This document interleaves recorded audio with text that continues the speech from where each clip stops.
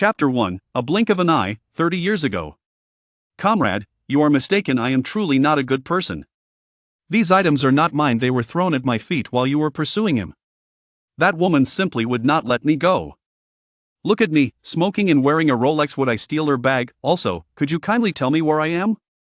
Cheng Xin earnestly wished to clarify that the bag did not contain the stolen belongings of that woman. He was at a loss. Business had been poor in recent years, and he struggled to rent out his shop. He merely stepped outside for a cigarette, and in the blink of an eye, everything became strange, as if he had been transported to another world. In this unfamiliar place, as he attempted to explain, Cheng Xin scanned his surroundings, still trying to comprehend where he found himself. It was not merely the room but the entirety of this scene. A varnished wooden table, long benches, a thermos, and a circular rotary phone with numbers from 0 to 9 on the table. The staff here wore gray-blue uniforms, evidently laundered excessively, with a slightly faded appearance. One individual was clumsily replacing a pager's battery. A pager. Cheng Xin could hardly believe that a relic from 30 years ago was still in USE. At the back of the room sat a middle-aged man, deeply engrossed in writing. After a moment, he crumpled the written page into a ball, tapped his forehead with his writing hand, and resumed his work. Cheng Xin felt as if he were either dreaming or had traversed to a peculiar realm, distinctly unlike the world he knew. At that moment, the middle-aged writer finally completed his work, glanced at it with satisfaction, carefully placed it in a folder, and approached him. "Young man, don't be agitated, sit down, sit. Do you smoke? Here, have one." This uncle's demeanor warmed Cheng Xin's heart. Compared to everyone else who had disregarded him, at least one person was willing to converse. Cheng Xin offered him a cigarette, stating, "I truly did not steal her belongings, sit down and let's talk. You can call me Lao Pang. This matter, you see, dates back to today last year when the General Hospital released a decision regarding further strengthening intellectual property protection. Today marks exactly 1 year." Lao Pang Xinghua said, rising to place a bag on the table and opening it. Cheng Xin was astonished to find it contained a bag of CDs. Noticing Cheng Xin's astonishment, Pang Xinghua remarked, "What we see is you standing by the roadside with this bag of CDs at your feet. Therefore, you cannot prove her accusation against you as false. This is called being caught red-handed." Pang Xinghua was quite amiable, not just towards Cheng Xin. He gestured to the others who had also been apprehended in the same manner. "Let me clarify, this is not about accusing you of stealing her belongings, but rather about selling pirated CDs. Companies from that beautiful country have repeatedly pressured our authorities regarding intellectual property issues." Cheng Xin was stunned. Pirated CDs. Was there really still a market for pirated CDs in this day and age? Cheng Xin inquired. "Director Pang, what is today's date and year?" Pang Xinghua looked at him in confusion and, after a couple of minutes, replied, "Today is July 1995. Cheng Xin glanced outside. "Is that woman from the beautiful country?" Pang Xinghua responded, "A lawyer, she is one of us." Cheng Xin's expression turned fierce, but he quickly realized that if they intended to deal with him severely, he would have already been confined to a small room instead of being offered a cigarette. Perhaps they were merely probing to see if he had connections, or perhaps Lao Pang himself disapproved of that woman's behavior, intending to elevate the matter and then gently set it aside. Yes, it must be thus raised high and set down gently. In this era, regardless of who one was, there was insufficient awareness of intellectual property and piracy. Otherwise, once apprehended, one would typically be subjected to a search of all personal belongings and identification, with those items temporarily secured. At present, his cigarettes and lighter remained in his pocket, along with his mobile phone. If this were truly 30 years ago, revealing his mobile phone would not be a trivial matter. Hence, pondering this, Cheng Xin hastily offered a cigarette to Pang Xinghua, saying, "Director Pang, I assert my innocence, I accept my fate. How should we proceed?" "Innocence aside, let's not discuss that just yet. We will provide food and lodging, and you are to attend 3.5 days of intellectual property protection training." Indeed, it was a case of raising high and gently placing down. Well then. Under the eaves, one must bow their head. Should his mobile phone be discovered, he could only imagine the consequences. He might be treated as an alien specimen. Half an hour later, within a small school campus. It was July, and the elementary school was on break. The vacant campus was now in use. Cheng Xin realized this was a multi-department operation. The customs officials who apprehended him were not alone, as many others were similarly detained. The Industry and Commerce Department had brought in a truckload, while the police had brought in half a truck, clearly a coordinated action. By evening, Cheng Xin had confirmed he was in Shenzhen in 1995, where the compulsory intellectual property protection training consisted entirely of habitual offenders from Huqiangbei known for selling various pirated goods, he was the only innocent party among them. The accommodations were simple. This was Shenzhen, and it was July. The heat made even a mat feel unbearable. One would rather sleep in cold water. The food was not bad, at least there was stir-fried rice noodles, and they provided herbal tea EA.89 in the evening. The evening classes concluded. Cheng Xin sat on the windowsill, a cigarette pack discarded at his feet, his eyes fixed on the woman in the courtyard conversing with two teachers, the very woman who had gotten him into this predicament. Someone approached. "Hey, buddy, wanna smoke?" Cheng Xin's gaze remained locked on that woman. He intended to etch her appearance and figure deeply in his memory. An old adage states, "A gentleman's revenge is never late." Cheng Xin's desire for vengeance burned from dawn till dusk. The newcomer whispered, "A guy smoking and selling CDs, huh?" Hearing someone speak to him, Cheng Xin did not reply but instead retrieved a full pack from his pocket and handed it over. The other person immediately adjusted his tone. "Nice guy." Cheng Xin inquired, "Do you know that woman?" "I am Cheng Xin. What should I call you?" "Huqiangbei. That woman is my a senior lawyer from Microsoft. A number of people on our street have been sent away by her for a month, and the worst was old Guan, who may face 3 years. Microsoft? Cheng Xin thought for a moment, tracing a string of letters in the condensation on the glass window. Huqiangbei immediately exclaimed, yes, that's it. In Cheng Xin's world, it was known as Microsoft. Cheng Xin further asked, "Do you know her name?" Chapter 2, The Former 1-Meter Legend? Cheng Xin was particularly interested in the name of this woman. How could he seek revenge without knowing the name of his foe?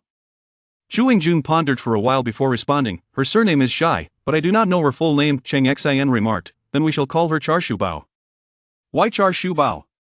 Huqiangbei asked, unable to contain his laughter. Cheng Xin seized the opportunity to gauge the similarities between this world and his own, inquiring, "Have you ever seen a movie called Eight Immortals Restaurant?" Huqiangbei gaped at him, pointing for a full minute before bursting into laughter. "Big guy, that's hilarious." It appeared this world did indeed share that film. Perhaps due to Cheng Xin's smoking or his loquacious nature, he quickly became familiar with most of the people around him. In an era devoid of smartphones and the internet, trapped within this small school campus, chatting was the sole means of passing time. 3.5 days later, the training session concluded.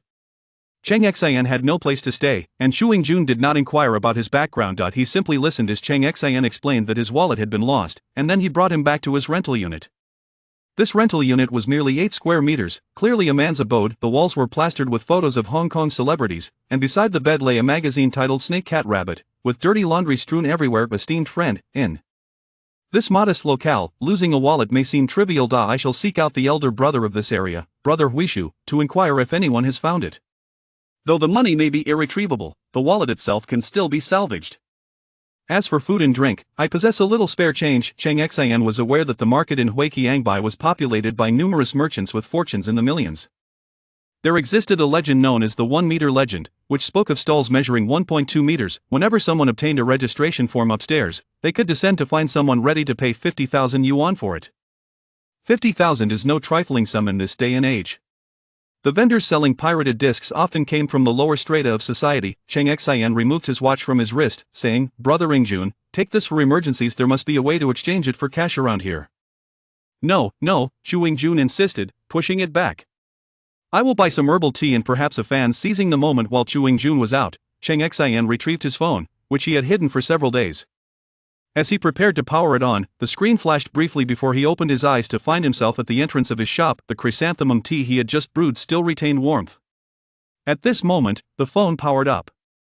From the timestamp of the last chat, Cheng Xin deduced he had been gone for 4 minutes, while in that other world, 4 days had elapsed. In his own realm, Cheng Xin led an exceptionally understated life as a second-generation landlord.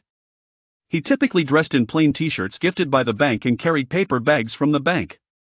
How absurd! In a classroom devoid of air conditioning, he had spent 3 nights sleeping on the floor, unjustly accused of being a mere second-generation landlord. This matter could not simply be overlooked. Cheng Xin picked up his phone, connected it to the charger, and scrolled through his contacts. "Boss, sure." Before Cheng Xin could elaborate, the other party interjected, "Hey, handsome, 5 days, no more than 5 days. I will certainly pay the rent and even bring a portion of premium roast goose." Cheng Xin leaned against the table, one foot resting on the chair. "It's not about the rent. You scared me. Shall we play mahjong together?" Cheng Xin replied, "I need a Win 95 disc, packaged just like in the old days." A friend of mine in Africa wishes to purchase it. I need a sample within 3 days. If all goes well, this business could cover your rent. If boss sure is not interested, I recall that boss gone also rents from me. 2 days, I will get you a sample. Splendid. As Cheng Xin diligently calculated the time on his computer, he noted that the timeline in that world was July 1995. The specific date was irrelevant. What mattered was that Microsoft released Win 95 on August 24, 1995. The char siu bao was hardly an accusation against this handsome gentleman for selling pirated discs. Excellent. Truly excellent. This handsome gentleman shall demonstrate just how brilliantly a disc can reflect light. In his era, the term mania was reserved for the likes of Brother Long. As long as there was money, production could be unleashed to an overwhelming extent. Why had Cheng Xin never contemplated film discs? The answer was simple: Hollywood had not wronged him. 2 days for electronic molding and printing the packaging. Yan, a man who had spent most of his life in Huqiangbei, once boasted a fortune exceeding $100 million. Life has its ups and downs. Yan personally delivered the sample to Cheng Xin. I say, Xinzi, what does your black friend want this for? Speaking of classics, it should be our XP version. The smallest is only 200 megabytes, with top-notch performance. I took the liberty of creating this. Yan presented an Office 95 disc. Cheng Xin had never seen the original, but Yan assured him it was nearly indistinguishable from the authentic version. Cheng Xin handed him a cup of herbal tea. Brother Sure, in business, you taught me, find the path, and only then can one proceed. If the path is wrong, one is bound to fail. Ha ha ha, I am humbled. The two shared a laugh, never again mentioning why Cheng Xin needed the original version of Win 95. For Cheng Xin, this was not merely a pursuit of profit, it was a matter of pride. Cheng Xin inquired again, if we were to produce at full capacity, how much could we make? Yan took out a cigarette, lighting it, and simply smiled at Cheng Xin without answering. That expression conveyed everything. There would be as much as needed. After bidding farewell to Yan, Cheng Xin remained in the unlet shop, laying down on the floor, uncertain if he would be able to return. If he could not return, he would merely inform Yan that the business had not materialized. However, if he could indeed return, he would ensure the char siu bao would be well taken care of. A citizen of Longhua, working for the grand and beautiful nation, was one thing; sending many of his compatriots into the dark was another. Of course, many who were sent away had nothing to do with him. But she had sent him away as well, which made it significant. Thus, Cheng Xin spent 4 days in his world waiting, sensing an omen, a feeling deep within his soul, as if his spirit were about to depart his body.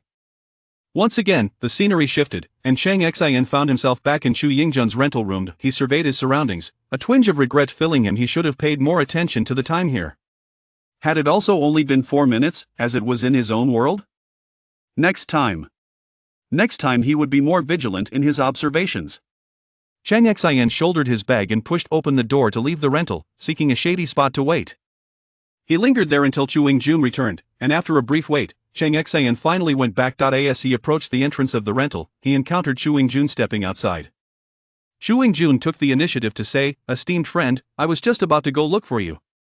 Cheng Xin asked, "Do you have a computer?" "Yes, I do. Does it have a CD-ROM drive?" Chu Yingjun pondered for a moment. "Let me see you now, please." Cheng Xin's tone carried a hint of authority. Seeing Cheng Xin's seriousness, Chu Yingjun nodded vigorously and hurried off. Chapter 3, The Big Shot. Monkeys are amazing. Chu Yingjun stepped outside, this time for a prolonged period. He returned with a computer that Cheng Xin did not recognize. It was brand new, a compact Contura 410CX, resembling a toolbox, larger than a 14-inch laptop. Upon opening it, one found an 8.4-inch screen with a 4:3 aspect ratio, 8 megabytes of memory, and a CPU clocked at 100. The minimum requirement for installing Windows 95 is a 486 processor, thus, this computer was more than capable performance-wise.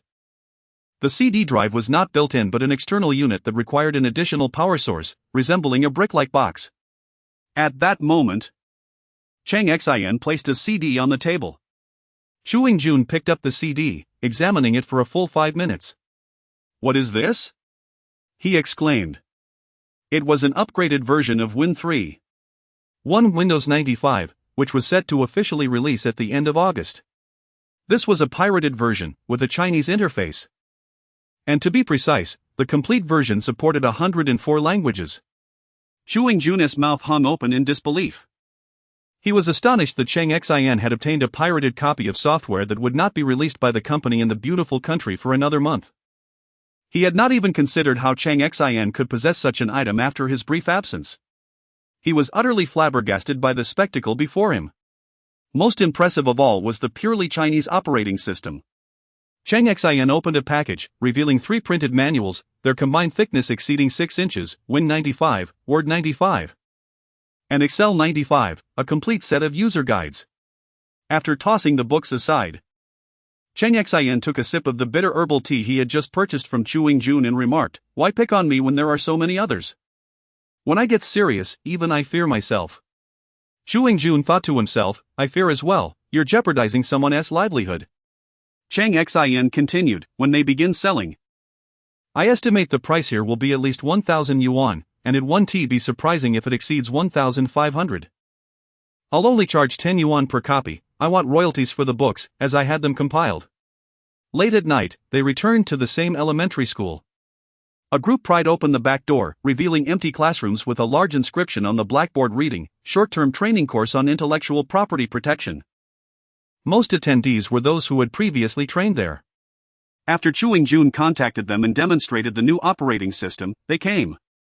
They arrived at the very classroom where they had been confined for 3.5 days during their intellectual property training. Some brought a pig's head and incense, while others carried a lion's head. A new business was commencing, rituals were necessary. Bundles of cash were laid on the table. Those who had not contributed a single penny could not sit here. Only those who brought genuine cash were considered participants. This was not money for purchasing the discs but for printing the books. The funds for the discs were merely deposits, with arrangements to receive them at sea. This group was collectively committing to an initial order of 100,000 copies, a burden that could potentially overwhelm Cheng Xin. Suddenly, someone shouted, "This is outrageous! How is this possible?" Cheng Xin was momentarily taken aback. Another person questioned, "Why does this CD refuse to install on another computer? This serial number can only be used once."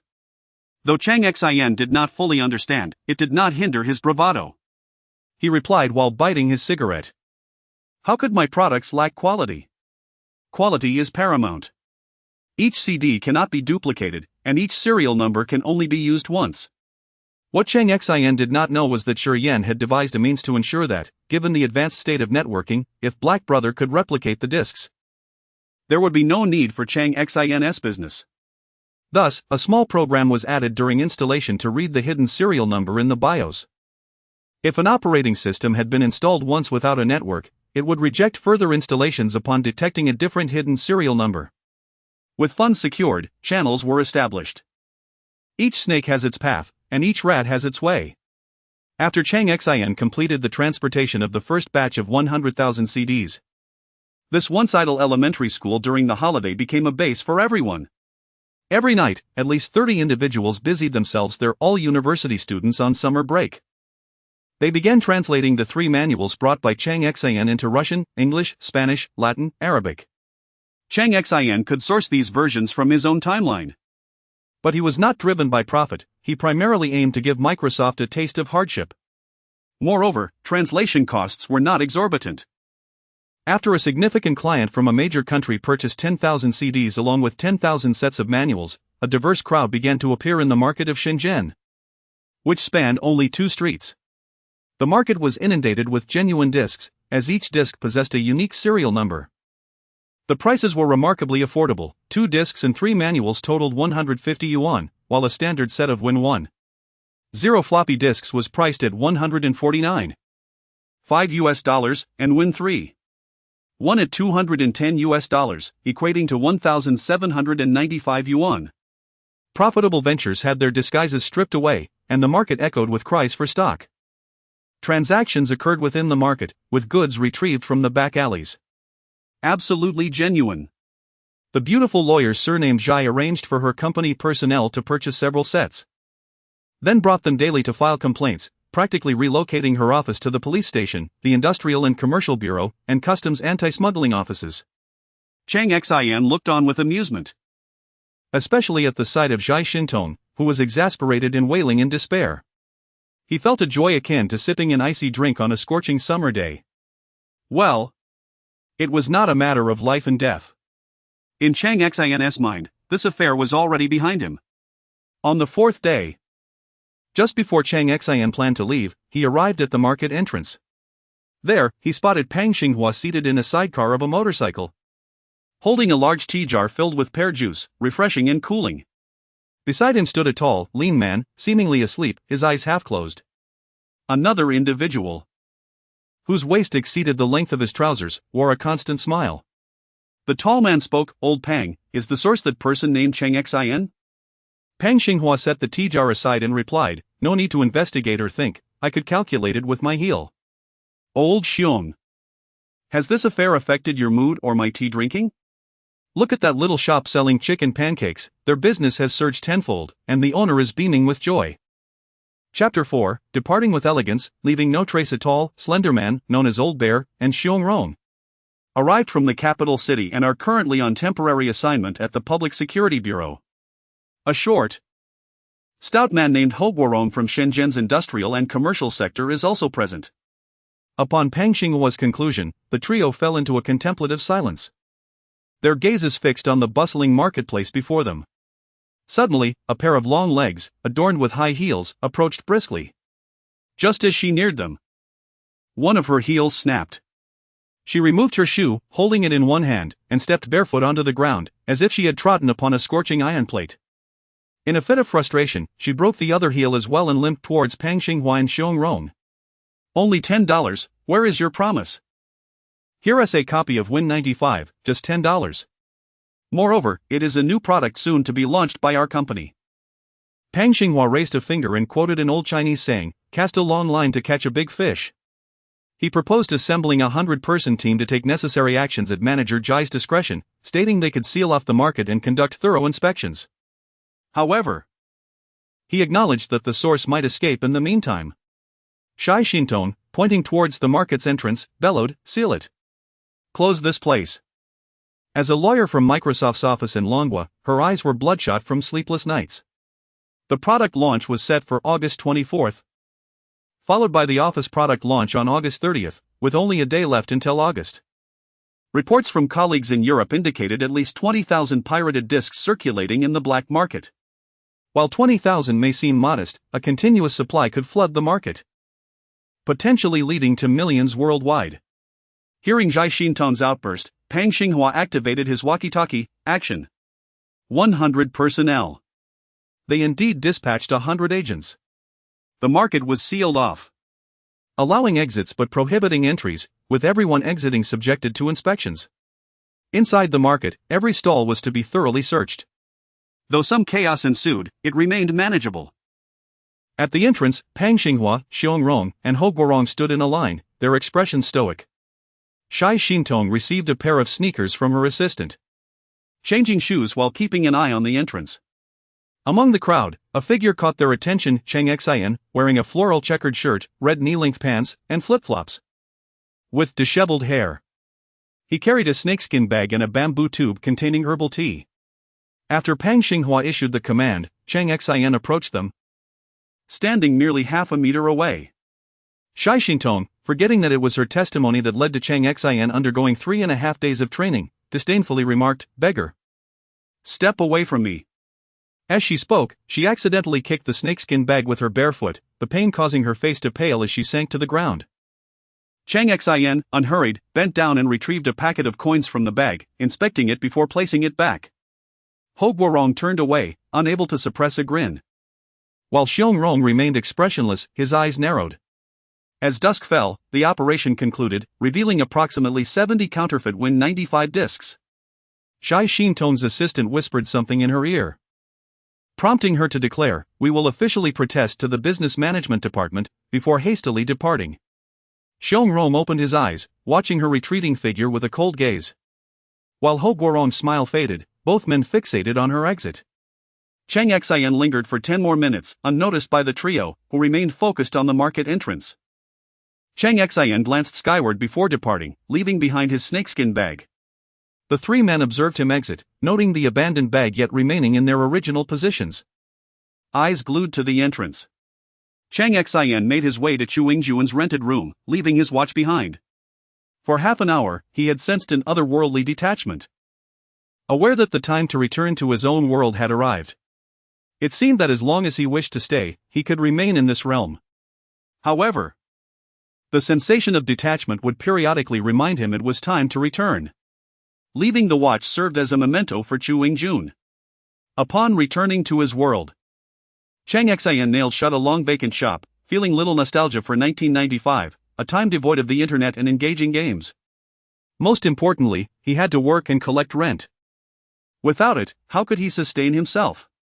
As for those discs, with a minimum print run of 100,000 and the cost of regular CDRs reduced to mere cents, Cheng Xin, as a second-generation landlord, proclaimed, "With wealth comes caprice."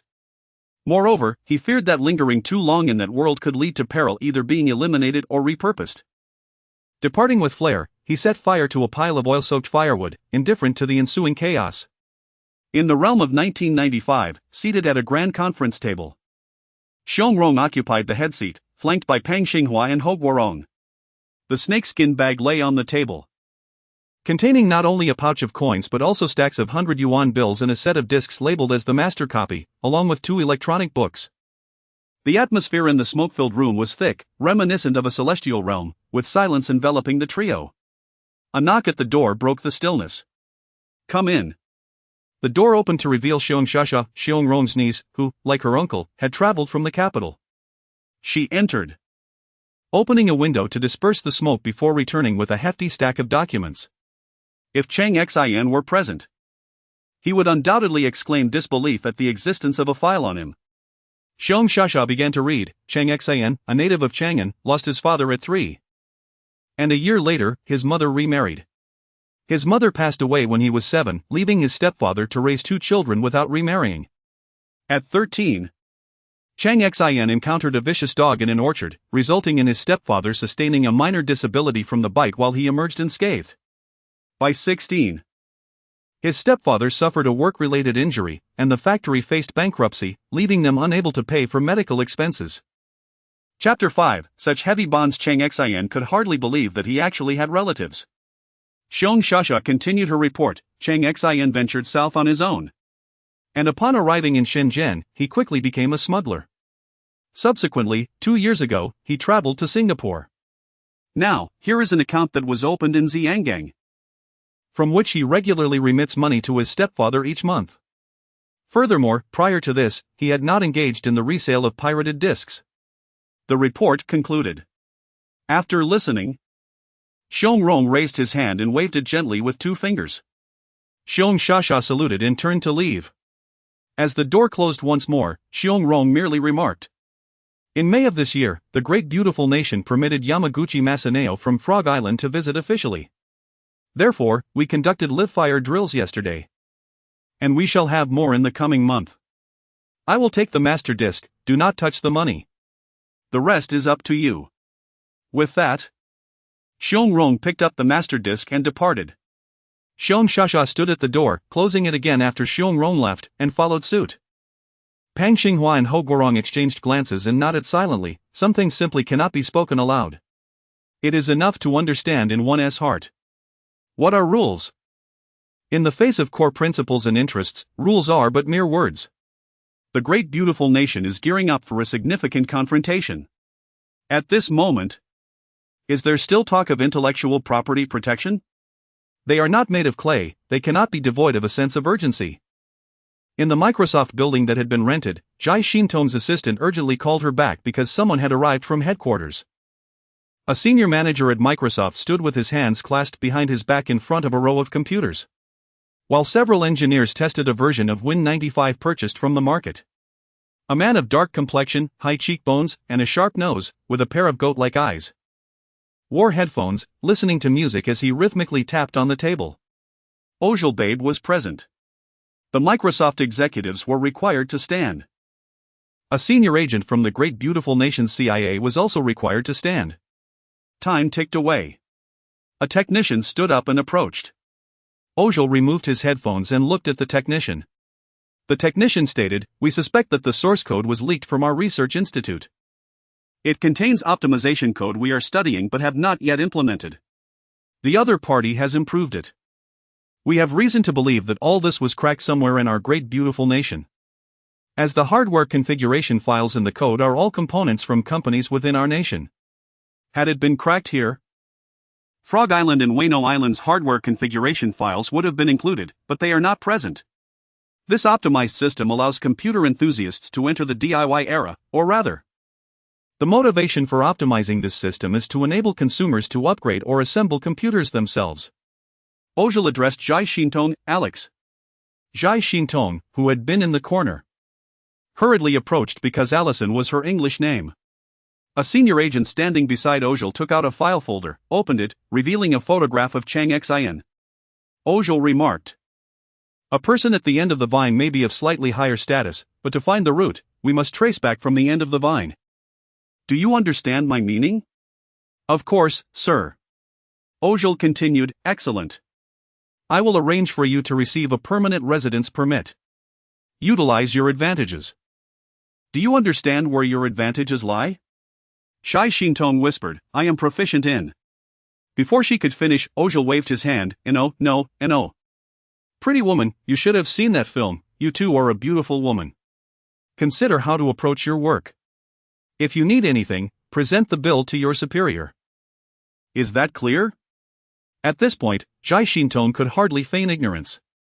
The protagonist of that film held a certain profession. Here, it could be referred to as a callgirl. Contemplating the prospect of a permanent residence permit, Zhai Xintong weighed her options and nodded vigorously, "I will certainly acquire the information. Miss Allison, you are not only beautiful but also intelligent." "Very well." With that, Ojal dismissed Zhai Xintong, turning to the Microsoft executives, "I have never been here. Nor do I have any relationship with you. My employer prefers to keep his backers anonymous. In the coming days, I will be here as a tourist. And I shall remain so until you provide me with valuable answers." Ojal rose to leave, followed by the senior agents from the great beautiful nation. Upon entering the elevator, Ojal instructed, "Prepare a trap, if necessary, eliminate this incompetent woman. Investigate who recruited such a waste." "Understood." The two exchanged a few brief remarks. The gist was to use Zhai Xintong to render Cheng Xin vulnerable, compelling him to seek protection for survival, which they were poised to provide. Trading one useless pawn for a more valuable one. Meanwhile, on Cheng Xin's side, it was still the year 1995. At this moment, Cheng Xin crouched around a cardboard box in a cell. He had returned. He thought he would never come back. Daily routines of collecting rent. After a brief nap, he woke up and decided to take a shower. Feeling somewhat disoriented, he inadvertently found himself back in 1995, still in his state of undress. The only stroke of luck was that he wasn't on the street but in an alley. The misfortune, however, was that this alley was populated by 8 middle-aged women, 2 of whom were playing mahjong. One of the women enthusiastically commented, "Handsome boy, so fair." As Cheng Xin frantically found an old cardboard box to cover himself. A passing police officer apprehended him, mistaking him for an exhibitionist, and took him back to the cell. "Officer, I was robbed. It was terrible. A skinny black bear suddenly appeared, scaring me into unconsciousness, and when I woke up, everything was gone. I am so unfortunate." Cheng Xin sat on the ground, wailing without tears. Upon receiving the notification, Chewing Jun rushed in with clothes, his first reaction being, "Where's the money?" Indeed. Although Cheng Xin had returned to his era and spent 4 days there, the time difference meant that Chewing Jun had seen Cheng Xin leaving the alley with a bag of money.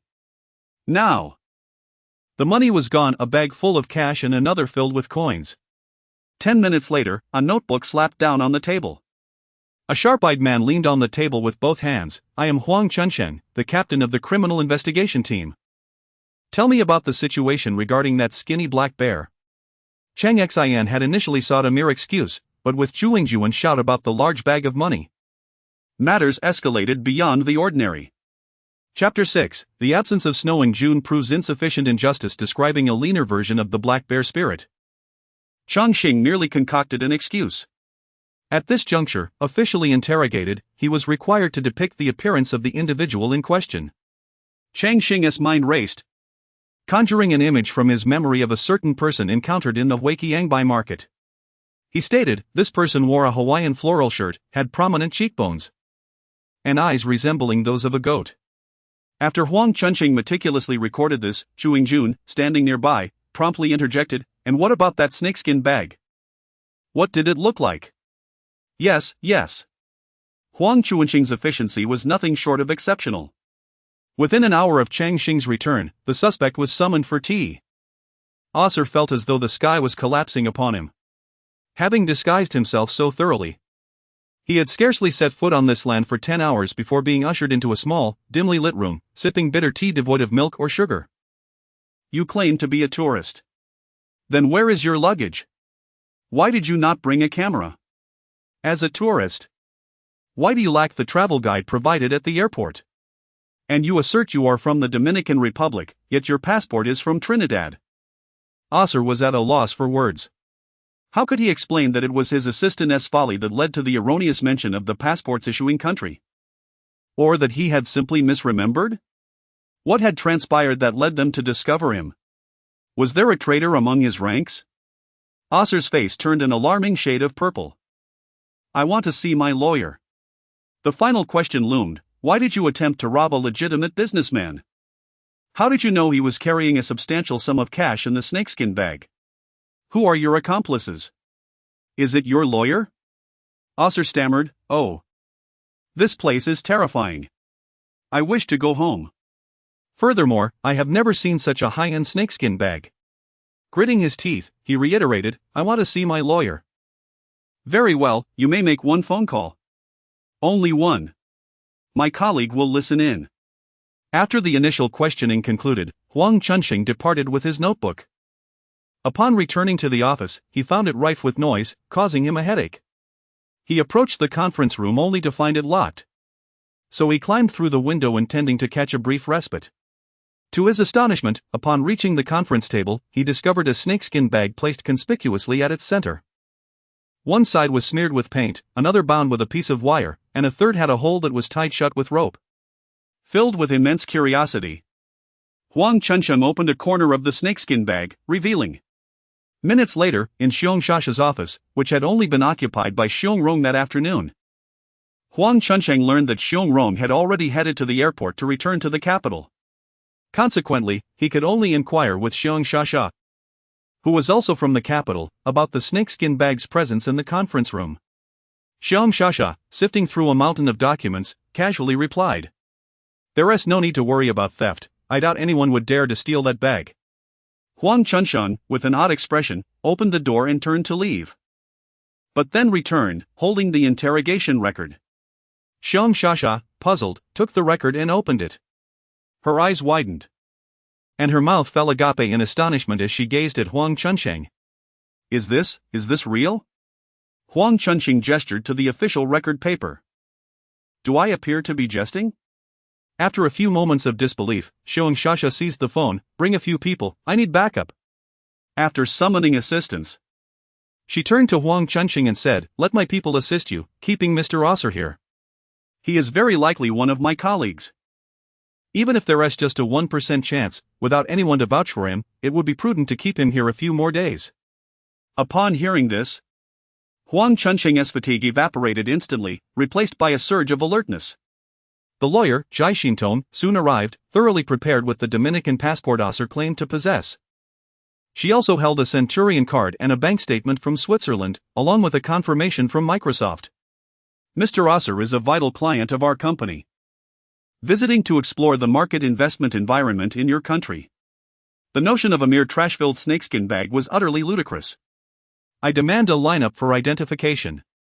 I do not believe the individual who lost a garbage bag can accurately identify Mr. Osser. Conduct a lineup, she insisted. Find a few individuals to stand alongside Osser and allow Cheng Xin to identify him. Jai Xintong felt confident that Mr. Osser had never encountered the other party, let alone attempted to steal a snakeskin bag, regardless of its contents. Her confidence stemmed from the belief that just as people from the Great Beautiful Nation could not differentiate the appearances of those from Dragon Nation, she was certain that individuals from Dragon Nation could not distinguish the features of the Great Beautiful Nation's African descent.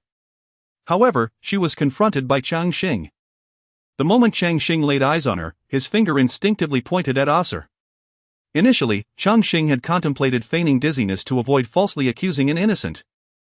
But upon seeing Zhai Xintong, his hand naturally directed towards Osir. He was convinced that even if Osir were not affiliated with Microsoft, he possessed significant connections to the company. Otherwise, how could Zhai Xintong be present to vouch for him? Zhai Xintong stood momentarily stunned. Cheng Xin approached her, whispering, "Those who wrong you are most aware of your plight, sweetheart." He deliberately employed an English term intended solely for her. With that, Cheng Xin turned to leave, raising his right hand high and giving a dismissive gesture with his middle finger.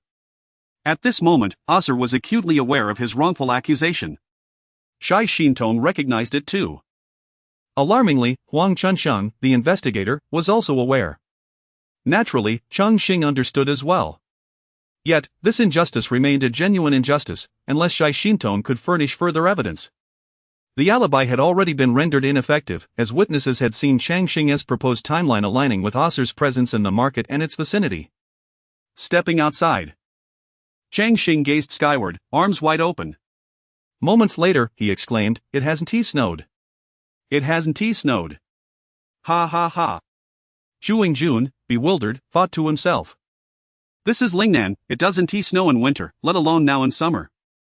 Clearly, he had never heard of the June snow, the tale of Douyi's injustice. Thus, in Cheng Xin's mind, whether it was Zhai Xintong or Osir, they were not sufficiently wronged, for it had not snowed. Dining on hot pot. Zhu Jun found a commendable establishment and took Cheng Xin there. Before the dishes arrived, Cheng Xin reassured Zhu Jun, "Do not fret about the expense. That trifling sum is but a mere drizzle." Just as Zhu Jun was about to respond, several individuals rushed over. Boss. We have a significant client who struggles with English, and we cannot comprehend what he is saying." Chapter 7, When the secretary is busy, there are no issues. A major client. Since I cannot evade this era, I must confront life with a smile. The hot pot is on hold, business takes precedence. The magnitude of the client is palpable. From a distance, Cheng Xin sensed an overwhelming aura, so potent that the clouds above transformed into currency. And even the breeze carried a sweet aroma of gold. A piece of cloth atop my head. Cheng Xin would dare to claim that he is not short on funds. In comparison to the grandeur of that cloth, his wealth is merely akin to a lollipop. They could indulge in various forms of timber, from exotic woods to supersonic expedited delivery-grade timber. Inside the tea house, Cheng Xin's fluent Persian significantly enhanced the impression he left on his counterpart. "I assure you, there will be a Persian version, along with literature pertaining to operations in Persian." A check was placed on the table, gently pushed toward Cheng Xin. He glanced at the series of zeros on the check, maintaining his smile. "Within 15 days, there will be a Persian Lion King window operating system delivered. Entirely devoid of the trace of the illustrious original company, from the startup interface to all operational procedures." Another check slid toward Cheng Xin, with an even longer string of zeros. Cheng Xin scrutinized the check for a full 5 minutes. A multi-institutional framework, physical networking, remote collaboration, and a bespoke system tailored for exclusive use, all to be delivered within 6 months. Having said that, Cheng Xin pushed the check back. "Convert it to oil for me. I have a small request as well. I need a long-term residence permit for your country, my friend." His counterpart rose voluntarily and embraced Cheng Xin warmly. Accompanied by a retinue, he departed, leaving the checks on the table without any intention of reclaiming them. Once the client with the piece of cloth departed, Cheng Xin reclined with his feet on the tea table, head against the chair back, gazing at the ceiling, a cigarette nestled between his middle and ring fingers. His hand covering his face, lost in thought. Indeed, he was dazed. In this temporal space of 1995, what purpose does earning such wealth serve? In my own world, it becomes waste paper. Converting it to gold requires invoices, and a significant quantity of gold is likely to attract scrutiny. If exchanged for oil, it may retain some value. A long-term residence permit from the counterpart's nation could be tested in a small Caribbean nation. If successful, I could establish a company there, using a foreign identity to run a business abroad, and then return under the guise of this company. Cheng Xin recalled a tenant in his office building who had connections with the North, he would inquire if there was a way to sell the oil there. If feasible, he could introduce the Caribbean company as a referral, allowing the oil to transform into currency for himself. However, in the original temporal space, as a second-generation landlord, he did not compare to the ultra-rich, though his daily life was not financially strained. What use is such wealth?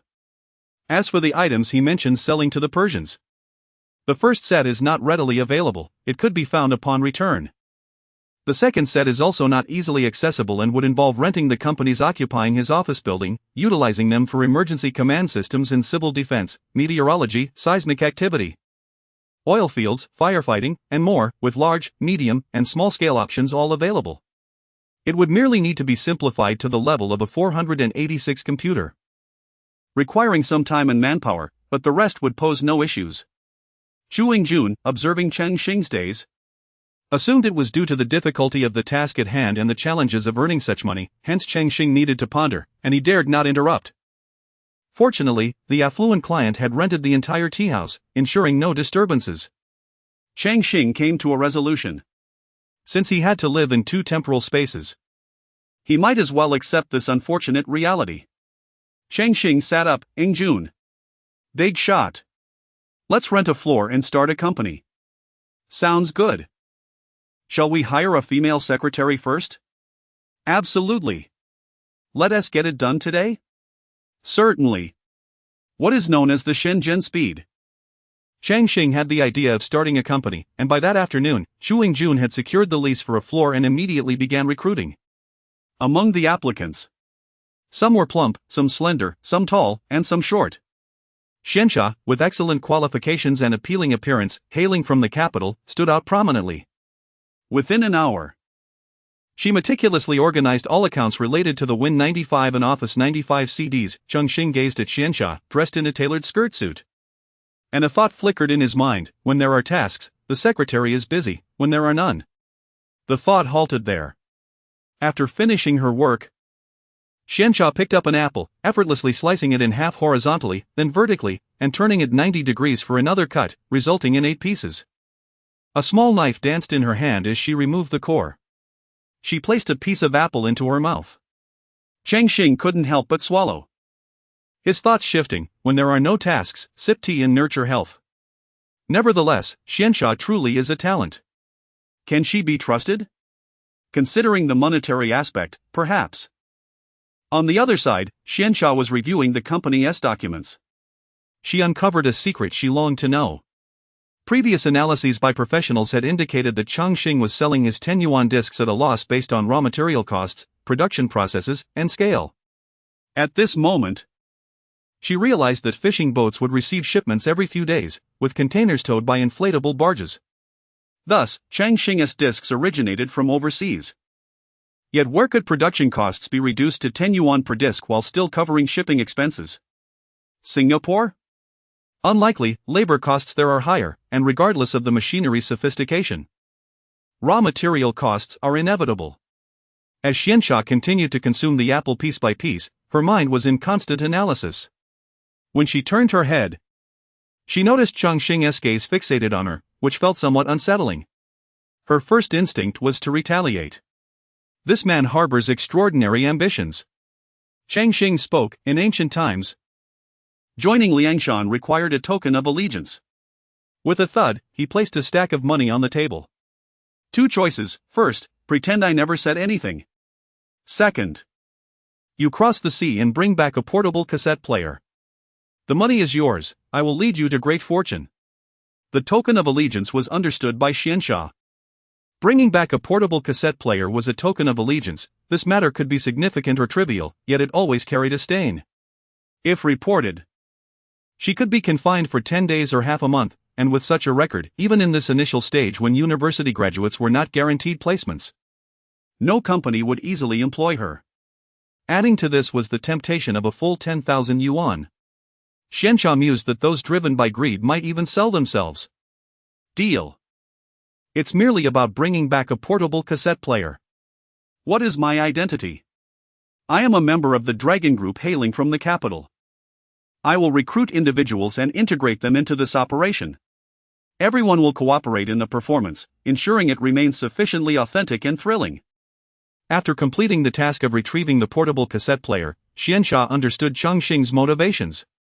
In the evening, at a primary school, the words still lingered on the blackboard: short-term training course on intellectual property protection. Chapter 8, We must be like wolves on the blackboard of the elementary school classroom. Not only were the characters still visible, but they were also covered with plastic sheeting and secured with tape for protection. Cheng Xin inscribed a large character for wolf on the other side of the blackboard. For a company to thrive, it must embody the spirit of the wolf. I once endured a fever of 42 degrees but continued to work. I drove through mountain roads at night after consuming a substantial amount of alcohol. To earn money, we must be as fierce as wolves.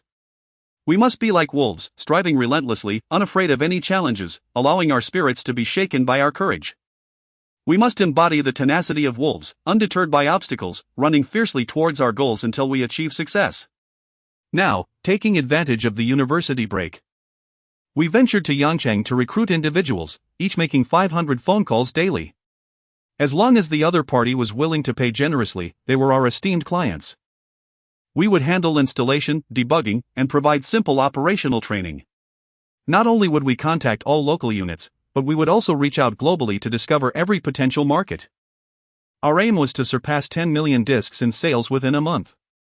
Earning money, earning money, earning money. Cheng Xin raised his hand. Inside the classroom, filled to capacity, everyone raised their hands high: earning money, earning money, earning money. Xianxia had initially come to gather information. Yet at this moment, moved by Cheng Xin's impassioned speech, she too raised her hand: earning money, earning money, earning money. That very night, invigorated by their enthusiasm, the team began their bustling activities. Cheng Xin's newly rented office was instantly filled with people. Various languages clamored together, taking advantage of the time difference. There was even a fervent individual who managed to call the home of a notorious figure in Colombia, discovering there was a possibility for further discussions. The other party realized that if the product cost merely $10 and could be discreetly shipped to the prosperous nation, it would yield at least tenfold profits and enticing prospect. Although they were illiterate and unfamiliar with the concept of an operating system, the allure was undeniable. This was madness, it truly was madness. Returning to her temporary lodging, Xianxia switched on her desk lamp and sat before a blank sheet of paper, uncertain about how to compose her report. 4 days, nearly 4 days. In America alone. This group of fervent pirate disc vendors, along with over 200 college students they employed, had already ordered 3 million copies of Win 95 discs and 700,000 copies of Office 95. Recently, they had also added disc versions of electronic textbooks in PDF format, specifically designed for use with the system sold by Cheng Xin. Xianxia had researched that the PDF format was originally created by Adobe Systems in the prosperous nation and was officially released 2 years prior. However, Cheng Xin's version was evidently a modified iteration, which, when tested, proved incompatible with the Win3.1 system. Xianxia rested her forehead on one hand, staring at the untouched sheet of paper, silently pondering, how should I write this report? At that moment, there was a knock on the door. Upon opening it, she found Huqiangbei standing there. Sister Xia, can you swim? Do you get seasick? No seasickness, and I can swim, she replied. Huqiangbei said, then prepare yourself. I'll call you when it's time for us to set sail. Hearing this, Xianxia felt invigorated. Setting sail meant she would finally meet the suppliers.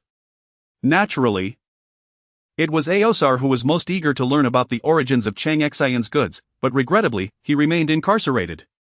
Executives from Microsoft, alongside senior agents from the prosperous nation, including Zhai Xintong, were tirelessly working to secure Aosar's bail and release him from custody, paying little mind to Cheng Xin's activities. As night fell by the seaside, a group of former pirate disc vendors hired at least 40 fishing boats, preparing several dilapidated wooden vessels at a small dock. Xianxia observed Cheng Xin seated by the rocks, seemingly engaged in discussions with a few individuals. Several times she attempted to approach, but Huqiangbei would casually come over, seeking her attention and blocking her path. Did he not want her to listen? Xianxia thought to herself, there must be something peculiar about it. Beside the rocks, Cheng Xin was distributing money to the boat captains while listening to their accounts. The most accurate information indicated that there were a group of fishermen and about 50 individuals involved in the operation. One boat captain sketched out a map in the sand. "See Abalone Island," he stated, before Cheng Xin inquired, "Have you prepared the 300 gas cylinders I requested, filled with gas? Along with the steel pipes and the necessary equipment?" A captain gestured behind him with his thumb. Cheng Xin smirked, placing another bundle of cash before him. The captain wasted no time, tossing it into his fishing basket. The one responsible is a notorious figure named Wang Bauer from Shangjiang. However, he is already deceased. A group of followers now bears his name and carries his banner. See, Abalone Island has many names. It could be said that every place that records it has a unique name. Cheng Xin recognized only one name: floating water. This island lies in a disputed maritime area. Many fishermen often hold their breath, as each trip to fish there is met with interference. Seizing this opportunity, they aim to occupy the island and subsequently sell it to Cheng Xin as a transshipment point. Although the island was quite a distance from Shenzhen, it remained well concealed. In the deep of night, they set sail. Some say that when profits reach 100%, people disregard all rules. When profits soar to 300%, people descend into madness. Xiong Shasha, perhaps the only rational person on the ship, observed as they sailed for a considerable time. After crossing the Qiangzhou Strait, an uncountable number of fishing boats joined their fleet. After navigating through most of the night, they finally reached their destination. She watched coldly as Cheng Xin stood at the bow, continuously waving his arms forward, directing a long pole with a 15-kilogram gas cylinder that arced through the air, striking down a 2-story cement building, which instantly crumbled into ruins. In just half an hour, Sea Abalone was flattened. The boat captains, standing on the highest point, shouted wildly, celebrating their reclaiming of the fishing grounds. From this moment forward, the small island became Cheng Xin's temporary transshipment station. The boat captains dragged inflatable vessels along with small wooden boats to augment buoyancy, successfully transporting 8 large containers onto the island. A multitude of ships began to converge here, comprised of individuals from Shangjiang, Colombia, Sicily, Wushan, and even those from Nanpo.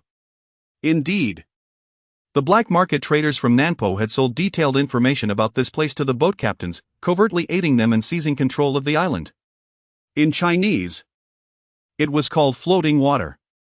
Distributing goods. Each container contained approximately 65,000 discs. With 8 containers, that amounted to 500,000 discs. In 4 days, at this very hour, there would be even more, 5 times as many. I intend to print 50 million discs. Raising this cup, we shall all prosper.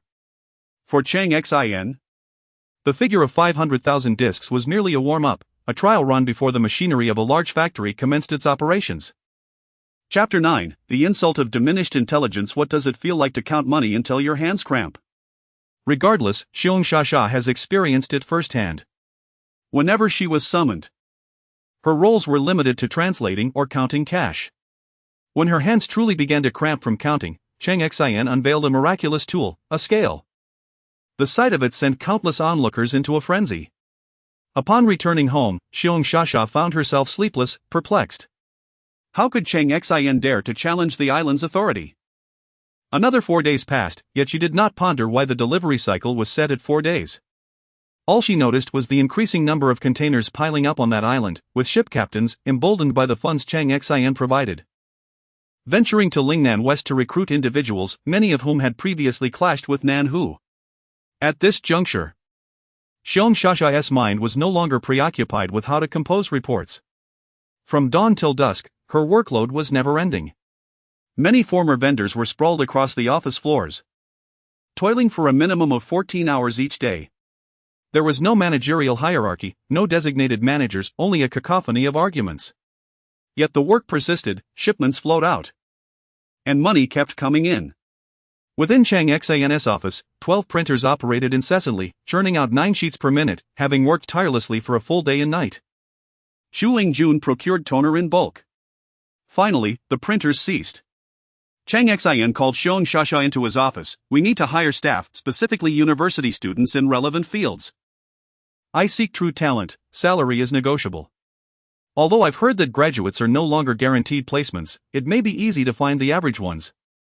But the exceptional candidates might be difficult to attract. Please inquire among your peers, perhaps some are seeking new opportunities. Upon receiving the documents from Cheng Xin's hands, Xiong Shasha scrutinized the list: communications, computer software, hardware, semiconductors, industrial automation, mechanical engineering, precision machinery. Taking a deep breath, she declared, I must return to the capital. To recruit such a number, I may need to travel to various locations. Cheng Xin, uninterested in the details, placed a bundle of cash on the table. Thank you for your hard work. Xiong Shasha accepted the money. I have a roommate whose previous employer was inappropriate. Since I'll be traveling, you also need a secretary. It's a good match. Cheng Xin remained fixated on his computer screen, barely turning his head. Buy a plane ticket. It's a trivial matter. In future situations like this, just purchase it directly. Cheng Xin's impatience was palpable. And Xiong Shasha chose not to press further. At that moment, Cheng Xin was indeed troubled. He faced a dilemma in fulfilling an order for a wealthy client. Every company in his original timeline revolved around two critical components: satellite communications and navigation. Cheng Xin consulted the owners of all the hardware and software companies within his office building from another world. Establishing communication bases solely on the ground would significantly reduce efficiency. In sparsely populated areas, costs would soar. He contemplated how to renegotiate with the client, as a poor negotiation could jeopardize his previously inflated claims. The following morning, Xiong Shasha arrived with a classmate, a seemingly sweet, innocent young lady. However, upon standing, Cheng Xin's immediate reaction was one of shock. Gender, female. Height, estimated to be over 1.8 meters. Shoulder width appeared greater than his own. A shirt was tied at her waist, revealing defined abdominal muscles. Her legs, long and powerful, could easily deliver a devastating kick. Xiong Shasha had already boarded a flight back to the capital. Were she present, Cheng Xin would undoubtedly have questioned if her former employer behaved so inappropriately. One might wonder the depths of despair that drove him to such actions. At this point, the young lady spoke, her voice soft and sweet. Hello, I am Shui Linlin. The timidity in her tone sent a shiver down Cheng Xin's spine.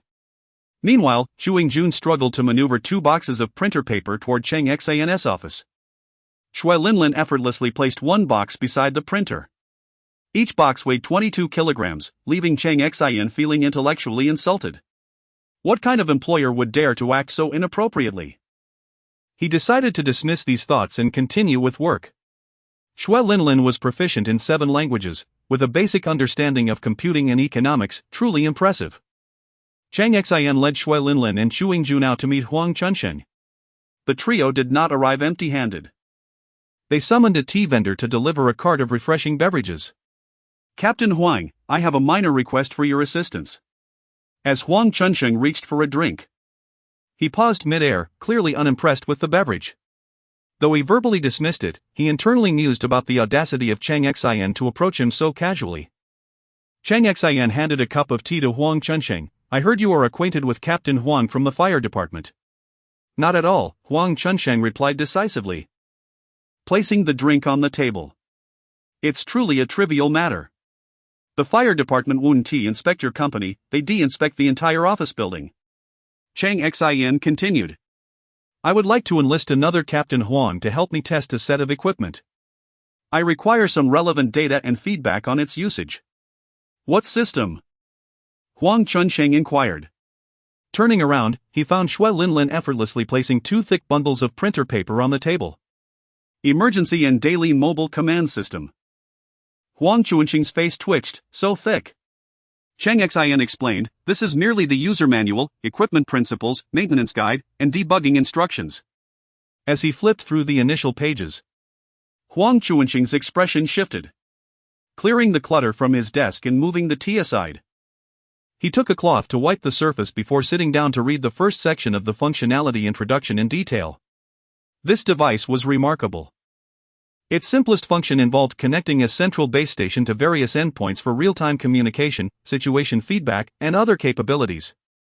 However, as he delved further, Huang Chunsheng found it increasingly challenging to comprehend due to its high level of specialization. I'll bring him in for a look. Let us have tea in a couple of days. As they exited, Cheng Xin queried Chuang Jun, aren't the two Captain Huan's brothers? Is their relationship not amicable? Not brothers. That's merely a rumor. Their names are too similar, one is Chunsheng, the other Dongsheng. As for any discord, that's beyond our knowledge. Just then, a shrill voice pierced the air, Cheng Xin, you despicable scoundrel. Chapter 10, a twist more captivating than the script, someone is cursing themselves. As Cheng Xin turned around, she spotted Zhai Xintong emerging from within, accompanied by the listless Osar. Cheng Xin approached them, asserting, you were the one who first slandered me. Zhai Xintong was about to retort, but Osar stepped forward, saying, Mr. Chang, may we have a word? It was evident that Osar was already aware of Cheng Xion's remark to Zhai Xintong, only those who wrong you truly understand your injustice. Cheng Xin spoke with a pronounced accent from the splendid Gotham City, please call me Richard Fox. Let us converse. After a fortnight of turmoil, Zhai Xintong was left with no choice but to apply pressure from various quarters to secure Osar's bail. He was also required to report back on time and faced restrictions on leaving the country until the case was resolved. Osar felt powerless in this situation. He could not involve his employer, who was preoccupied with securing re-election to the Senate, as it would jeopardize his own interests. Soon, they found themselves at a riverside tea shed, with only Cheng Xin, Osar, and the so-called translator, Zhai Xintong, present at Osar's request. Osar began. The plan is as follows. This Allison is a beautiful woman. We intend to have her approach you. Regardless of the outcome, if you two find yourselves alone, eliminate her and frame it on you, and then. Zhai Xintong gasped in shock. Just as she attempted to interrupt Osar, Cheng Xin bellowed, shut your face. Zhai Xintong could hardly accept such a brutal reality. However, Cheng Xin had a formidable secretary. With a mere gesture, Shui Linlin seized Zhai Xintong as if she were a small chick and whisked her away. Cheng Xin thought to herself that if that woman spoke any further and disrupted the thoughts of this individual, whose intellect seemed to hover around 85, the repercussions would be dire. Once it was just Cheng Xin and Osar at the riverside tea shed, Osar continued to lay out the complete plan in his current predicament. Cheng Xin, upon hearing this, remarked, so, you are merely a pawn on the verge of being sacrificed. Osar replied, more or less, so please state your price. I need to restore my value in my employer's eyes, and time is of the essence. Cheng Xin erupted into raucous laughter, leaving Osar bewildered. I'll impart a lesson about soldiers and thieves, Cheng Xin began. Pray, do tell. A small group of thieves, as soldiers, how much reward can you expect? But what if that number multiplied tenfold? If the thieves increased 100-fold and posed a threat to your employer, or if their elimination benefited your employer? Do you think reinforcements and rewards would be forthcoming? Osar pondered seriously for a good 10 minutes. Yet, he wondered. Could a trivial case like Win 95 possibly amount to 1 billion copies? This highlighted the disparity in intellect. Cheng Xin had to concede that the people of Longhua possessed an inherent advantage in intrigue, at least 20% more than their counterparts. Some particularly gifted individuals exceeded that by more than double.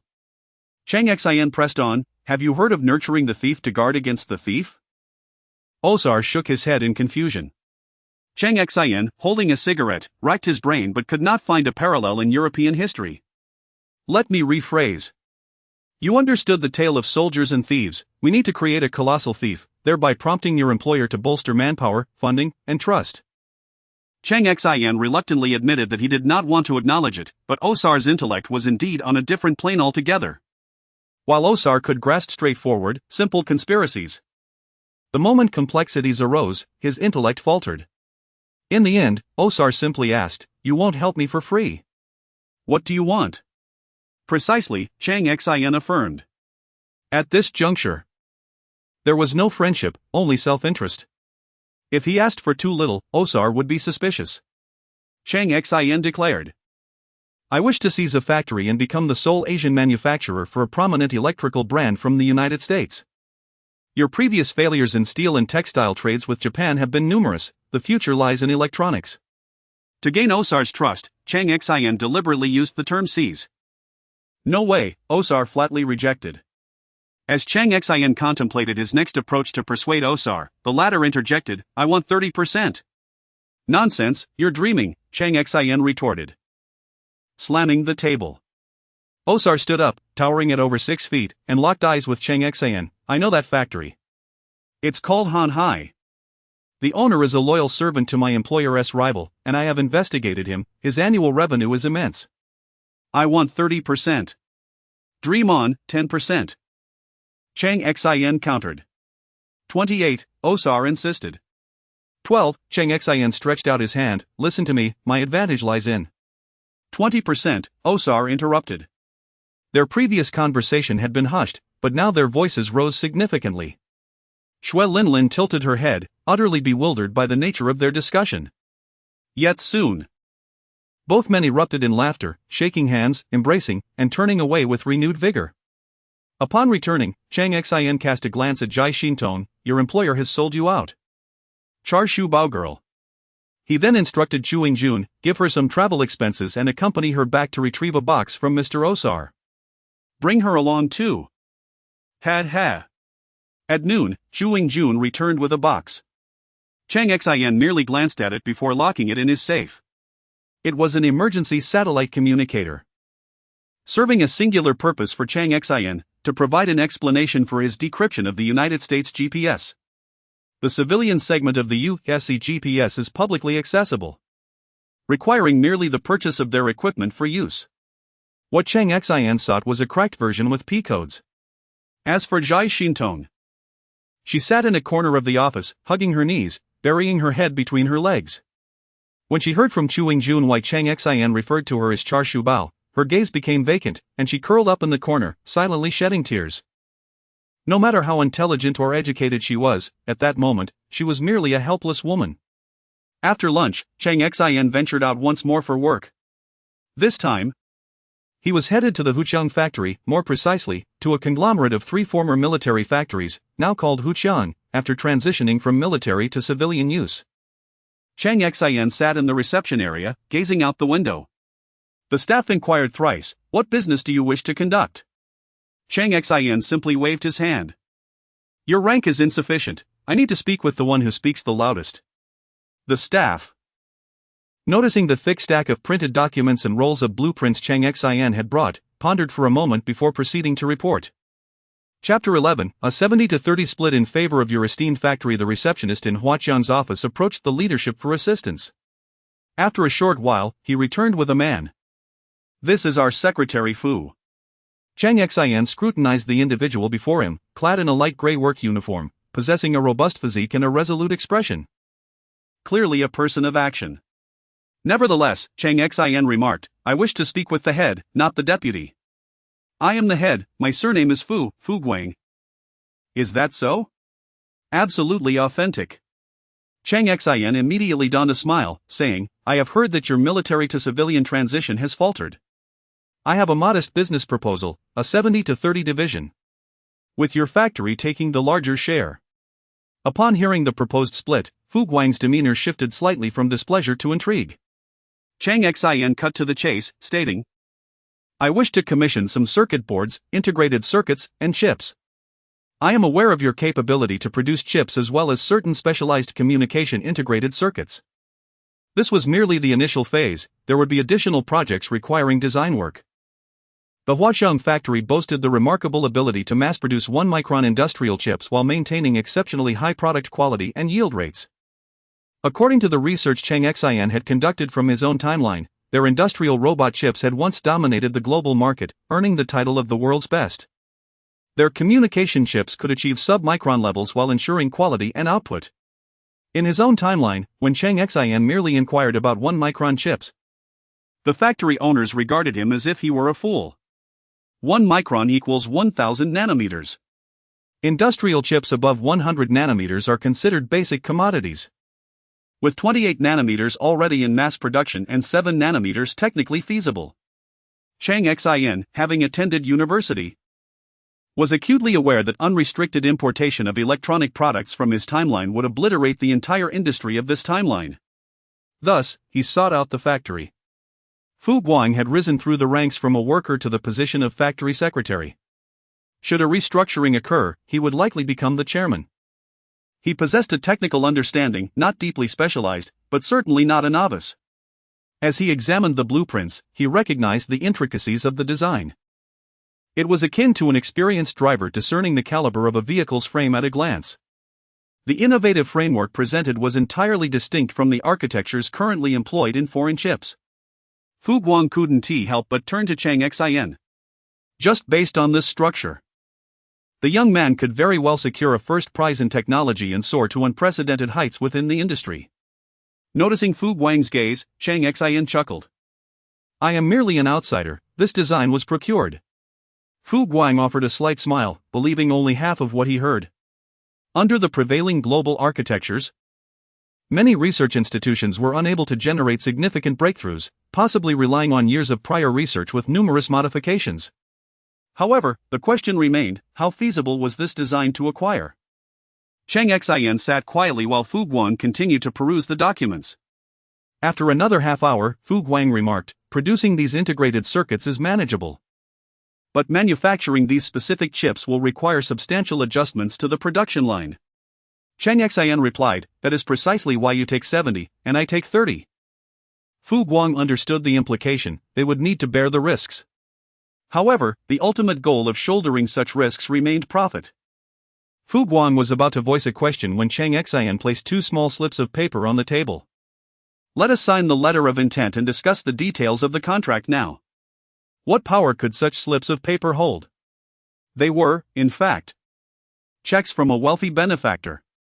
Cheng Xin produced another document. This is my letter of intent, Secretary Fu, please take a look. Good, good. Fu Guang glanced briefly before setting it aside. Let us take a moment to rest. He instructed the office director to escort Cheng Xin to the guesthouse for a brief respite before promptly convening a meeting.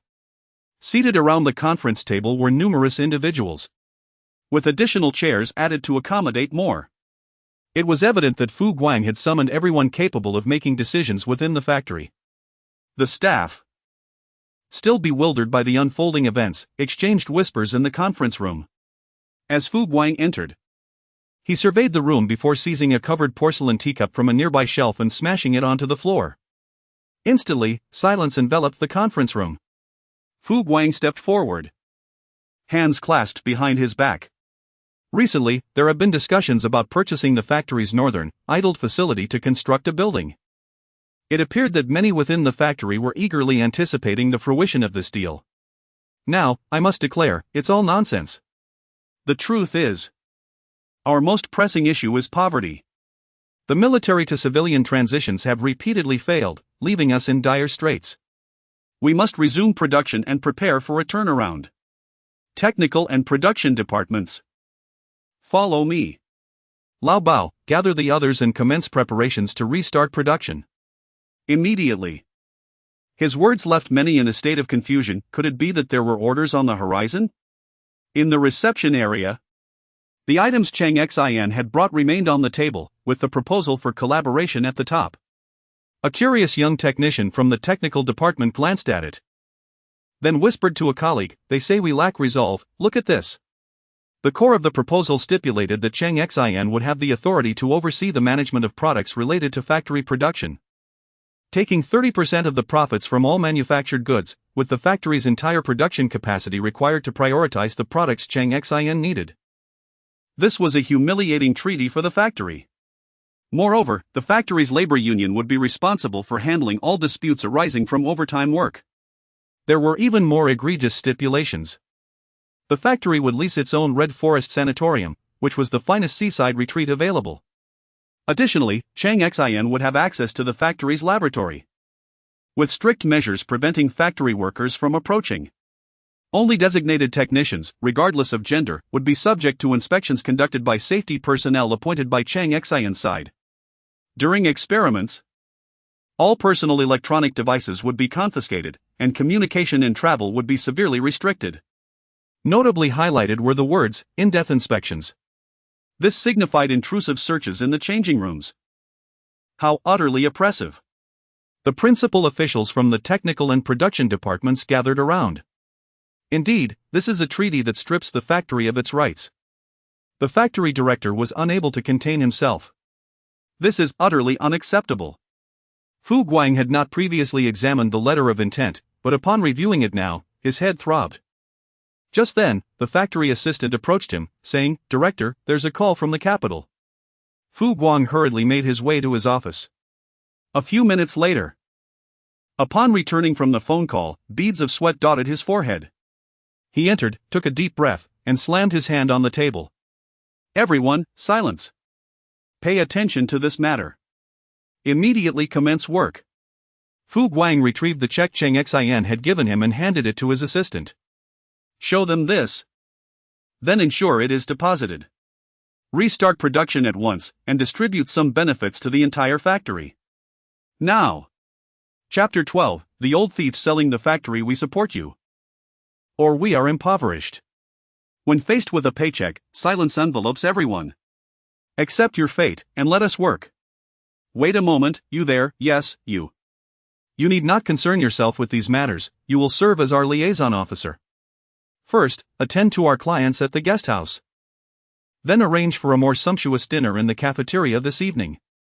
Fu Guan was referring to the young technician who had noticed him first. Is this retaliation? Fu Guang added, prepare 2 bottles of fine wine for the dinner. To drink wine? No, that cannot be right. The young technician's eyes flashed with murderous intent as he glared at Fu Guang, gritting his teeth repeatedly. This old thief is resorting to seduction tactics as well. Yet, at that moment, all eyes were upon him, filled with anticipation. The prospect of reviving production and issuing overdue wages was a collective hope. The young technician imagined stabbing Fu Guang with his gaze 1,000 times over. However, upon witnessing the eager expressions of his colleagues, he ultimately relented and made his way to the factory guest house. In the largest suite of the guest house, Shui Linlin entered. Cheng Xin inquired, "Where have you been?" Shui Linlin replied softly, "I made a phone call to assure my family that I am safe." Cheng Xin did not dwell on her response. Indeed, Shui Linlin had made that call, but the term family required quotation marks. Why was Fu Guang so resolute after receiving a mere phone call? Because Shui Linlin had phoned her family. Cheng Xin glanced at Chu Yingjun, who was busy washing the teapot, and after a moment's contemplation, spoke, "Yingjun, my friend. I shall not return to the company. The company lacks a license, so I entrust it to you. Ensure its proper management." Cheng Xin continued, "No, I mean, the company is yours now." Chu Yingjun stood dumbfounded, unable to comprehend this unexpected turn of events. Cheng Xin approached him, placing his hands on Yingjun's shoulders. "In this life, one must engage in meaningful endeavors. I, being of modest means, have no concerns regarding sustenance. I believe it is imperative to pursue something of significance. Which is why dealing in those pirated discs holds no value for me." No. You handle the small business. Chu Yingjun thought his mind had ceased to function. For he was merely a vendor of pirated CDs, a mere foot soldier in the grand scheme of life. "Hello," a voice called from the entrance. Cheng Xin turned to see a young woman. "I am Pei Jing, a technician from the factory's technical department. The factory has assigned me as the liaison." Cheng Xin scrutinized Pei Jing, making her feel utterly uncomfortable under his gaze. Suddenly, he burst into laughter, causing Pei Jing to feel a wave of aversion wash over her. "Fu Guang, Pei Jing, what peculiar names. Does your factory have anyone named Pei Guang? Ha ha ha." Pei Jing paused, momentarily taken aback, but soon found herself laughing as well. Shui Linlin observed that Pei Jing had initially stood at the door, filled with suspicion and discontent. However, Cheng Xion's light-hearted remarks had eased her tension, making her demeanor considerably more relaxed. This fundamental skill of reading others had become second nature to her. At that moment, Shui Linlin interjected, "Boss, there is no job placement. Many of my roommates are struggling to find work. With Chu Yingjun managing the original company, I am left alone. You see, it is quite burdensome for me to carry all this paperwork." Cheng Xian, with a serious expression, approached Shui Linlin. "Answer me one question. You mentioned arranging a certain number of positions. I have been wanting to ask this since I first laid eyes on you." Shui Linlin replied softly, "Ask away, boss." Cheng Xian inquired, "What kind of employer would dare to lay hands on you?" Upon hearing this, Xue Linlin's mind flashed with nightmarish images. In torrential rain, burdened with 30 kilograms, deep in the wilderness. Instructor Su Shu Yuan. A flicker of genuine fear crossed Xue Linlin's face. Cheng Xin could discern that it was not an act. Xue Linlin responded, "If you have the chance to meet her, this question will have its answer." Could it be a pervert? Cheng Xin labeled Xue Linlin's former boss as such. Meanwhile, in a fitness center in the capital, Su Shuyuan was sneezing uncontrollably. Back at the factory guesthouse suite, after a long silence, Zhu Yingjun suddenly exclaimed, "Boss, I will manage the accounts diligently, ensuring monthly submissions." Xue Linlin, holding an unopened bottle of a sports drink, squeezed the aluminum can, causing the beverage to spray out from multiple punctures. "That is the best course, otherwise." Cheng Xin interjected, "All right, stop frightening him. Yingjun, focus on our CD business, I have meaningful matters to attend to." Yes, Zhu Yingjun replied as he hurried away, understanding that this was the most pivotal opportunity of his life. Xue Linlin, bring me the phone book. I need to find another factory to help me create some small items. Xue Linlin asked, "What shall we produce?" "Toys. We will create toys." Cheng Xin unfolded a simple diagram, revealing plans for a toy. It would be powered by a two-stroke motorcycle engine, capable of holding up to 30 liters of gasoline. With a wingspan of 3 meters and a length of 3.8 meters, constructed of a steel frame and plywood body. It was a model airplane, equipped with 2 lead-acid batteries, leaving the nose empty for circuitry. The belly of the craft could conveniently accommodate a gas cylinder. Another item, not precisely a toy, was a sea buoy. This could be easily purchased, regardless of whether it was for hydrological or meteorological purposes. The focus was on modification and the contents within. They busied themselves until dinner. During the meal, Cheng Xin politely sipped a glass of wine, with the sole request that he be moved to the factory's recuperation center that very day. Fu Guang readily acquiesced. Cheng Xin intended to relocate there because, in his timeline, that area had been sold off due to poor factory performance, demolished, and left unfinished by the developers, ultimately being auctioned once more. He had several ghost houses in that locality, making it convenient for his travels. As Cheng Xin settled into the new location, Zhu Yingjun delivered computers, printers, and other essentials. The following day, the first batch of recruits brought in by Xiong Shasha arrived, all hailing from Chang'an, particularly the Western Military Electric University. Their reasons for seeking employment were varied and peculiar. The lack of job placement was a common refrain. Some sought to venture into the private sector, others had conflicts with supervisors, and some pursued their dreams. Ultimately, it was just a litany of justifications. After reviewing their resumes and considering Xue Linlin, a thought crystallized in Cheng Xin's mind, an unwavering conviction. A company that dealt in pirated CDs could not possibly attract such talent. Xiong Shasha, a mere worker, could not amass such a workforce. It was inconceivable.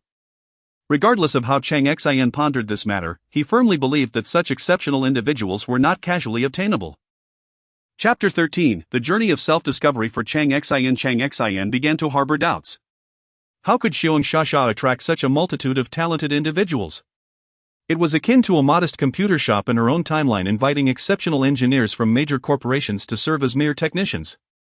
Securing one might be feasible, but to achieve two, the likelihood dwindled to near impossibility. To amass a whole group, was that even plausible? Thus, there existed only one explanation. One that Cheng Xin comprehended yet hesitated to articulate openly. Xiong Shasha might very well be a member of the legendary dragon group from her dimension. However, that was acceptable. At worst. Upon their arrival, during the allocation of accommodations, the team leader, Xin Dawei, turned to Xue Linlin, bewildered, and inquired, "What does this mean? We have an abundance of research to undertake. We neither require a vacation nor wish to entertain children." Xue Linlin's expression was frigid enough to freeze the air. She had completely shed her previously soft demeanor in front of Cheng Xin. Each word she uttered was as sharp as a dagger. "You, everyone. This is the first and last time you will speak in such a manner." Xin Dawei clenched his fist and nodded. The welcome banquet ensued, followed by the disbursement of funds, settlement allowances. Next came the confidentiality agreements, with penalties commencing at an 8-digit figure. Huqiangbei did not even glance at the document, signing it immediately. He had little faith that anyone would dare to breach Shui Linlin's confidentiality. They were all under her protection. Then, the first schematic left Huqiangbei utterly astonished. It was incomprehensible.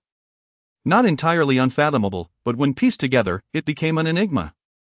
Throughout the night, Huqiangbei, along with the entire team, labored with bloodshot eyes, deep dark circles, and pale visages. Yet, no one departed the small conference room within the sanatorium. Huqiangbei set down his pen and asked, "What have we concluded?" A hand was raised. The hardware section I examined possesses communication capabilities, albeit merely auxiliary. The true core function, in my view, lies in computation. However, what is being computed, I cannot discern. I can only ascertain that the computational demands are extraordinarily vast and continuous. Another individual raised their hand. The segment I studied pertains to graphics rendering, which is relatively straightforward compared to the others. Then came a third. I suspect my research pertains to radar, specifically the hardware control aspect of ultramicroscopic radar.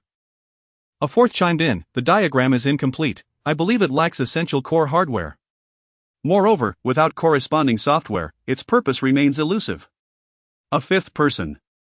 Meanwhile, Cheng Xin was enjoying breakfast, accompanied by Shui Linlin. Suddenly, Shui Linlin asked, "Regarding the floating island, I gleaned some information from Xiong Shasha. Aren't you afraid?" Cheng Xin replied. "Are you frightened?" "I am apprehensive, but perhaps a raise would bolster my courage." Cheng Xin set down her chopsticks, approached the coffee table to retrieve a cigarette, propped her legs up, lit it, and, tilting her head back to exhale a smoke ring, remarked, "What's the big deal? I am, after all, a rootless wanderer. If things become untenable, I could always emigrate to Paraguay, where the law mandates one must marry at least 3 wives." At this, Cheng Xin turned to Shui Linlin with a smile. Shui Linlin, taken aback, exclaimed, "What? There's a place where one can marry 3? Really?" Though she spoke in jest, she understood well that the first individual willing to extend protection to Cheng Xin was the client who handed over a check.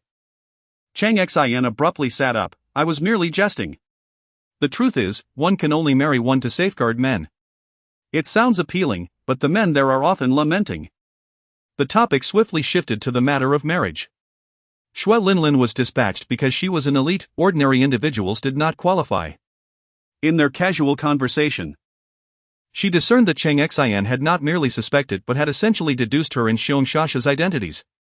More intriguingly, the notion that an ordinary person could be aware of the Dragon Group's existence piqued her curiosity.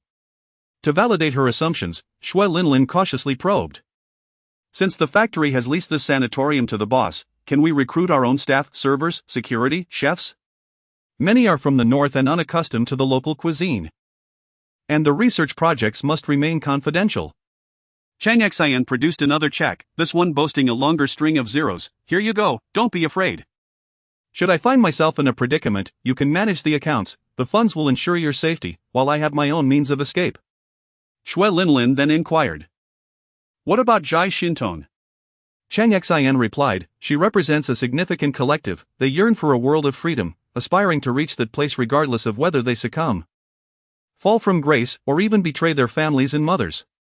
If she wishes to go, I shall facilitate her departure. However, if a person lacks utilitarian value, they would be better off sent to the Maowasu desert to plant trees or directly serve as fertilizer for them."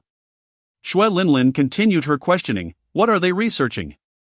Cheng Xin walked to the window and peered outside, then approached the door to glance out as well. Shui Linlin, seated, smiled. "The boss is also concerned about being overheard. Hence, security and staff must be trustworthy individuals." After scrutinizing the exterior, Cheng Xin returned, nearly leaning in close to Shui Linlin's face. Shui Linlin remained still. Cheng Xin whispered in her ear, "I possess the P-code. I have deciphered the military-grade GPS of the great beautiful nation. The civilian version has an error margin of about 100 meters at sea, but with the P-code, it narrows down to mere meters. The matters I handled at floating water will undoubtedly invite retaliation. My model aircraft, utilizing the great beautiful nation's GPS, is quite an endearing little toy. Within 100 kilometers, one might speculate how many gas canisters the B-class vessels from the Great Bear could withstand. Furthermore, there are two particularly charming little toys. Devoid of gas canisters but equipped with electromagnetic pulses, when activated, they fry all electrical devices. Shui Linlin maintained her smile, though internally, she was engulfed in tumultuous waves. To crack the GPS's P-code, this was a military-grade encoding, an endeavor attainable by an ordinary individual? At that moment, a singular thought consumed her mind: she must report this and request the deployment of a specialized team to safeguard the sanatorium. However, while contemplating this, Shui Linlin stepped back. Raising her hands defensively, "Boss, do not take advantage of this opportunity." Cheng Xin pressed her forehead, chuckling as she turned and strolled away. The final schematics will be received in floating water in a few days. I've heard the ship captains have ventured to Lingnan to recruit. We should enlist a few as well to train our toy model aircraft. We shall recruit and commence work. With that, Cheng Xin made her way to her room. She was acutely aware that from the moment she began conversing with Oser in the tea shed, the gears of fate had begun to turn. She was no longer here merely for amusement. Chapter 14, The Traveler surprisingly has relatives in this world as a traveler, and one of considerable means. Cheng Xin believed it necessary to showcase to this world that even the most formidable figures must acknowledge him as a master. The more he contemplated, the more he felt that life held profound significance. Just as Cheng Xin prepared to unleash a hearty laugh to the heavens, Shui Linlin entered the room, stating, "There is something of utmost importance." Cheng Xin, caught off guard and nearly choking on his own breath, was left momentarily stunned. Shui Linlin continued, "Chang'an, your stepfather's old injuries have flared up, he is now on the brink of death." What? Cheng Xin thought to himself, surely this must be a joke. How could he possibly have a stepfather in this world? At a loss for words, he stood there in disbelief. His mind raced with the realization that he had previously declared himself a drifting reed, free to leave without attachment, yet now he was being told he had family. No! Who would jest about such a grave matter? Could it be true that he really had relatives? Shui Linlin assumed that Cheng Xin was simply taken aback by this sudden, distressing news. He sat down, lit a cigarette, but did not take a single puff. One hand clutched his head as he processed the shocking revelation. In both worlds, he had no family. In his original world, his father had succumbed to a sudden heart attack, leaving him as a second-generation landlord. Cheng Xin was well aware of his father's rise to wealth, which began when he came to this place to accumulate his initial fortune as a water trafficker. His grandfather had been the village chief, and his mother had tragically passed away during childbirth, with his grandfather living a long life under his father's care. In his original world, Cheng Xin understood that his father was an orphan who had made his way here, effectively marrying into the family. The thought that he might have relatives in this world was astonishing. Cheng Xin glanced up at Shui Linlin, who he had no reason to doubt. Upon realizing her identity, he understood that if she were to investigate, she could discover everything about him, even the most trivial details. If he truly belonged to this world, his childhood mishaps would undoubtedly be documented in her records. This was undeniable, he had kin in this realm. But how could that be? He could still return to his own world, or he had family. While Cheng Xin processed this information, Shui Linlin added, "There's one more small matter. You have an account that you may have forgotten to fund. Haven T sent money home for the past 2 months. An account? Cheng Xin could hardly believe it. Which account? He had not opened one here, as he carried his money in a sack. Shui Linlin handed him a note. With just a glance, Cheng Xin stood up, exclaiming, "Make arrangements for me, I must return." Upon seeing the account details, Cheng Xin resolved to go back at once. This account was familiar to him. In his original world, this account bore his father's name, opened before Cheng Xin's birth, with funds sent monthly to Chang'an. His father had never explained the necessity of these remittances, simply insisting it was a debt he owed, and that even after his departure, the payments must continue, regardless of the means. For a landlord, the amount was trivial, which is why Cheng Xin had never given it much thought. Shui Linlin no longer pretended. At this moment, her identity was merely a thin veil away from being unveiled. She recognized that Cheng Xin had seen through her facade but chose not to address it. At the airport, A Cessna 525 business jet awaited, a small aircraft with 5 seats and a maximum range of 2,700 kilometers. First flown in 1991 and delivered in 1993. Several were purchased by the Longwei Airlines. Cheng Xin assessed the 2 individuals accompanying him onto the plane. At first glance, they appeared ordinary, easily blending into any crowd. A closer inspection revealed their plain attire, yet their muscular physiques suggested formidable strength. It seemed they could easily overpower a bull with a single punch. Several hours later, at Chang'an's Sicheomen Airport, 3 vehicles awaited alongside the runway, a crown from the Wa Island and 2 Autos from Germany. The 2 individuals accompanying him changed into matching black suits. Each held a large brick-like mobile phone, quite rare in Chang'an but popular in Shenzhen. As Shui Linlin assisted Cheng Xin with his attire, she advised, "If anyone inquires, simply state that you are conducting business in Shenzhen. I shall manage the rest. I just called the hospital, we can see him one last time." Were it not for this final opportunity, Shui Linlin would not have risked revealing her true identity to Cheng Xin. In 1995, there was no proper ICU. The patient lay in a solitary room, connected to numerous tubes, with all the data displayed in red. Upon arrival, Cheng Xin found Xiong Shasha already present in the room, and a girl in a school uniform curled up asleep on the sofa. As Cheng Xin entered, he gazed at the unfamiliar figure of the gaunt man with blood at his lips, utterly unaware of who he was. The girl also appeared strange to him. Xiong Shasha approached him, saying, "He is currently sustained by medication and machines. Should they cease, so will he." Cheng Xion's mind was in disarray. Xiong Shasha then leaned close to the man, whispering a few words in his ear. The man's eyes suddenly brightened, a classic case of fleeting consciousness. Though he could not move, he still yearned to reach out. Regardless of the identity of this man, Cheng Xin believed there must be a connection to his own journey. He was certain that upon returning to his world, he would scour his home for any remnants left by his father, which would surely yield some clues. Stepping closer, Cheng Xin grasped the stranger's hand. The severity of the man's illness rendered it impossible to discern his age.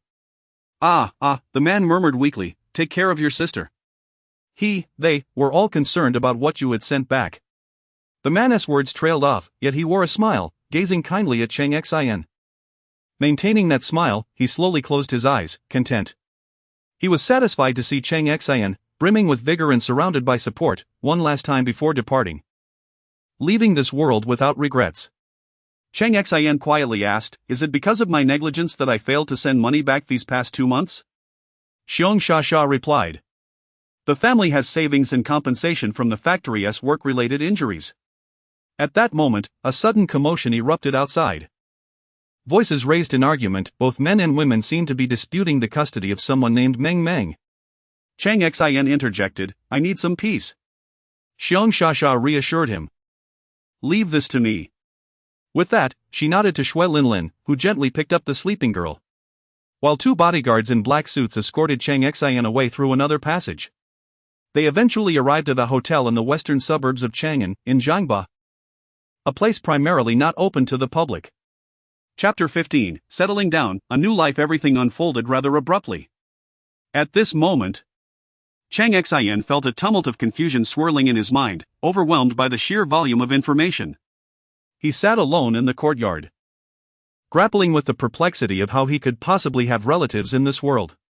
He awaited the dawn, anticipating that by afternoon he would traverse back to his original time, determined to rummage through his home in search of belongings left by his father. As he remained stationary in the courtyard, everyone observed him. Cheng Xin, since his return, had not moved from his spot, occasionally indulging in a cigarette, but mostly reclining on a lounge chair with his eyes shut. The girl, Meng Meng, awakened. She timidly concealed herself at a distance, gazing at the brother she had only envisioned in her memories, a figure from her childhood who had disappeared into the vastness, forever unreachable.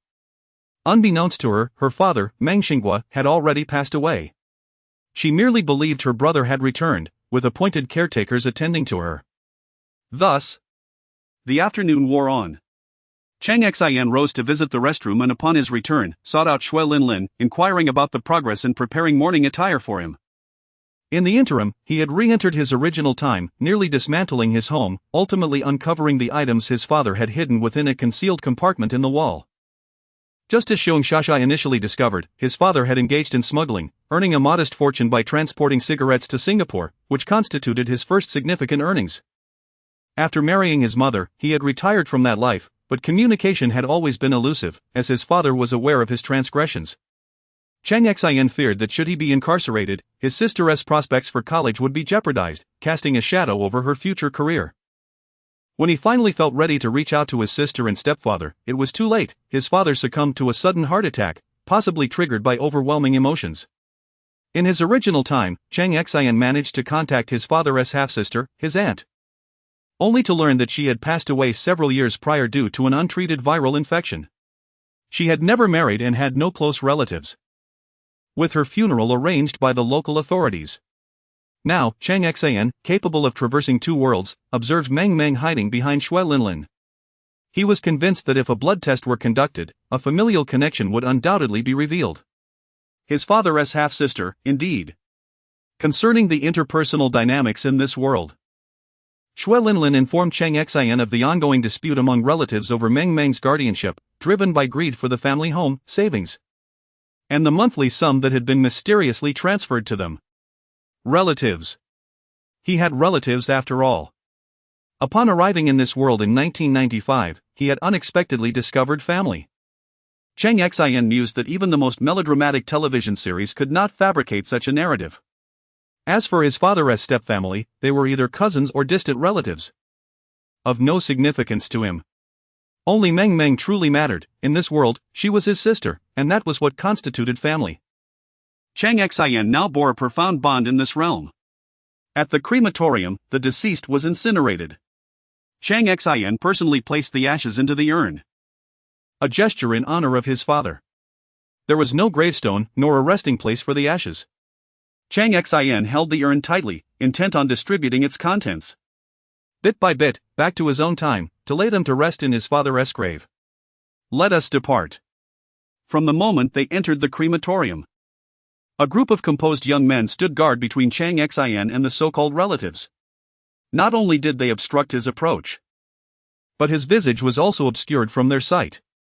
They were employees of a professional funeral service. Please don't use your faces to collide with our fists. We'd rather not lose our hand cream, they jested. Meng Meng, having fainted from her tears, awoke to find herself at the airport. Once she grasped their destination, she timidly remarked, "But my homework is still at home." Xiong Shasha, who had developed a gentle rapport with her over the past few days, reassured her, "Follow your brother. They won't dare bully you nor rummage through your belongings." Hearing this, Meng Meng brushed aside her concerns about homework, nodding resolutely. The airplane. It was indeed an aircraft. And astonishingly, there were only 4 passengers aboard: her brother, the newly acquainted Xiong Shasha, another sister who had accompanied her brother, and herself. Yet, when her brother left home, she was still in elementary school. So much time had passed, and the brother she envisioned was starkly different from the one before her now. Nevertheless, she felt elated. Tall, handsome, his gaze radiated warmth and safety. Yet, why was he silent? Should she initiate a conversation with him? Would her approach irritate him? Meng Meng felt a wave of dizziness wash over her, unaware that she was succumbing to motion sickness. Upon disembarking, Meng Meng was carried down by Shui Linlin, having been severely affected by her condition. Back at their residence, Cheng Xin simply uttered, "I need some quiet time to reflect." Shui Linlin nodded in understanding, assuring him, "I won't disturb you unless something urgent arises." Cheng Xin truly required solitude to contemplate the profound connections he had forged in this world and ponder the direction his life should take. Previously, his mindset was one of readiness to flee at a moment's notice, but now, he knew he had to deliberate carefully. As Shui Linlin departed, Xin Dawei, who had been lurking like a specter since Cheng Xin's return, seized the opportunity to approach her now that she appeared untroubled. "Speak up, what troubles you?" Shui Linlin prompted. Xin Dawei replied, "Yesterday, a certain Chuing Jun delivered the final set of blueprints. If given sufficient time, I believe I could manage it, but under the current circumstances, it's evidently impossible. I inquired at the factory, and the custom chips cannot be expedited through overtime work." Upon hearing this, Shui Linlin insisted, "Let us discuss this in the office." Very well. Once in the office, Huqiangbei stood at the desk, stating, "At the factory. From the initiation of chip production to packaging and testing, they have provided a maximum time frame of 45 days. The machines there never cease operation, so overtime is futile. We have explored alternative components that could temporarily substitute, and it is feasible. Presently, the model of the small aircraft is sufficiently large, allowing for the integration of multiple circuits to achieve at least 50% of the custom chip's performance." At this point, Shui Linlin inquired, "What other concerns do you have?" Huqiangbei's face flushed as he admitted, "I mentioned that if we are granted time, we can handle it. However, within a few days, at most a week. We cannot resolve this, it exceeds our expertise." "What do you propose?" "I need to contact my superior," he declared. After listening, Shui Linlin said, "I will consult." She made a call to explain the situation, allowing Huqiangbei to elaborate as well. Suddenly, laughter erupted from the other end of the line. Was this an agreement or a disagreement? Shui Linlin found herself at a loss for how to respond. Chapter 16, The Master and the Ancestor. As Shui Linlin sought permission to have Huqiangbei consult his teacher, laughter resonated from the other end of the line, leaving her somewhat bewildered. The voice continued, "Listen closely, the technical department at Huaqiang factory has not had a single phone line drop for the past few days. The entire department is in desperate need of assistance, not merely seeking their teacher, but rather their teacher's teacher. The technical challenges they face are not dissimilar to yours." Shui Linlin inquired, "Then, may I make the call? Shall we proceed with the registration and await approval?" The response was affirmative. "There is another task to discuss shortly." Huqiangbei, fully aware that he should withdraw, exited the room, gently closing the door behind him.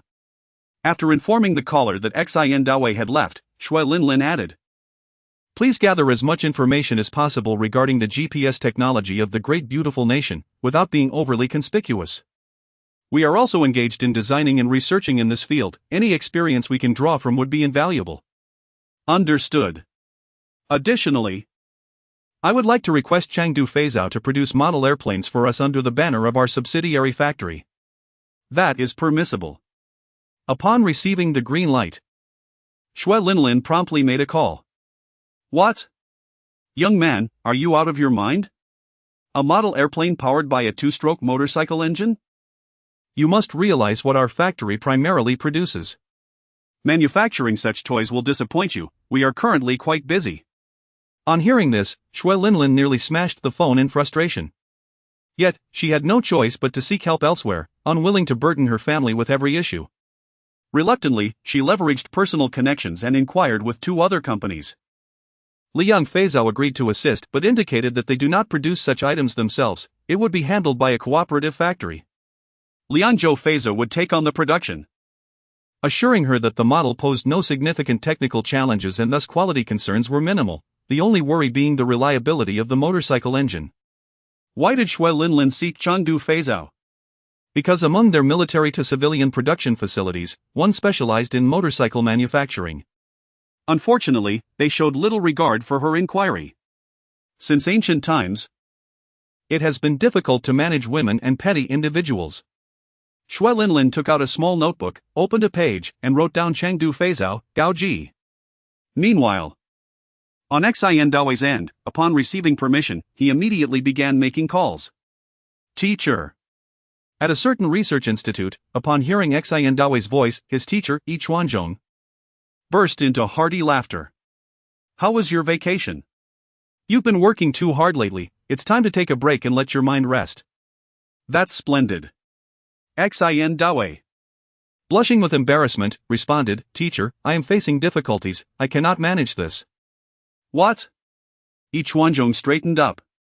You tell me you cannot handle a child's play? After all these years of study, you have absorbed nothing?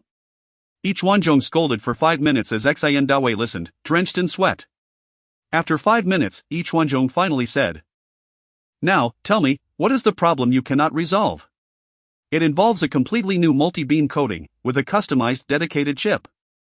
At present, we need to decode this technology using readily available components to achieve the same objectives. The requirements are. Having just calmed down from his earlier fury, Huqiangbei began to smile, though his expression grew serious as he listened. After Huqiangbei finished, he spoke with a pleading tone, "Teacher, we will purchase your plane ticket and have secured an entire sanatorium for your stay. Please assist me." Huqiangbei replied gravely, "Call me back in a moment. I will check my work schedule to see if I can make it." All right. Huqiangbei's tone was filled with joy upon hearing this. After Huqiangbei hung up, he stared at the phone for several minutes, realizing the sweat was trickling into his eyes. Wiping his face, he returned to the phone, contemplating for a minute before gritting his teeth and picking it up. "Teacher, this is Huqiangbei. There is something I cannot quite grasp. Could you offer some guidance?" The two conversed for over half an hour. When Huqiangbei called again, Huqiangbei cleared his throat. "I just learned that my teacher plans to visit me for a few days. I must attend to him." Huqiangbei grew anxious. "Teacher, if I embarrass myself here, I will have no face to meet you again." Sigh. Huqiangbei sighed deeply. "Here's the deal, you booked 2 plane tickets. And I believe a trip to Lingnan would be acceptable. Please bring your teacher along." Okay. Huqiangbei nodded fervently. Money was not an issue. Cheng Xin had amassed a substantial amount from selling Win 95 CDs, and ENT even opened a bank account. However, when Shui Linlin reviewed the list of attendees, she couldn't help but chuckle. "We have even drawn in the teacher's master." Yet, she began to realize that Cheng Xin's undertaking was far from ordinary. Huqiangbei's responsibilities were merely the communications aspect. Was it truly this challenging? Almost everyone was reaching out for assistance. Regardless, Huqiangbei's teacher was well renowned, and his master was a true luminary. They had to ensure proper hospitality while maintaining confidentiality. Swiftly, they replaced all staff at the sanatorium, including security, waitstaff, gardeners, and chefs. That very day, Huqiangbei arrived, accompanied by his esteemed teacher, Huqiangbei's master. The two stood before the blueprints, and at a glance, a sense of indescribable joy and aesthetic pleasure washed over them. This was indeed a masterpiece. The exquisite design concept was exhilarating. How intriguing! This is truly fascinating. Huqiangbei's teacher exclaimed with delight, prompting Huqiangbei to exhale a long sigh of relief. If they couldn't manage even with the teacher's presence, they would have to summon the ancestor, which would undeniably tarnish their lineage's reputation. Thus, propelled by the fervent efforts of the initially invited experts, Cheng Xin's remote-controlled model airplane project surged forward at full throttle. Shui Linlin personally flew to Liyang. As the old saying goes, without Zhang the butcher, one cannot consume a pig with hair. The reception at Liyang was warm. After all, it was merely constructing a lightweight steel frame and plywood-bodied model airplane. They assured her that even an 8-meter wingspan would not pose a problem. Money? Do not mention it. This is a matter of goodwill. Everything proceeded smoothly. Then, days later, on August 24, Microsoft held its much-anticipated product launch event. Having prepared well in advance and invited guests and media, cancellation was not an option. After the event, the company's president, Mr. Bill, personally visited the nearest store and, upon seeing a line stretching a full 500 meters, a look of satisfaction spread across his face. Chapter 17, President, call an ambulance for me. A queue extending over 500 meters awaited the purchase of Microsoft's Win 95, bringing a sense of satisfaction to President Bill. However, amidst this throng, a striking South American beauty extracted a disc from her bag and proclaimed to those behind her, $50, absolutely original and authentic. For 200. Buy one, get 4 free. She offered Office 95 along with 3 exquisitely printed manuals on practical techniques and guidance. One individual in the crowd whispered, "Which district are you from?" Upon hearing this, the beauty immediately recognized she had encountered a rival, one not affiliated with her employer. After a brief exchange, they confirmed their activities were within acceptable bounds, not infringing upon each other's business. Unfortunately, the outcome was grim, as 2/3 of the queue consisted of resellers. This implied that only 1/3 were genuinely there to purchase the newly released Win 95. Clearly, the strategy of queuing outside the store was ineffective. Several local leaders convened to reassess their tactics. They decided to redirect their efforts toward affluent neighborhoods, positioning individuals at the roadside to solicit window orders, while also instructing newspaper boys to distribute flyers at each doorstep. As evening fell, Microsoft's president was en route home when he passed through a neighborhood and observed a group of teenagers, evidently from a lower-class area, dashing through the affluent district with bags on their backs. He recognized them as newspaper boys. They swiftly approached a residence, dropped off a package, collected $200, and promptly departed with an average of 2 or 3 packages each.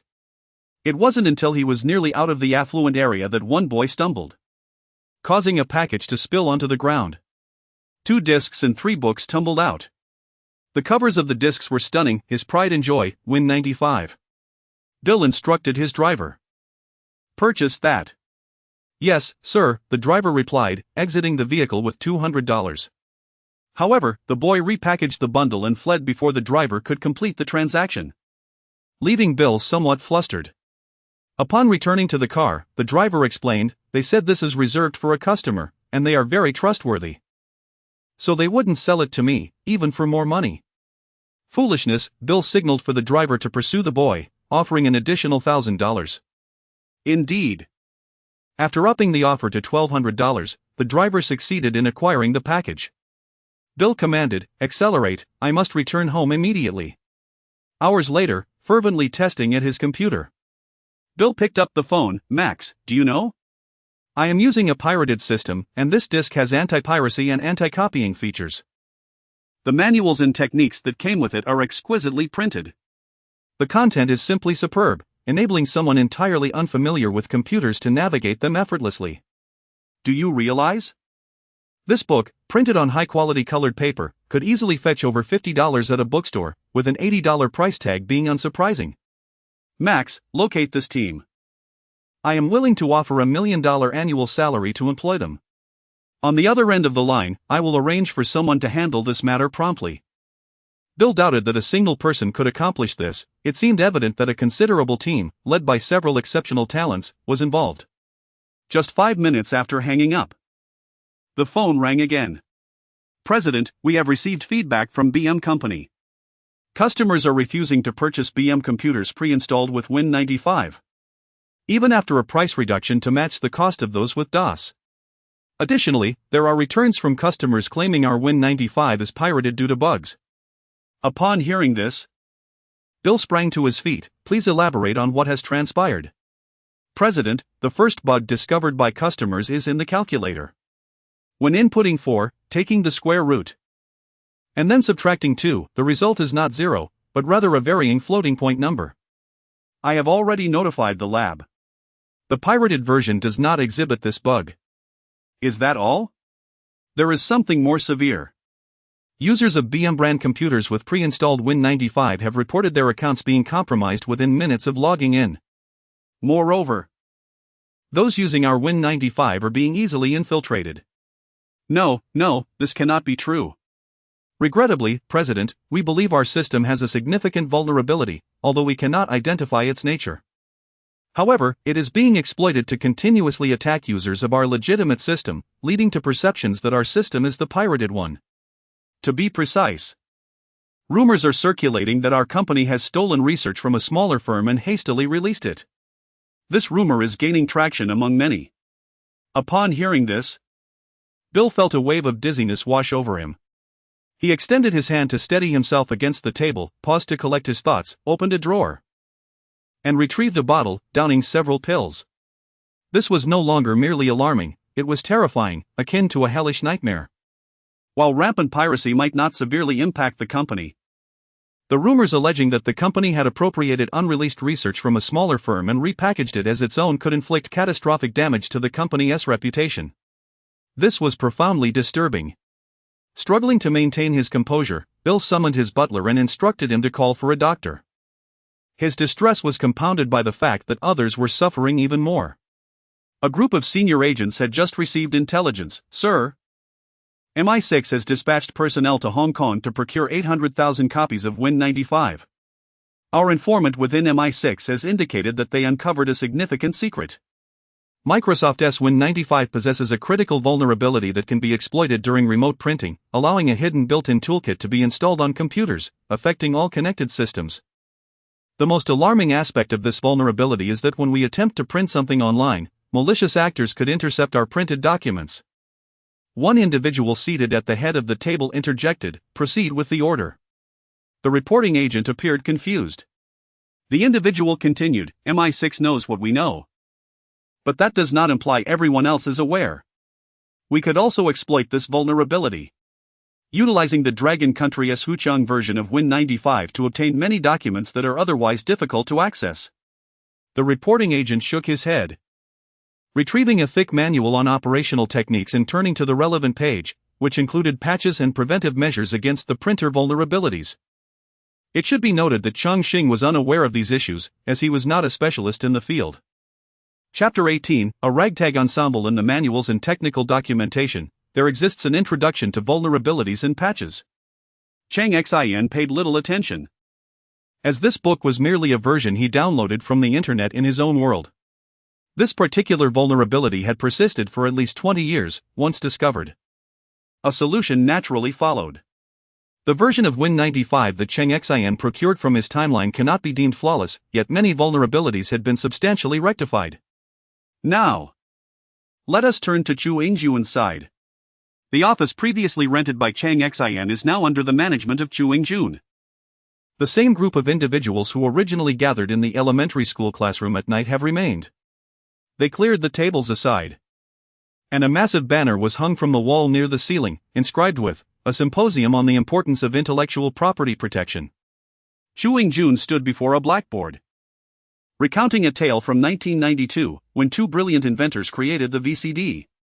They invested funds into research and marketing, only to face bankruptcy. Why, you may ask?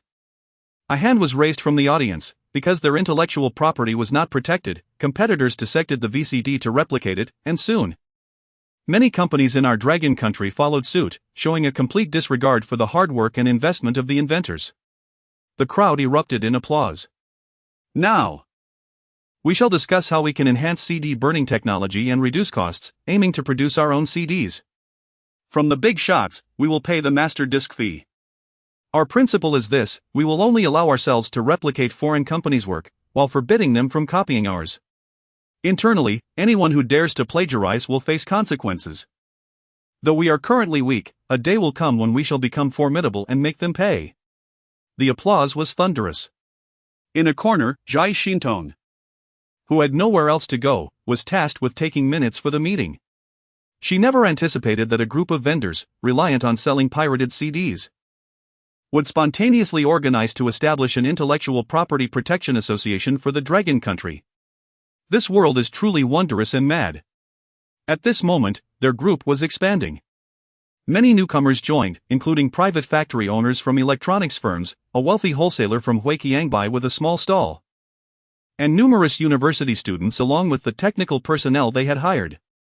While Lai Xintong marveled at the madness of this world, her phone rang. Upon answering, she stood up. There are numerous calls from Europe regarding orders. Huqiangbei rushed over to take the call, then leaped onto a table. Orders. Genuine orders.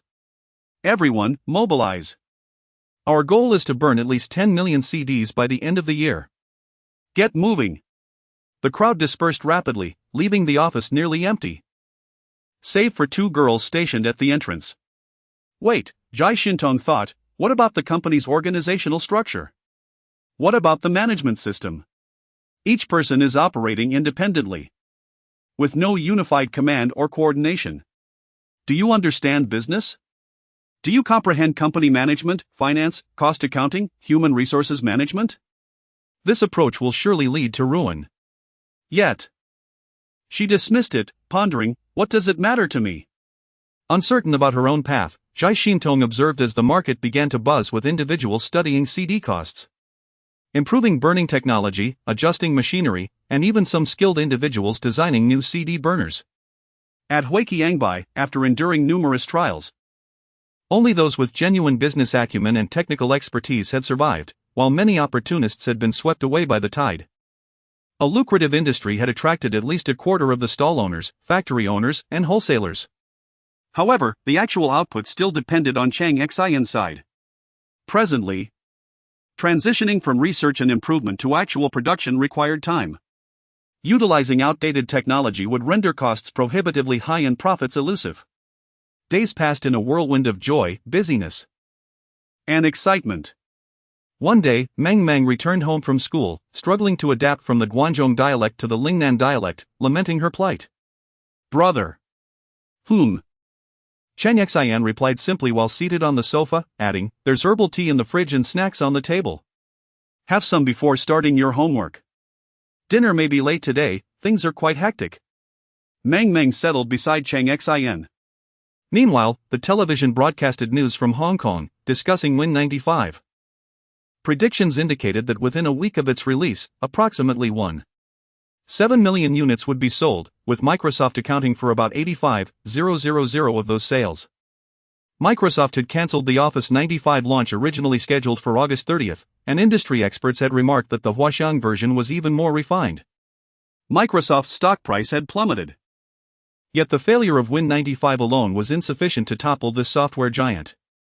Now, we turn to a professor from Hong Kong Polytechnic University for a technical explanation. While Meng Meng did not comprehend why her brother was so engrossed in the news each day, she patiently waited. Once the news concluded, she spoke. The teacher mentioned a parent-teacher meeting. Cheng Xian replied, "Let Lin Lin or Sha Sha attend." "Brother, I want you to go," Meng Meng insisted. Cheng Xian turned to face her directly. "Listen to me carefully. Do not let anyone know that you are my sister, my family. I can explain why. The issues Microsoft is facing, I am responsible for. Do you know how much they have lost?" Meng Meng pondered for a moment. "It must be a lot. An enormous sum. Their market value has halved. To put it in perspective, in terms of meat buns, it could feed the entire population of Chang'an for years. As the ancients said, cutting off someone's financial path is akin to killing their parents. Now, do you understand why I have not returned home?" Meng Meng glanced at Cheng Xian, then at the television, nodding, half understanding. "All right, go have a snack and start your homework. We'll have dinner together later." Meng Meng stood, took a few steps, then turned back. "Brother, do you? Cheng Xian chuckled at her hesitation, knowing what she was trying to ask. Just as he prepared to respond, Meng Meng suddenly exclaimed, "No matter what you have done, you are still my brother, my only brother, my sole family." With that, she grabbed her backpack and ran out. Her words pierced Cheng Xian's heart, making him ponder how their father in his original world would react to such a declaration. Cheng Xian turned his gaze back to the television, waiting for a chance he had crafted himself, ready to ignite two entirely new industries. Cheng Xian did not attend Meng Meng's parent-teacher meeting. It was Shui Linlin who went in his stead. Chapter 19, A Bountiful Day at Sea. Cheng Xian was exceedingly busy. Although he was not a technical expert, he possessed invaluable information from his own temporal and spatial context. While testing the model aircraft, he still had a voice in the matter. A few days later, a watchman stationed in a room filled with screens rushed out. "We have a response. The hydrographic buoy we deployed is reacting, quite significantly." They observed that those stationed at the floating water site had also noticed the activity. A group of spirited and dapper fishermen opened the warehouse, pushing out iron frames one after another, activating the air pumps to inflate and pressurize the rear of the frames. Subsequently, they lifted the model aircraft onto the structures. With a roar, the two-stroke engines of the motorcycle sprang to life. Inside, someone was intently watching the screens. 30 nautical miles away, the first wave was on its way. The Biejia measured 81 meters in length, 9.1 meters in width. With a draft of 2.9 meters and a displacement of 950 tons. Armed with cannons, it set out when Nanpo realized they could not contact those they had named the White Dragon Tail. However, the small boats proved futile. The Biejia was deployed. Yet it was still 30 nautical miles away, 54 kilometers, when suddenly the entire vessel trembled. The captain immediately ordered a check. The roar of the waves drowned out the sound of the two-stroke motorcycle engines. The frightened crew pointed at the sea. Just a meter above the surface, countless model aircraft were now clearly visible, constructed from plywood. As they approached the ship, these model planes tilted upwards before diving straight down from the sky. Two more followed closely behind, their flashing lights illuminating the scene. After a total of 80 gas canisters were released, the two planes completed a full circle around the ship before turning back. Those diving down, after releasing their canisters, skimmed along the surface of the sea, swiftly returning. On the floating water, a 30-something man named Kong Haoyang, limping on one leg with a half-burnt cigarette clenched in his mouth, stared at the screen for a full minute before announcing to everyone, "The second wave is unnecessary, recall it." The bright spot on the screen had come to a complete standstill. Outside, someone entered the room. His gait was similarly unsteady, though slightly better than Kong Haoyang's.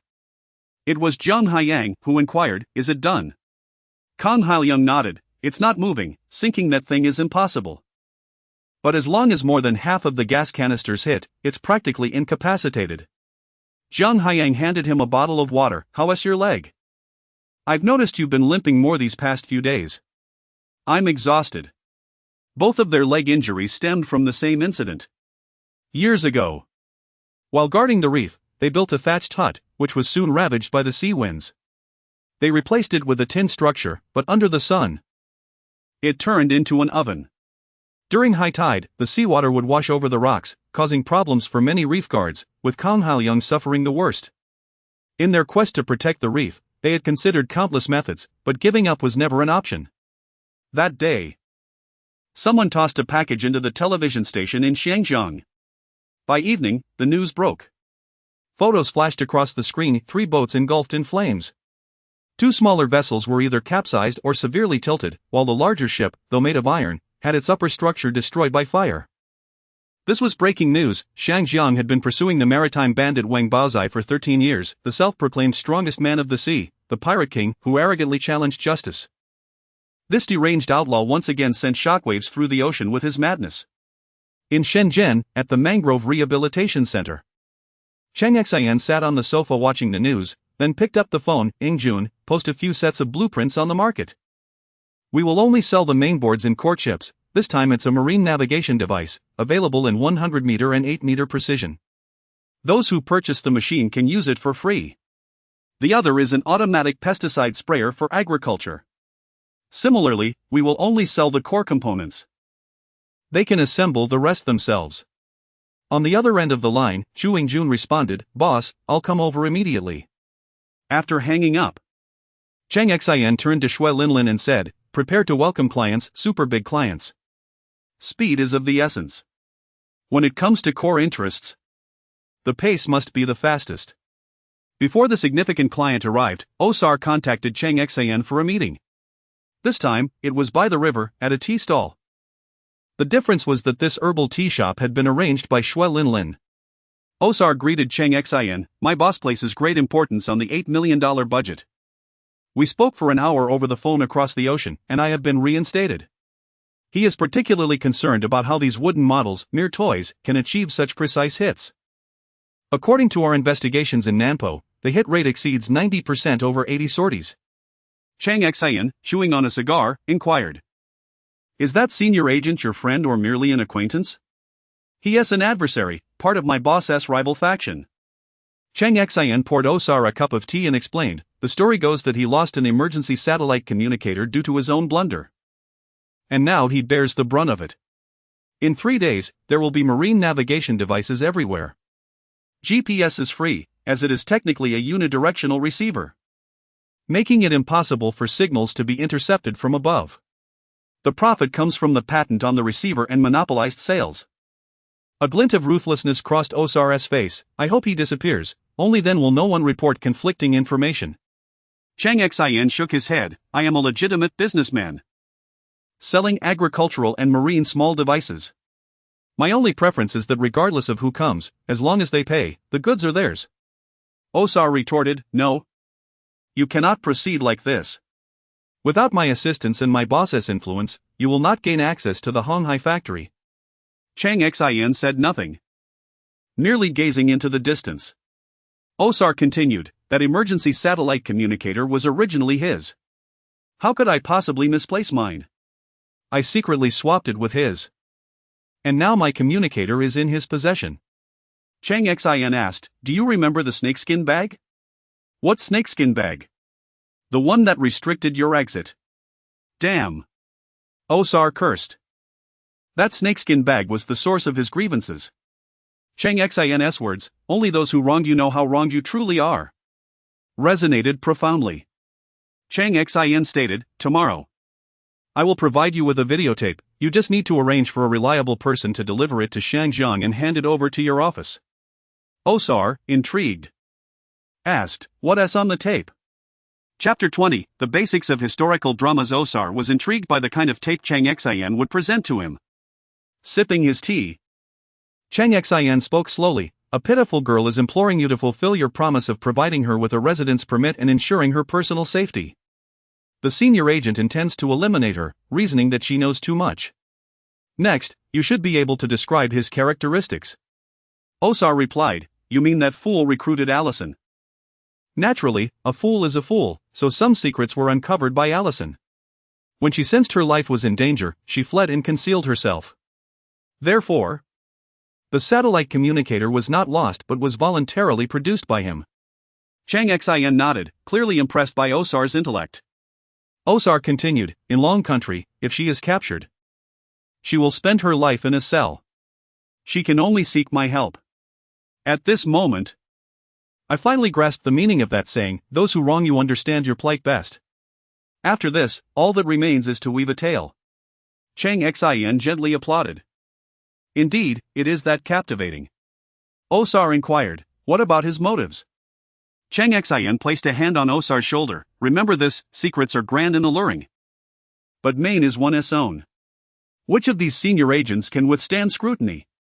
I will impart another piece of wisdom. We have an ancient saying, first seize the home, then seek evidence for conviction." Osar's eyes lit up. "I see. By borrowing a tape, the Hong Kong office can initiate a thorough investigation against him.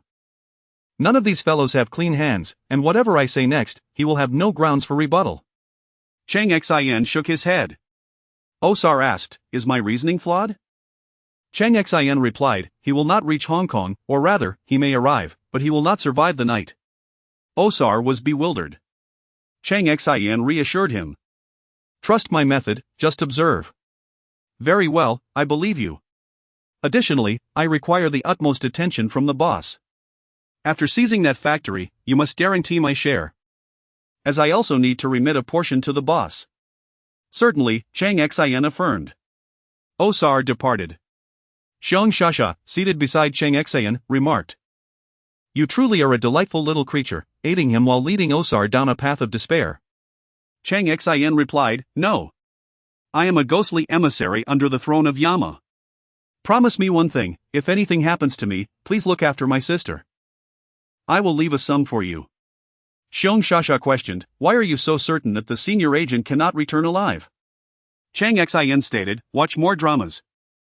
The answer lies within them. The wisdom of our ancestors deems such petty tricks unworthy of their gaze." Xiong Shasha was perplexed. However, someone understood. After returning home, Xiong Shasha asked Xiong Rong about it. Xiong Rong, upon hearing, wore a peculiar expression.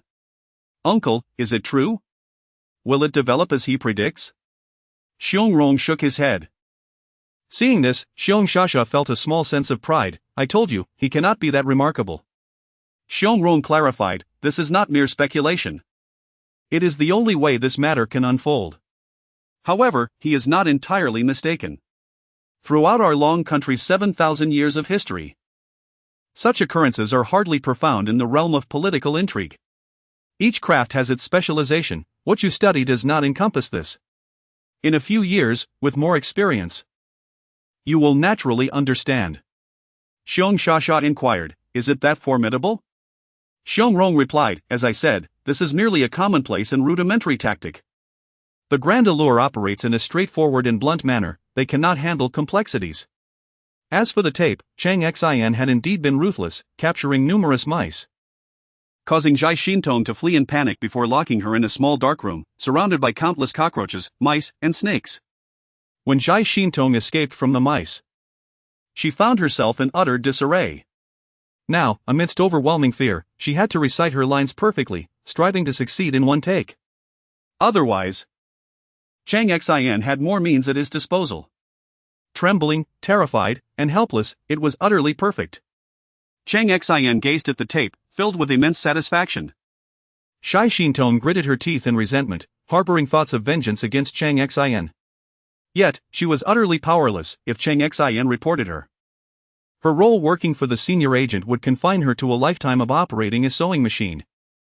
What compounded her helplessness was the evident blockade of paths on the side of the Grand Allure. What was to be done in the future?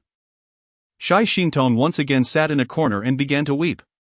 Cheng Xin was a young man brimming with passion and sunshine. He was not cold-blooded. After all, do normal people not feel sympathy when swatting a fly? Thus, he was indeed a normal person. Moreover, he had no time to lament the fate of a fly. He was busy. Because a client had arrived. A piece of cloth adorned his head.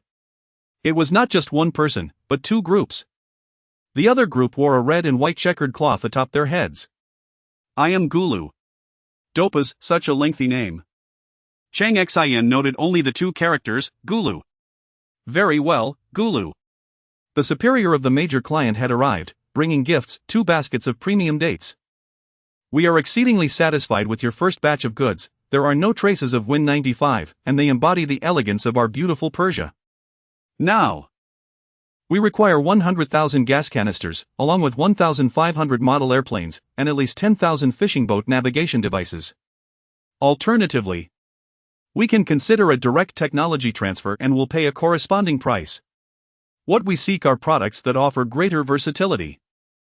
Such as something that could severely damage a vehicle weighing 60 tons made entirely of sheet metal or a robust building. Cheng Xin shook his head. I am terribly sorry. I am merely an ordinary merchant. However, as a friend, I can offer you some advice, albeit for a nominal consulting fee. Cheng Xin continued, for instance. My consulting fee at this moment is that large basket of dates. My advice is to explore the market. There are many unexpectedly delightful products there. Surprises in this ordinary electronics market? Indeed.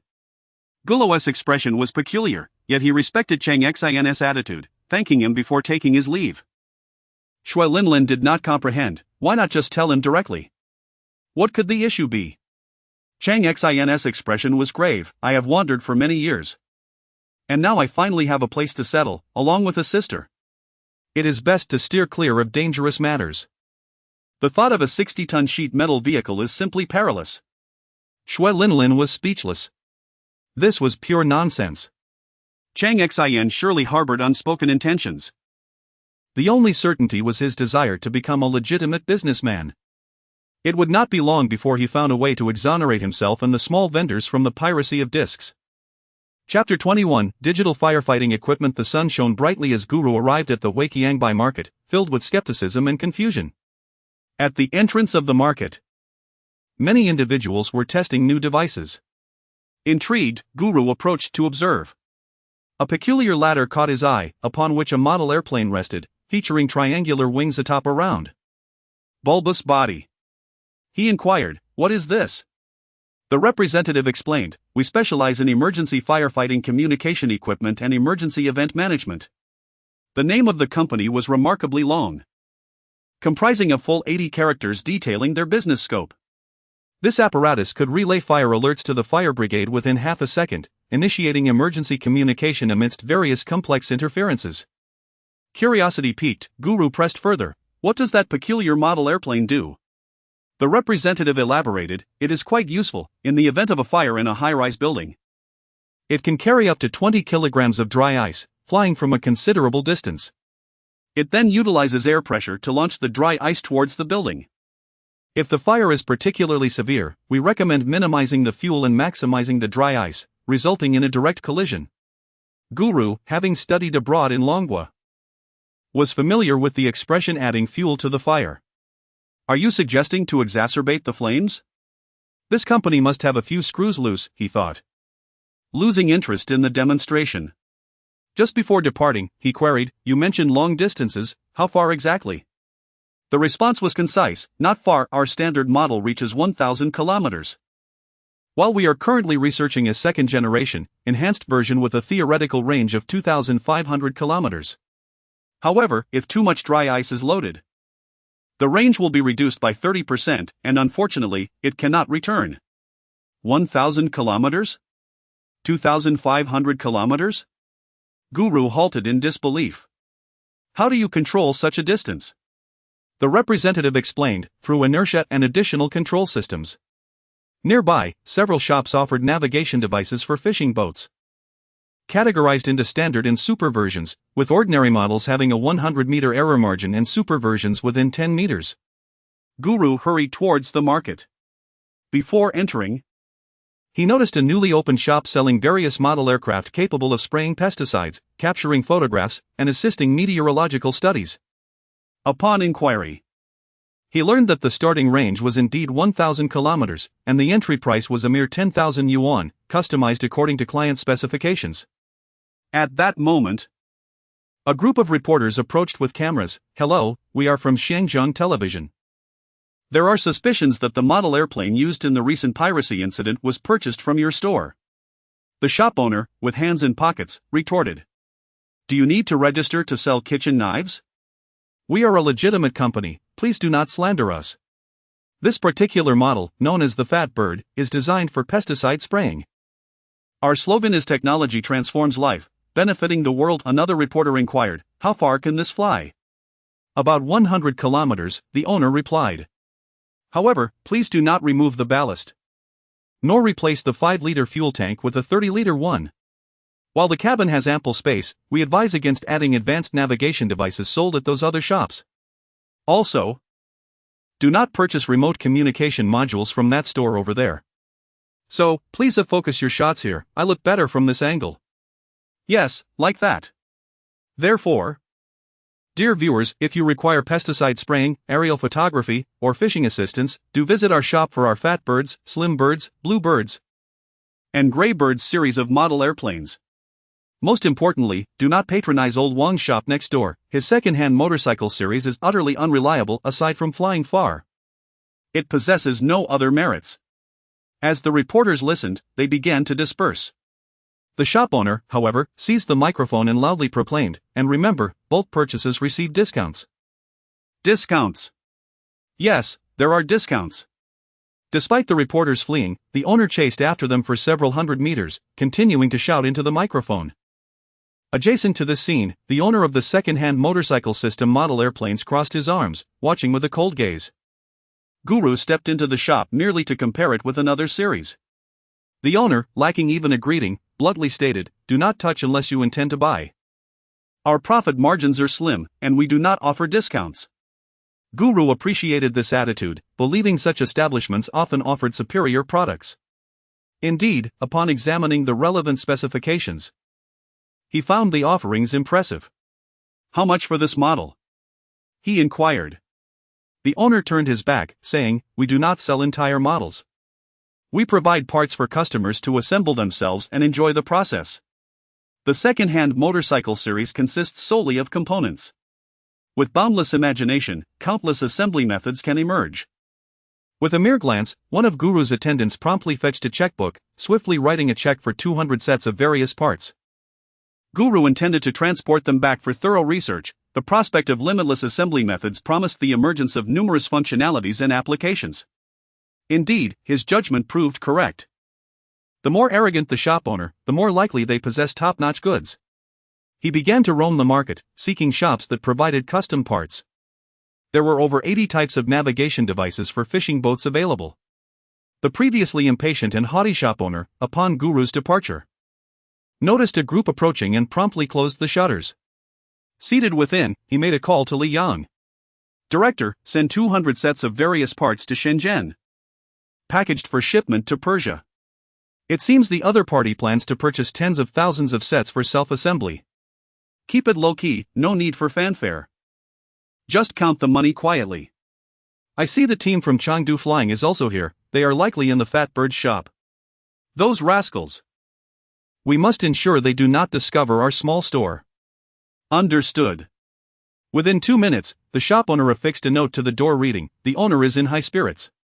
Before sealing the shop and departing, their small establishment targeted specific clientele, operating as a niche shop. Meanwhile, Cheng Xin sat in Fu Guang's office, holding a stack of testing reports. Fu Guang, on the other hand, clutched an even thicker set of inspection data. Pei Jing stood nearby, explaining the intricacies to Cheng Xin. The multitude of reports was indecipherable to him. He only understood that their approach had encountered issues due to limitations in materials, production processes, and packaging technology. It was not a matter of quality but of divergence. The two worlds were not entirely congruent. Subtle differences in chip manufacturing processes could accumulate into significant discrepancies. While the chips functioned, their performance fell short of design specifications. What is the solution? He pondered. At that moment, a knock echoed at the door. An elderly gentleman entered, prompting everyone to rise, including Cheng Xin, for he was a respected elder. Retirement has left me with an abundance of time, he remarked, beckoning toward the doorway, where a 60-year-old man entered with his head bowed. Chapter 22. At last, the ancestor has arrived. An elder appeared, exuding an extraordinary aura. He patted the shoulder of a 60-year-old man behind him, saying, "My student, seeing me idling about, has specially sought out some tasks for me."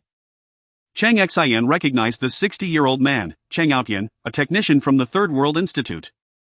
He had brought the ancestor to resolve some technical issues at the factory. Thus, this elder was the master of the ancestor. The master's master is called the Grandmaster. The ancestor's master is referred to as the Venerable Ancestor. And the Venerable Ancestor's master should be termed the Great Ancestor. Cheng Xin approached, smiling. "Great Ancestor, allow me to pay my respects." He genuinely knelt, and the elder extended his hand in a gesture of support. Cheng Xin took the opportunity to grasp the elder's arm, saying, "Great Ancestor, please have a seat here."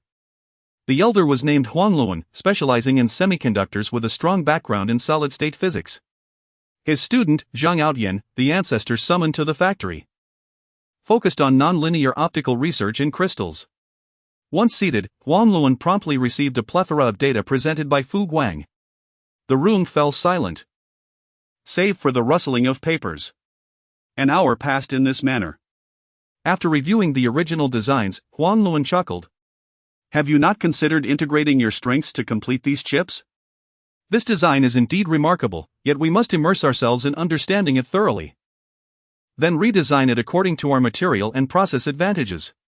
He gestured toward Pei Jing, saying, "This young lady, whom I have met once, will contact your ancestor to bring assistance, as this task is beyond my solitary capabilities." Pei Jing hurriedly made the call, presenting the phone to Huangluan. "Old Xie, I require your expertise in semiconductor physics." Huangluan replied, "I have a set of design blueprints here in Shenzhen, which I believe will truly inspire you. Prepare some jade ice liquor, and come visit. I await your arrival." Xia Wide, a distinguished figure in semiconductor physics, was now 73. Meanwhile, outside the door, Xue Linlin and Xiong Shasha finally grasped the significance of Cheng Xin's decision. Cheng Xin would provide only the core components, leaving the rest to the merchants in Huqiangbei to assemble freely, unleashing their creativity to construct various navigational devices, all maintaining a consistent core functionality. This was a means of concealing the core technology from outsiders. Presently, only Chu Yingjun was privy to this secret, and a discussion with him was imperative. Next, it was time to invest. Cheng Xin possessed wealth, merely from the Win95 CDs. He had amassed over 10 million, much of which lay piled in his residence. This sum did not even account for the revenue from 3 books and the Office 95 CDs. Furthermore, all members of the Intellectual Property Protection Association organized by Chu Yingjun and Huqiangbei would remit 5% of their profits monthly to Cheng Xin. This was termed the doc fee, not out of gratitude for his assistance in their prosperity, but as a contribution toward various operational, research, and new product development expenses. After departing the factory, Cheng Xin rested for less than an hour before heading out to meet another major client. A man adorned with a checkered cloth on his head was known as the Great Household Nation, wealthy beyond measure. With abundant resources, from sand to oil, they dared to allocate a budget of 100 billion to procure several towering pillars from the Dragon Nation. The individual present was strikingly handsome. Even Cheng Xin, who considered himself the epitome of charm, had to acknowledge his allure. The beard framed his face perfectly, and the checkered cloth elevated his appearance further. This meeting was not held at a common tea house but rather at an official reception venue in Shenzhen of considerable stature. Accompanying the client was a man dressed in a crisp white shirt and a fitted jacket, with steadfast eyes that exuded clarity and determination. His demeanor radiated composure and resolve, indicating he was not an ordinary individual. However, upon seeing Cheng Xin, Du Peiwen, an official accompanying the esteemed guest from the capital, found his composure faltering. Cheng Xin, seemingly unremarkable, was flanked by Shui Linlin and Xiong Shasha. Memories of childhood flooded back, recalling countless instances of being bullied by them. Upon returning home to complain, he discovered his parents had similarly suffered at the hands of theirs. Reflecting on his youth as a free laborer, he had only recently heard that they had undergone training. Never did he expect to encounter them again in such a setting, leaving Du Peiwen feeling a sense of ancestral pressure. Cheng Xin opened his arms from a distance, exclaiming, "Princessa, I have long admired your esteemed presence, your handsomeness is renowned in Luotuabei, and your wisdom shines like the stars and moon." In an instant, two bodyguards positioned themselves before him. Prince Asa gestured for them to step aside and extended his hand to Cheng Xin, stating, "Had it not been for Director Du's assistance, I would have never imagined the one responsible for the Microsoft stock plummet would be so youthful." After exchanging pleasantries, Prince Asa got straight to the point. "I may not grasp the intricacies of technology, but I hold great respect for it and those who develop it. I have heard of a purchase made by Persians. I wish to acquire double." Cheng Xin's expression turned serious. "What they purchased cannot be duplicated. It is a highly sophisticated system. The advanced version is a super fire linkage early warning system, which will require at least a year, if not 2, to complete. As I need 3 low-orbit satellites." Prince Asa remained silent, sketching incessantly on a golden tablet. "You may send a few technicians. I am enlisting the local fire department for assistance with testing." Cheng Xin proceeded to explain the core applications. Prince Asa seemed to listen, but continued his drawings. Finally, after Cheng Xin concluded, Prince Asa finished his sketches as well. "It's too complex, I do not comprehend it. I simply desire the best," he stated, handing the golden tablet to Cheng Xin. At that moment, Cheng Xin discerned the tablet was a pure gold checkbook, filled with signed but blank checks. Such grandeur was astonishing. Even Cheng Xin, the second-generation landlord, was awestruck. This brief encounter encapsulated it all. Cheng Xin spoke while Prince Asa signed checks, a simple yet profound exchange. As they parted ways, Prince Asa paused to embrace Cheng Xin, bidding farewell. Chapter 23, Respect for Technology. As Prince Asa departed, Du Peiwen did not approach. And even Shui Linlin and Xiong Shashat averted their gazes. He resolved to leave promptly, the sooner the better. Along the way, Shui Linlin inquired again, "Previously, you were unwilling to sell equipment to Guru, why now accept Prince Asa's check?" Cheng Xin replied, "Is this the same? Prince Asa is purchasing designs and equipment related to electronic linkage for firefighting." Shui Linlin retorted, "Do you think they would confine this set to firefighting alone? Stop. I am selling designs and equipment for firefighting. It's akin to selling a fruit knife. If one uses it to cut paper, the knife seller cannot interfere.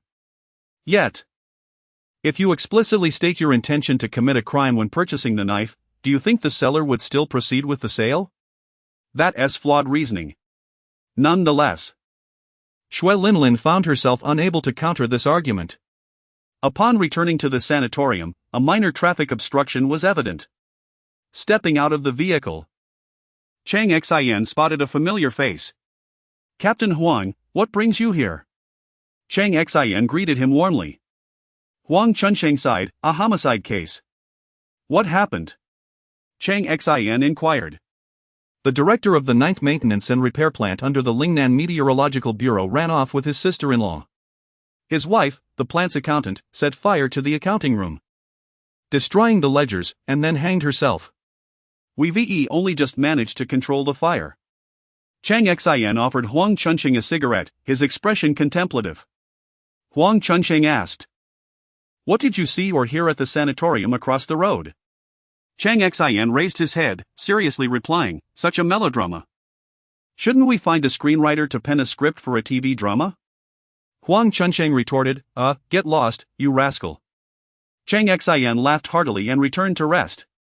Meanwhile, within the factory, Xia White had just disembarked from his flight and rushed to the factory, disregarding his luggage.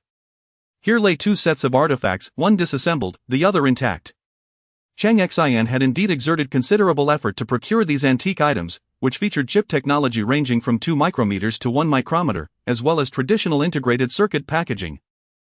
Specifically non-surface mounted components of vintage navigational devices, with a pristine condition of 90%. He had scoured the entirety of Huqiangbei market in his original world, exploring nearly every relevant merchant's old warehouse. After examining the complete machine and the disassembled one, Xia Wide spoke with great seriousness. Without a comprehensive set of principles and technical documentation, merely having a blueprint would render you incapable of reassembling this machine, no matter how many pieces you break it into. Fu Guang concurred, "You're right, even with the blueprints and these documents, we still cannot produce it." Xia Wide turned to Huang Luan, asserting, "I've long maintained that high-tech innovations cannot be replicated through imitation. We must earnestly refine our technology step by step." He pointed to a particular statement in the technical documentation: the peak represents 1, the trough represents 0, this illustrates binary digital signals. The transformation of electric signals into digital signals, and the incorporation of algorithms, alongside the mutual conversion of optical signals, electrical signals, and digital signals, has been articulated in a straightforward manner, elucidating the key principles. Many of us tend to complicate simple concepts.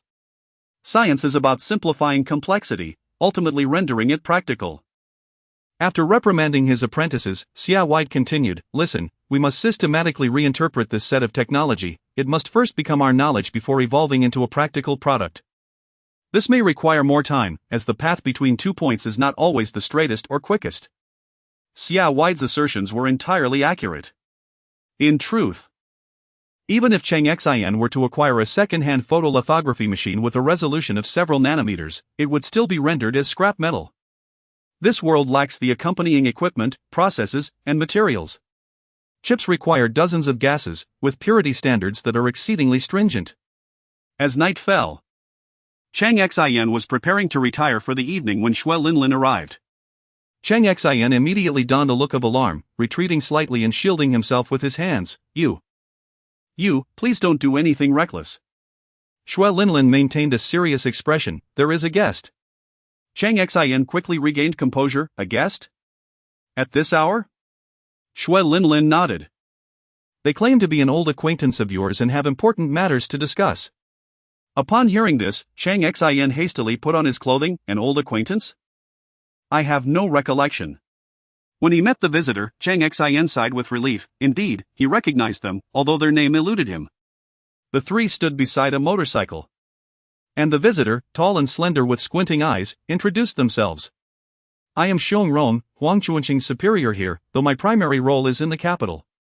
Following this introduction, Xiong Rong continued, "I've been observing the market and have a question that piques my curiosity."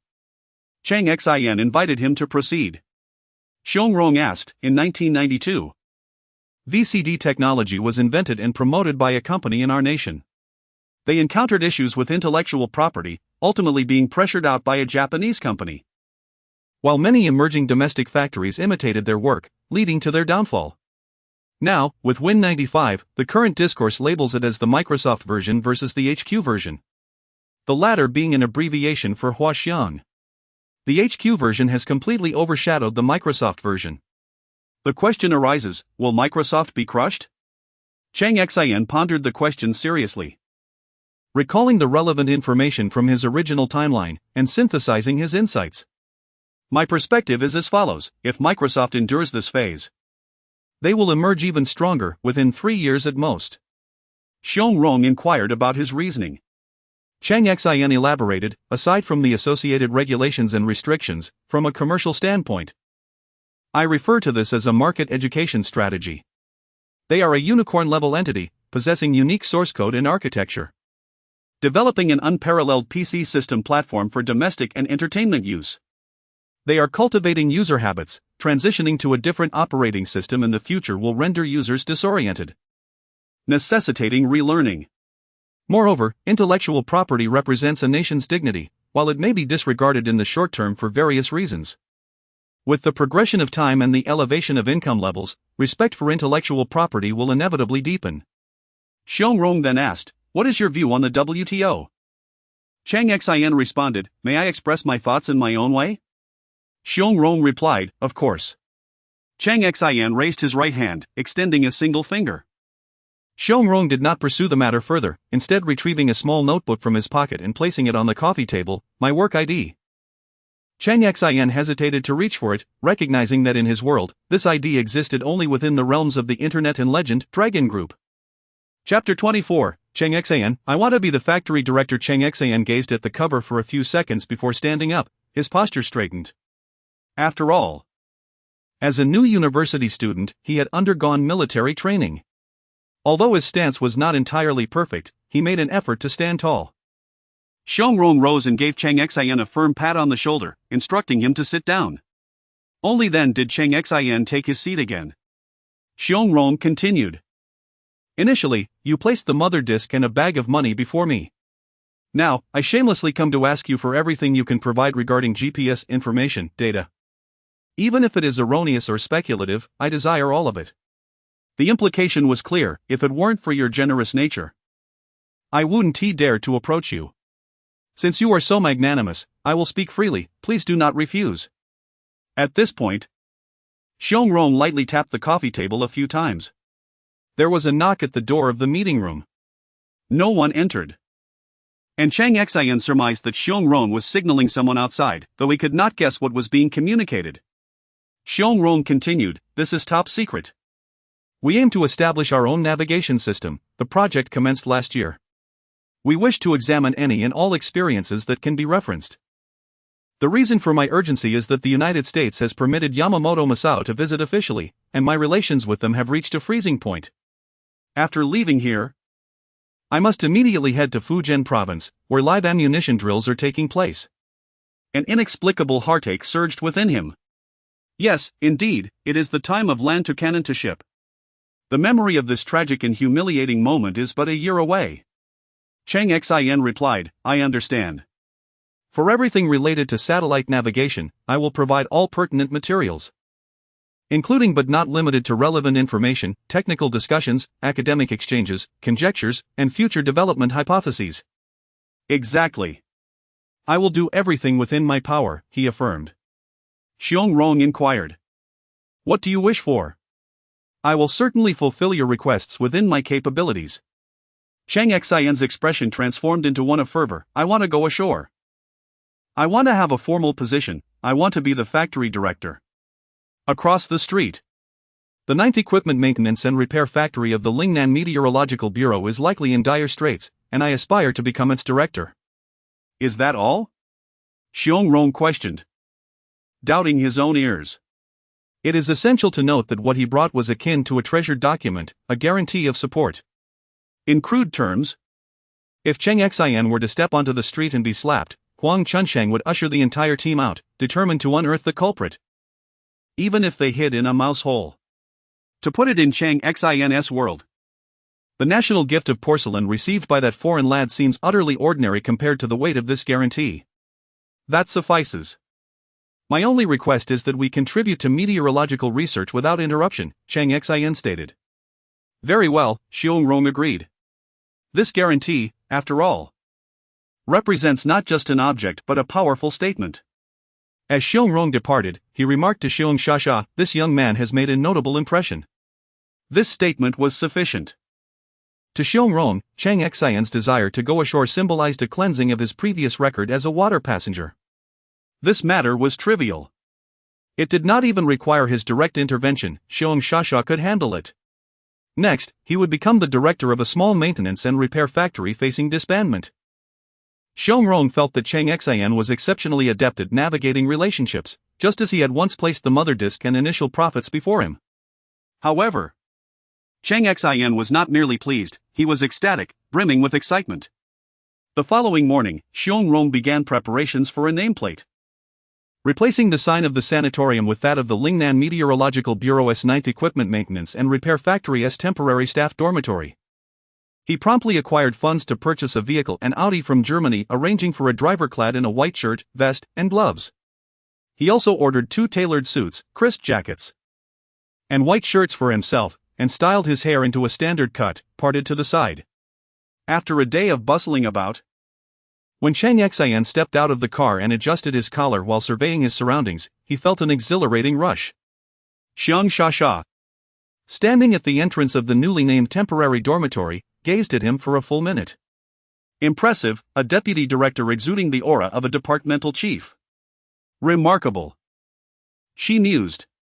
Xue Linlin remarked, I never expected this fellow to be so enamored with titles.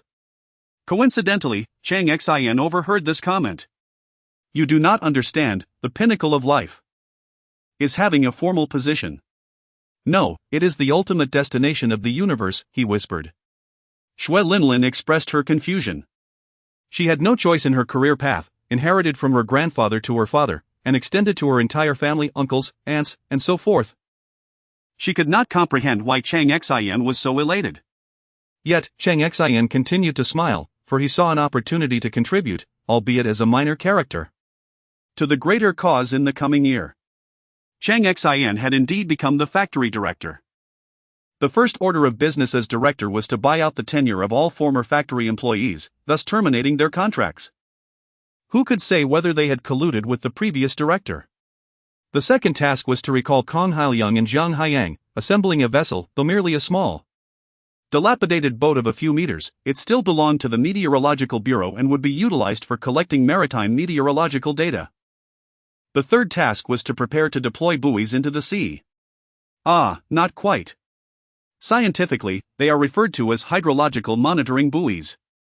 However, these would not be the Meteorological Bureau's buoys.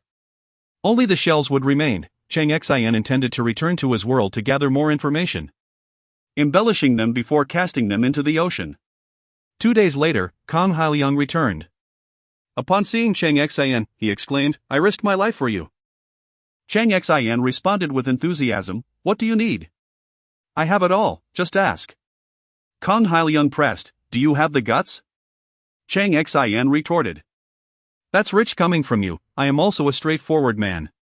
Kong Hailiang produced a well-organized newspaper clipping of his own creation, complete with his analyses and comments. Cheng Xin accepted it and sat down to read attentively. In April, Indonesia sent a delegation to China, raising concerns about the issue of Zhengmo Island and seeking China's position. In July, China responded that there was no need for a statement, it is unequivocally our island. In August, Kong Hailiang continued. Captain Big Shrimp also risked his life for you. His brother was captured while fishing in those waters and detained for 3 months, accused of crossing borders. Currently, there are 85,000 Chinese descendants on the island, alongside over 700 of our fishermen. The descendants are affluent, with nearly 2,000 square kilometers of land. The tropical economy has led to thriving agriculture and fisheries. At present, Indonesia is seeking ways to relocate people to drive out the Chinese descendants. Xiang Xia approached, placing a new map before Cheng Xin. A small red circle marked by Xiang Xia caught his attention. Cheng Xin looked at her, pondering whether she had instigated this. She gently shook her head, indicating it was not her doing. Observing Kong Hailiang's profound gaze, Cheng Xin declared, Give me 5 days. Very well, came the reply. Chapter 25, We must support authenticity. Kong Hailiang broached the subject, acknowledging its complexity. Cheng Xin's expression grew solemn, aware that this was no trivial matter. It was akin to the affairs of a household ranging from significant to minor issues, with numerous challenges requiring attention. With grandparents, parents, uncles, and aunts preoccupied, the burdens weighed heavily. Yet, Cheng Xin believed that when the younger generation stepped forward, the elders would inevitably intervene when the situation became overwhelming. With maternal support, one's heart remains untroubled. However, the island of Zhengmu is not merely a small palm in the water, it spans 2,000 square kilometers, twice the size of Singapore, surrounded by abundant oil and gas fields. Thus, the challenges to confront are not limited to Java, but may also involve formidable conglomerates from the United States. Evidently, Cheng Xin had overlooked a saying from his timeline, wealth leads to metal from the Rhine, poverty leads to steel from Liang. Deep in thought, he pondered the implications. Outside, Xiang Xia wore a fierce expression, gripping Kong Hailiang's collar. Do you remember the rules? I summoned you here to utilize your expertise, not for you to act independently. Kong Hailiang appeared indifferent. Then why are you still holding the map? Xiong Shasha was momentarily speechless. Kang Hailiang continued, I have sacrificed a leg to the sea and half my life to the rocks. Returning home, I could neither farm nor work. I would be a burden. To trade my life for a place on that island, if it's a 1-for-1, I break even, a 2-for-1, I profit. Xiong Shasha adjusted Kang Hailiang's collar. When he gets serious, even he fears himself. He is reckless, indifferent to his own life. He left me some funds, instructing me to care for his sister should anything happen. Kang Hailiang chuckled, what a joke. To touch him, one must step over my corpse. No. Over the bodies of all our brothers. Xiong Shasha replied, do not mention this to anyone else, wait for him for 5 days. Understood. In truth, Cheng Xin's thoughts were convoluted. The technological gap of 30 years loomed large. In the world of 1995, the Great Dragon was striving to catch up with foreign advancements. Our people ventured out with downcast eyes and forced smiles. In Cheng Xin's present reality, the Great Dragon's myriad technologies reigned supreme. Our people would now confront others with a defiant gaze, questioning, what are you looking at? While offering smiles and tea, referring to one another as Brother Dragon. Cheng Xin, leveraging his company registered under a foreign identity in the Cayman Islands, sought out the owners of their office building, initially hoping to find many. Ultimately, he only secured one. His request was straightforward, he had clients still operating with a 486-level main control center, and if some valuable items were relocated, the control center would falter. The requirement was to align with the 486 as the main control unit, and most importantly, it had to be remarkably inexpensive. The counterpart pondered seriously for a minute. They were too naive, suggesting the use of oxygen cylinders instead of gas canisters. As for the electronic control aspects, designing several integrated circuits to the standards of a 486 would suffice. With a 3-micron packaging level, in bulk, each chip would cost mere pennies. Furthermore, science is power. Cheng Xin, not being a technical expert, could hardly fathom the intricacies within the minds of these specialists. He merely hinted at his ideas, refraining from delving too deep. The immediate response from these individuals was a swift association with Liang steel. Cheng Xin was intrigued. Why did you immediately think of Liang steel? The other party burst into laughter. Did you think your oil was found lying around? Time is of the essence, and the task is heavy. I will double the design fees. This is rather amusing. Just send me some photos afterward as a bonus. Thus, a colossal technological gap that plagued Cheng Xin became a trivial matter in the presence of professionals. Returning to the world of 1995, Cheng Xin instructed Xue Linlin to arrange a meeting with Osar. Xue Linlin replied, how did you know? That senior agent was in an accident. This matter is unrelated. The issue of pirated CDs has become obsolete, we must look forward. Additionally, I wish to order seamless steel pipes, fertilizers, and oxygen cylinders. Just a ton or two of sugar at most. Also, inform Kang Hailiang that I have accepted the matter he mentioned. Sugar and fertilizers? Xue Linlin recalled hearing something about this during her training. If mixed well, it can be quite luminous. Soon, Osar arrived for their meeting. The area had transformed. With 3 restaurants, a grocery store, 2 tea houses, and a riverside tea pavilion. The proprietors appeared utterly inept at business, yet business thrived absurdly. As the restaurants served authentic North-South cuisine. Seated at the riverside tea pavilion, savoring small dishes, Cheng Xin remarked to Osar, it is time for you to make a name for yourself before your boss. As Osar fumbled with chopsticks, attempting to convey food to his mouth, he paused at Cheng Xin's words, what is the plan? Cheng Xin elaborated, the plan is to have your boss aggressively buy Microsoft stock and invite the president of Microsoft to visit here personally. I have a method to extract $1 billion from him. As a company valued at $20 billion, borrowing $1 billion in installments will not only restore but also double the stock value. I believe he will comply, as he is undoubtedly feeling the pressure from the Huqiangbei version of Win 95. Even if I threaten him, he must acquiesce. Otherwise, he will witness just how benevolent I can be. Cheng Xin refrained from detailing the specifics to Osar, as explaining would consume time.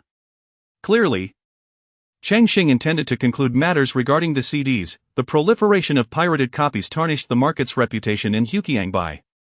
Osar, elated, devoured the food on the table with gusto, washing it down with copious amounts of alcohol. Upon hearing Cheng Xin's concise directives, he felt that his springtime was approaching once more. The boss would surely reinstate him.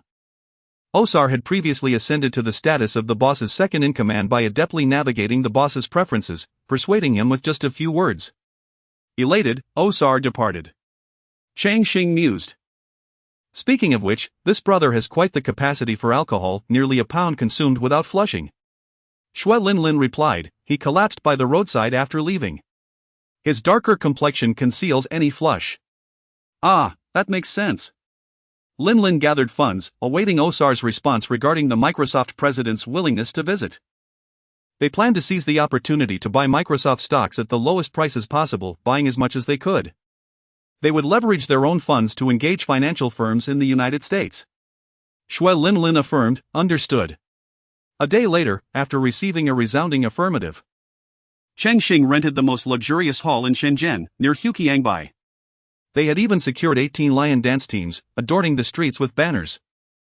Chapter 26, Seminar on Intellectual Property Protection. Cheng Xin had invested considerable resources. The lion dance troupe had been invited with 18 performers, and 200 individuals were assembled at the airport to form a grand welcoming committee.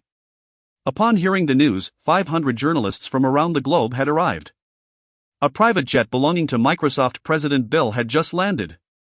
A red carpet was laid out, a drum team was arranged, and a class of children was invited to present flowers.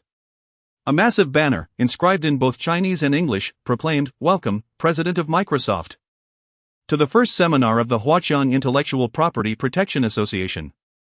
The assembled journalists were left utterly astounded. The Huqiang version of Win95 had nearly relegated Microsoft's original version to obscurity, and now they were convening a seminar on intellectual property protection. It was surreal, impossible, absolutely impossible. Nevertheless, representatives from the Dragon Kingdom's imperial capital had come to attend the seminar, and officials from the beautiful nation had also sent their support. Yet, the journalists were baffled, struggling to comprehend how the scene before them could possibly be real. Yet, the undeniable truth was that the Microsoft president had descended from the aircraft, accepted flowers, and shook hands with a representative from the Dragon Kingdom's Copyright Bureau, posing together under the glare of flashing cameras. Simultaneously, at the airport, he delivered a speech extolling the Dragon Kingdom's commitment to intellectual property protection. Television stations from both the Dragon Kingdom and the beautiful nation dispatched crews to capture the event. As the private jet touched down in Yangchang, Microsoft stock began to soar on the beautiful nation stock market, triggering the first trading halt within a minute. The owner of Osar, glancing at his account, wore an uncontainable smile. He promptly picked up the phone to call Osar, engaging in casual conversation while arranging for a more substantial operational budget to be sent. There were no work demands, no encouragement, just idle chatter. Osar was overjoyed. Without mentioning his covert purchase of Microsoft stocks, he could sense that his boss regarded him as a trusted ally. It appeared he had cultivated a friendship with someone possessing extraordinary wisdom. Meanwhile, this exceptionally wise friend, Osar, was facing off with the president of Microsoft. A total of 7 individuals had come from Microsoft, including the president, while Cheng Xin stood alone. Pouring himself a cup of tea, Cheng Xin spoke directly. This matter was orchestrated by individuals from the Great Bear Nation. Some from the beautiful nation have been compromised. I have a list to present to you. He then proceeded to outline the formation of a team. Following that, Huqiang North was tasked with the production of software disks for sale across Asia. And that's it?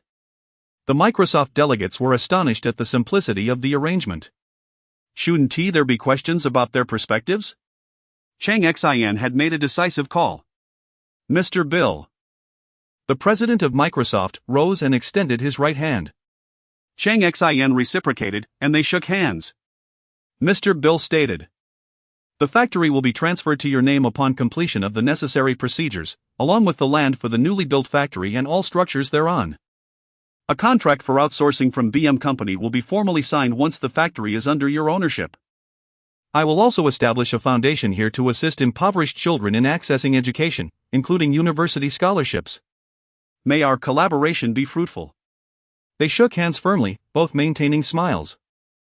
Cheng Xin then suggested, now that you are here, let us indulge in some culinary delights. Mr. Bill replied, I believe I can find time to sample all the local delicacies. Cheng Xin, wearing a look of contemplation, responded, I regret to inform you that this is not feasible.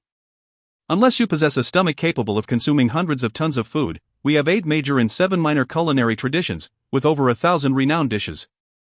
I must apologize for my inability to meet your expectations. Even individuals over 70 years old have yet to experience more than half of the dishes available. Then let us commence immediately, Mr. Bill urged, and they departed together. Meanwhile, Cheng Xin's team took their seats at the negotiation table. In the private room before the banquet, the assistant inquired, you have so easily agreed to his requests and added an outsourcing order. He is merely an agent, shouldn't you insist on meeting his superior? Mr. Bill adjusted his tie in front of the mirror, replying, he is the boss. Despite our recent stock decline, the board members now hold a greater share of the company. Our wealth has more than doubled, and the company has regained its former glory while securing patches for vulnerabilities we were previously unaware of. This is a win-win situation. In the face of profit, we can set aside everything, even the earlier thoughts of wanting to dismantle the opposition piece by piece. The assistant considered mentioning that the factory's founder, Huqiangbei, was desperately seeking connections, feeling quite discontented. However, he realized that Huqiangbei could not withstand the pressure from the board and major investors. Furthermore, many investors who had suffered losses due to the stock decline were contemplating drastic measures.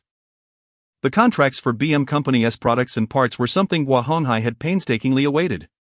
But ultimately, the assistant dismissed his concerns. Who cared about them? Quietly, the assistant pulled out a calculator, performing a series of calculations that brought a smile to his face as he reviewed the figures. He too was making a fortune. Who cared about the lamentations of Huqiangbei or the investors contemplating extreme actions? At the banquet, 2 individuals enjoyed 8 dishes, accompanied by 2 desserts and 3 beverage options, herbal tea, cola, and orange juice. Not far from their location, Huqiangbei and a group of merchants dined together. They were excitedly discussing new technologies for disc burning and materials, as they were on the verge of becoming legitimate disc producers. Everyone was enjoying their meal. Huqiangbei stared blankly at his drink. Ingjun, eat. Suckling pig, what a rare treat. Huqiangbei lifted his head and mused. How is it that the big shots can be so oblivious? I previously thought it was normal for Microsoft personnel to wish to dismantle our leader and feed him to the fish. Upon hearing this, everyone at the table set down their chopsticks, including those at neighboring tables. Someone remarked, indeed. That scoundrel was relentless in his accusations against us, treating us like vermin. We merely took a small piece, and they retaliated fiercely. Our leader nearly severed Microsoft's revenue stream. Yet who would have thought the Microsoft big boss would be toasting with our leader? Who could have imagined? To our leader. The group rose in unison, to our leader. Chapter 27, Cheng Xin, I am a serious businessman. The street vendors who previously dealt in pirated CDs found themselves perplexed, their discussions yielding no clarity. For their minds had not yet reached such heights. Yet, Xiong possessed insight, for he was backed by a team of true intellectuals. He understood that the reason Microsoft was willing to engage in negotiations was not merely due to their own predicament but also because BM Company was diligently researching personal computer operating systems and desktop software. Moreover, there were formidable competitors looming, such as the Fruit Company, which was also developing its own operating system. Beyond these 2 giants, the Silicon Valley in the beautiful country was teeming with countless small and large enterprises that threatened Microsoft's standing within the industry. Thus, when Cheng Xin extended an olive branch, Microsoft was compelled to seize it at any cost. Cheng Xin's endeavors served as a revelation for Xiong. When the opponent willingly sought a conversation, it was a testament to their inability to vanquish you. They had begun to recognize your strength. If you propose stringent conditions and the other party agrees without hesitation, it is solely because they believe you possess the power to obliterate them. Days later, President Bill of Microsoft departed in his private jet, heralding a new era for Huqiangbei. The original equipment maintenance and repair factory in Lingnan was demolished in preparation for reconstruction, and a new sign was erected, adding Vocational Technical Training School after the original name. Henceforth known as the 9th Vocational School. Just as the summer break was concluding, the school began enrolling students who had not succeeded in their exams. Initially holding classes in the former staff dormitory and office building. The first principal was none other than the factory director, Cheng Xin. Prominent figures such as Pang Xinghua and Ho Guorong, anyone in Shenzhen worthy of donning a well-tailored jacket, gathered for the inauguration ceremony of the new school. Meanwhile, in the mangroves, a portly old man sat on the ground, weeping. Gao Ji, the factory director of Chengdu Feizhou, lamented, "Auntie, I was wrong. I have come personally to apologize. I cannot let you kneel before me. After all, I am the director of a factory with tens of thousands of employees. And I must maintain some semblance of dignity." Xue Linlin, holding a cup of cool tea, turned her back to Gao Ji, her face towards the door, secretly amused. Indeed. Gao Ji was the very same individual who had dismissed Xue Linlin when she sought assistance in crafting model airplanes. Yet upon turning her face, it bore an expression of discontent. "Director Gao, you are of my elders, how can you refer to yourself as old brother? That would get me into serious trouble at home. Furthermore, we are not selling models, we merely require some prototypes. My dear aunt, please do not put me through this. Someone has ordered 200 sets of assembly parts, which amounts to a complete machine. Just a few days later, they placed another order for 30,000 sets, 30,000. Li Yan quoted 10,000 per set. And not only did they not haggle, but they also offered gifts worth hundreds of thousands and local specialties. I understand that Liyan Feizhou is preparing to send money. But you refuse to accept it, merely stating that this favor would be reciprocated by borrowing the laboratory later. Yet I know the factory director will come personally with the funds. Our factory has nothing more to say, we will cooperate however you require. If you need to borrow the lab, I will personally open the door for you. Serving tea and water is no trouble." Xue Linlin was well aware that the factory director of Liyan Feizhou was on his way.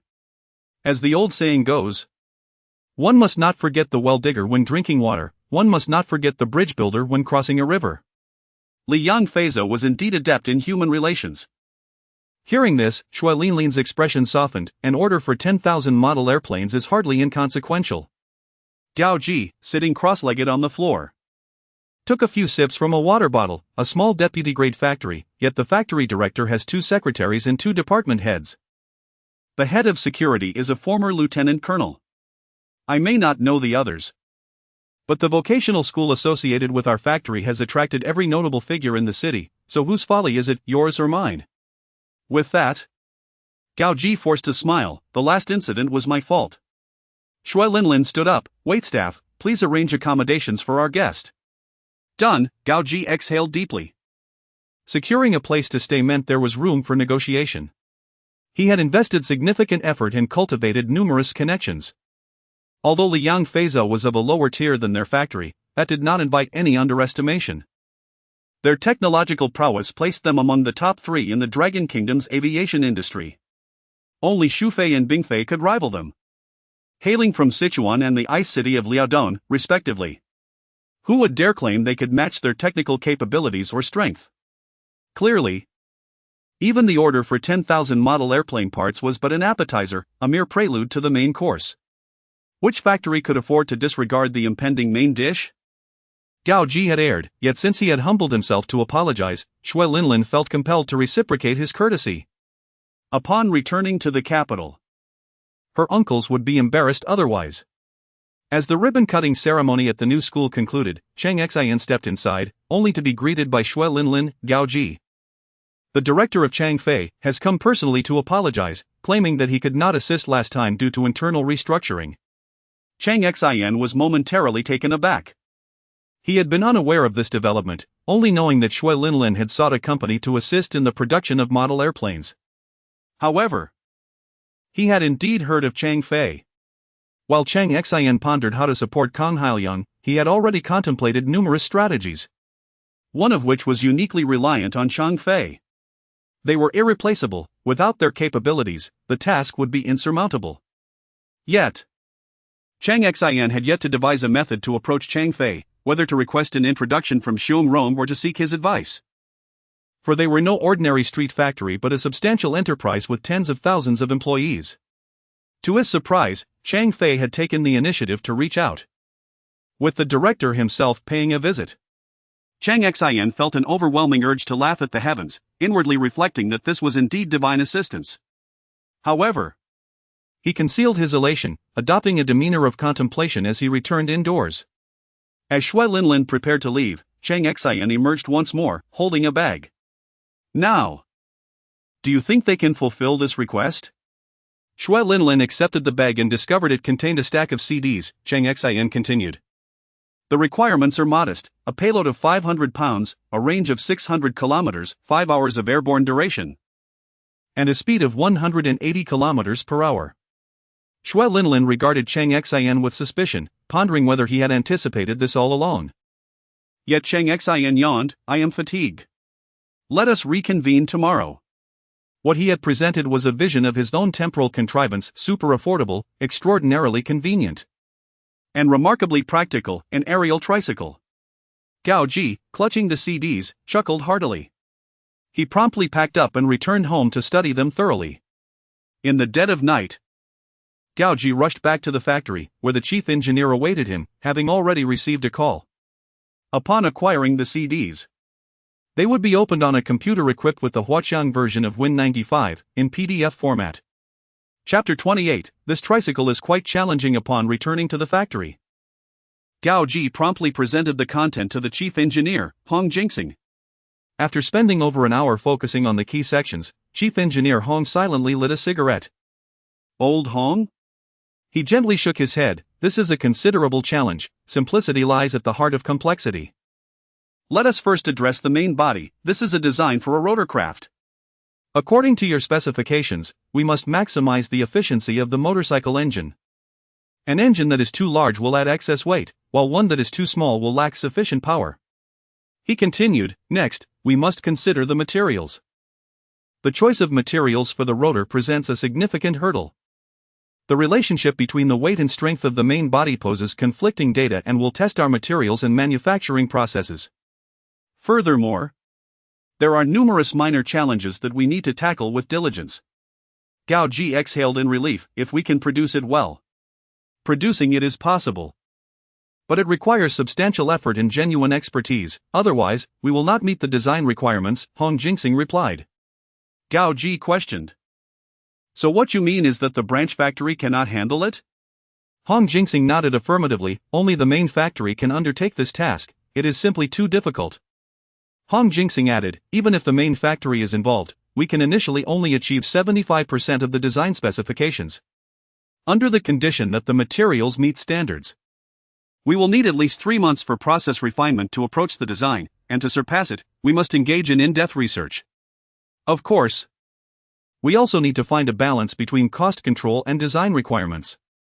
Gao Ji thought to himself, it truly is that challenging. Noticing Gao Ji's frown, Hong Jingxing handed him a cigarette. If we can only reach 70%, with the best workshop assigned, we could commence work today and produce 100 sets within a few days. Proceed immediately, Gao Ji commanded. 70%. The most significant reduction will be in payload, as the current motorcycle engines lack sufficient power. Thus, we will reduce the capacity from 500 pounds, equivalent to 250 kilograms, to a payload of 180 kilograms. The reduction in range is minimal. Cruising over 500 kilometers is feasible. However, speed must be controlled at 100 kilometers per hour, with a maximum speed of around 160. Prolonged use at maximum speed will certainly impact the range. Based on Gao Ji's assessment of the design, he determined that the vehicle must achieve a speed of 180 km per hour and cover a distance of 600 km. This imposes significant requirements on power and the materials of the fuselage. The materials must be lightweight, yet possess high strength, and also be cost-effective. The plan is to produce first and then consult with research institutes to improve the material formulations. While the Mechanical Research Academy will focus on enhancing the structure of the fuselage to achieve the strongest results with the least expensive materials. With the vast resources of a large factory, the potential for progress is immense. If Hong Jingxing states 3 days, then it shall indeed be 3 days. While Cheng Xin was still pondering whether Chang Fei had thoroughly studied the blueprints, the first batch of 20 aircraft arrived by train, with another 80 scheduled to arrive the following day. Upon arrival, they were put to immediate use. Due to their diminutive size, in Chang Xing's timeline, these were referred to as tricycles in the sky, primarily designed for single occupancy, with a maximum capacity of 3 people. However, accommodating 3 individuals means sacrificing significant cargo space. When the cargo arrived, Chang Xin was engaged in a game of mahjong. Upon arriving in this world, the first individuals he encountered were Pang Xinghua, followed by Ho Guorong, and a colleague of Pang's, Wang Fuxing. People, after all, need to live and socialize. Pang Xinghua even attempted to introduce Chang Xin to a potential partner. "Little Chang, you're still single, right? We have a newly assigned university graduate in our bureau, he has quite the catch. I'll introduce you." Chang Xin neither accepted nor declined. "That sounds good, I'll host sometime, Pangu can make the introduction." However, Ho Guorong interjected, "Speaking of which, little Chang's credentials are quite impressive.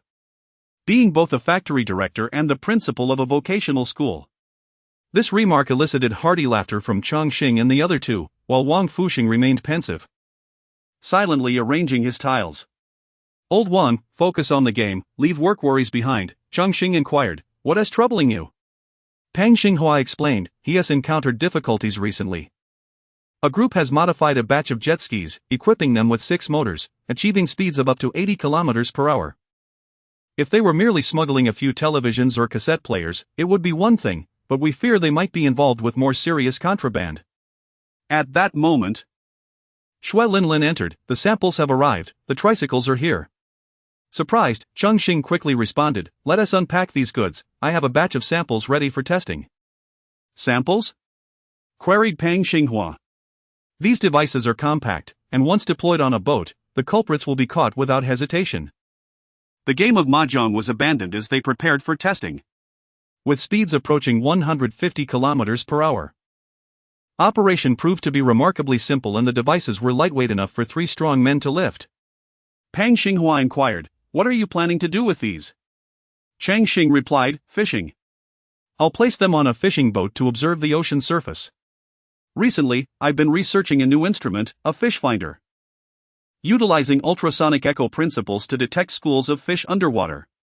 A tricycle could tow a cable, covering a radius of at least 150 kilometers over the sea surface. There is even more advanced technology known as vector hydroacoustics. Recently, both the large beautiful country and Big Russia have invested in research on this. I believe it can measure the propagation direction of ocean waves by detecting oceanic sound noise. After all, I'm also part of the Meteorological Bureau, and hydrology falls under our purview. This technology sounds incredibly sophisticated," Pang Xinghua remarked. Testing progressed significantly. Operating the tricycle was straightforward for an ordinary person, allowing them to ascend several hundred meters with ease and enjoyment. However, for pursuing larger vessels at sea, it was essential to have professional pilots. When the second batch of goods arrived, they were accompanied by 40 skilled pilots. Wang Fuxing mobilized all available manpower and resources to set up operations at sea, determined to confront the audacious criminals operating in his territory. The tricycles could not take off from a standstill, a minimum runway of 20 meters was required. However, they devised a solution. Using an air compressor, they constructed a sliding rail, allowing the tricycles to launch with just 3 meters of space, making them entirely suitable for deployment from a boat. The customs anti-smuggling unit not only had ships but also a variety of watercraft. The team maintained their vigil at sea for 2 nights. Finally, a brazen group emerged from the waters of Xiangjiang, evading the vessels on that side and racing towards Huqiangbei. Wang Fuxing stood aboard a ship, directing a massive searchlight toward them. The culprits not only refused to halt but also gestured provocatively. Bang, bang, bang. Utilizing the pneumatic catapult, 3 tricycles soared into the air. Chapter 29, The True Master, The True Teacher. 3 airborne vehicles launched into the sky, reaching a speed of 150, while chasing at a velocity of 80. No matter how the ship navigated the serpentine waves of the sea, its agility surpassed that of the airborne crafts. Following closely, 3 more vehicles ascended. One of them was equipped with a camera, capturing the entire sequence of events. Additionally, the pilot on the flying vehicle unleashed a barrage towards the ocean, and then, seizing a lengthy black tube, several large crafts immediately ceased operation, raised their hands, and knelt on the deck, bowing their heads. The next day, an old factory area was cordoned off. The fence bore the inscriptions Huqiang East Market and Huqiang West Market. One was dedicated to mechanical products, the other to maritime supplies.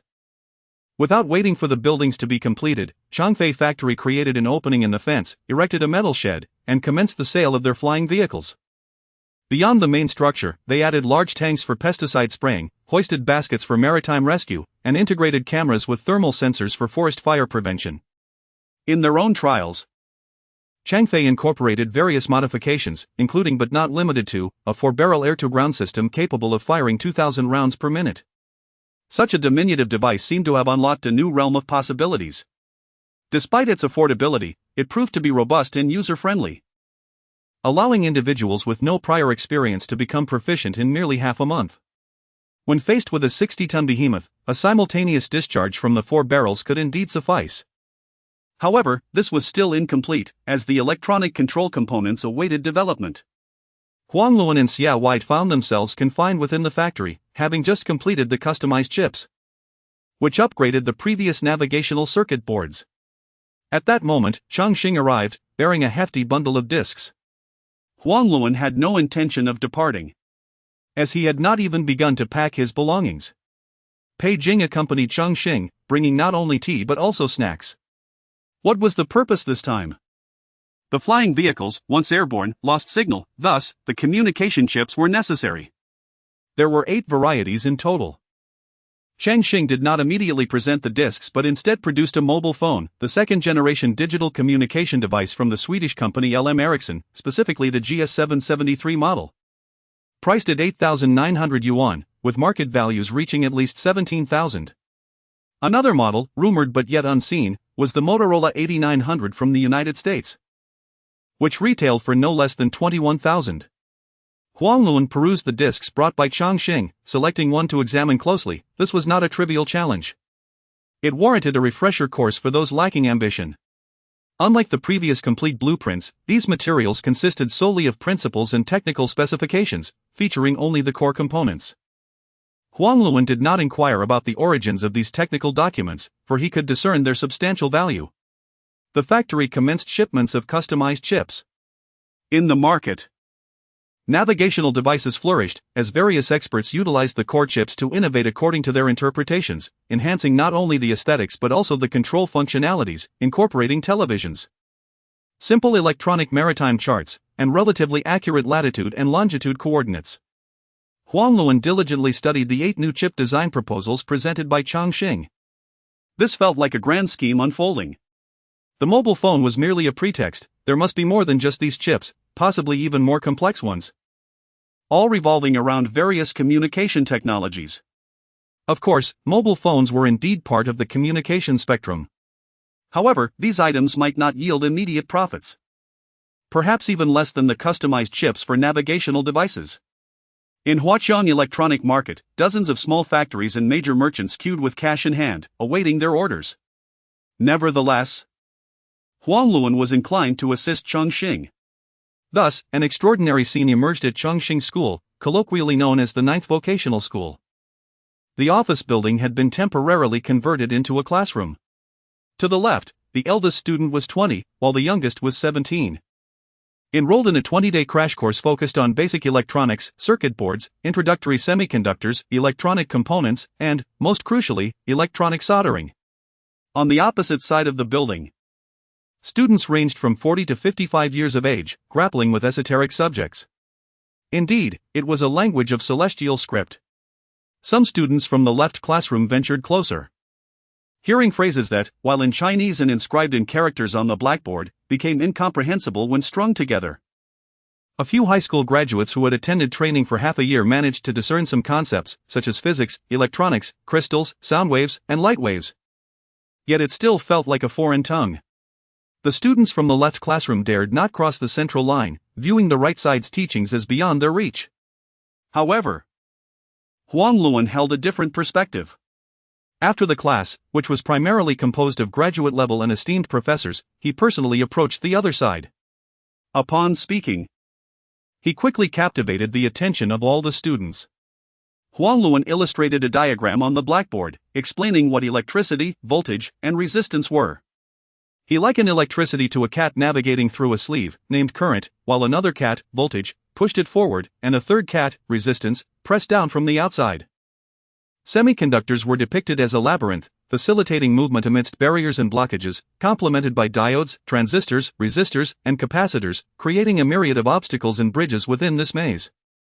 What constituted an integrated circuit? It was a convergence of millions of such barriers and bridges. Truly a masterful display.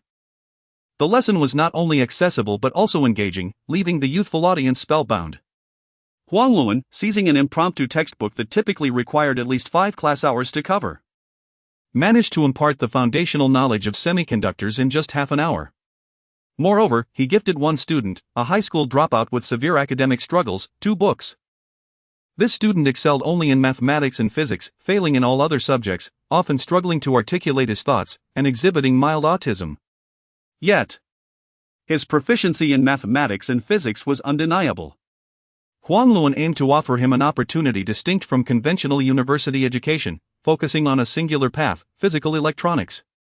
Cheng Xin, known for his exceptional interpersonal skills, arranged a dormitory exclusively for this student, establishing a separate class.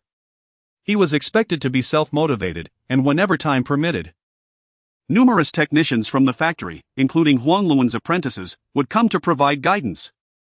This, however, stirred a commotion.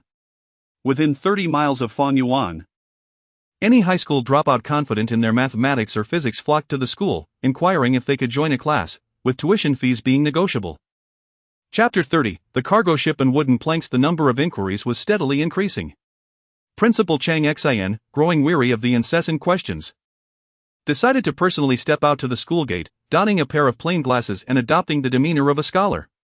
On the exterior wall, which had originally been prepared for promotional paintings, Cheng Xin wrote a series of equations with great fervor. In essence, he posed a challenge: whoever could solve it would be provided with meals, accommodation, and a stipend. The outstanding candidates would even receive a motorcycle and a single dormitory room. The problem was deceptively simple when articulated in Chinese: distance equals speed multiplied by time. However, when Huang Luan examined it, he stood before the wall, immobilized for a full half hour. Subsequently, Xia White arrived, copied the equations, and on their way back, he remarked, "Whoever can solve this problem may choose any university in Longwa, guaranteed a doctorate. It rivals the difficulty of the open book exam set by Ding Lao in his time." Huang Luan responded, having perused relevant scientific journals, "I believe this question pertains to a segment of GNSS algorithms. Without a solid foundation in least squares formulas and the Newton-Raphson method, one would likely struggle even to comprehend the question." Xia White glanced at the copied problem again. "Although I am not from this field, it appears to be differential positioning. However, it makes sense given the plethora of navigation devices and core chips in the Huaqiang electronic market that operate based on such algorithms." Huang Luan pondered. What if someone truly could solve it? Xia White replied, "If it were indeed a failed candidate, someone might end up regretting it." They exchanged knowing smiles, both realizing the improbability of the situation. Unless all the failed candidates in Longwa were tested, perhaps 1 or 2 exceptionally gifted individuals might attempt some calculations. But a complete solution seemed far-fetched. Cheng Xin resolved this minor disruption at the school by meeting with Kong Haoliang. Although Cheng Xin had previously mentioned that he would provide an answer in 5 days, half a month had passed without pressure from Kong Haoliang, who understood that this matter could not be rushed. Moreover, the initial conversation had already crossed certain boundaries. As they sat down, Cheng Xin unfurled a large sheet of paper before Kong Haoliang. "I will only say this once. I have prepared everything for you, pay close attention to my words. Find an old cargo ship and cover the upper deck with wooden planks. Next, you can procure everything you need from the market, such as model airplanes, tricycles, navigation devices, fishing boat radars, and oceanographic buoys. Let your imagination run wild. I will teach you how to create new things, such as modified oxygen tanks capable of flying over several kilometers. Utilize seamless steel pipes filled with a mixture of fertilizer and sugar, along with small boats equipped with propellers and gas canisters. Cheng Xin elaborated extensively, sketching numerous diagrams. Once finished, he tore up the paper and set it ablaze. Then stood with his hands clasped behind his back, gazing out the window. Kang Hailiang rose and began to speak about the oxygen tanks, but Cheng Xin interrupted. What oxygen tanks? What are you talking about? Realizing he had said too much, Kang Hailiang dashed back to his room, jotting down everything he could remember in a small notebook. As he was sketching, Shui Linlin entered, tossed down another small notebook, and turned to leave. Kang Hailiang quickly picked it up, recognizing it as Shui Linlin's handwriting, which was messy and clearly written with her left hand, yet the content was coherent. As he read, an overwhelming realization struck him.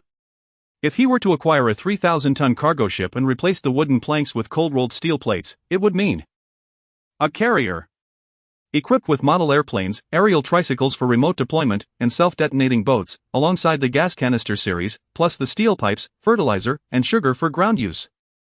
My goodness! Kang Hailiang's mind buzzed. He had merely sought Cheng Xin's help to devise a coastal defense plan, never imagining he would receive such a madcap proposal. Truly, as Xiong Shasha had said, when Cheng Xin was resolute, even he was intimidated. Cheng Xin was indeed formidable. Currently, the funding was not solely from the indigenous islanders but also from clandestine support by the Jawa Loni Merchant Association. With such substantial financial backing, it was feasible to procure 3 or 4 ships, with excess funds available. Holding the hastily scribbled plan by Shui Linlin, Kang Hailiang quickly retrieved some money from his room, neglecting to pack his belongings, and hurriedly exited. As he reached the courtyard gate, Kang Hailiang suddenly halted, standing at attention and saluting a spirited young man in the guardhouse before departing with purpose. The young man's gaze transformed into one of clarity and determination as he stood straight, watching Kang Hailiang leave. Inside the sanatorium, before the window of a 3-story loft, Cheng Xin murmured to himself, "This journey is fraught with thorns and challenges. Should I not return, then? I shall not return." An inexplicable emotion welled up, causing Cheng Xin's eyes to glisten with moisture. At that moment, Xiong Shasha entered, clutching a thick notebook. Upon hearing Cheng Xin's soliloquy, she strode over. Wearing plain glasses these days, pretending to be a principal, and now you've turned into a poet. Kang Hailiang is setting off. There rests no more time for idle chatter, just act. Ha ha ha. Cheng Xin laughed heartily, realizing his own sentimentality. Xiong Shasha's reaction reflected the genuine mindset of their group. Life and death are trivial, and if one is unwilling, then they must fight back. Enough with the frivolity. On a serious note, Pei Jing is always idling around. While I am overwhelmed with work, yet she consumes the same rations as me. This is simply not right. Cheng Xin agreed. Yes, you're absolutely correct. Xiong Shasha's true nature began to resurface, shedding the persona she had adopted over time. As she flipped through her notebook, she sighed, "You are indeed busy. Tomorrow morning, Old Huang wishes to share breakfast with you to discuss contemporary scientific topics." The genesis of mobile communication began with the great beautiful nation, yet the latest GSM standards are formulated in Europe. This will be the topic of discussion. Considering Old Huang's health, breakfast should be limited to 30 to 45 minutes, do not exceed that. Cheng Xin remarked, setting a time limit on conversation presents a challenge. Overcome it, Xiong Shasha encouraged, playfully patting Cheng Xin's chest. Next, there is good news. Pang Xinghua intends to introduce you to a potential partner. And you shall have lunch together. In the afternoon, I've noticed Osar is no longer being secretive. He has invited you to a movie. He rented a century-old building, converting one room into a home cinema, facilitated by merchants from the Huashan electronic market. Cheng Xin quipped. Didn't he happen to install a dozen listening devices while he was at it? Of course he did, Xiong Shasha replied.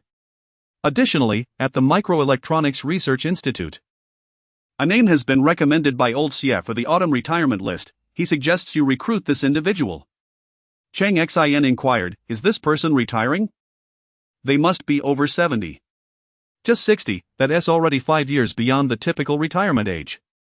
Chapter 31, Comprehensive Optimization and Protection of Intellectual Property. Upon hearing of the retirement at 55, Cheng Xin was reminded of an individual named Huqiangbei.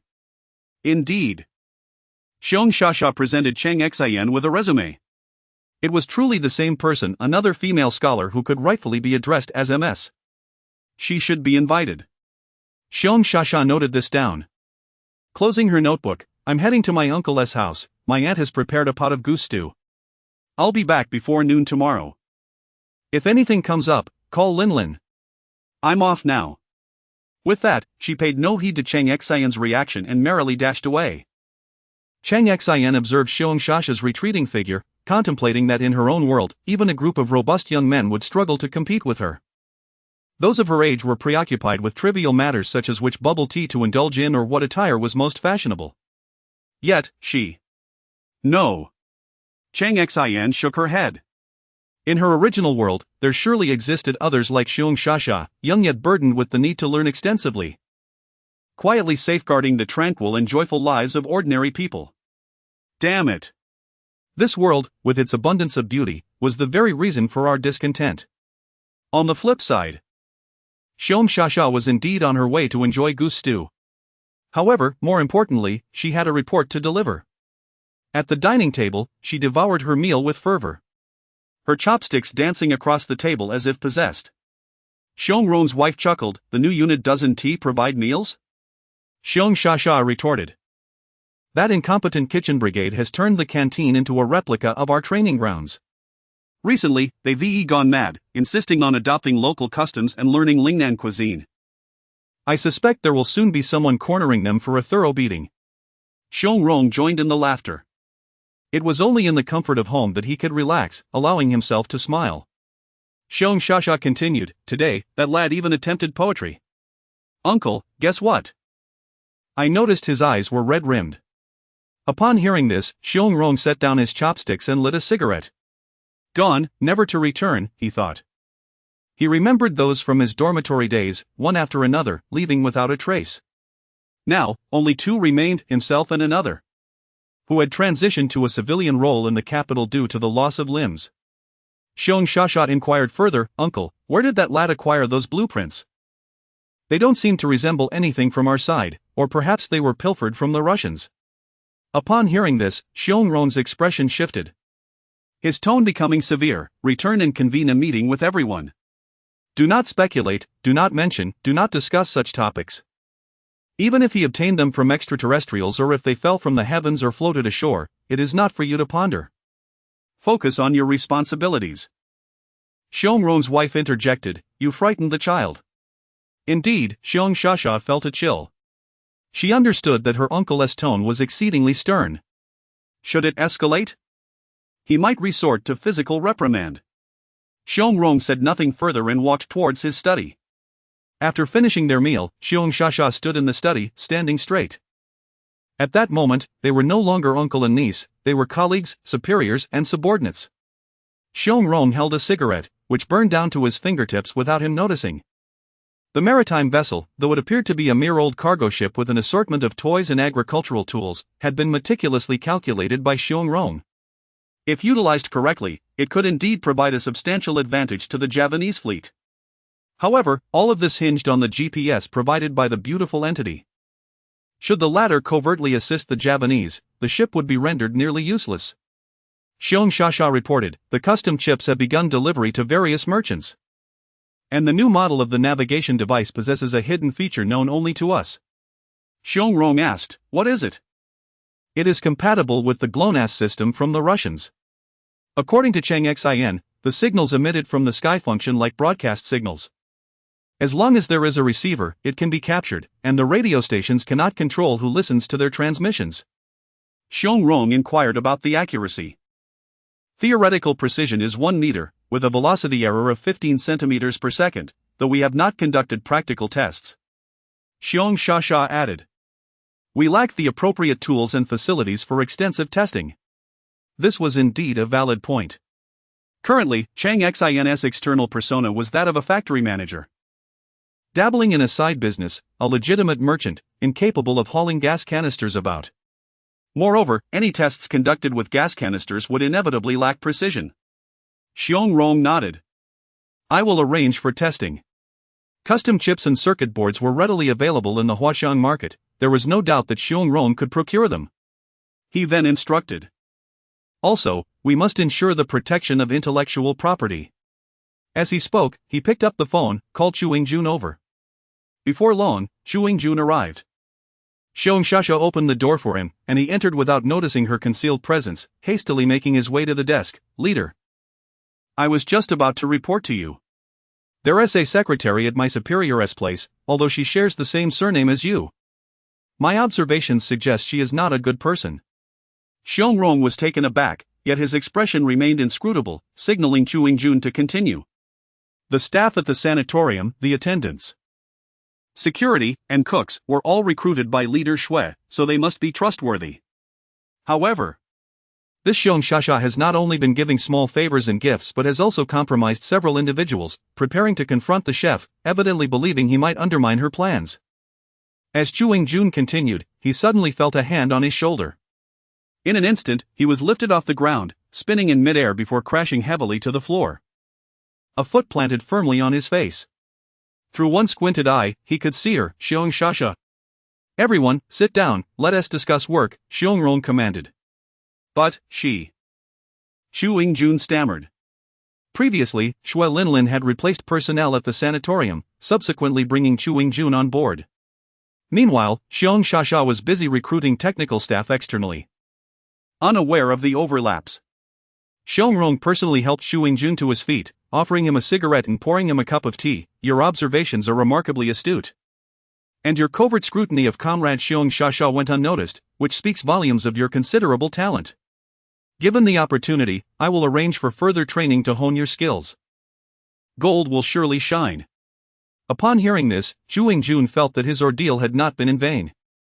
Delegating tasks to Chu Yingjun was straightforward. No need to mention any hidden features. Since the Russians had publicly announced the free use of GLONASS, they would simply adopt it. Across the Huqiang market, all merchants would be prohibited from publicly declaring the sale of GPS navigation devices. Additionally, a crackdown by the Industry and Commerce Bureau would be initiated. Consequently, all navigation devices sold in the market would be rebranded under GLONASS, as the Russians had openly stated their service was free, open source, and devoid of SA interference. With an accuracy of 0.6 meters. Chapter 32, Cheng Xin, what is the fuss about matchmaking? In the Huqiang market, overnight, all promotional slogans for navigation devices underwent a transformation, now branded as GLONASS navigation systems instead of GPS. This action seemingly alleviated the previously criticized issues of intellectual property protection within the Huqiang market. At Cheng Xin's side, during their morning tea, the conversation flowed effortlessly, discussing the nuances between analog and digital signals in mobile communications. Huang Luan observed Shui Linlin, seated nearby, while the vigilant Ping Tu Gu sipped tea, keeping a watchful eye on their surroundings. At his level of insight, he naturally possessed more knowledge than others. He had encountered Xiong Rong before and had engaged in numerous discussions with him. As lunchtime arrived, the atmosphere shifted dramatically. Cheng Xin met with Pang Xinghua and a stylish girl with wavy hair, his introduced match. They convened on the street before heading to a restaurant. Upon entering, Cheng Xin sensed an unusual ambience. Initially, there were 4 individuals: Director Pang, a member of the factory's security department, representatives from the campus security. And the driver, were they here merely to scrounge a meal? No. Then, the introductions continued. Director Pang, we've met before. I am the administrative secretary to the factory manager. I am the confidential secretary. I am the life secretary. I am the public relations secretary. I am the health secretary. I am 11 secretaries in total. The girl, observing the 11, felt overshadowed by their beauty, fashion, and charisma. Before she could gather her thoughts, 2 more individuals entered. Manager Chang, I've been looking for you. I've prepared information regarding. Pei Jing began, sensing the odd atmosphere, her gaze rising from her notepad. Director Pang chuckled heartily. You little girls are quite the pranksters. At this rate, your manager might never find a wife. Laughter erupted as they all took their seats, with Pang Xinghua declaring, Today, let us indulge, we're having roast suckling pig. Shui Linlin seized the moment. Absolutely. When I was being set up on a blind date, our manager declared he enjoys hitting people. What girl would be attracted to that? Thus, revenge is necessary. The awkwardness dissipated. Yet the girl's internal thoughts were evident from her expression. This date was surely doomed. Once seated, Pang Xinghua appeared to jest with Shui Linlin while explaining to Cheng Xian's match. In a small factory, the manager has 11 secretaries. You truly know how to stir things up. Though he spoke lightly, Pang Xinghua privately considered the possibility that these positions were, indeed, legitimate and perhaps even more numerous. Regardless, whether the match enjoyed her meal was uncertain, the uninvited guests certainly did, finishing 2 tables of dishes and ordering 4 more substantial courses. Thus, the matchmaking endeavor inevitably concluded without success. On the way back, Xiong Shasha inquired of Cheng Xian, "Are you upset?" Cheng Xian shook his head. "I'm merely concerned about old Pang feeling embarrassed upon his return." My mind wandered to other matters. After this, Cheng Xian fell silent. The incident led him to ponder deeply. Could he establish a home in this world? What of his previous life? Would he become an idle landlord? Should he marry? What would life be like post-marriage? Such questions were perplexing. He decided to dismiss them and sought out Oser to watch a film. Despite having seen Die Hard, with a vengeance countless times, he still relished it. Oser had even prepared cola and popcorn. During the film, he remarked, "At the end of last year, Lock Mud Company unveiled a new technology called DVD. This January, Toshiba also invented a technology called DVD. The differences between the 2 DVDs remain unclear to me, so I want to elaborate." Cheng Xian was taken aback by Oser's sudden mention of this topic. Oser continued, "As far as I know, there will be negotiations this month to unify the DVD standards. I hope they fail." Cheng Xian asked, "Why?" Oser responded, "Because the little Japanese have humiliated me. I was treated unfairly in Japan due to my skin color while my subordinates were treated like esteemed guests." Cheng Xian countered, "No. No. I believe I once read a magazine showcasing beautiful goddesses donning Japanese garments. That is true humiliation." Oser filled a glass bottle with cola. "What does that have to do with me? They humiliated me." Cheng Xian dismissed it lightly, but Oser continued his tale. Cheng Xian nearly burst into laughter upon hearing how Oser, despite his considerable status at the time, was apprehended and shipped off with many others to Mozambique. Noticing Cheng Xian's amusement, Oser grew irritated. Cheng Xian was then struck by an audacious idea. Perhaps he could deliver a covert blow to those little Japanese. What if it succeeded? If it failed, he would incur no harm. If it succeeded, there would be little gain. Nonetheless, the thought of their discomfort brought him delight. So why not give it a try? While Oser continued his tirade, Cheng Xian offered him a bottle of soda. "Wouldn't you want revenge? Not only can you avenge yourself, but you could also earn rewards in front of your boss." Naturally intrigued, Oser listened as Cheng Xian asked, "In your view, do the 5 Hollywood moguls favor Lock Mud or not?" Oser replied, "I hope they go bankrupt." When Lock Mud acquired the film company, they paid at least 3 times the market value, enduring countless traps to secure the deal. Over the years, they produced 29 films, losing hundreds of millions. Cheng Xian queried, "Who needs DVDs the most?" Oser grasped the implication. "Naturally, Hollywood. Do you know their technological secrets?" Cheng Xian shook his head. No. I possess something far more powerful, super VCDs. I am willing to license the patent with one stipulation: the 5 moguls must finance the completion of my unfinished factory and transfer all production rights there, along with the super VCD's production to me." Oser asked, "How powerful is it?" Cheng Xian replied, "It's similar to DVD but more affordable, as inexpensive as VCD." Oser seemed puzzled. "Will it hold competitive value?" Cheng Xian explained, "Listen, your family and mine have clashed in the media numerous times, haven't they?" Oser affirmed. Cheng Xian continued, "Should a conflict arise, it could serve as a substantial reason for a ceasefire amid a major business collaboration. Conversely, if there is no conflict, it reflects a friendly disposition. Don't you think your boss would reap numerous benefits from this?" Oser nodded in agreement. "That makes sense." Cheng Xian concluded, "Moreover, do you think you're the only one who dislikes the little Japanese? Osar vigorously nodded. That makes even more sense. Chapter 33, The Design of Super VCD. Cheng Xin continued to persuade Osar. Do you really believe that the titans of Hollywood would allow the burgeoning home theater market to be ensnared by the patent barriers erected by those small Japanese firms? Or would they begrudgingly join the ranks of these companies due to such limitations? It seems quite implausible. Cheng Xin proposed. Let us invite the 5 major studios to hold a press conference here, heralding the dawn of a new era in audiovisual entertainment. Hollywood will make history. We must act swiftly, releasing our prototype before negotiations among the Japanese companies conclude.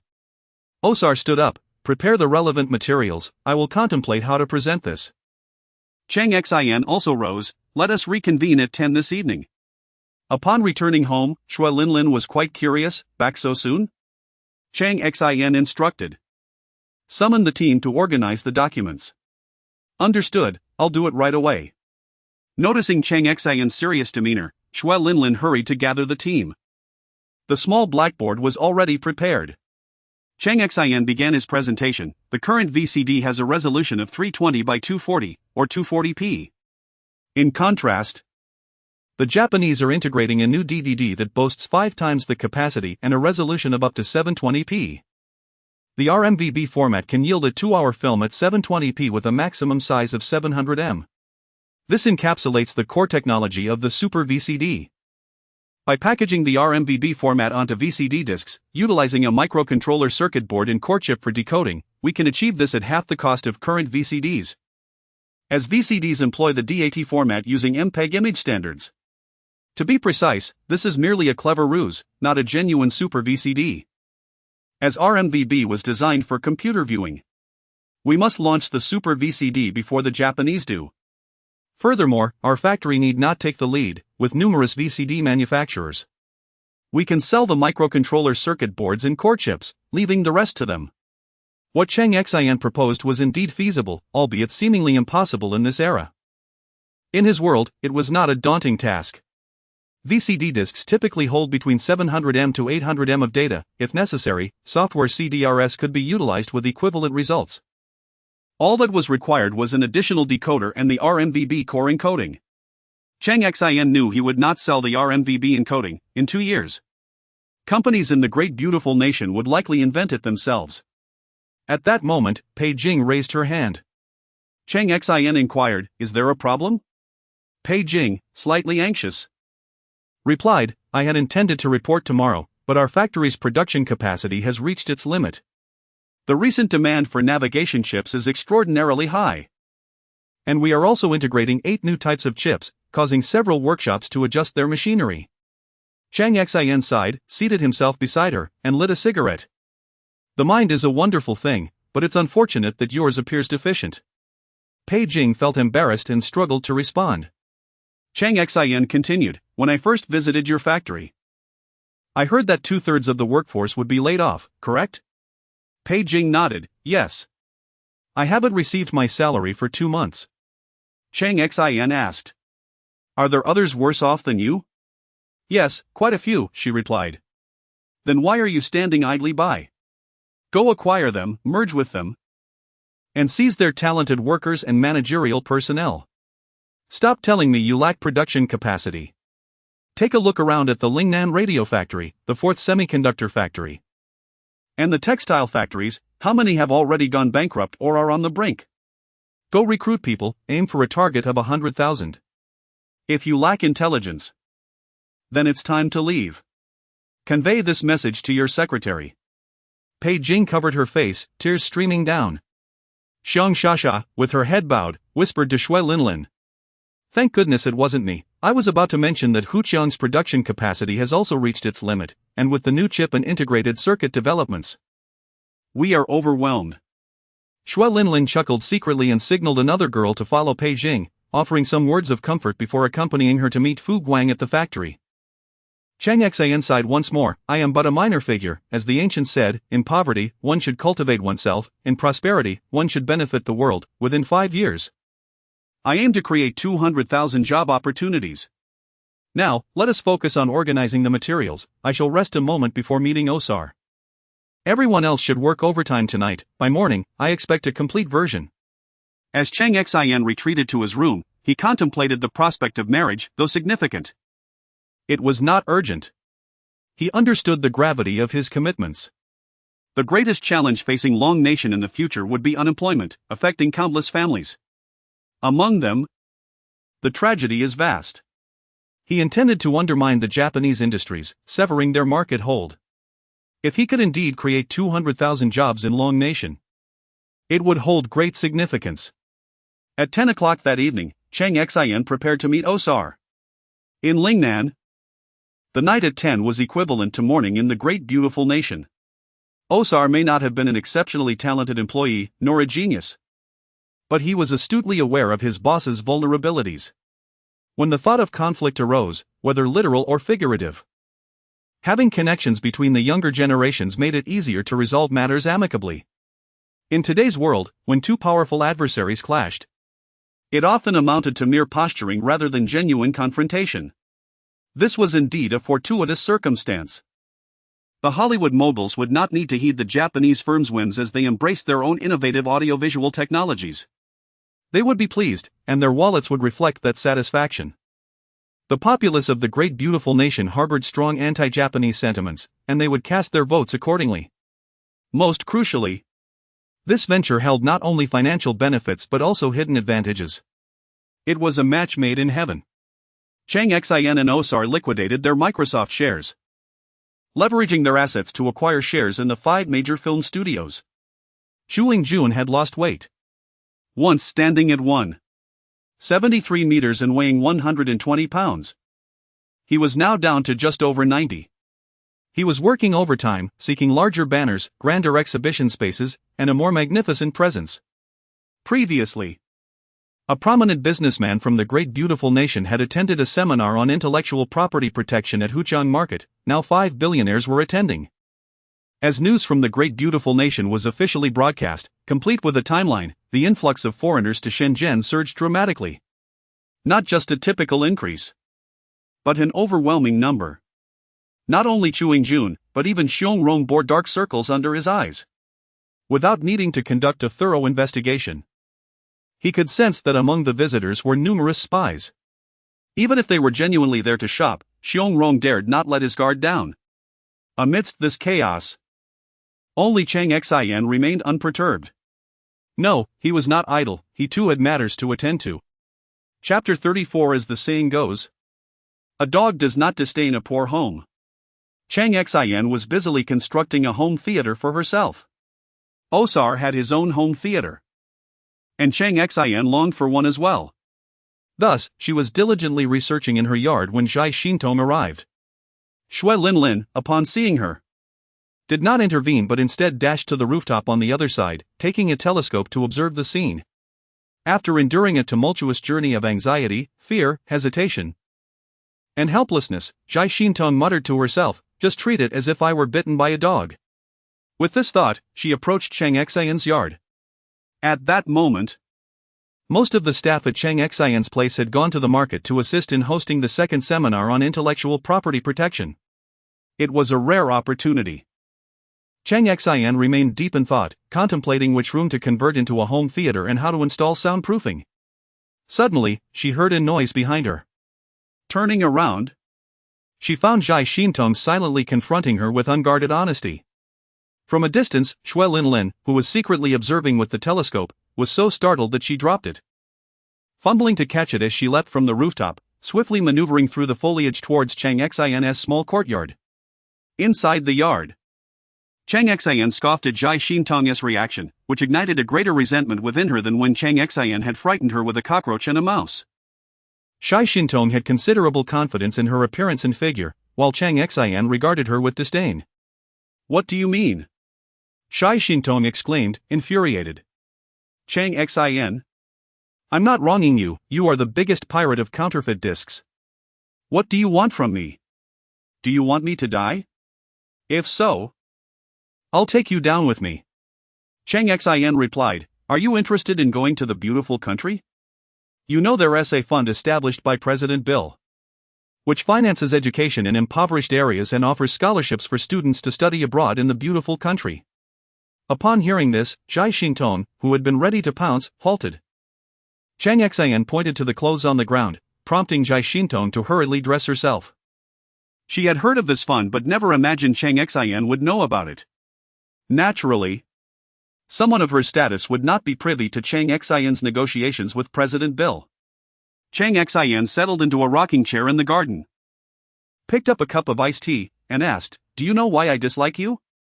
Zhai Xintong's gaze was filled with animosity. Meanwhile, Shui Linlin stood outside the yard, leaning against the wall with a bag of snacks. As long as safety was guaranteed, eavesdropping proved to be quite entertaining. Cheng Xin continued. As the old saying goes, a child does not despise a mother's ugliness, and a dog does not disdain a poor home. You are even inferior to a dog. I find you filthy. I will fight you. Zhai Xintong's eyes reddened. Yet, after just a couple of steps, Cheng Xin added, "That fund is in need of a manager from our side." Zhai Xintong, in mid-charge, halted, her hand stretched forward. From the diamond window in the courtyard wall, Shui Linlin pounded her chest in disbelief, having been choked by the previous scene. Cheng Xin remarked, "By the way, yours seem to be mismatched. One is larger than the other?" Zhai Xintong nearly turned away in anger but instead sat down, screaming, "Whatever! Whatever! Whatever!" Cheng Xin declared, "I want a loyalty pledge. The fund S accounts must be provided to me each month." Without hesitation, Zhai Xintong replied, "I assure you I will comply and deliver detailed accounts monthly." Outside the courtyard wall, Shui Linlin was puzzled. The fund S accountant was one of her own people. Could there be two sets of accounts? Inside the courtyard, Cheng Xin's voice rang out, "Get lost." Zhai Xintong obediently left, not causing a fuss. After her departure, Shui Linlin entered and sat beside Cheng Xin in the flower bed. "Did I ruin your plans?" Cheng Xin replied, "In a market-driven economy, the wealth gap widens, and the philosophy of laughing at the poor rather than the immoral will gradually rise. Zhai Xintong is merely a shepherd dog, there are far worse than her." Shepherd dog? Cheng Xin traced the words Muyang in the tea on the table. This was indeed the truth. The beautiful country was undeniably wealthier than us, living in abundance. Leaning back in her rocking chair, Cheng Xin smiled and said, "Linlin, do you know how powerful our motherland is?" Shui Linlin was taken aback. The education she received was deeply ingrained with a sense of pride in her heritage. Cheng Xin, having returned after many years away, spoke with an air of pride and dignity that caused Shui Linlin to question her own upbringing and whether she had truly studied diligently enough or held the right thoughts. Of course, every family has its share of troublemakers. One cannot condemn the mother for that, for she too has endured her hardships. Shui Linlin gazed at Cheng Xin's face, utterly astonished. This person, Cheng Xin. Shui Linlin began to reassess her understanding. Just how powerful is it? At that moment, in Shenzhen's Yuxi shipyard. It was not a shipbuilding site but a ship repair facility, established 6 years ago. The past few days had been bustling with activity, with an uncountable number of foreigners arriving. Cheng Xin sought an old cargo ship of 3,000 tons, but the Javanese dragon descendant Chamber of Commerce, being exceptionally wealthy, had instead procured an 8,000-ton ocean-going cargo ship and brought it here for renovation. Cheng Xin insisted on using wooden planks, while the shipyard opted for steel plates, utilizing thick cold-rolled steel. Delivery trucks from Huqiangbei market lined up in a long queue, ready to unload at the shipyard. The primary attraction for countless foreigners was the enormous sphere atop the cargo ship, which remained unfinished. Dozens of technicians from Huqiangbei market were busy installing numerous electronic devices inside. On the lighthouse of the shipyard, Xiong Rome stood alongside a very young woman, watching the bustling crowd in the open dry dock from a distance. Su Shuyuan. Just hearing her name sent shivers down Shui Linlin's spine. Xiong Rong remarked, "A handcrafted mothership, apart from the steel plates sourced from Liaodong, is entirely made from materials from Huqiangbei market. Did you see that sphere?" The madman from Huqiangbei market, armed with a pile of blueprints, painstakingly assembled a phased array using ship radar components. At least that's what they believe. Su Shuyuan replied, "In principle, it does qualify. So, aside from the hull and the steel plates, everything else can indeed be procured from Huqiangbei market?" Chapter 35. There exists a parcel of land. Would you be interested, boss? Apart from the vessel's hull, all other items can be procured at the Huaqiang market. This indeed comes as a surprise. Xiong Rong clarified, to be precise. There are 3 markets to the north, east, and west. The eastern and western markets are still under construction. Yet numerous vendors have already erected stalls and begun selling their wares. To the south, there are no markets. Nearing the riverside, establishments are being renovated for dining and lodging. In between lies Huaqiang Factory. Su Shuyuan expressed her intention to visit the market. Xiong Rong offered to assign 2 individuals for her safety. Safety? Su Shuyuan, who was preparing to head towards the lighthouse, glanced back at Xiong Rong, who chuckled awkwardly. At the market's main entrance, a vast square had 2 groups engaged in a competition. On the northern side of the square, a tea stall occupied the prime location. Elevated by 8 meters above the square, allowing patrons to observe the commotion from a height. However, the finest seat at the tea stall was occupied by a solitary figure, Cheng Xin. Friends, here, a single press yields no response. My computer shall interpret it as an accidental touch. Should 2 positions be activated, or the smoke alarm trigger, the computer will respond accordingly. Observe this diagram. It indicates the nearest fire station and the locations and statuses of fire engines. A young man wielding a loudspeaker bellowed, promoting their latest fire emergency control system. On the opposite side, another voice shouted, "Our system ensures that from the moment a fire ignites to the dispatch of firefighting services, no more than 100 seconds shall elapse, with the fire truck exiting the station within 60 seconds. To the left, an individual upgraded to a larger electric horn proclaimed, "We are in collaboration with telecommunications. Regardless of the time, the registrant for shops or warehouses will receive a pager notification instantaneously."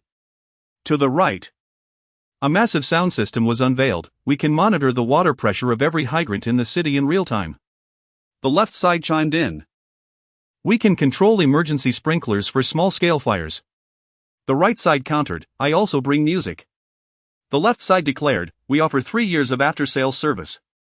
The right side boasted, "Ours extends to 6 years, complete with music." Cheng Xin, observing the spectacle, inadvertently spat out her cold tea.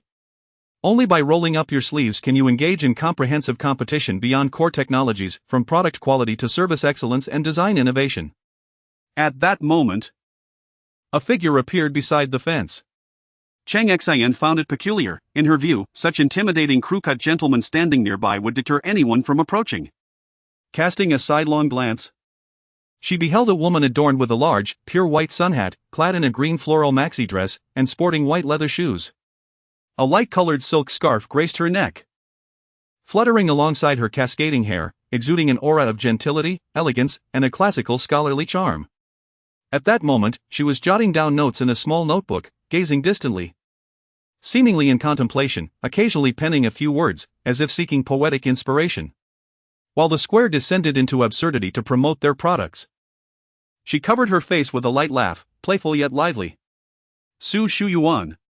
Cheng Xin remained oblivious to the trembling demeanor of those crew-cut men. Should there exist a deeper abyss of hell, it would be the Dragon Group and Heitanwai training camp, where Su Shuyuan once served as a supervisor. The notes in Su Shuyuan's small notebook did not merely capture poetic musings.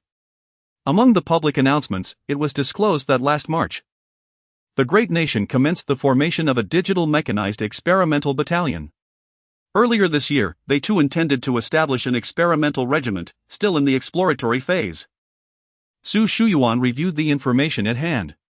She sensed that the digital firefighting linkage being developed at Huaqiang had surpassed her own regiment's capabilities. Furthermore, the vessel, formerly known as the Maritime Fisheries Observation and Fishermen Emergency Rescue Boat, along with the island's digital linkage, exceeded their wildest expectations. Presently, another version was being customized for Guru, a so-called oilfield emergency management and control system, which could be repurposed elsewhere without modification. This revelation both astonished and delighted her. Determined to personally explore the market, Su Shuyuan yearned to witness the myriad offerings firsthand, especially the ever-evolving array of items. Previously labeled GPS, it had now been rebranded as the GLONASS Global Maritime Navigation Device. A gust of wind swept through at this moment. Reflexively, Su Shuyuan pressed her hand against her sun hat as her silk scarf danced in the breeze. drifting approximately 5 meters to land upon Cheng Xian's face. Cheng Xian pulled the scarf from her face, only to find the woman had vanished. She looked again. And another figure appeared, blocking all light. Shui Linlin.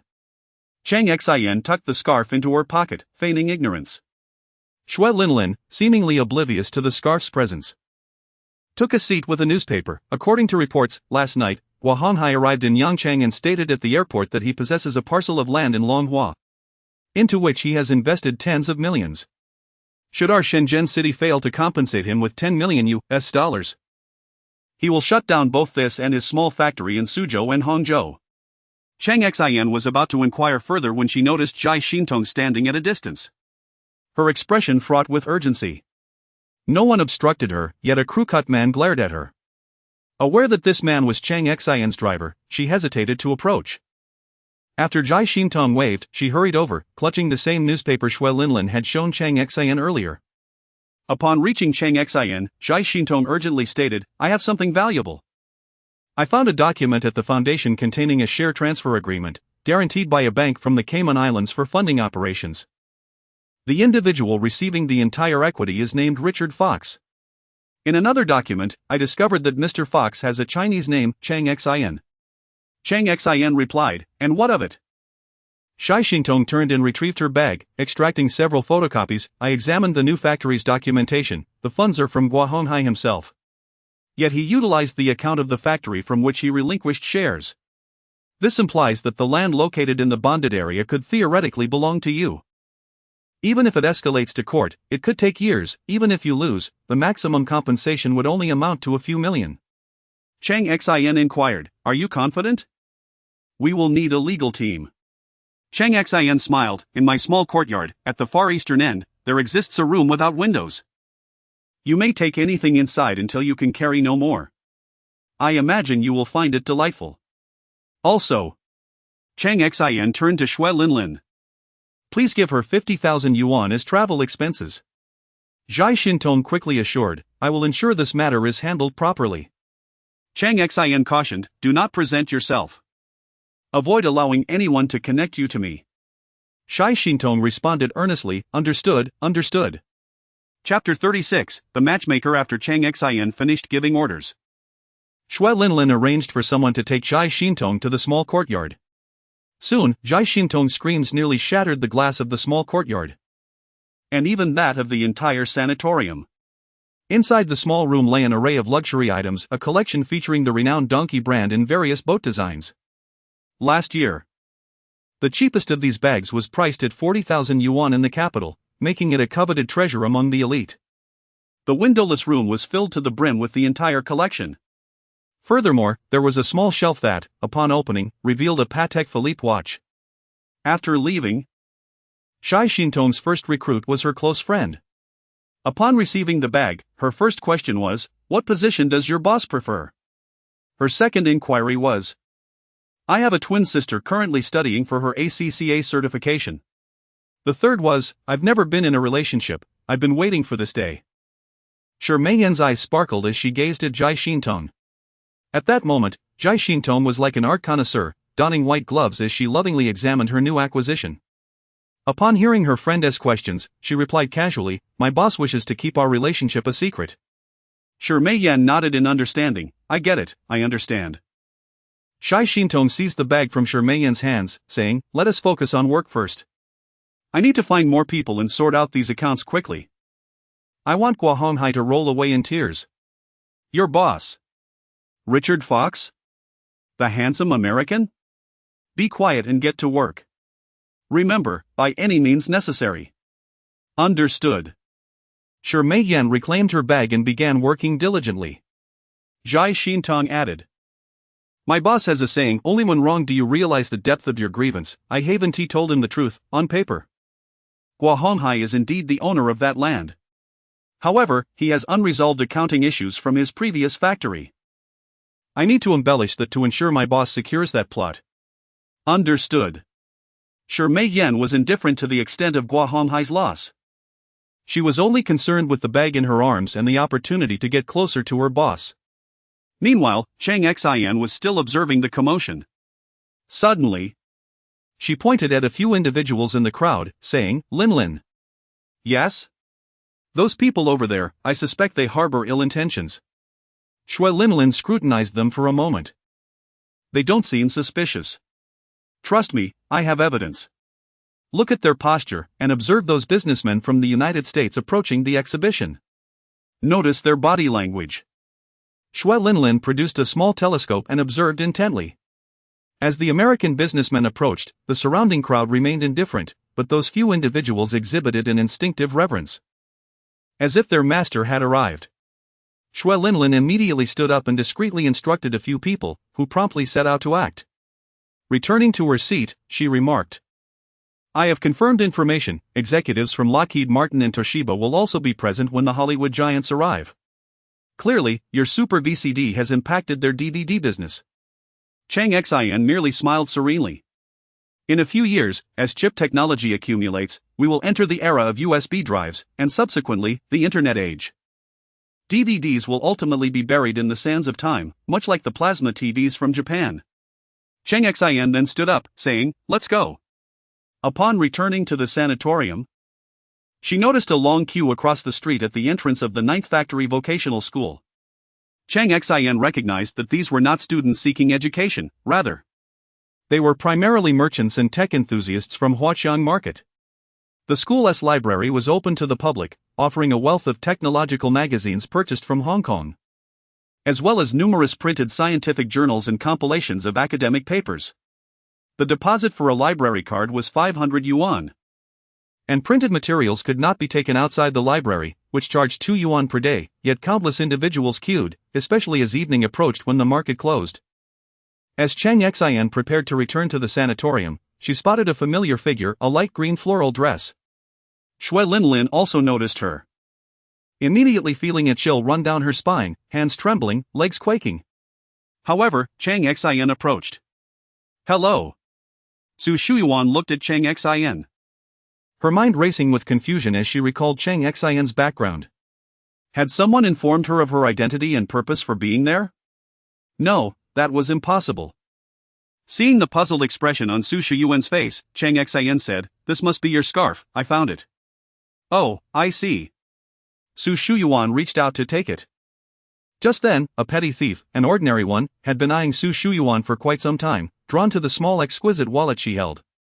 Now was the perfect opportunity. The thief believed he had found an ideal moment. Su Shuyuan instantly sensed his intentions. Her mind racing with 100 different ways to deal with him, should she break his hand or his leg? Yet, Cheng Xin was right in front of her. After much contemplation, she chose to let the thief go for now, planning to retrieve her wallet later without letting Cheng Xin notice anything amiss. "Oh no!" Su Shuyuan exclaimed as her wallet was snatched away. Standing across the street, Shui Linlin was dumbfounded. The instructor's wallet had been stolen by an ordinary thief. Cheng Xin took a few steps forward, noticing Su Shuyuan staggering as if about to fall, and rushed to support her. Su Shuyuan felt exasperated. For the sake of a lie, she had to come up with an excuse. I lost all my money." Cheng Xin immediately pulled out her phone. "Brother Huang, it's broad daylight, and someone just stole a wallet in the street. If this news spreads, who would dare come to Shenzhen or shop at Huqiangbei Market? Are you going to do something about it?" Before long, Huang Chunxing arrived. Cheng Xin and Su Shuyuan then sat in the office to give their statements. "My name is Su Shuyuan. I just graduated with a master's in literature and came to Shenzhen to stay temporarily for inspiration." Su Shuyuan genuinely planned to stay in Shenzhen for a while, seeking inspiration, though not of the literary kind, but rather from the shipbuilding industry. Aside from Xiong Rong, no one else was aware of her arrival, not even Shui Linlin, who merely recognized her. Meanwhile, Cheng Xin continued recording her statement, "This is too audacious, too arrogant. To steal a wallet in broad daylight right in front of me, has the law ceased to exist? Is there no moral compass anymore? In a secluded alley." A small thief was reveling in the few thousand yuan he had just snatched, when a handsome man with a buzz cut appeared nearby. The man cracked his neck and picked up a half brick. The thief's first instinct was that it was a case of black eating black, thinking that the brick was meant to be used against him. However, to his surprise, The handsome man gripped the brick in his left hand and smashed it into pieces with a punch from his right. Chapter 37, Letting go of past resentments for the sake of interests. Before me stands a figure who shatters a brick with bare hands, causing a petty thief to lose his wits and flee in terror. Meanwhile, a dashing man with a buzz cut appears, picking up a steel bar and effortlessly bending it into a circle. Climb over the wall, he instructs.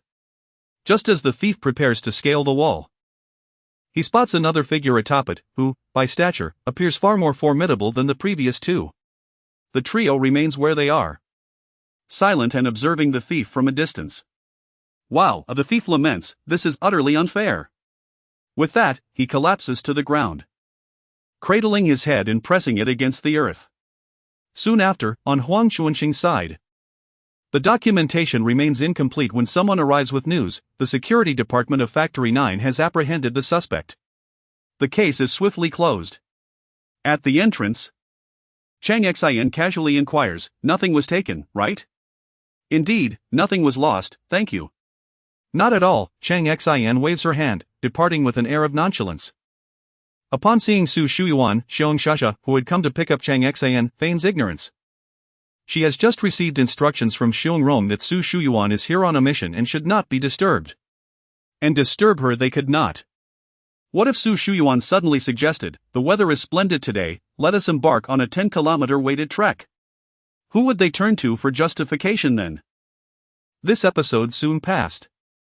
For Cheng Xin, it was merely a trivial interlude in her life, while for Su Shuyuan, it was likewise a minor diversion in her work. However, the god of marriage was not pleased. The following day, at the beach, there lay a magnificent boulder. What made this stone exceptional was its vantage point, offering a direct view of the dry dock at the Yushi shipyard, where a fishing vessel was being urgently welded for rescue operations. Cheng Xin, unable to visit the shipyard, chose to observe from here. As she ascended the rock, she spotted Su Shuyuan before an empty easel, gazing vacantly into the distance. The empty easel was a facade. While she could manage inkwash painting, this time she had brought oil paints, a medium she was entirely unfamiliar with. Unable even to distinguish between the various brushes. Their eyes met, and Cheng Xin quickly clarified, please don't misunderstand, I'm not following you. It's purely coincidental. I assure you. I will leave immediately, I had no idea anyone else was here. With that, she retreated to a less conspicuous spot, standing at a distance to observe the dock. Su Shuyuan accepted Cheng Xin's words, suspecting that she was merely interested in the ship. Progress was swift, funds were ample, and workers labored around the clock, tirelessly pushing the project forward. Various technicians and business owners from Huqiang Market were also working relentlessly, relaying cables, installing necessary generators, and reinstalling all electronic devices. Thus, Cheng Xin remained atop the stone, watching from afar while Su Shuyuan pretended to paint until Cheng Xin departed. At that moment, in the early hours of morning in the splendid lighthouse city, a group was engaged in a game of cards indoors, with modest stakes each round capped at $10,000. 6 men were playing Texas Hold'em. Tobias Ziegfeld, a strikingly handsome man in his 50s with a neatly groomed beard, sat at the table. President Bill was also present in the room. The man seated opposite Tobias spoke up, Tobias, do you believe Osar has not betrayed you? Tobias Ziegfeld remained silent, continuing to deal cards. After examining his 2 whole cards, he tossed a few chips into the pot, 50.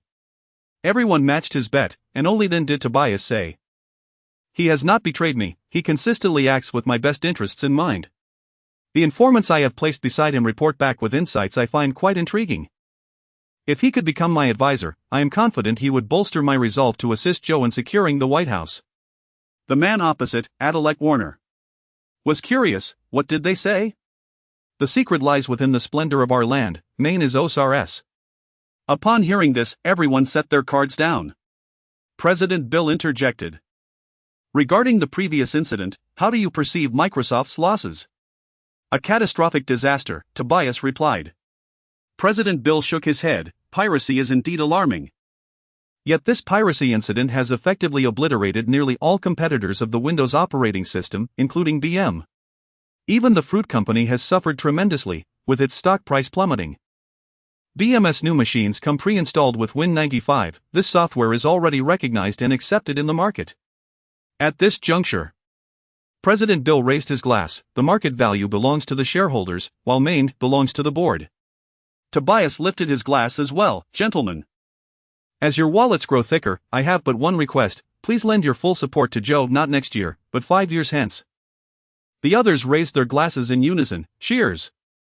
For movie companies, piracy is even more daunting.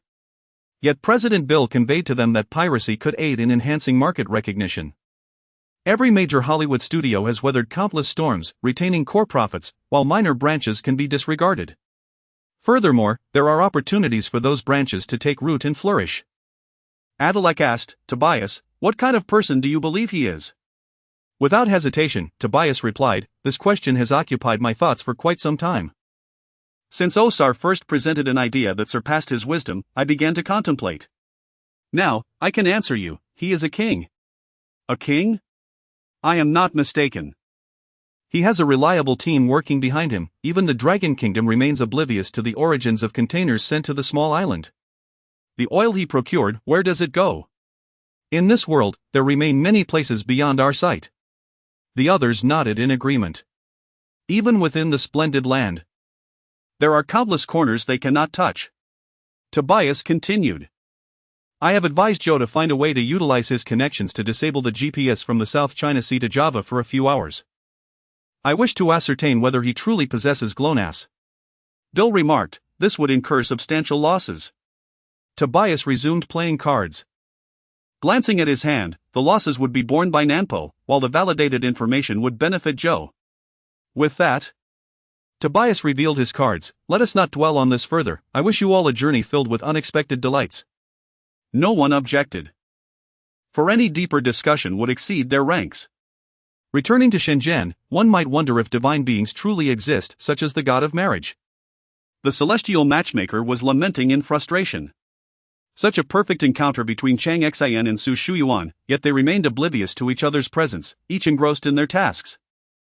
The god of marriage was unwilling to relent and sought out a new thread of fate to weave. Chapter 38, The Essence of Affectation. As evening descended, Chu Jun had recently garnered considerable earnings, and within the marketplace, some had begun to refer to him as Manager Chu. His circumstances had improved markedly from before. Having relocated to a new residence, he no longer resided in the squalid conditions of his previous dwelling. To celebrate his move, he had prepared an elaborate feast of 9 dishes to invite Cheng Xin for dinner, a customary gesture for housewarming. Naturally, Cheng Xin could not decline such an invitation, as Chu Jun was the first friend he had made upon arriving in this world. Thus, Cheng Xin found himself in a former workers' housing complex of an electronic factory. Within this compound, numerous buildings had been newly constructed. The factory had succumbed to bankruptcy, leading to widespread unemployment, prompting many to seek accommodation in remote areas, renting out properties closer to the marketplace. The meager rental income barely sufficed to sustain their families. As Cheng Xin ascended the stairs with a fruit basket in hand, he reached the 4th floor when the door beside him suddenly swung open, revealing a drenched Su Shuyuan, who emerged amidst a haze of smoke. The two locked eyes. And just behind Su Shuyuan, a loud crash was heard, followed by the sound of shattering glass. Let's postpone the meal for a bit, Su Shuyuan softly suggested, wrapped in a large blanket as she settled onto the sofa. I was so engrossed in my writing that I forgot the kitchen was still steaming rice. When I went to fetch water to extinguish the fire, the faucet broke. Not to worry, Cheng Xin replied, swiftly tidying up the kitchen and reattaching the water pipe. As a second-generation landlord, he was quite adept at such tasks. Tenants often required assistance with electrical issues, internet connections, plumbing, and window repairs. Essentially, he was a jack of all trades. Chu Jun scurried about, gathering materials and handing over tools, as he was also a neighbor, living just a floor above. Big shot. He shot a significant glance at Cheng Xin, who seemed oblivious. Unable to contain himself, Chu Jun approached Su Shuyuan. Your kitchen has suffered damage, and many items are broken. It will take until tomorrow to replace them. I just moved in today and prepared a feast to celebrate. If you don't mind, you could join us for dinner. I assure you, I am not a villain, and my friend is even more benevolent. At that moment, Cheng Xin interjected, I work at the Meteorological Bureau. Under Cheng Xin's gaze, Chu Jun fell silent. Dinner was still imperative, and Su Shuyuan indeed felt hungry. It was impossible to dine in silence. Much of what Chu Yingjun had purchased were semi-finished products, and Cheng Xin rolled up his sleeves, stepping into the kitchen to take charge. Each of them wove their own fabric of deception. Cheng Xin remarked, "I live alone, save for a younger sister who is in high school. I was assigned to the Meteorological Bureau and brought her here to study. Work is manageable." Su Shuyuan replied, "My family is academically inclined. I have an elder sister and an older brother, and my father is nearing retirement. I have a passion for literature." Chu Yingjun was perplexed as to why Cheng Xin concocted a fictitious occupation and fabricated his personal history.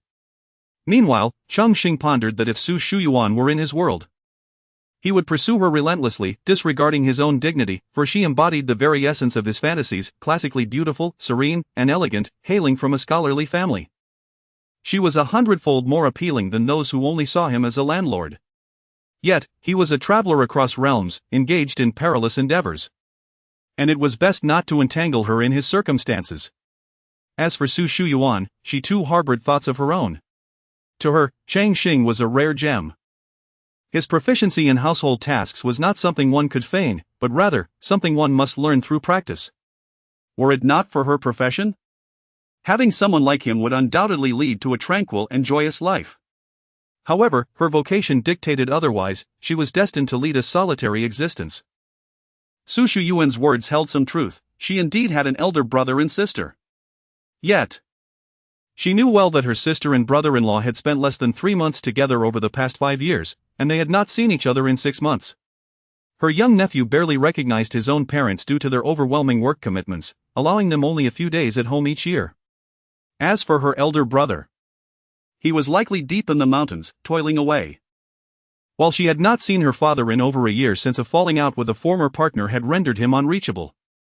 Both sighed inwardly, burying their thoughts deep within. If there truly existed a deity of matchmaking, he must be driven to madness by now. As night fell, Cheng Xin escorted Su Shuyuan downstairs and, alone, he bit into a cigarette yet left it unlit, gazing at the moon while kicking at the pebbles on the ground. Filled with melancholy as he made his way home. In another realm, as a second-generation landlord, Cheng Xin had never believed in the notion of love at first sight. His spirits were low. Having walked several hundred meters, he exited the housing complex when, suddenly, Shui Linlin and Xiong Shasha emerged like phantoms. Wow! Ha ha! Cheng Xin felt as if he might be startled back to his original world. Shui Linlin approached him, saying, "You are mistaken." Cheng Xin, still preoccupied with thoughts of Su Shuyuan, instinctively sought to clarify his innocence. Just as he was about to speak, Shui Linlin continued, "You misjudged, those individuals are not Japanese, but rather South Koreans. They are indeed spies with mischievous intentions, having acquired nearly every type of navigation device available on the market." Upon hearing this, Cheng Xin lit the cigarette he had been chewing on. "Do you understand what science is?" Shui Linlin replied, "I used to, but when you explain it, I feel utterly lost." Xiong Shasha nodded vigorously in agreement.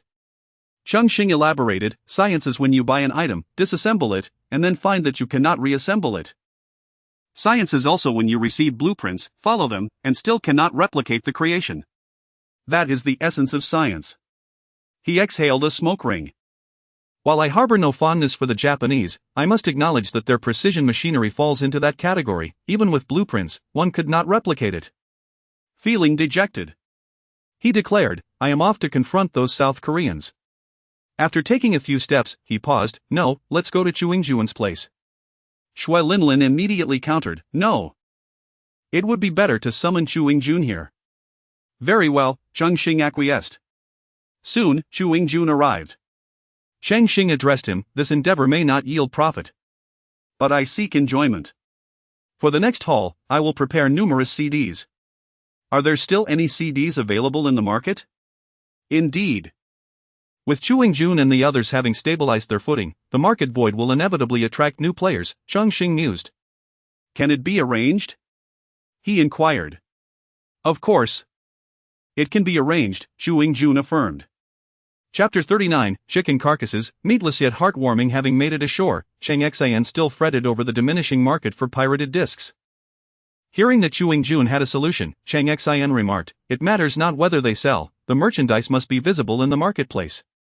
If anyone's stock is confiscated, simply compensate them. This batch consisted of the latest films and television dramas from the grand and dazzling nation, all in the language of the Koreans. Cheng Xin, still perplexed, inquired, "Can this indeed yield profit?" Cheng Xin clarified, "If it does not, when the 5 major film studios arrive, they will inevitably purchase some. Upon their return, they will discover that the subtitles have been tampered with and many sections are still in Korean. Hence, our pirated films have traversed from Korea." Though Cheng Xin remained uncertain, he promptly assured, "I will ensure this is handled well and that the source remains untraceable, presenting it merely as a shipment from the Koreans. Furthermore, I will seek ways to market some back to them, that would be even more splendid."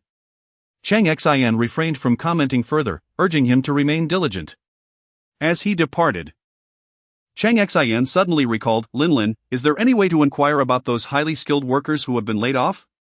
Regardless of the situation, I am still the head of equipment maintenance and repair." Shui Lin thought to herself, "What repair factory? The Meteorological Bureau has long since disbanded it."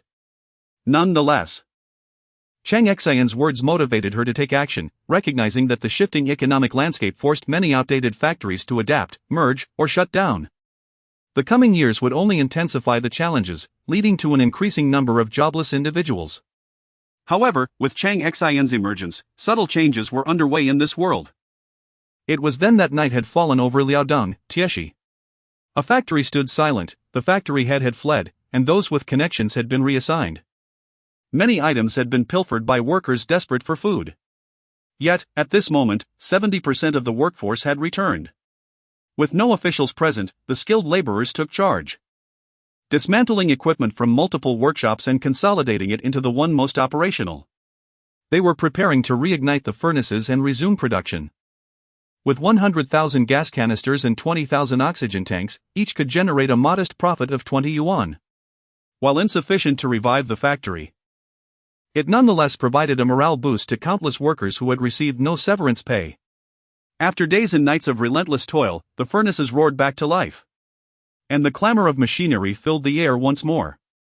A middle-aged worker instinctively slowed his machine, pulled out a hand-rolled cigarette, and was abruptly met with a forceful slap.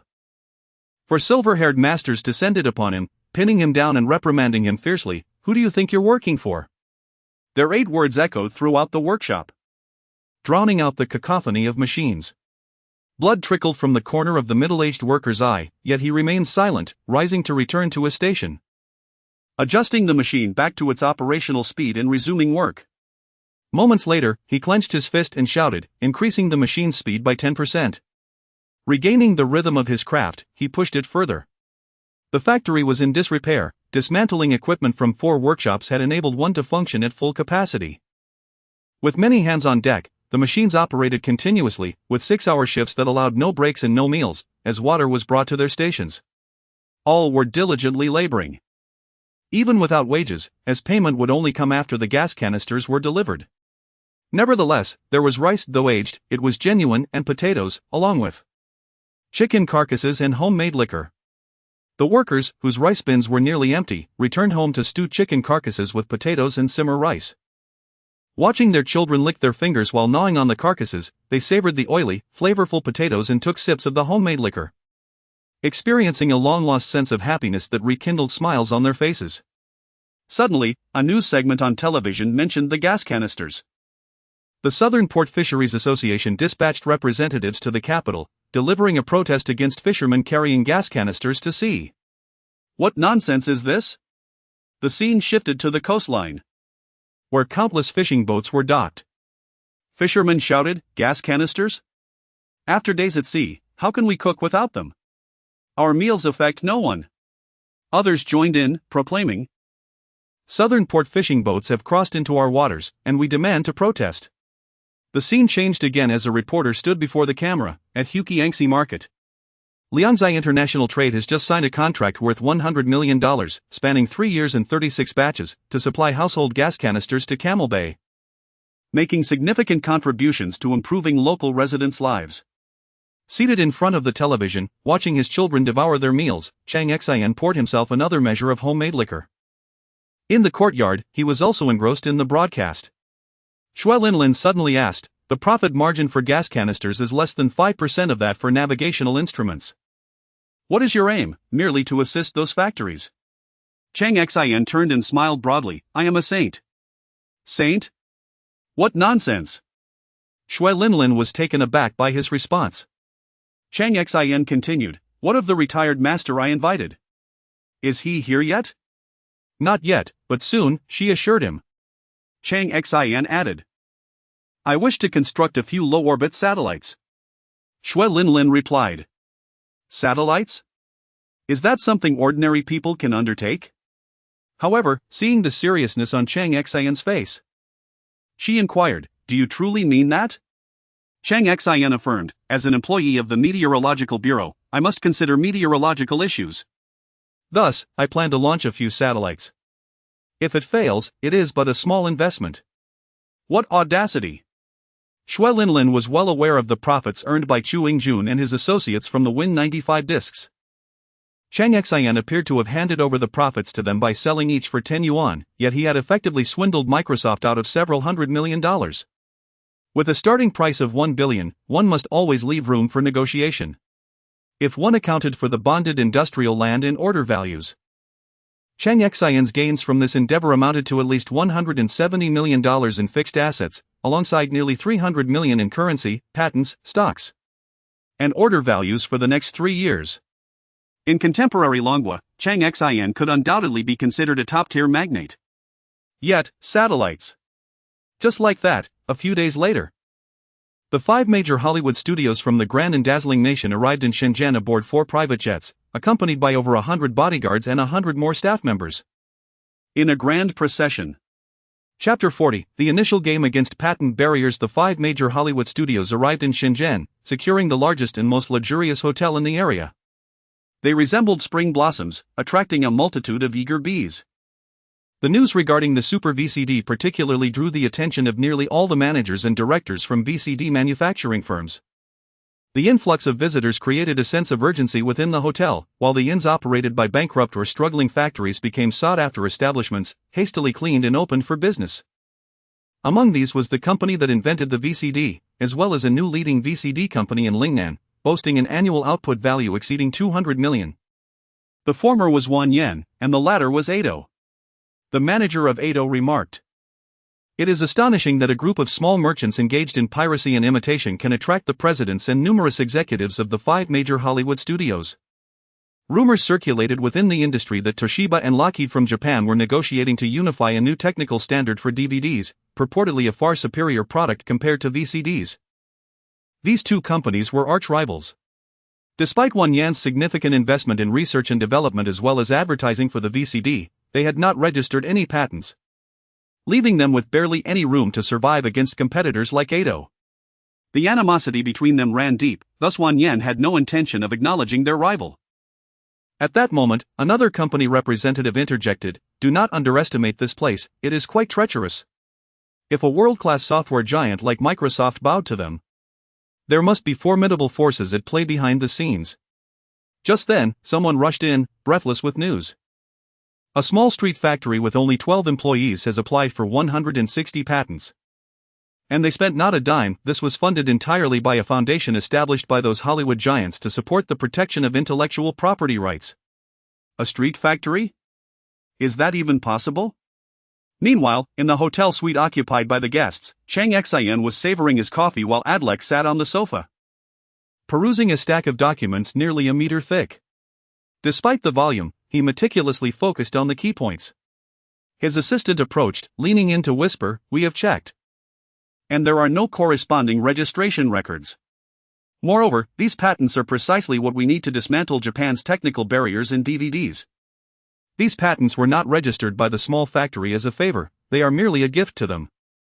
What we intend to register pertains to future USB and digital media technologies." Adlek set down his materials, inhaled deeply, and a smile graced his face. "Richard, this gift is truly invaluable." Cheng Xin placed his coffee cup down, remarking, "A blend of various coffee beans creates an exceptional brew. Though this is our first meeting and we cannot yet call ourselves friends, we share mutual interests. I speak plainly, this technical information was acquired through K. You must understand. When one is destitute and unable to afford a drink, there is no limit to what one might resort to.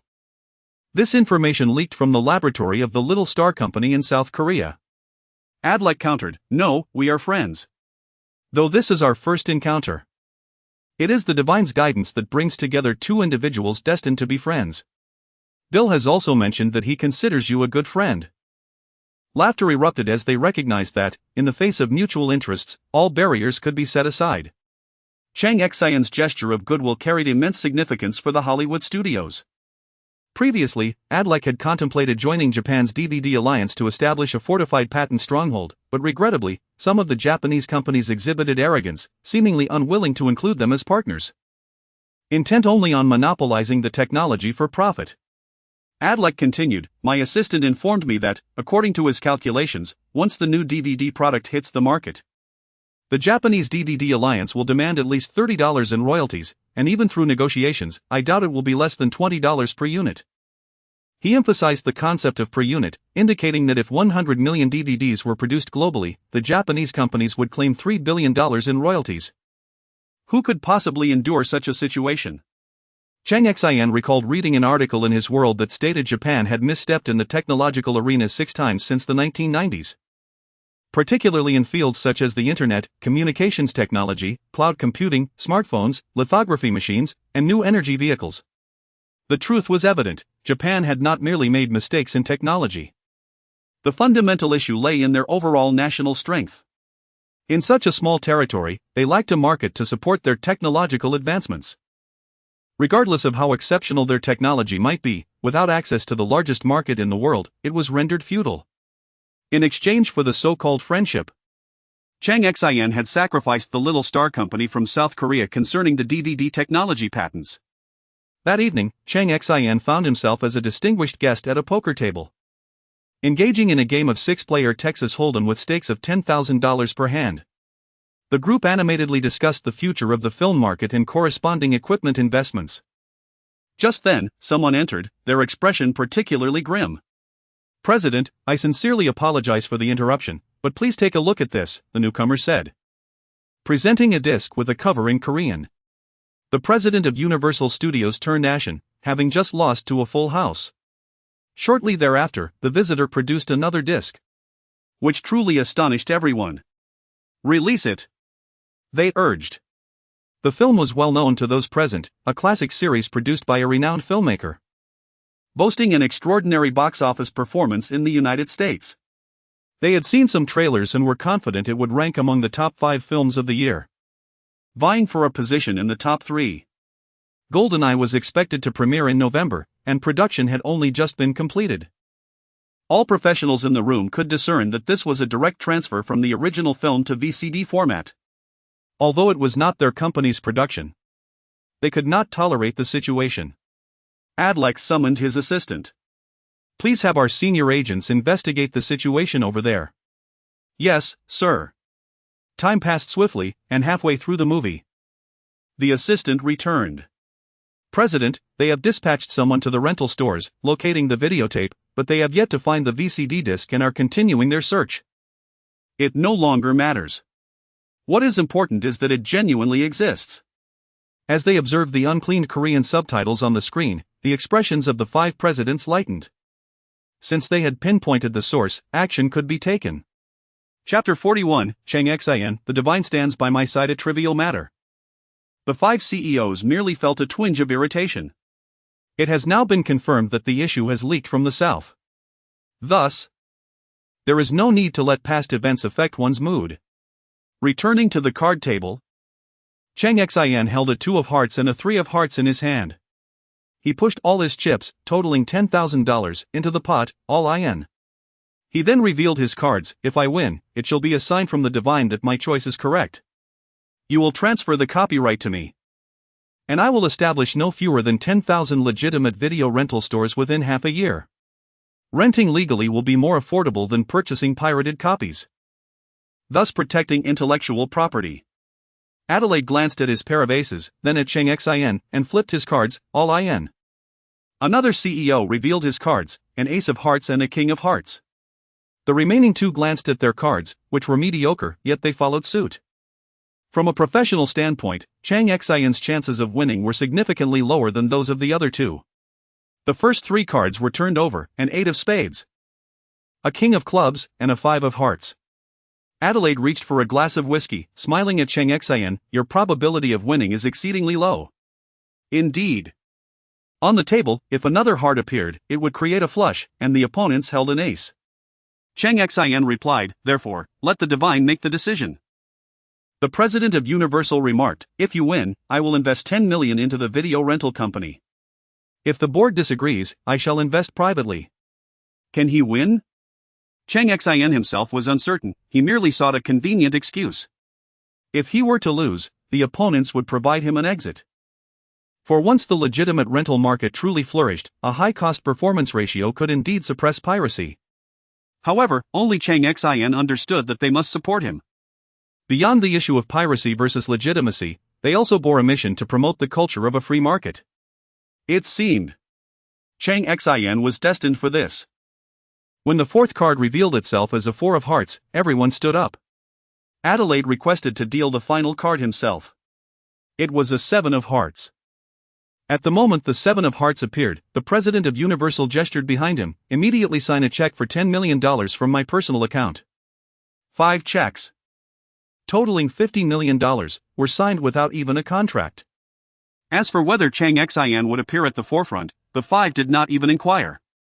To be frank, if Cheng Xian were to recklessly engage in piracy, they could not bear it. They treated this 50 million merely as a membership fee for peace of mind. Of course, they had also viewed the Super VCD. The VCD offered a mere 240p resolution, while the Super VCD boasted 720p, a shocking revelation for all. After all, at that time, there were hardly any prototype DVD players available. The Japanese were very protective, unwilling to share their technology with the 5 major conglomerates. After Cheng Xian signed a sharing agreement regarding the Super VCD patents with the 5 giants, they felt even more reassured. A day later, Adelaide delivered a speech at a seminar on intellectual property protection. 2 days later, the launch event for the new product, the Super VCD, took place, with the 5 major Hollywood studios present to lend their support. 3 days later, the establishment conference for the Super rental chain was held, with the 5 giants again in attendance. On the 4th day, the 5 major Hollywood studios departed, and preliminary discussions began regarding the production licenses for magnetic heads and motors for several companies in the great beautiful country. A journalist from Hong Kong stood outside a small factory on the street. The factory manager appeared to be in his 20s, clad in torn jeans and a short t-shirt, wearing a leather jacket adorned with chains, and his hair was dyed in at least 4 colors. He tilted his head, bit on a cigarette, and held a bottle of iced tea. While speaking, his foot kept shaking. "A small business, just a drizzle," he remarked. The Hong Kong journalist held the microphone before the manager. This morning, the 6 major electronics giants from Japan conducted negotiations on future audiovisual standards in Gotham City of the great beautiful country. What are your thoughts on this? How to look? I prefer to lie down and watch TV, he replied. The journalist pressed on, what expectations do you have regarding the negotiations between these 6 electronics giants? You should tell me, I'm waiting to see the news, the manager retorted. The journalist thought of 3 letters, MMP. Yet suppressed his irritation and continued, what impact will this have on your factory? The manager answered, our factory has a total of 12 employees. The money we recently earned is enough for us to bathe in iced tea for our lifetimes. What can they possibly affect us? The journalist lost interest in pursuing the topic. After exchanging a few polite remarks, he turned to leave, muttering under his breath, people like this can be factory managers? An assistant beside him remarked, small street factories are often run by fresh vocational school graduates. Impossible. How could that be? What kind of technology is the Super VCD? It cannot possibly emerge from such a small factory. Absolutely impossible. At that moment, within a factory's reception area, the manager of Ada was also angrily exclaiming, impossible. They are insane, all key components must be procured from them. What can we do? Just build a shell, while all the critical parts are theirs. And we must pay a patent fee of $40 for each unit. $40. If we produce 1 million units, that amounts to 400 million. Are they out of their minds? Impossible, absolutely impossible. Someone nearby added, other factories pay 40, we at Edo pay 80. There are 2 other factories, one pays 60. The other 50. Why should we be treated differently? The manager of Edo shouted, shattering a cup in frustration. Why? Anger was futile, the decision had already been made. At that moment, in the nameless small street factory, the manager with 4-colored hair, Guanlong, was a child found by the river, raised in the bustling district of Huqiangbei. He dropped out of school after elementary school and began to mingle in Huqiangbei. Now, at the tender age of 17, he wondered why he could become the manager of a small factory. It was Cheng Xin's doing. At this time, within the factory, Guanlong sat on a table. One foot resting on a chair. Boss, what is this VCD, Super VCD? It's utterly meaningless, let us do something more challenging. Cheng Xin remained silent. Standing beside him, Xin Dawei rose, tossing a pager and a small box, reduced the cost of this to under $300. The pager, also known as a beeper, was the mainstream product on the market, specifically the Motorola model from the great beautiful country, a hefty device resembling half a brick, priced around $2,000. Xin Dawei continued, this is the latest specialized chip. Would you like me to explain it to you, or will you study it yourself? I'll handle it myself. Guanlong snatched the items and gestured, let us go. This was precisely why Cheng Xin appointed Guanlong as the manager of this nameless small factory. Chapter 42, Birds of a Feather Flock Together. Guanlong is a prodigy. A genius who has scarcely touched the pages of a book, yet possesses the extraordinary ability to replicate electronic products with unparalleled finesse. He has disassembled countless devices and emulated them through various methods, even optimizing some in the process. In this factory, everyone mirrors his talent, they are all young virtuosos of disassembly and imitation, but he stands alone as the true genius. Observing Guanlong engrossed in his work, Cheng Xin turned to Xin Dawei and said, Dawei, these individuals are in your capable hands. Xin Dawei replied, first, let us assess their potential. I shall not teach them directly, my methods adhere to established principles. However, I will place some essential books here for them. When they encounter challenges, they will resolve them independently, establishing their own knowledge systems, which is far more practical than learning an entire university curriculum. Cheng Xin remarked. You are a true professional. Xin Dawei continued, regarding Edo Factory, or many similar establishments, the truth about intellectual property is that few possess a genuine awareness of its significance. Cheng Xin acknowledged, I understand. That is why I suggested they increase the price, and during negotiations, we can ultimately reduce it, which will bring them joy. But never mind, you have your work to attend to. She chose not to elaborate further, aware that Xin Dawei, a technician, might not grasp the intricacies involved. Cheng Xin was acutely aware that factories relying solely on imitation, devoid of original technology, regardless of their output value, are destined for failure. The technological landscape is poised to accelerate. Take, for instance, the pager valued at 2,000 yuan, it will have a market lifespan of no more than 5 years. Cheng Xin did not regard such items seriously, including the Super VCD. Even the factory she had recently acquired was not intended to produce Super VCDs. It would continue manufacturing computer components for export. These soon-to-be obsolete products were merely for training her team. At present, Cheng Xin's primary focus lay in 2 areas, an imminent citywide fire drill and a fishing reconnaissance and emergency rescue vessel. The matter of customized chips was in the capable hands of Huang Lao and Xia Lao, allowing Cheng Xin to rest easy. However, there was another pressing issue. As an employee of the Lingnan Meteorological Bureau, she required authorization for certain matters. For instance, the weather in the South China Sea fell under the jurisdiction of the Marine Meteorological Forecast Center. Cheng Xin needed permission to deploy buoys or hydrological testing equipment in the South China Sea. An hour later, Zhai Xintong returned to her office. Invigorated after a heated argument with Guo Honghai at the Land Management Department. Although she did not confront him directly, her hired associates had taken the initiative this time. After witnessing Guo Honghai being loaded onto an ambulance and taken to the hospital, she returned to find the receptionist standing at the company entrance. Inside the office, A group of sharply dressed gentlemen wearing sunglasses stood poised. Cheng Xin hurried into the company, surprising those who had accompanied her in the land acquisition endeavor. They noticed two professionally attired women stationed at the entrance of Cheng Xin's office. Cheng Xin, seemingly excited, waited at the door for a brief moment before being permitted entry. Could it be, if everyone speculated, the big boss has arrived? Like-minded individuals tend to congregate. Shui Linlin learned a new term, sheepdog. Cheng Xin's ability to identify so-called talents was insatiable, with an ever-growing desire for more. Upon entering the office, she spotted Cheng Xin seated, gazing out the window. Boss, that piece of land is virtually secured.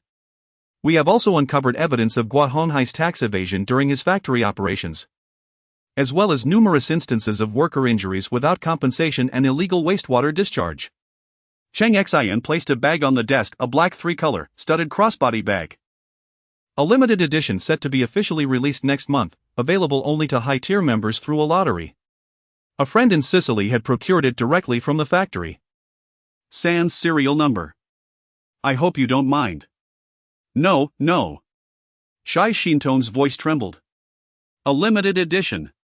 Cheng Xin rose, saying, "Here is a confidential document regarding the audiovisual rental store. I plan to transform it into a coffee and audiovisual chain, targeting 10,000 locations. This includes a complete operational plan and a strategy for going public in the great beautiful country within the next year or two. Ensure its success." Yes, yes. Cheng Xin's tongue stumbled over her words. Cheng Xin continued, "As a publicly listed company in the great beautiful country, we will qualify for work visas allocated each year. A residential permit is of little consequence. Be diligent."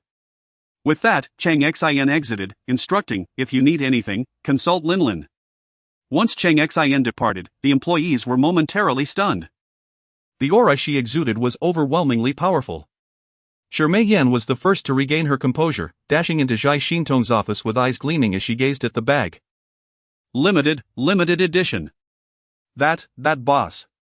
Cheng Xin swiftly closed the door, covering Mei Yan's mouth. Don't pry into this. Even high-ranking CIA agents from the great beautiful country have been easily disposed of.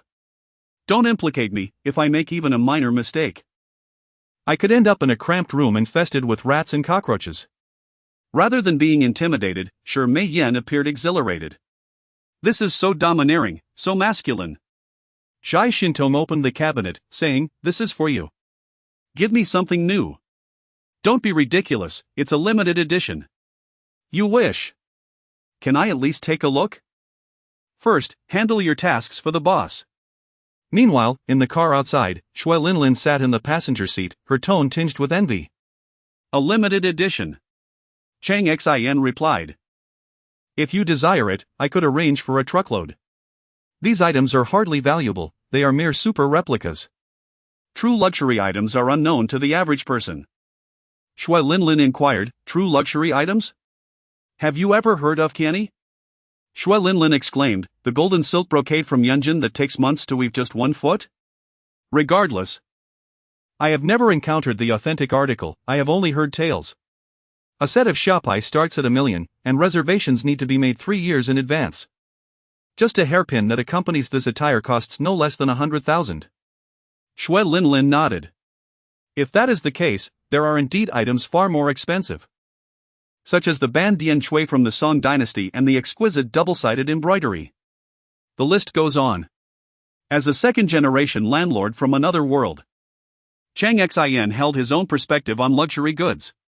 Thus, anything that could be replicated was merely inflated, while true luxury remained unknown to the common folk. It was akin to an ancient jest, where a farmer believed the emperor used a gold hoe for agricultural labor, an illustration of cognitive disparity. Upon hearing Cheng Xin's insights, Shui Linlin contemplated before nodding in agreement. That makes sense. Chapter 43, Cheng Xin, I aspire to be an exemplary employee. The matter of counterfeit products is one issue. Regarding Cheng Xin, Shui Linlin inquired, concerning the new coffee and multimedia chain store, we possess our own team, why delegate the task to them? Is it merely a FAAD? After all, they can be easily seen through, just a bunch of those, shepherded along, ha. Cheng Xin replied. That is intended for harvesting the lucrative market in the grand and beautiful stock exchange. Our team is meant for significant undertakings. Let us bide our time, while observing their operational processes, gathering insights, and drawing lessons. Understood. Shui Linlin ceased her inquiries, and Cheng Xin refrained from further elaboration. He presented an improved version of a franchise operation plan, modeled primarily on the wildly expanding Irue coffee chain from his original timeline, with the core objective of preparing for a public listing in the grand and beautiful country. The vehicle continued its journey northward. Just as the workday concluded, they arrived at the office building of the Lingnan Meteorological Center. Pushing his bicycle, the station chief, Li Changsheng, stepped out, only to see 4 vehicles approaching, subsequently halting by the roadside. Leading the convoy was a Volkswagen Santana, followed by a Mercedes-Benz Sprinter, a newly released 9-seat business van, rumored to be outfitted with airplane-style seating. Next came an Audi, with another Santana trailing behind. As the motorcade came to a stop, a dapper gentleman in a black suit dismounted from the front Santana, approached the gatekeeper, exchanged a few words, and then turned to stride towards Li Changsheng. Greetings, Director Li. I am Xiao Hu from the Security Department of the 9th Equipment Maintenance and Repair Factory under the Lingnan Meteorological Bureau. Our factory head has come to report to you. Li Changsheng thought, the vehicle assigned to me by the Bureau is just a Santana, and I still ride my bicycle home. They truly dare to be audacious. However, moments later, he witnessed the rear door of the business vehicle swing open, revealing a rather worn-out 26 bicycle being unloaded. A young man clad in a short-sleeved shirt and slippers emerged from the Audi. After his descent, the convoy sped away, and the young man sprayed a bit of water on his face before mounting the bicycle, appearing as if he had traveled quite a distance before arriving before Li Changsheng. Upon a moment's inattention, he noticed that the earlier gentleman in the black suit had already crossed the street, standing by a newsstand. Director Li, I am Cheng Xin, the head of the 9th Equipment Maintenance and Repair Factory. May I take a moment of your time? Li Changsheng felt his head buzzing. It took him a while to regain his senses. Let us discuss this in my office. Once inside, Cheng Xin succinctly articulated his purpose. I wish to study some equipment and apply for authorization for maritime testing. Li Changsheng was aware of only one fact: the 9th Equipment Maintenance and Repair Factory no longer existed within the Lingnan Meteorological Bureau structure, having been directly managed by the central headquarters in the capital, albeit nominally still belonging to Lingnan.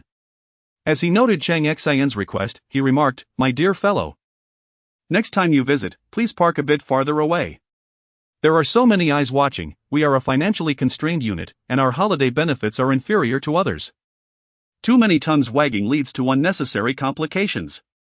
Yes, I was wrong. I will certainly amend that, Cheng Xin readily acknowledged.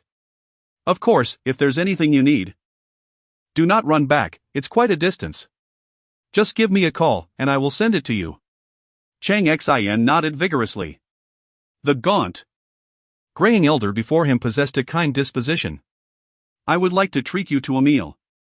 Sure, Li Changsheng did not decline. You choose the place. I know a good spot, replied Li Changsheng. A humble eatery, quite reasonably priced. Cheng Xin was unfazed by this. Li Changsheng continued. The beef brisket and pig intestine rice noodle here is absolutely delectable, you must try it. Let us start with a few appetizers and a bit of fruit wine. Casually, Li Changsheng inquired, what equipment are you looking to study? Cheng Xin responded, high-frequency, ultra-low-frequency oceanic vector data collection and analysis equipment. That sounds highly technological. And what is its application? In simple terms, it serves as a precursor device capable of digitizing the ocean.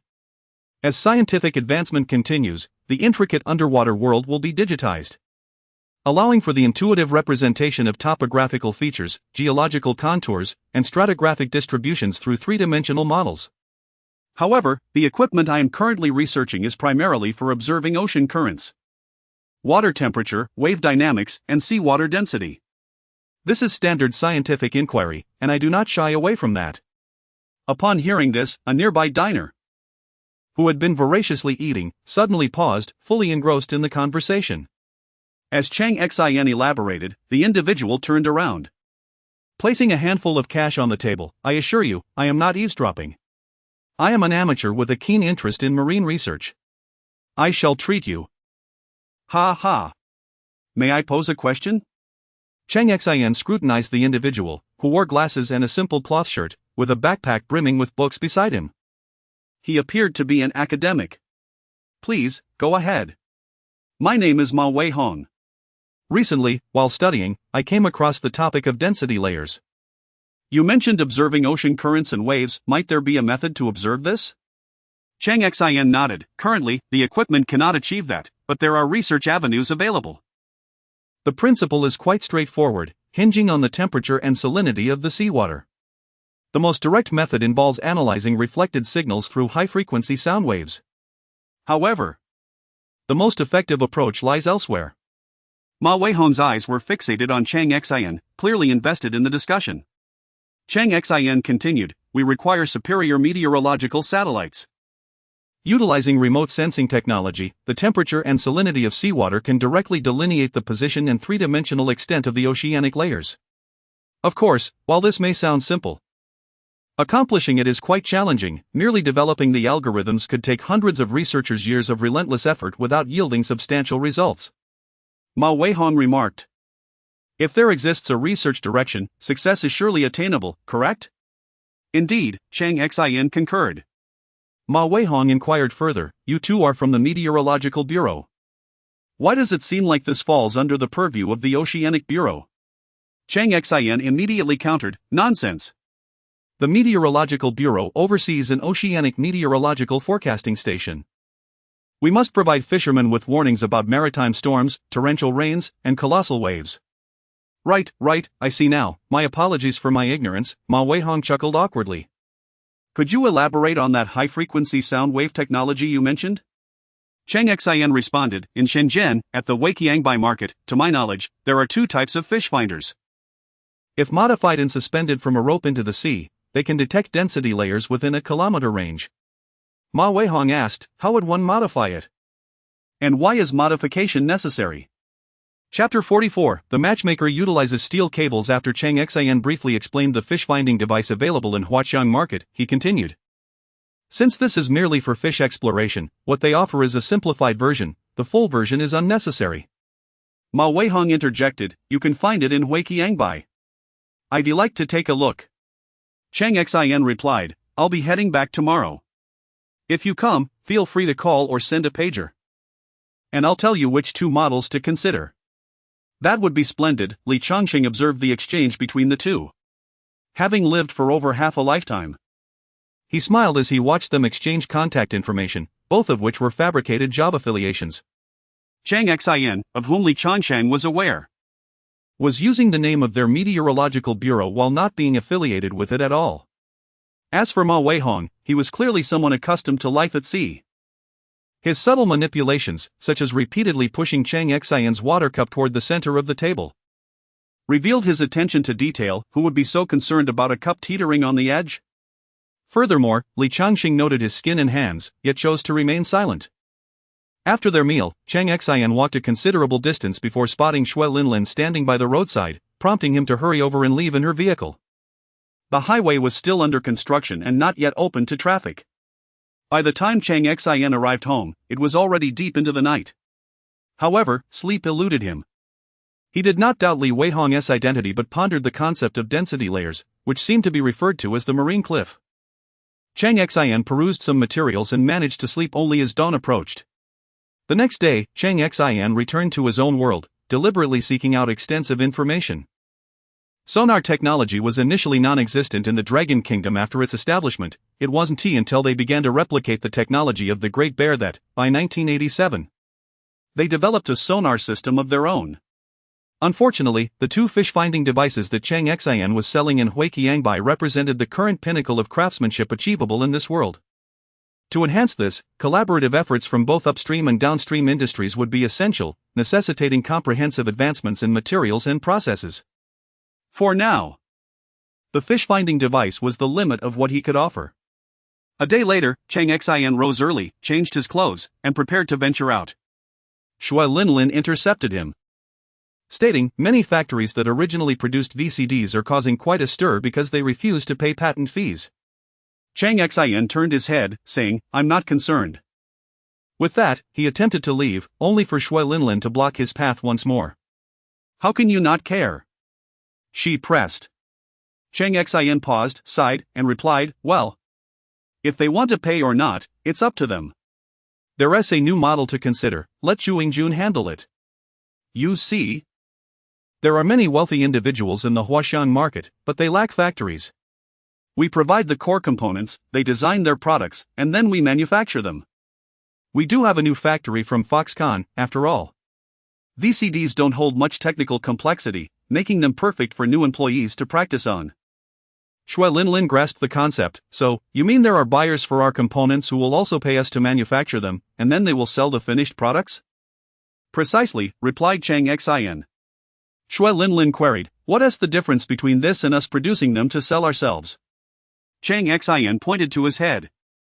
It's a business strategy, you'll come to understand it in time.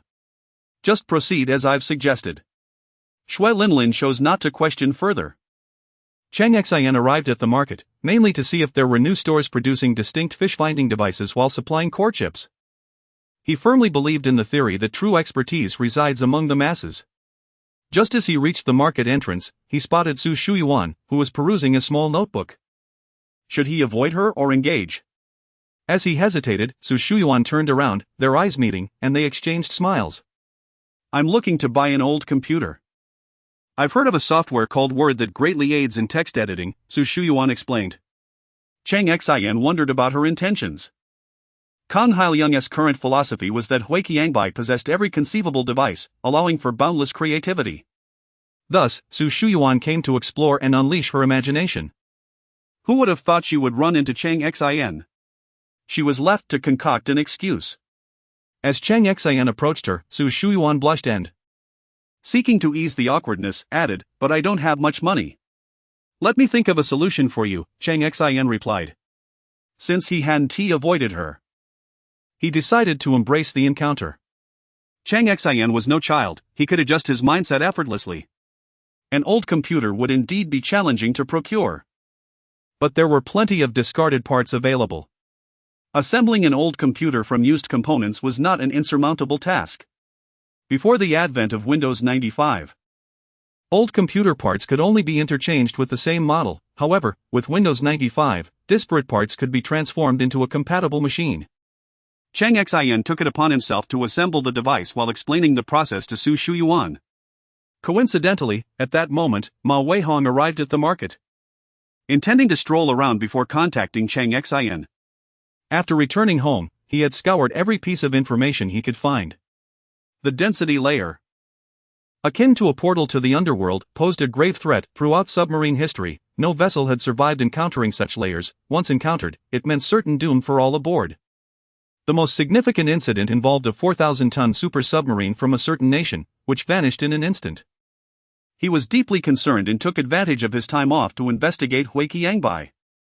Upon entering the market, he spotted a familiar figure, not Cheng Xin, but Su Shuyuan, his wife's younger sister. He noticed Cheng Xin busily engaged with Su Shuyuan at a proximity where their shoulders nearly touched.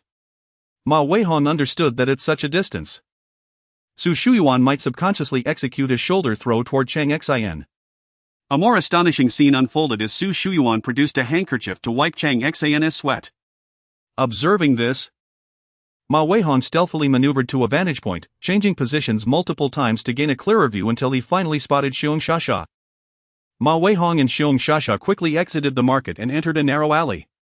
Anxiously, Ma Weihong inquired, "What is happening?" Xiong Shasha replied, "I'm not sure. It's quite complicated." Ma Weihong, agitated, retorted, "What do you mean you don't know? How could you not know? A man is so close to my sister. And you just stand by?" "This situation is rather intricate," Xiong Shasha responded. Ma Weihong threatened, "Do you believe I want to take action?" Xiong Shasha countered, "My uncle works at the Public Security Bureau here, you can ask him." "Is my brother here?" Ma Weihong's face lit up with excitement. "We haven't seen each other in years, I'll go find him." With that, Ma Weihong cheerfully dashed off. Meanwhile, in the market, Cheng Xin had successfully assembled the machine for Su Shuyuan, delivered it to her home, set it up, and ensured it was functional before taking his leave. As he departed from the rented space of Su Shuyuan, he hadn't gone far when Xiong Shasha approached him. "I say, boss, what is going on here?" "Nothing significant," he replied. "What do you mean by nothing significant? Do you have feelings for that girl?"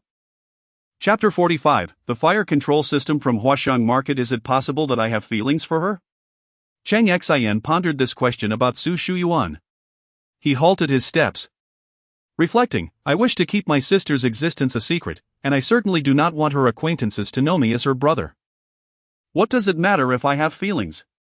I would not want to burden anyone. A person like me is destined to remain alone throughout life."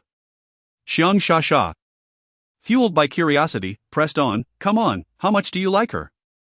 "I don't wish to discuss it. Just tell me." "No." Xiong Shasha's expression shifted. "Do you believe that I want to forge your handwritten letter and send it to her? Fine, you win." That feeling was akin to a sudden ray of light piercing through the darkness of his heart, warming and illuminating his world. However, his world was a pitch-black night. They belonged to different realms, and it would be best not to disturb her. Xiong Shasha sensed Cheng Xin's genuine affection, yet she sighed. "Let us drink. As your brother, I'll accompany you." Indeed, just like brothers.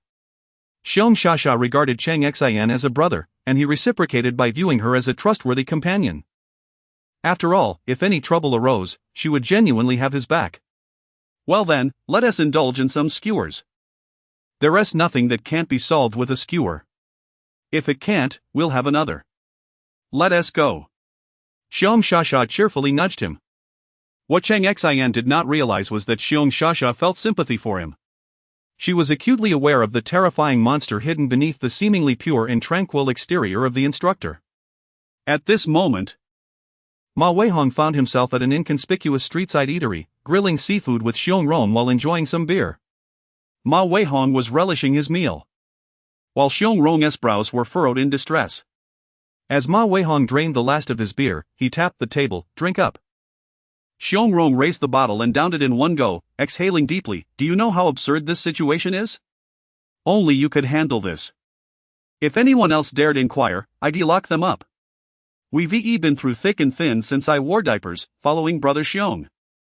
Xiong Rong replied, "Shasha is the one I assigned to keep an eye on Cheng Xin." Upon hearing this, Ma Weihong's chopsticks froze, and he stared at Xiong Rong in disbelief.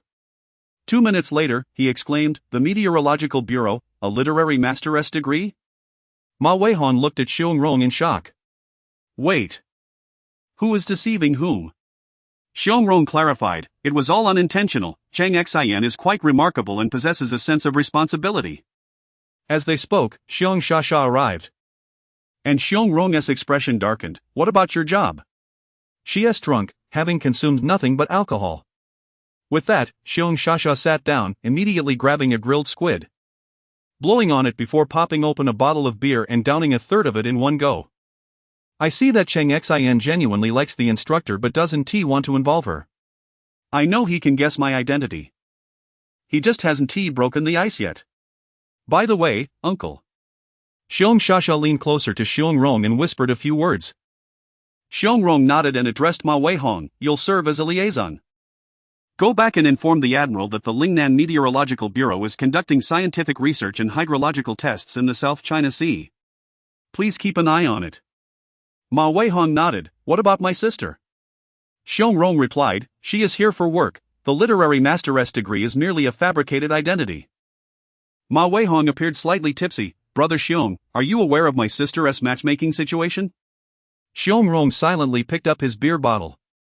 Xiong Shasha, brimming with curiosity, looked on expectantly, clearly unaware of the matter.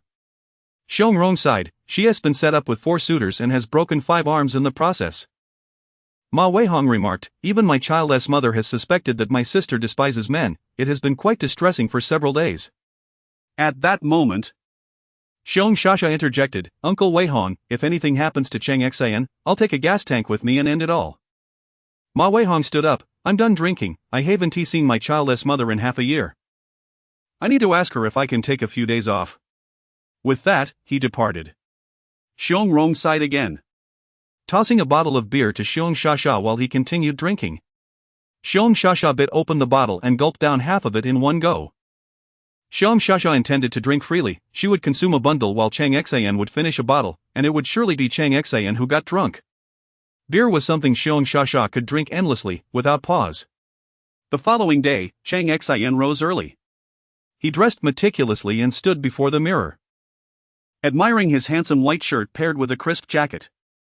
Xiong Shasha, having drunk until dawn, still appeared remarkably spirited. Matchmaking? Cheng Xin remarked, today, the fire brigade will commence testing our equipment. This is not the kind of assembly sold in Huqiangbei market, it's an advanced version designed for GULOS testing.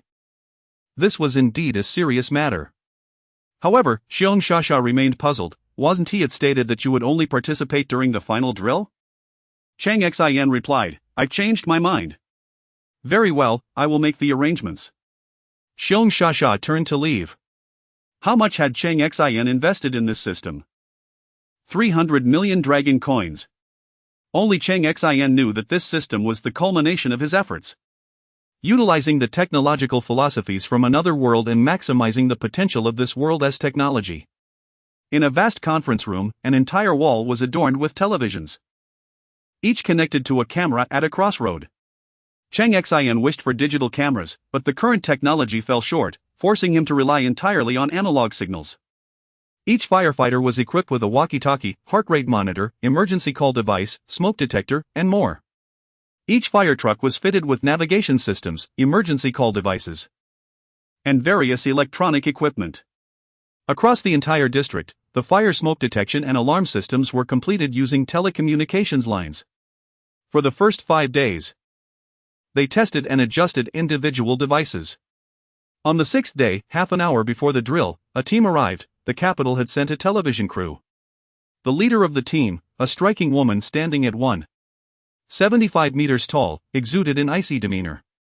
This icy beauty stood beside Cheng Xin. Her gaze fixed on the array of televisions, her voice like a delicate orchid in a quiet valley. Is this a genuine drill or merely a scripted performance?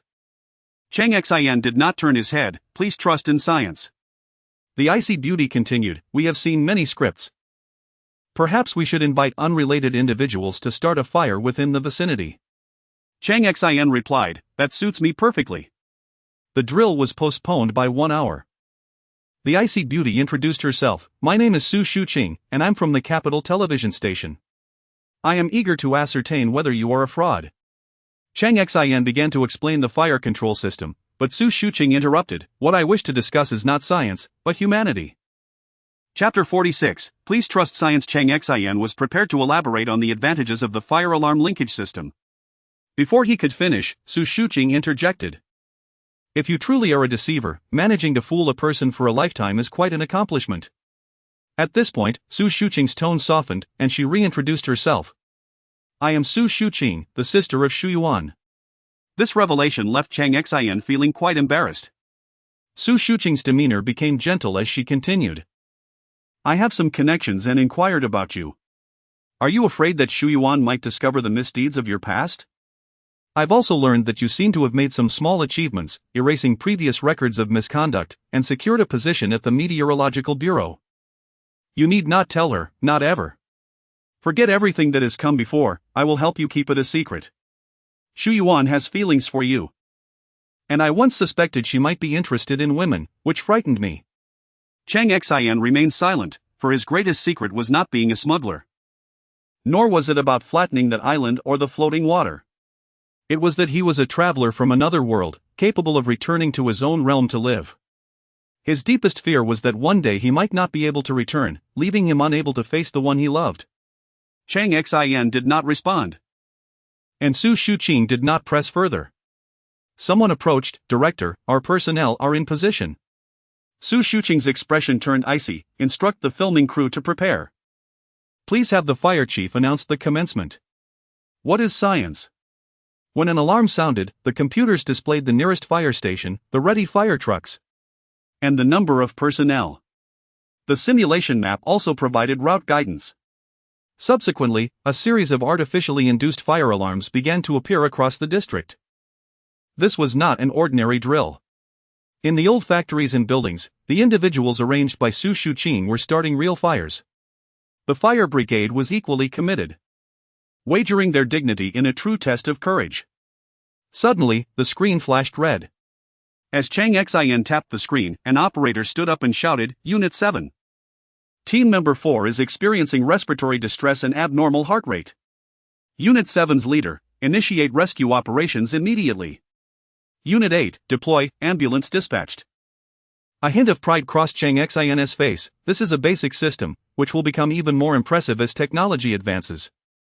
Currently, this system can perform real-time monitoring and rapid response, information processing and decision support, automated and intelligent analysis, material management, and logistical support. Pointing at the screen, Cheng Xin continued.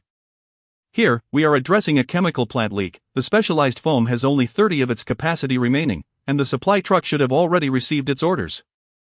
The fire has been brought under control. 2 of the 3 fire trucks are preparing to withdraw to assist others, and the supply truck will follow. Su Shuqing's expression remained unchanged, yet her heart was tumultuous. Last year, the beautiful nation established a digital camp. Earlier this year, Longhua also prepared an experimental group. After more than 6 months of turmoil, compared to this firefighting system, their experimental group seemed like children playing house. Not only was their equipment inadequate, but their concepts fell short as well. The 4 points Cheng Xin had mentioned were nearly all goals that the digital experimental group should pursue. Yet, what did the experimental group achieve? Merely rapid communication. This disparity was a gap in ideology. Su Shuqing could not help but praise, this design concept is truly remarkable. Cheng Xin remained silent, for he knew that in his world, the peak creation was the heavy armored synthesis brigade, powerful enough to level a nation. That was the pinnacle of a fully digital command and management system, of which ordinary people could only catch glimpses online, unable to fathom its true strength. Su Shuqing asked, "What inspired this?"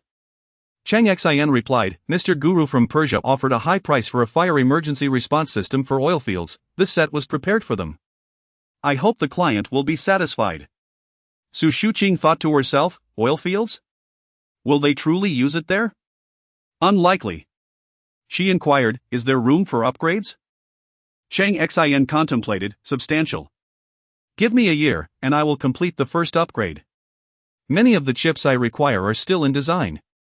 However, this is not my specialty. My expertise lies in the Meteorological Bureau's ability to observe the entire ocean, to know where the fish schools are, and to issue warnings for storms and tsunamis." Suddenly, Su Shuqing's tone softened again. "What about my sister Shu Yuan? I mentioned earlier, if I keep this secret for a lifetime, it ceases to be a secret." Cheng Xin replied, "What if, hypothetically, an error occurs and the secret is revealed?" I do not wish to hurt her. Let me hear you call me sister, Su Shuqing urged. Cheng Xin gazed at her for a full minute before smiling. "Sister. Very well, you are now my brother," Su Shuqing said, patting Cheng Xin's shoulder twice. "If you have no objections, I will invite my father over." "Who else is in your family?" Cheng Xin replied. "No one, just my sister." "Then, as your sister, I must extend the courtesy of hospitality. By the way, my husband is also on a business trip here. He enjoys northern cuisine." Cheng Xin responded, "I will make arrangements." Su Shuqing smiled warmly, telling Cheng Xin, "I will take my leave first.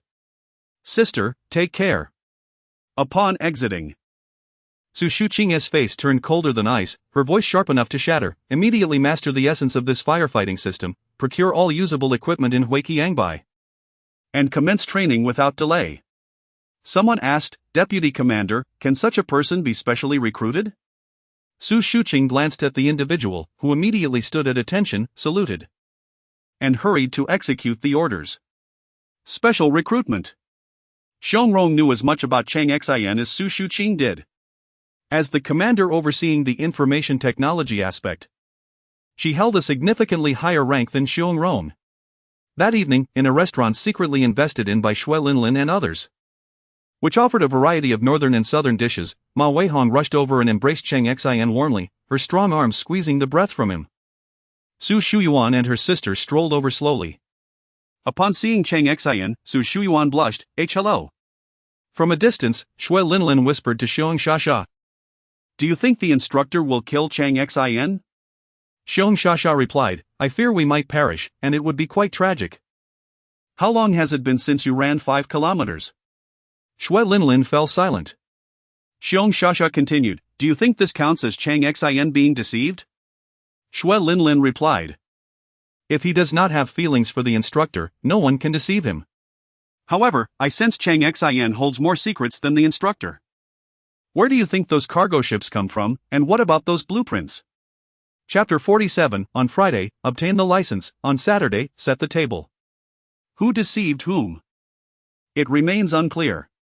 Xiong Shasha remarked, well, they are evenly matched, who knows what the future holds? Shui Linlin replied, perhaps nothing at all. If they truly manage to conceal it for a lifetime, it wouldn't be considered deceit. Perhaps. At that moment, the conversation shifted to the dining table. The dishes were served, and Su Shuqing poured fruit wine for everyone. I consulted with my father, and he said I could take charge. Tomorrow. I will go to obtain the introduction letter and register. The family can gather together, and then we can have Xiao Xin toast to Dad. Su Shuqing then addressed Cheng Xin, please bear with me regarding this matter. My father has a keen interest in ichthyology. It's a blessing if we can reach him by phone. Sometimes, he becomes so occupied that he hardly contacts us for an entire year. I have a brother as well. And honestly, I have no idea where he is now, he is a workaholic. Ma Weihan laughed heartily, let me tell you a joke. One day, my brother-in-law came home, suddenly shouting that there was a thief in the house. He had forgotten he was married and didn't even remember what his wife looked like. He simply noticed someone rummaging through the cupboard. Ah. Cheng Xin was uncertain whether to laugh or not. This was not a joke, it was rather disheartening. The person married to Su Shuyuan's brother must be quite distressed. Su Shuyuan interjected, it was not my brother who shouted, it was my sister-in-law. She has forgotten what my brother looks like as well. She spends all her time in the lab and might not even return home. Cheng Xin pondered. What should I say? What reaction should I have? What expression should I wear? Su Shuqing interrupted them, now, regarding the registration. My brother-in-law and I won't be here for long. Cheng Xin replied, I have no objections. Su Shuyuan added, I'm still quite young. Su Shuqing slammed the table, father has agreed. Su Shuyuan conceded, all right then. Let us raise our glasses and proceed. Cheng Xin glanced at Su Shuqing. Despite still feeling somewhat conflicted, he was predominantly filled with joy, having received the approval of Su Shuyuan's family. Su Shuqing was warm and affectionate, making Cheng Xin feel as if she were his own sister rather than merely Su Shuyuan's. After dinner, deep into the night, by the seaside, Su Shuqing gazed at the brightly lit dock from a distance, while Ma Weihong stood several meters away, with others standing even farther off. Xiong stood beside Su Shuqing. I had my people conduct tests once, the model aircraft on the ship, along with aerial drones, gas canisters, oxygen tanks, unmanned speedboats, seamless steel pipe rockets, and other equipment, all connected to computer control. The results of the tests. Su Shuqing remained still, her gaze fixed on the dock. Xiong took a deep breath. The decision-making speed is at least 20 times faster than manual control, if not more. Only then did Su Shuqing speak, I may have my selfish motives, but I would never harm my sister. I have faith in my judgment. Cheng Xin will be a competent husband, perhaps even an exceptional one. My only concern is that he might spoil my sister. Xiong then remarked, he possesses a warranty. Su Shuqing responded, my father will seek guidance. Xiong warned, if you continue to conceal it, there will come a day when it can no longer be hidden. Su Shuqing replied, we will take it one day at a time. My father and Ma Weihong have already written their wills. If the fleet of the great beautiful nation dares to come, we will fight to the death. Xiong nodded, Cheng Xin is a man. He will take good care of Shuyuan. He added, I am merely here leading a team from the television station for an interview and to enjoy some culinary delights of Lingnan while on holiday. Su Shuqing turned to leave, and Xiong glanced once more at the brightly lit dock before following suit. The wedding was indeed happening. On Friday morning, they queued to obtain the marriage license. In front of the camera, They took a few silly photos. Although the marriage certificate had become an official document, it was still handwritten. On Saturday noon, they set a table. From the bride's family were Ma Weihong and Su Shuqing. From the groom's family was Meng Meng. Male guests included Chu Yingjun, while female guests comprised Pei Jing. The groom was Cheng Xin, and the bride was Su Shuyuan. The attendees included only Fu Guang, Pang Xinghua, Xiong Rong, Huang Chunshang, Wang Fusheng, Ho Guoron, and Li Changsheng, who had hurried from Yangchang, as he was the director of the Meteorological Bureau and needed to speak on behalf of Cheng Xin. Cheng Xin raised a toast to all the elder brothers and uncles present regarding the issue of my wife's job placement. Could you assist us? Fu Guang produced a small bowl. Finish this bowl, and we have a position for you in the publicity department of Huqiang factory. No, he is toasting all of us. Pang Xinghua also brought forth a small bowl filled. By the way, we have a publicity department at customs as well. One small bowl after another was filled and placed on the table. To be honest, one's alcohol tolerance seems to have diminished. Moreover, Cheng Xin was not entirely without tolerance. He could finish an entire bottle of red wine without issue. In one breath, he downed 7 bowls of wine, then toppled backward. Chu Yingjun hurried to catch him, and several people scrambled to carry Cheng Xin into the house. After they emerged, Fu Guang said, Pei Jing, take Meng Meng over there to eat at the large table. There is more food. We, old fellows, will have a few words and help arrange a job for Cheng Xin's new wife. Understood. As soon as the guests departed, Chu Yingjun, ever perceptive, stood at the entrance of the small courtyard. Su Shuqing then exited the house, seated herself at the table, and poured herself a glass of juice. She did not drink alcohol, believing that it impaired mental acuity. After Su Shuqing sat down, Fu Guang initiated the conversation. Director Su personally came to oversee the work. We at Huqiang factory need to address some difficulties. Recently, the security department is on the verge of collapse. Last month alone, we apprehended over 40 thieves. Who knows if among them are those with ulterior motives, potentially bribed by external forces? Pang Xinghua and Wang Fusheng exchanged glances, and Wang Fusheng spoke. Recently, reverse smuggling has been on the rise. We have already caught 4 gangs, including one case related to a missing fish-finding device belonging to a certain merchant, which we are currently investigating for improvements. Huang Chunsheng added, recently, theft cases in the Huqiang market have surged 15-fold compared to the same period last year. Not by 15%, but by 15 times. Su Shuyuan maintained her placid demeanor, savoring her meal slowly. After a considerable time, she finally spoke. I feel as if my sister has sold me. I admit, I never imagined that liking someone would lead to dreaming about them. Yet, truly getting married, I am wholly unprepared for it. Su Shuqing took Su Shuyuan's hand. How could my sister harm you? Having a stable home is a good thing. Su Shuyuan shot her sister an incredulous glance. I think we should dismantle the factory's operations, assimilate some nearly bankrupt factories, then disperse and reorganize the personnel. Keep the critical parts in the main factory and allocate the rest to the branch factories for production. We must not only focus on Shenzhen. The entire Lingnan region must be considered. Our vision should extend further. We cannot limit ourselves to Shenzhen alone. Chapter 48, Money is irrelevant. Happiness is paramount. Su Shuyuan remarked that certain business opportunities could be pursued further afield, beyond Shenzhen. At this juncture, Xiong Rong interjected, suggesting that some particularly crucial matters should be addressed in Gansu, where our military-grade semiconductor factory is located. He acknowledged his lower rank, indicating that Su Shuyuan might take charge. Although both are members of the Dragon Group, Xiong Rong is merely an outer disciple while Su Shuyuan is an elite inner disciple. Despite his seniority in age and position, the distinction in influence between the inner and outer circles is palpable. Upon hearing this, Su Shuyuan responded, that makes sense. If I do not handle this, I shall ask my man to take care of it.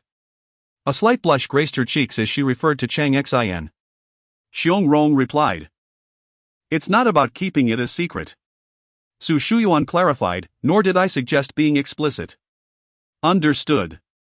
Subsequently, they resumed their drinking. Su Shuyuan opted for fruit juice while the others indulged in alcohol, including Su Shuqing, who had partaken of several fruit wines. They were all lamenting the pressures they faced, primarily of a security nature, while Su Shuyuan merely listened. As she absorbed their grievances, Su Shuyuan turned to her sister. Su Shuqing quickly stated. I am seeking an efficient command system, but I still believe your happiness is of utmost importance. Su Shuyuan retorted, you all are not good people. Su Shuqing countered, but Cheng Xin is a good man. This assertion left Su Shuyuan momentarily taken aback. Su Shuqing continued. Cheng Xin has the potential to monopolize 99 of the most lucrative businesses in Huqiangbei. Investigate the records, his newly designed 9 types of chips have significant applications. Because there is a demand for this business, which affects the livelihoods of millions, he once stated his intention to create 2 million jobs within a few years. In reality, he has already achieved this. Just one Super VCD has directly provided employment for 130,000 people, potentially driving over 300,000 jobs. Su Shuqing was still elaborating when Su Shuyuan slammed her cup down on the table, exclaiming, I'm fed up, I don't want to hear anymore. With that, she served herself a bowl of food and turned to retreat to her room. Observing her departure, Su Shuqing raised a toast to everyone, saying, Our little sister has spoiled us. Ma Weihong promptly stood up, taking a large bowl, declaring, I'll drink first as a mark of respect. Thus, Cheng Xin's south wedding took place. He obtained his marriage license on Friday and held the ceremony on Saturday. Upon returning home, Su Shuyuan found Cheng Xin inebriated and unresponsive. In the middle of the night, when she awoke for water, Cheng Xin was nowhere to be found. After inquiring with Shui Linlin, she learned that Cheng Xin had gone to find Aosar, who was being followed covertly. On Sunday, while sending her sister off to the train station, Su Shuyuan received a report from Shui Linlin that Cheng Xin and Aosar were engaged in a frenzied shopping spree in Huaqiang Market. Having already filled 2 tricycles and still purchasing, Su Shuyuan pondered, Linlin, how do you think he will explain his early morning departure? Don't forget, we were married yesterday. And today marks the first day of our honeymoon. Shui Linlin had no words to offer. Fortunately, Su Shuyuan refrained from pressing further and instead went to Shui Linlin's room to review their recent work records. Given her presence there, it was only reasonable to take charge of certain matters. Meanwhile, Aosar and Cheng Xin were whispering beside a shop. Aosar, Cheng Xin urged, regardless of their usefulness. We must purchase more, fill an entire container. I have prepared a videotape of local news, pay close attention to the news from the capital regarding the fire alarm linkage system. Let us acquire a significant quantity and bring it back. Aosar replied, money is inconsequential, but my boss does not require such trivial accolades. Cheng Xin responded earnestly, Aosar, your subordinates need it, those senior agents who rely on you require recognition and rewards. Moreover, casting a wider net may yield unexpected catches. After contemplation, Aosar conceded. You possess greater wisdom, what you say must hold merit. It's merely tens of thousands of dollars, let us proceed, and fill a container. Suddenly, Aosar interrupted, taking rapid strides to confront a young boy. You, boy, you are a fraud. Cheng Xin followed suit. The boy clutched his backpack tightly, concealing a bag behind him. Aosar shouted in rudimentary Mandarin, you are selling pirated movies. How despicable. It's one thing to sell pirated goods. But you claimed that the film Tarzan was unsuitable for children. I believed you, but what is this? The animal kingdom of African monkeys, this is outrageous. The boy skillfully opened his backpack, revealing, 100 yuan, I have a complete collection from renowned director Nagisa Oshima, and I'll throw in 2 extra Japanese photo albums. In a flash, Aosar handed over the money and snatched the discs, warning, if you deceive me again, I'll report you to the market. I assure you, we are honest. Our boss is already addressing issues with the discs, we are committed to integrity. Satisfied, Aosar nodded and quickly returned to Cheng Xin, stating, regarding filling a container, that is entirely feasible. Cheng Xin pointed at Aosar's attire. In a hushed tone, Aosar remarked, I believe pirated goods are preferable. The major Hollywood studios sent over 1,000 films, yet only 5 have been approved for disc production. I heard that all R-rated films have been denied. And even XM13 must undergo 2 reviews. Finding an engaging film is truly challenging. Cheng Xin replied, let us wrap this matter up and ship it back. By the way, I'll recommend some exceptionally entertaining films for you to watch. Really? Cheng Xin affirmed, these are perfect for solitary evening viewings. Honestly, few can watch them without falling asleep. I don't believe it. Without further explanation, Cheng Xin summoned the earlier boy selling pirated discs, asking, do you have a pair of embroidered shoes? The boy replied, yes. Boss, I also have the soul of the Black Building. Bring them all. Cheng Xin gestured to Aosar, time to pay. Aosar promptly complied. Your heart is in good condition. I trust? Absolutely. Cheng Xin assured, believe me, after viewing it once, you won't forget it for years. Aosar's face lit with anticipation.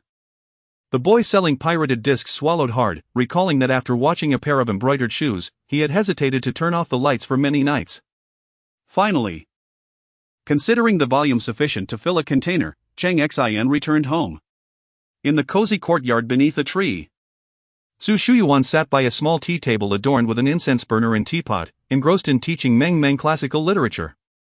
Cheng Xin pulled over a small stool, settling beside her. Upon noticing Cheng Xin's return, Su Shuyuan continued her lessons, eager to finish. Before long, as the last part concluded, Meng Meng stood and announced, brother, sister-in-law.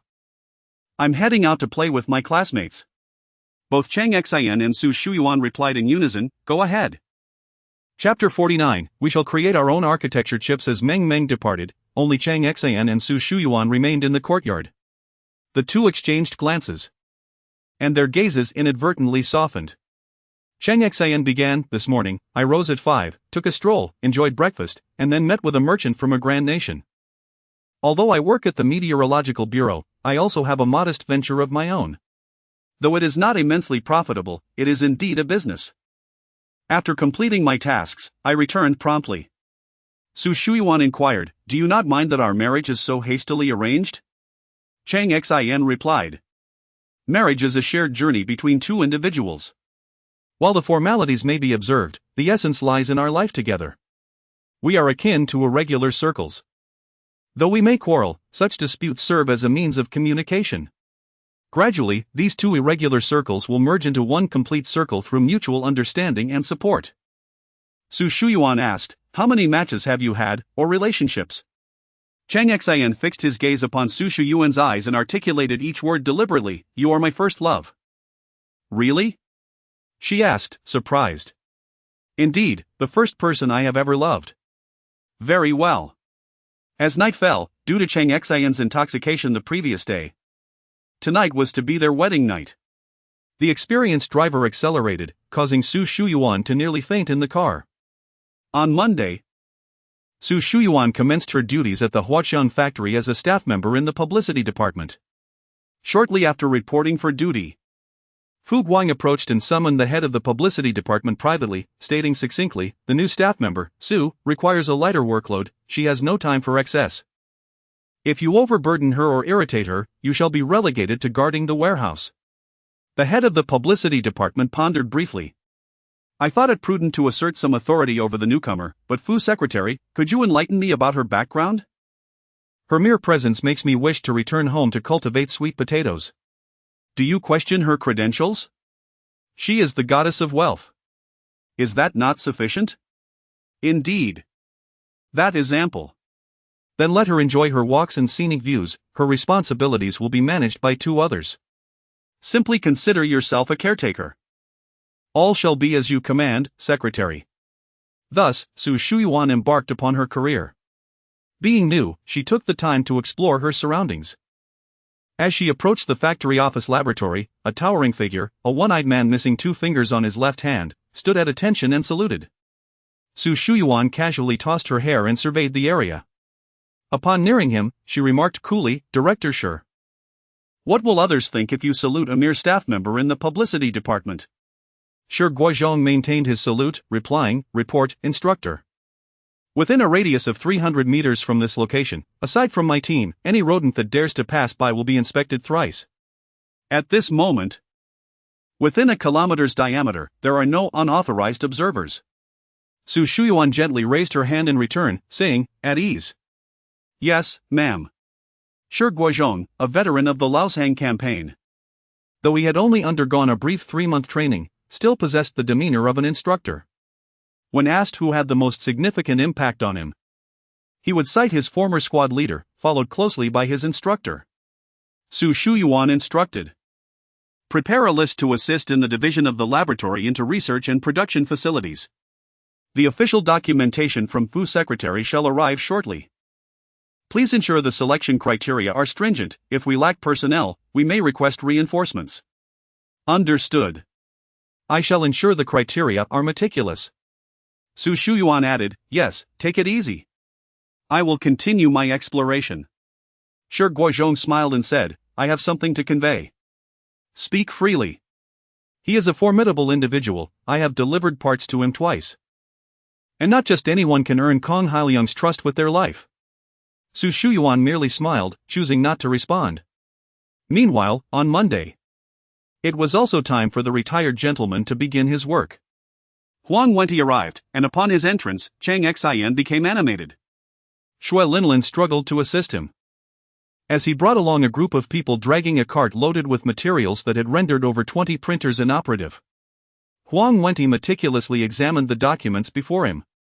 Cheng Xin sat nearby, sharing his insights on chips, explaining, the x86 architecture is owned by Intel, while ARM architecture belongs to a company in the UK. The RISC architecture was invented in 1974 by an engineer, and in 1985, IBM delved deeply into its research and development, leading to the creation of the PowerPC chip. However, due to the formidable competition posed by x86, IBM was compelled to make a choice and ultimately abandon the PowerPC chip, which performed poorly in terms of energy consumption, particularly for portable devices. The high energy demands led to overheating issues, necessitating water cooling systems, an untenable solution for IBM's vision of portability. Furthermore, the exorbitant costs of the PowerPC chip, along with its high research and maintenance expenses, diminished its market competitiveness. Chips require an upgrade every 2 years, and developing a new process entails investments in the hundreds of millions of dollars. RISC, on the other hand, is now free. These are 2 upgraded versions that have undergone secondary and tertiary development based on RISC. In simple terms, we aim to create our own chips, encoded in Chinese, free from any patent constraints and independent of foreign companies. Huang Wenti remained silent, diligently poring over the weighty documents, absorbing every word. 4 hours passed before Huang Wenti lifted her gaze and stated, we require an exceptionally large team, as well as astronomical research funding. Cheng Xin inquired. How many personnel do we need? A minimum of 35, and ideally, I would prefer 500. That is madness. 500? Huang Wenti continued, additionally, we need equipment, even if it is outdated. I require a substantial amount of machinery. Cheng Xin pondered in silence for a considerable time before responding. I shall find a solution. Huang Wenti nodded, I will continue reviewing these materials. As Cheng Xin walked back, he contemplated the equipment issue, envisioning how he could source discarded machinery from the 1990s, bringing it here to repair and study, thereby acquiring both the apparatus and honing his skills. However, the challenge of acquiring personnel loomed larger. Living in this world, he had naturally researched extensively. 10 years prior, following a shift in funding for technology, factories had prioritized importing foreign equipment to quickly generate profits, neglecting the necessary research funds to assimilate and internalize foreign technologies. It could be said that in this decade, the electronic industry of the Dragon Nation had nearly collapsed entirely. Chapter 50, Plans to Head North. Inviting the chief disciple to assist a span of 10 years, has been a lost chapter for the Dragon Kingdom's electronics industry. Only last year did things begin to right themselves, yet a significant portion of time has already slipped away. 500 individuals. Cheng Xin pondered whether he could possibly gather this number on his own, or if he should submit the information instead. Upon returning home, Cheng Xin sat in the courtyard, lost in thought for several hours. As the clock struck 5:45, he suddenly sprang to his feet. Shui Linlin, assuming he had devised a solution, was surprised to see him sprinting towards the cafeteria. This convalescent home was still referred to as the temporary staff dormitory. Cheng Xin's small courtyard was, in essence, a tiny storeroom. It served as both his living quarters and office. Naturally, meals were taken in the cafeteria. At 6:10, Su Shuyuan returned from work. On the small stone table in the courtyard, a pot of cool tea and a bowl of covered rice awaited her. Cheng Xin took Su Shuyuan's bag and said, "Wash your face and eat." Su Shuyuan replied, "I thought we could go to the cafeteria together after I got back." "Of course not, I have a family to consider. I must eat at home. I've been a bit busy lately and haven't had time to cook. But I'll show you my culinary skills when I get back." Family. A warm sensation blossomed within Su Shuyuan. At that moment, Meng Meng returned from school. And Cheng Xin gestured for her to go to the cafeteria. Meng Meng gazed at the spread on the table and, after 5 full seconds, clenched her fists and declared, "I'm not going. Brother, now that you have a sister-in-law, you don't want to eat with me anymore." Cheng Xin was momentarily taken aback by Meng Meng's outburst. Su Shuyuan chuckled and nudged Cheng Xin, saying, "You go ahead to the cafeteria, Meng Meng and I will eat here." Cheng Xin sighed in resignation and walked towards the cafeteria, casting a knowing glance at Meng Meng. Su Shuyuan empathized with Meng Meng's feelings. Had it not been for Cheng Xin returning to Chang'an to bring her here, she would have been indistinguishable from an orphan. Her relatives had only sought to benefit from the family home and the monthly remittances. At present, Cheng Xin was her sole family member. And she was unwilling to miss any time spent together. Thus, Su Shuyuan drew Meng Meng to sit down and said, "Meng Meng, you now have 2 family members, your brother and sister-in-law. Look at your messy hair. Tomorrow after school, sister-in-law will take you to get a haircut." The gentle and serene Su Shuyuan radiated warmth, and Meng Meng nodded happily in agreement. In the cafeteria, as Cheng Xin entered, he was just preparing to get his meal when Xue Linlin had already filled a portion for him and placed it on the table. Cheng Xin sat down. And Xue Linlin joined him after serving herself, taking a seat opposite him. After settling in, Xue Linlin remarked, "Half an hour ago, Huqiangbei chartered a plane to fly to Xiangjiang, lying on a sickbed, and then back to Frog Island. He has relinquished the dispute over the bonded zone land.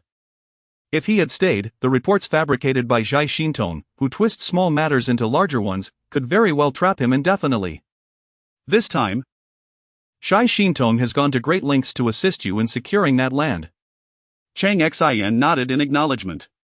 Xue Linlin continued, "A person's character, be it good or bad, is akin to a sword, dependent solely on whose hands it rests.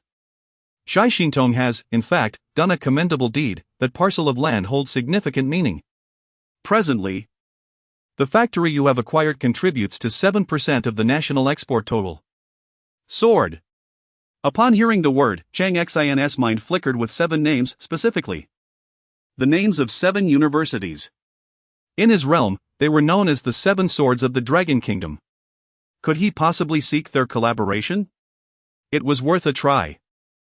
Xue Linlin continued, "Thanks to the new order from IBM, it can be said that for every 5 computers produced globally, 1 is manufactured in our factory. Moreover, 75% of Super VCDs worldwide are produced by our factory, while the remaining 25% are produced by factories that purchased the patent rights. By the way, several factories, including Ado, are quite displeased. But what of it?" At this juncture, Cheng Xin interjected, "Linlin, I wish to visit Ice City, specifically Ice City Industrial University. I want to discuss a deep collaboration." Xue Linlin inquired, "What kind of collaboration?" Cheng Xin replied, "Regarding the development of risk architecture and instruction sets." Xue Linlin responded, "I'll reach out to see if it's feasible." Cheng Xin nodded, still in a contemplative demeanor, silently consuming his meal. He considered the production capacity, profit margins, and export values of the factory he had acquired. Xue Linlin had arranged for a professional management team, thereby alleviating Cheng Xin from any concerns. He was assured of their expertise and integrity. Thus, he needed only to focus on how much funding could be allocated for research investments.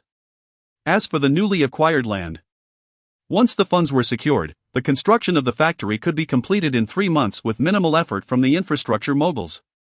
As for the act of seizing, so be it. If Huqiangbei dared to retaliate, Cheng Xin would gladly bear the consequences. Before long, Cheng Xin finished his meal and pushed the plate aside. "I'm off to spend time with my wife. Keep me updated on any developments." After taking a few steps, he turned back. Lin. Do you have any opinions about my wife? Do you not appreciate the elegance of a refined woman? I've never seen any of you converse with her. Shui Linlin remained silent. Cheng Xin added, truly, my wife is incredibly gentle and possesses a remarkable temperament. Shui Linlin recalled the previous night. Having slept only 2 hours before being roused by the emergency assembly call, followed by a 10-kilometer cross-country run. After finally returning, she felt as though she might cough up her lungs. At that moment, the sun rose, casting warm rays upon the grass, where Su Shuyuan stood beneath a tree. Adorned in a wide-brimmed sun hat, a long dress, and small leather shoes, holding a book as if to announce what breakfast would entail. In a calm tone, she stated, before breakfast, each person at the shooting range must fire 300 rounds. Anyone scoring below 2,500 will incur a deduction of 3 points from their daily total. Then came a series of orders involving a pile of scrap metal. Everyone was required to sift through the scrap to find usable parts and achieve the 300 rounds with a score of 2,500 without calibration. A nightmare. Absolutely a nightmare. Cheng Xin had already walked out of earshot. Shui Linlin remained lost in the terror of her recollections when Xiong Shasha approached. Glancing at the departing Cheng Xin, Xiao Mosquito called, "There's something intriguing brewing." Shui Linlin mechanically turned her head. Xiong Shasha continued. Xiao Mosquito mentioned that a few former VCD factory owners have pooled their resources to seek connections with a well-connected individual in the capital. This individual contacted Xiao Mosquito, intending to come to Shenzhen and first deal with the street office of Guanlongguan before forcibly acquiring shares in our factory. Shui Linlin clenched her fists tightly, the sound echoing. Who is it? PSH, Hu Laosan's nephew. Shui Linlin replied, how amusing. Xiong Shasha noted, according to the timing provided by Xiao Mosquito. He'll arrive by train tonight. Chapter 51, The villain turns out to be my own brother. It is truly astonishing that someone harbors ill intentions. Such a person cannot be allowed to go unpunished.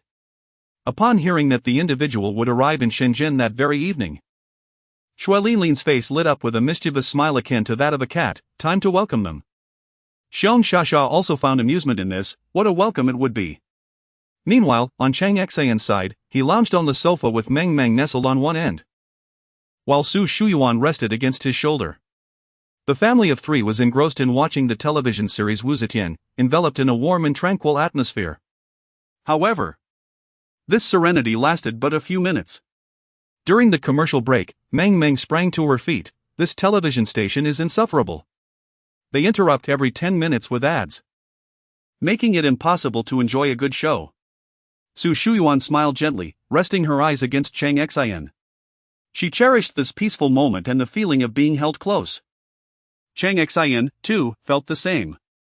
In his own world, he dared not yearn for a pure love, yet in this reality, he had discovered his affection. Thus, the commercials were inconsequential. What truly mattered was the company by his side. Cheng Xin inquired, how is your work in the publicity department? Su Shuyuan replied, I have just started, and I haven't truly begun my duties yet. Mostly it involves some writing and drawing, which I find manageable. After speaking, Su Shuyuan asked, are you feeling tired from work? You seem to have something on your mind. Cheng Xin admitted, I do have a bit of a concern. I've hired a retired expert, and I need to think carefully about how to create an environment for Mr. Huang to thrive in our small factory. Otherwise, we risk losing talent. Even though our factory is small, it still involves equipment maintenance and repair, correct? They exchanged a few more words before falling silent, returning their attention to the television. At that moment, at a training ground in the north, Su Shujing had changed back into her military uniform, observing over 100 individuals as they calibrated equipment.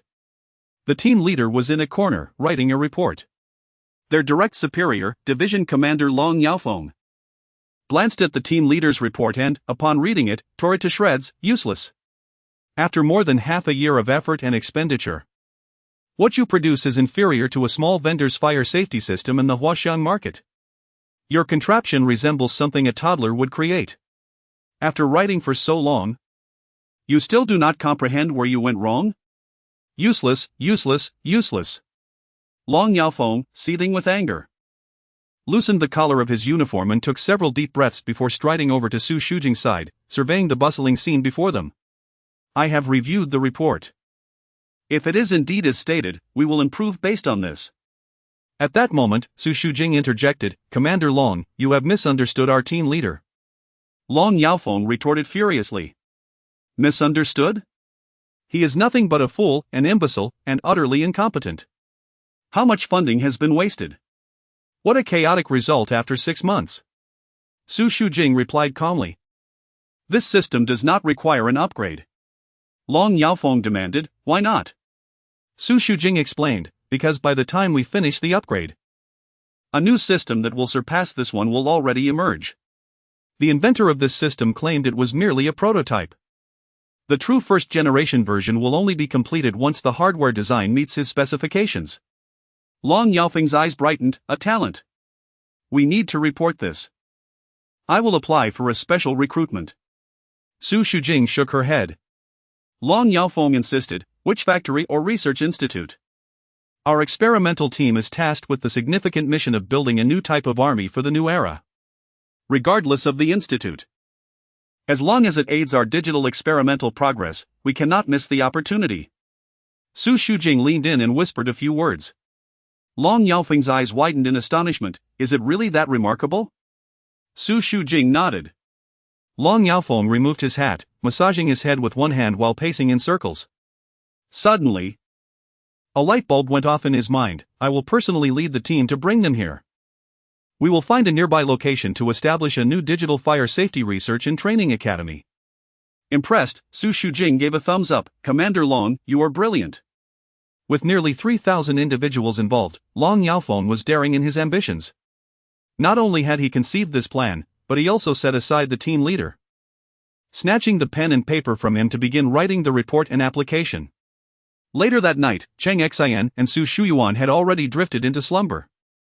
Not far from them, at a seaside location, several young individuals were suspended upside down, practicing holding their breath in the water.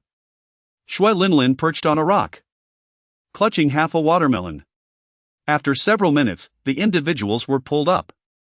Shui Linlin remarked, I thought it was someone significant, just because you made some money from steel bars. You think you can act recklessly? A young man adorned with a gold necklace and a mobile phone in his pocket bellowed, Do you know who I am? Do you know who my uncle is? Do you know who my boss is? Shui Linlin approached and delivered a swift kick to his stomach. Su Shiming. Let us see if your uncle Hu Laosan dares to speak to me like that. Now I would like to hear who your boss is. As soon as he heard his name, Su Shiming's tone weakened. Given my uncle and my boss's face, can you let me down, please? Who is your boss? Shui Jiming. He is the big Ming, and I am the little Ming. Upon hearing this, Shui Linlin's head buzzed. She spun around twice, picked up her phone, and dialed, Shui Jiming, listen up. Bring me 10 wooden rulers, come here so I can beat you. If I don't see you in 24 hours, you will know the consequences. With that, she hung up decisively. Su Shiming and his entourage were released, and Shui Linlin ordered, put them all in the container. Let them bake in the sun for half a day tomorrow. Xiong Shasha laughed until her stomach hurt, reveling in the drama.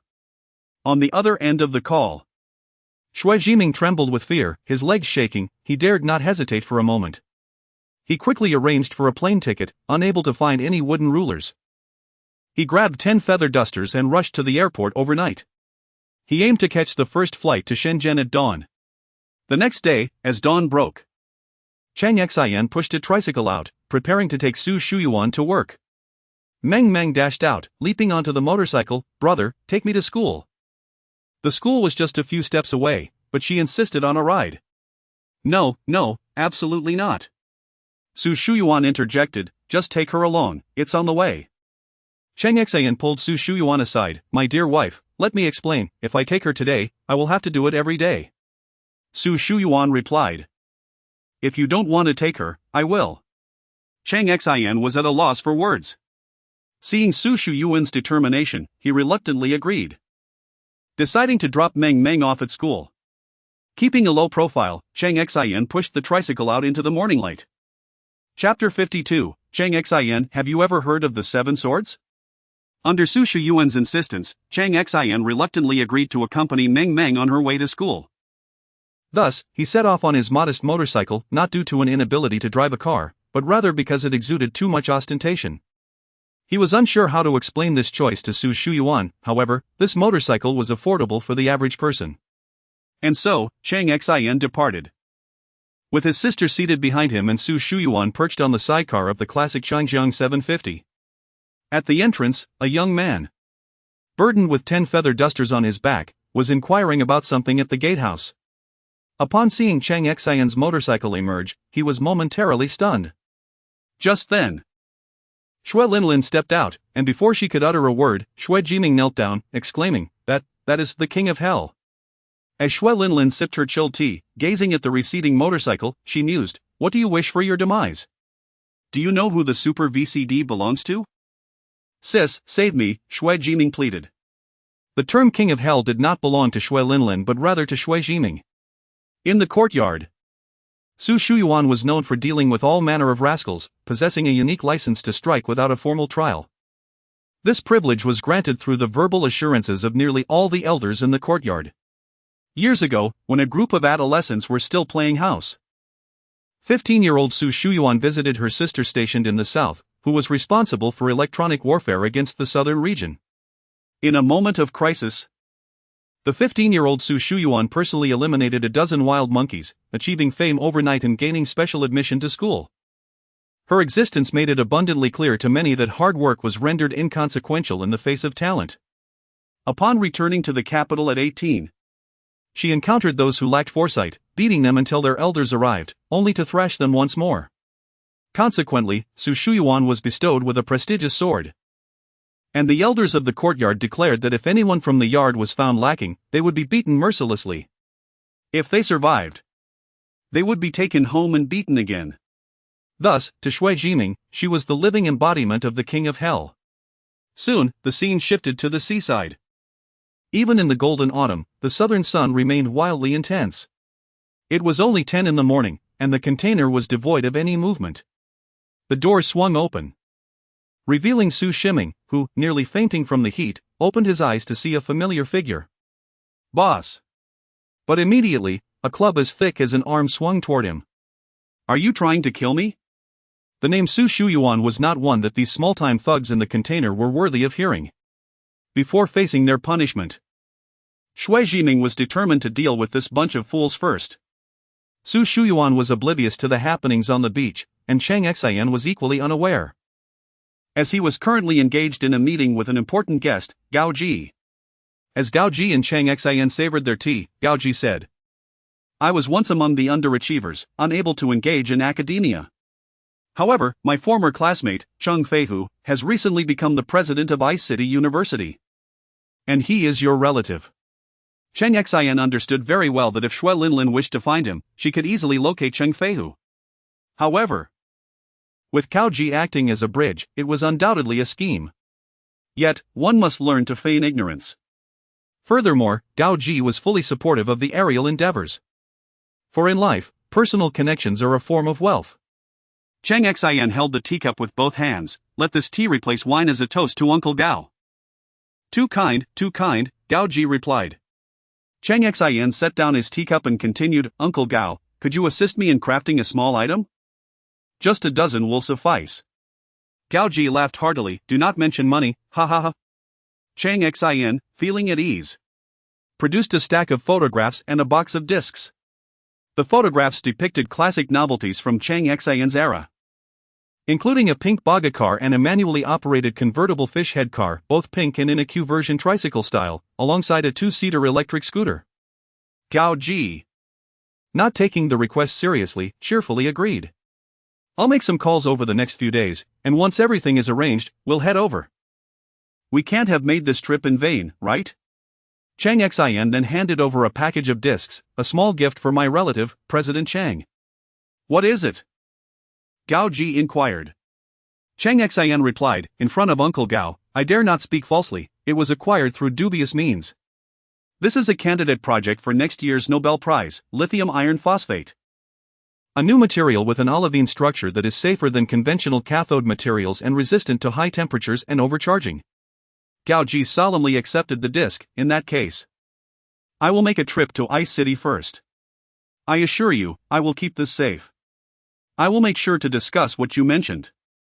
After thanking Uncle Gao, Cheng Xin lifted his teacup once more. As Cheng Xin departed, Gao Ji remained seated in the tea room. After a while, Xiong Shasha entered and took the seat Cheng Xin had vacated. Without raising his head, Gao Ji said, I know well enough not to ask what should remain unasked.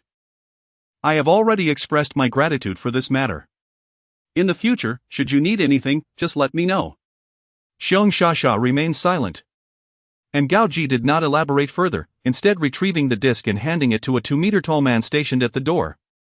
Take this directly to Ice City. Understood. Gao Ji did not question why Cheng Xin was not being taken to Ice City immediately or why they had to wait for several days until they received a notification from Xue Linlin. He understood that some inquiries were best left unasked. The reason for the delay was due to pressing matters at hand. And Xue Linlin believed that Cheng Xin preferred to hear the outcomes before departing.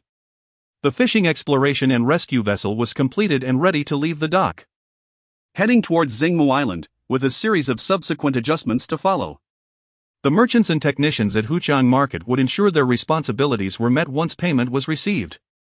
In the evening, within Cheng Xin's small courtyard, the family of 3 gathered around a small table for dinner. Meng Meng animatedly recounted amusing tales from school. Once she finished, Cheng Xin announced, in a few days, I will be on a business trip to Ice City. Su Shuyuan responded, Ice City is not like here, winter is approaching. While we can wear light clothing here, it may very well snow over there. Tomorrow, I will look for a place that sells winter coats. I don't think I've seen any here.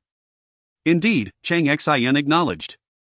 After a moment, he inquired, Wife, may I ask something without you getting upset? Su Shuyuan turned her head. Go ahead. Cheng Xin continued, Well, it seems that Xue Linlin and the others, who are my colleagues, tend to avoid you. And you don't seem keen to engage with them. Upon hearing this, Su Shuyuan's tone remained calm. Are you foolish? You are married. They are afraid I might misunderstand. Which is why they rarely come over unless it's work-related. I will go buy some snacks and fruits shortly. A little movement will do us good. Cheng Xin nodded repeatedly, uncertain how to approach the subject appropriately. To her, it might be that Xue Linlin and Xiong Shasha were fond of martial pursuits, while she, being more reserved and literary, did not share their energy. Su Shuyuan suggested that they could arrange a weekend gathering. Chapter 53, The ship set sail. Upon hearing Su Shuyuan mention a weekend gathering, Cheng Xin promptly expressed his support. I shall personally prepare a few dishes this weekend, as a means of fostering camaraderie among neighbors. All right, I will extend the invitations. Su Shuyuan readily agreed. Without delay, she set off to procure fruits, heading to the adjacent courtyard. Xue Linlin and Xiong Shasha were absent, leaving only 2 staff members on duty. These 2, upon seeing Su Shuyuan, felt less apprehensive since they were responsible for communications and paperwork, and had yet to qualify for the elite training camp. Inquiring about Xue Linlin's whereabouts, Su Shuyuan made her way directly there. She found her still within the convalescent home, in a warehouse behind a 3-story dormitory. 5 individuals were kneeling on the ground, 3 bore tablets strapped to their arms, bandaged, while one was covered in bruises. Another was holding a bowl in each hand and one atop their head, attempting to maintain a horse stance. At the slightest movement, a feather duster struck down. Upon Su Shuyuan's entrance, Xue Shiming, who was in the stance, abruptly knelt. Sweat poured from his brow. Su Shuyuan did not inquire into the situation but placed the fruits down and gestured for Xue Linlin to step outside with her. Can we be a bit more normal? Su Shuyuan said once they were outside. Cheng Xin is starting to think I have some conflict with you all. Even if this is a dormitory area or a family zone, there is no need for neighbors to avoid each other, is there? Well, about that. Su Shuyuan continued, on a serious note, Cheng Xin is set to travel to Ice City for work, and I would like to hear your thoughts on safety. Upon mentioning the professional matters, Xue Linlin immediately presented her plan, including contingencies and emergency protocols. After listening, Su Shuyuan nodded. This weekend, come to my home for dinner. Cheng Xin is preparing a meal himself, as a way to strengthen neighborly ties. However, Xue Linlin interjected, Instructor. Hearing that term, Su Shuyuan shot her a disapproving glance. Xue Linlin quickly corrected herself. Sister Shuyuan, I suspect he will find an excuse tomorrow. Is there a matter at hand? Su Shuyuan inquired.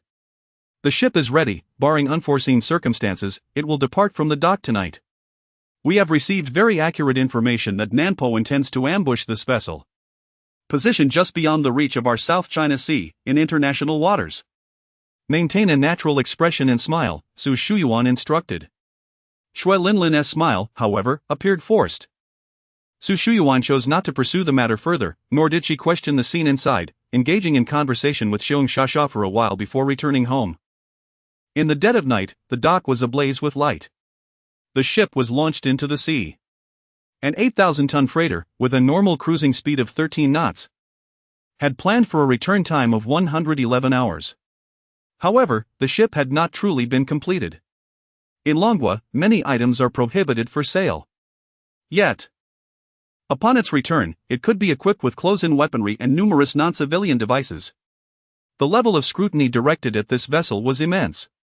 It commanded the attention of the world. A freighter pieced together from parts purchased in the ordinary market, masquerading as a fisherman's rescue ship.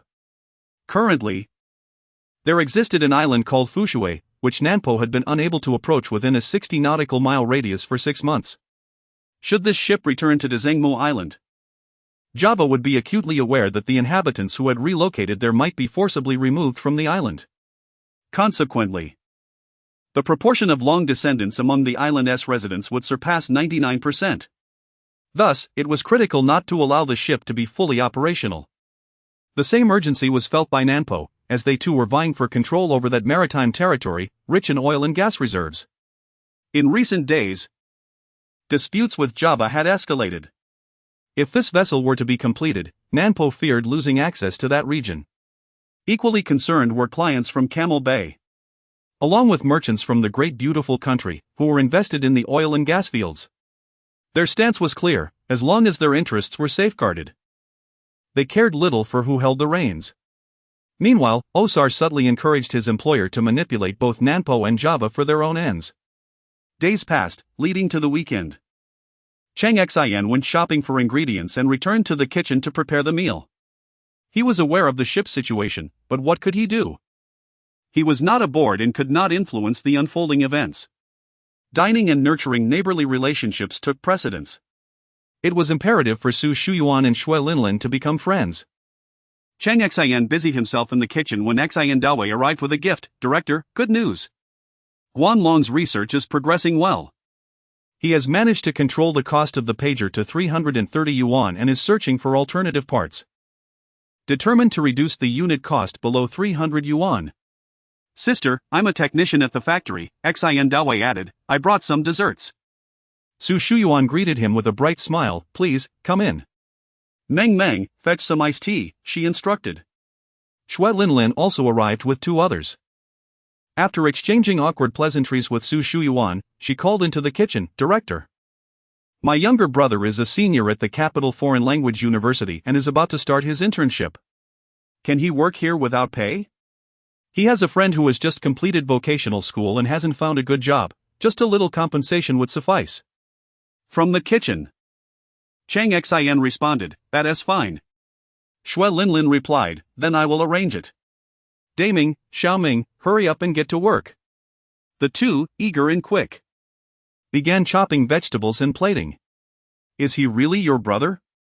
Cheng Xin quietly asked Xue Linlin. My biological brother, the kind who needs some discipline. He knows very little about my work. Alright then, Cheng Xin thought, understanding the sudden influx of help. Soon, the dishes were ready to be served.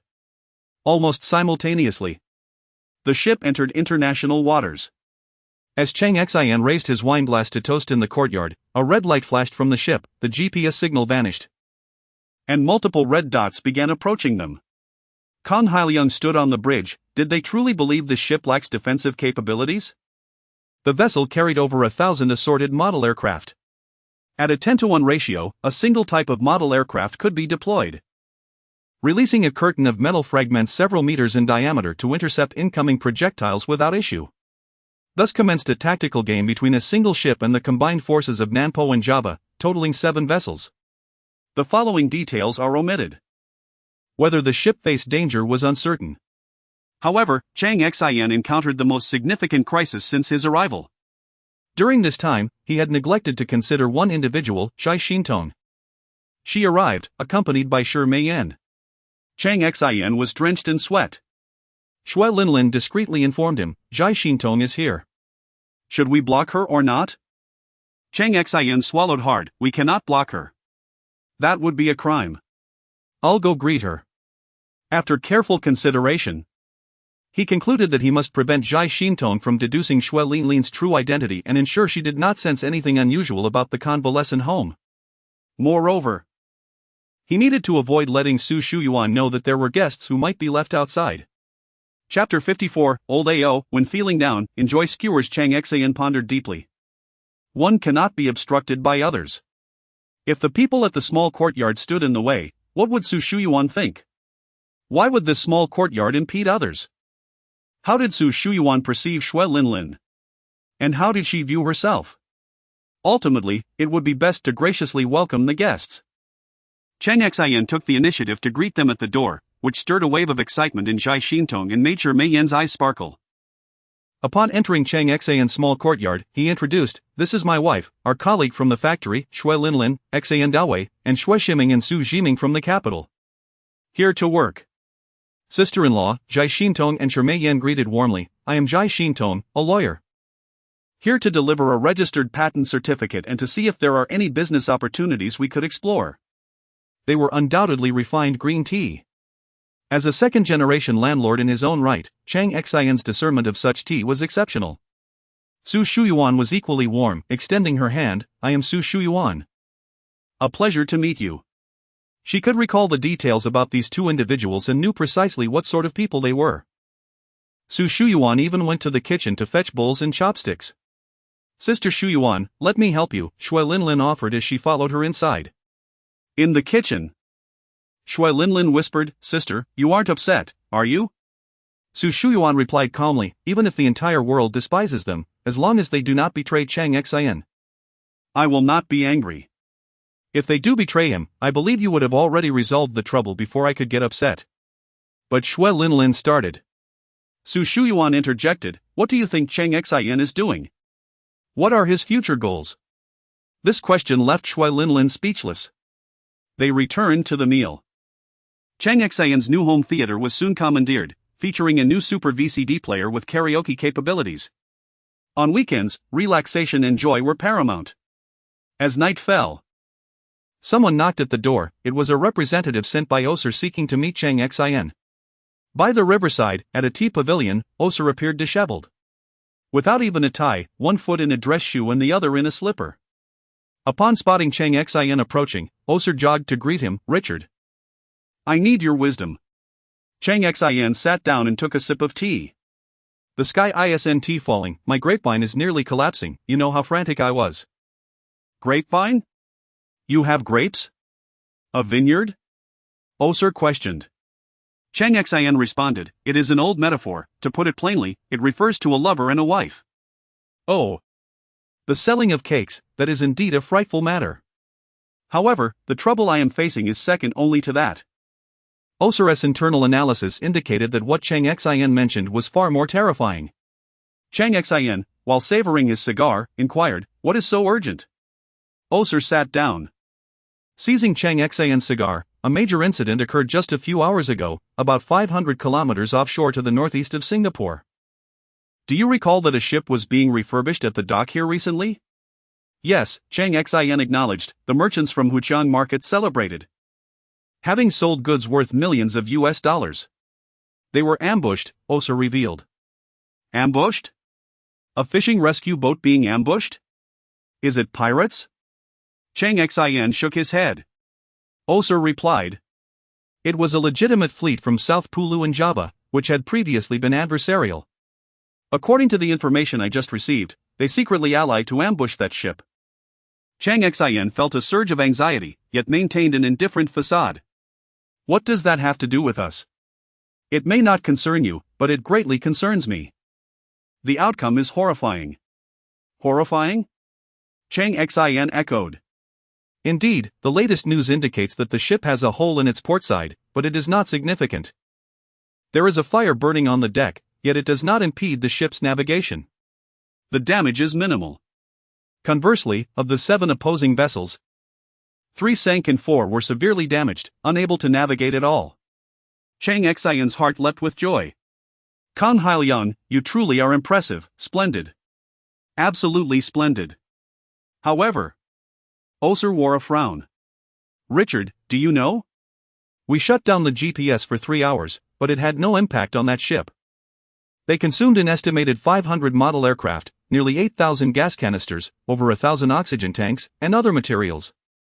My boss is very concerned about this matter. Then, what can I do for you? Cheng Xin inquired. Oser reclined in his chair, gazing at the sky, cigar in mouth, and after a long pause, he said, I don't know, I am unsure what we should do now. I only know that my boss's feelings are very complicated. Cheng Xin remained silent. Such matters could not be resolved instantaneously. Just then, Shu Jun came rushing in, boss, major business, major business. Upon receiving permission, Shu Jun approached excitedly, boss. Major business. I just received a call. A client through my agency has placed an order for goods worth $100 million. What are they purchasing? Cheng Xin asked. Shu Jun exclaimed, model aircraft, navigation devices, fish finders, fishing boat radars. They paid a deposit of $30 million. And I earn 5% in commission. We are going to strike it rich. Oser's eyes widened in astonishment, and what else? Shu Jun continued. They said they have prepared an 80,000-ton old oil tanker, a true behemoth. I heard its engine is several stories high. It is expected to arrive at our port in 12 days, and my procurement agency must prepare the stock to load it as soon as it arrives. 80,000 tons. Oser laughed heartily. This world is absolutely insane, truly insane. Yet Cheng Xin was still focused on work. Jun, don't just think about making money. Upon receiving the deposit, allocate several $100,000 to purchase gifts. Visit all the docks to smooth things over. When the client arrives, everything must go smoothly. Also, ensure quality control and remind the merchants not to tarnish Huqiang Market's reputation. Yes. I will take care of it, Shu Jun responded, dashing off. Oser continued to laugh. Absolutely insane, truly insane. Cheng Xin understood that Shu Jun's arrival was orchestrated by someone behind the scenes. This information reached Oser's ears. It remained to be seen how Oser would interpret it and what his boss would think. Cheng Xin suggested to Oser, how about we arrange for some skewers? There is nothing that cannot be resolved over skewers, and a few drinks, plum wine would be perfect.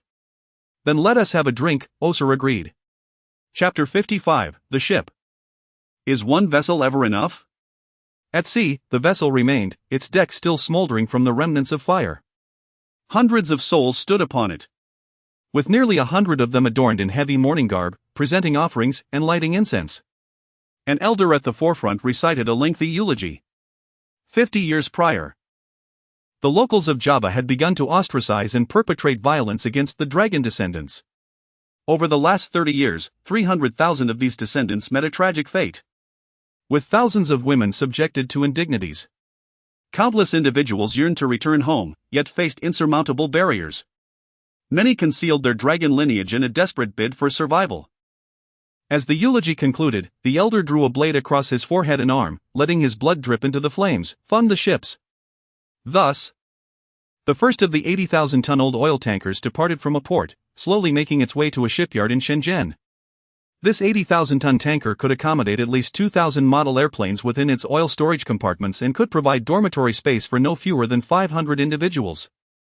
A second bulk carrier was also selected, destined to be transformed into a true maritime rescue vessel, equipped to serve international shipping with a small emergency hospital on board.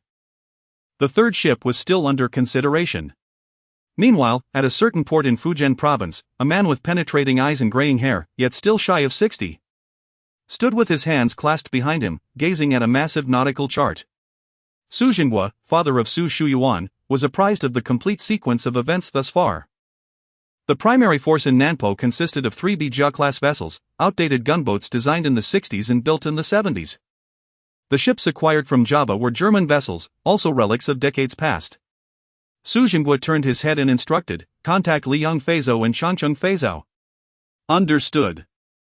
I will immediately verify the data concerning model airplanes and their aerial capabilities, as well as their scalability. The messenger took a few steps away but then turned back. Su Jinghua, there is something significant that must be conveyed in its entirety. The true designer of that ship is your son-in-law. Upon hearing this, Su Jinghua chuckled. What a jest! Ma Weihong, that fool, possessing such intellect? I could laugh myself awake from that dream. He is merely a laborer, nothing more. It is your younger son-in-law. Have you forgotten? Xu Yuan just got married recently. As this revelation sank in, a hint of affection appeared on Su Jinghua's face. Find out if I can take a few days off for the new year. While I would love for you to have a break, it may be best to refrain, as the pressure has been quite intense lately. Su Jinghua waved his hand gently, signaling his assistant to leave. Turning to Liang Feizhou. The model airplanes sold in the Huqiang East market were indeed mere toys in their hands. They had already undergone 3 modifications.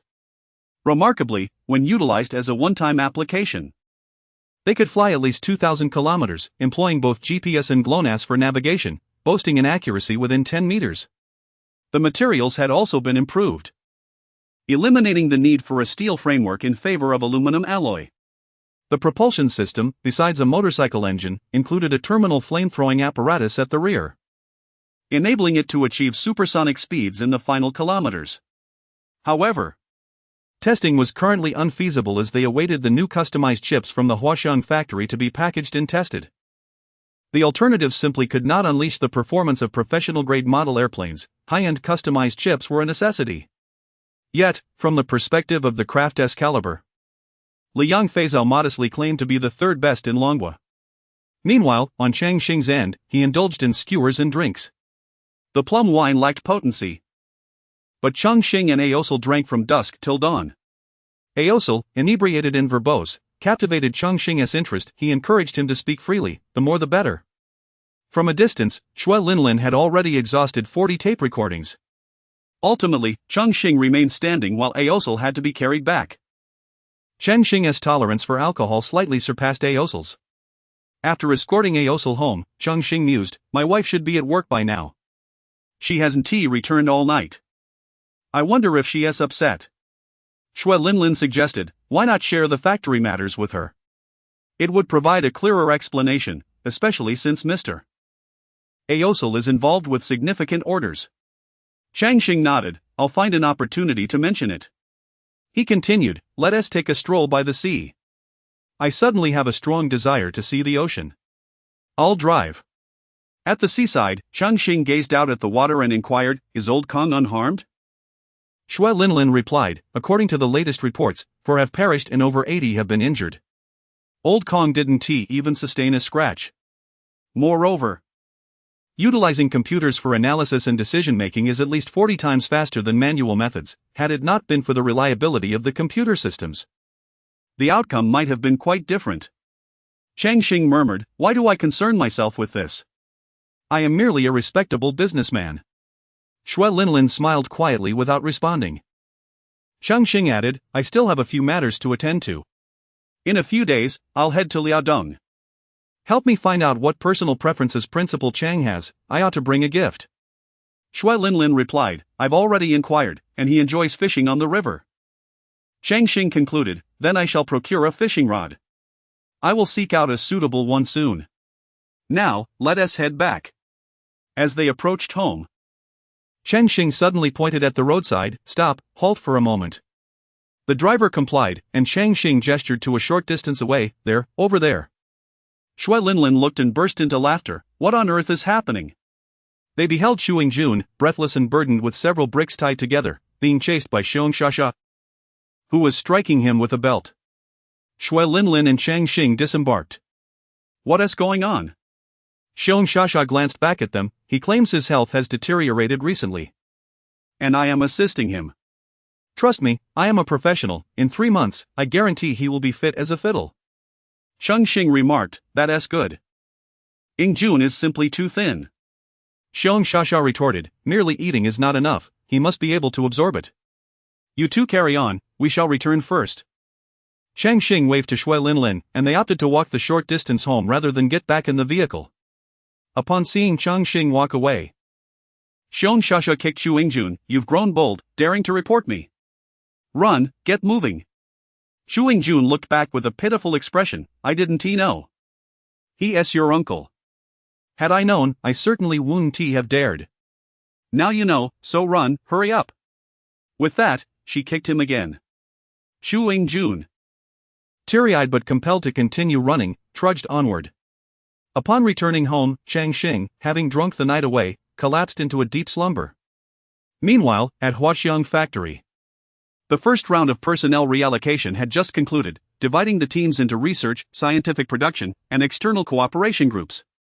The former focused on research, the latter on transforming research outcomes into products, while the external cooperation group was responsible for assisting partner factories by dispatching technicians. Chapter 56, we have a small island. The laboratory personnel of the factory have been reassigned, with only a select few privy to the details, reflecting the nuances of familiarity and trust. The research group is akin to family, while the external collaboration team is regarded with skepticism, often relegated to peripheral tasks. Following the new allocation, within the factory, a member of the publicity department, Su Shuyuan, alongside three retired individuals, Huang Luan, Xia Wide, and Huang Wendi, gathered around a large hand-drawn diagram explaining the instruction set. Huang Wendi elucidated the simplification of the instruction set, the optimization of hardware design, and low power consumption. These are the merits of optimizing risk. We analyzed the practical situation of PowerPC, although PowerPC also employs risk. It exemplifies the distinct differences akin to oranges and tangerines. Su Shuyuan interjected, "I have read a biological paper stating that oranges, tangerines, and pomelos are actually of the same species." Huang Wendi concurred, "Indeed, do not underestimate the mere percentage difference in genes. This risk V and risk C, once successful, will revolutionize the semiconductor industry worldwide, breaking the technological monopoly imposed upon us and reclaiming the lost decade in our semiconductor sector." Huang Luan added, "Perhaps we can even surpass that by another decade." After this, Huang Luan turned to Su Shuyuan, "We require comprehensive support in terms of manpower, financial resources, and materials." Su Shuyuan responded, "Steady now." Huang Luan retorted, "I cannot remain steady. How many more years do I have left to live?" Su Shuyuan reassured him, "Grant him a little time, while it may appear difficult on the surface, I will personally reach out. If I cannot manage it, I will submit an application and write a report." Hearing this, Huang Luan lightly tapped his head and laughed, "Ha ha."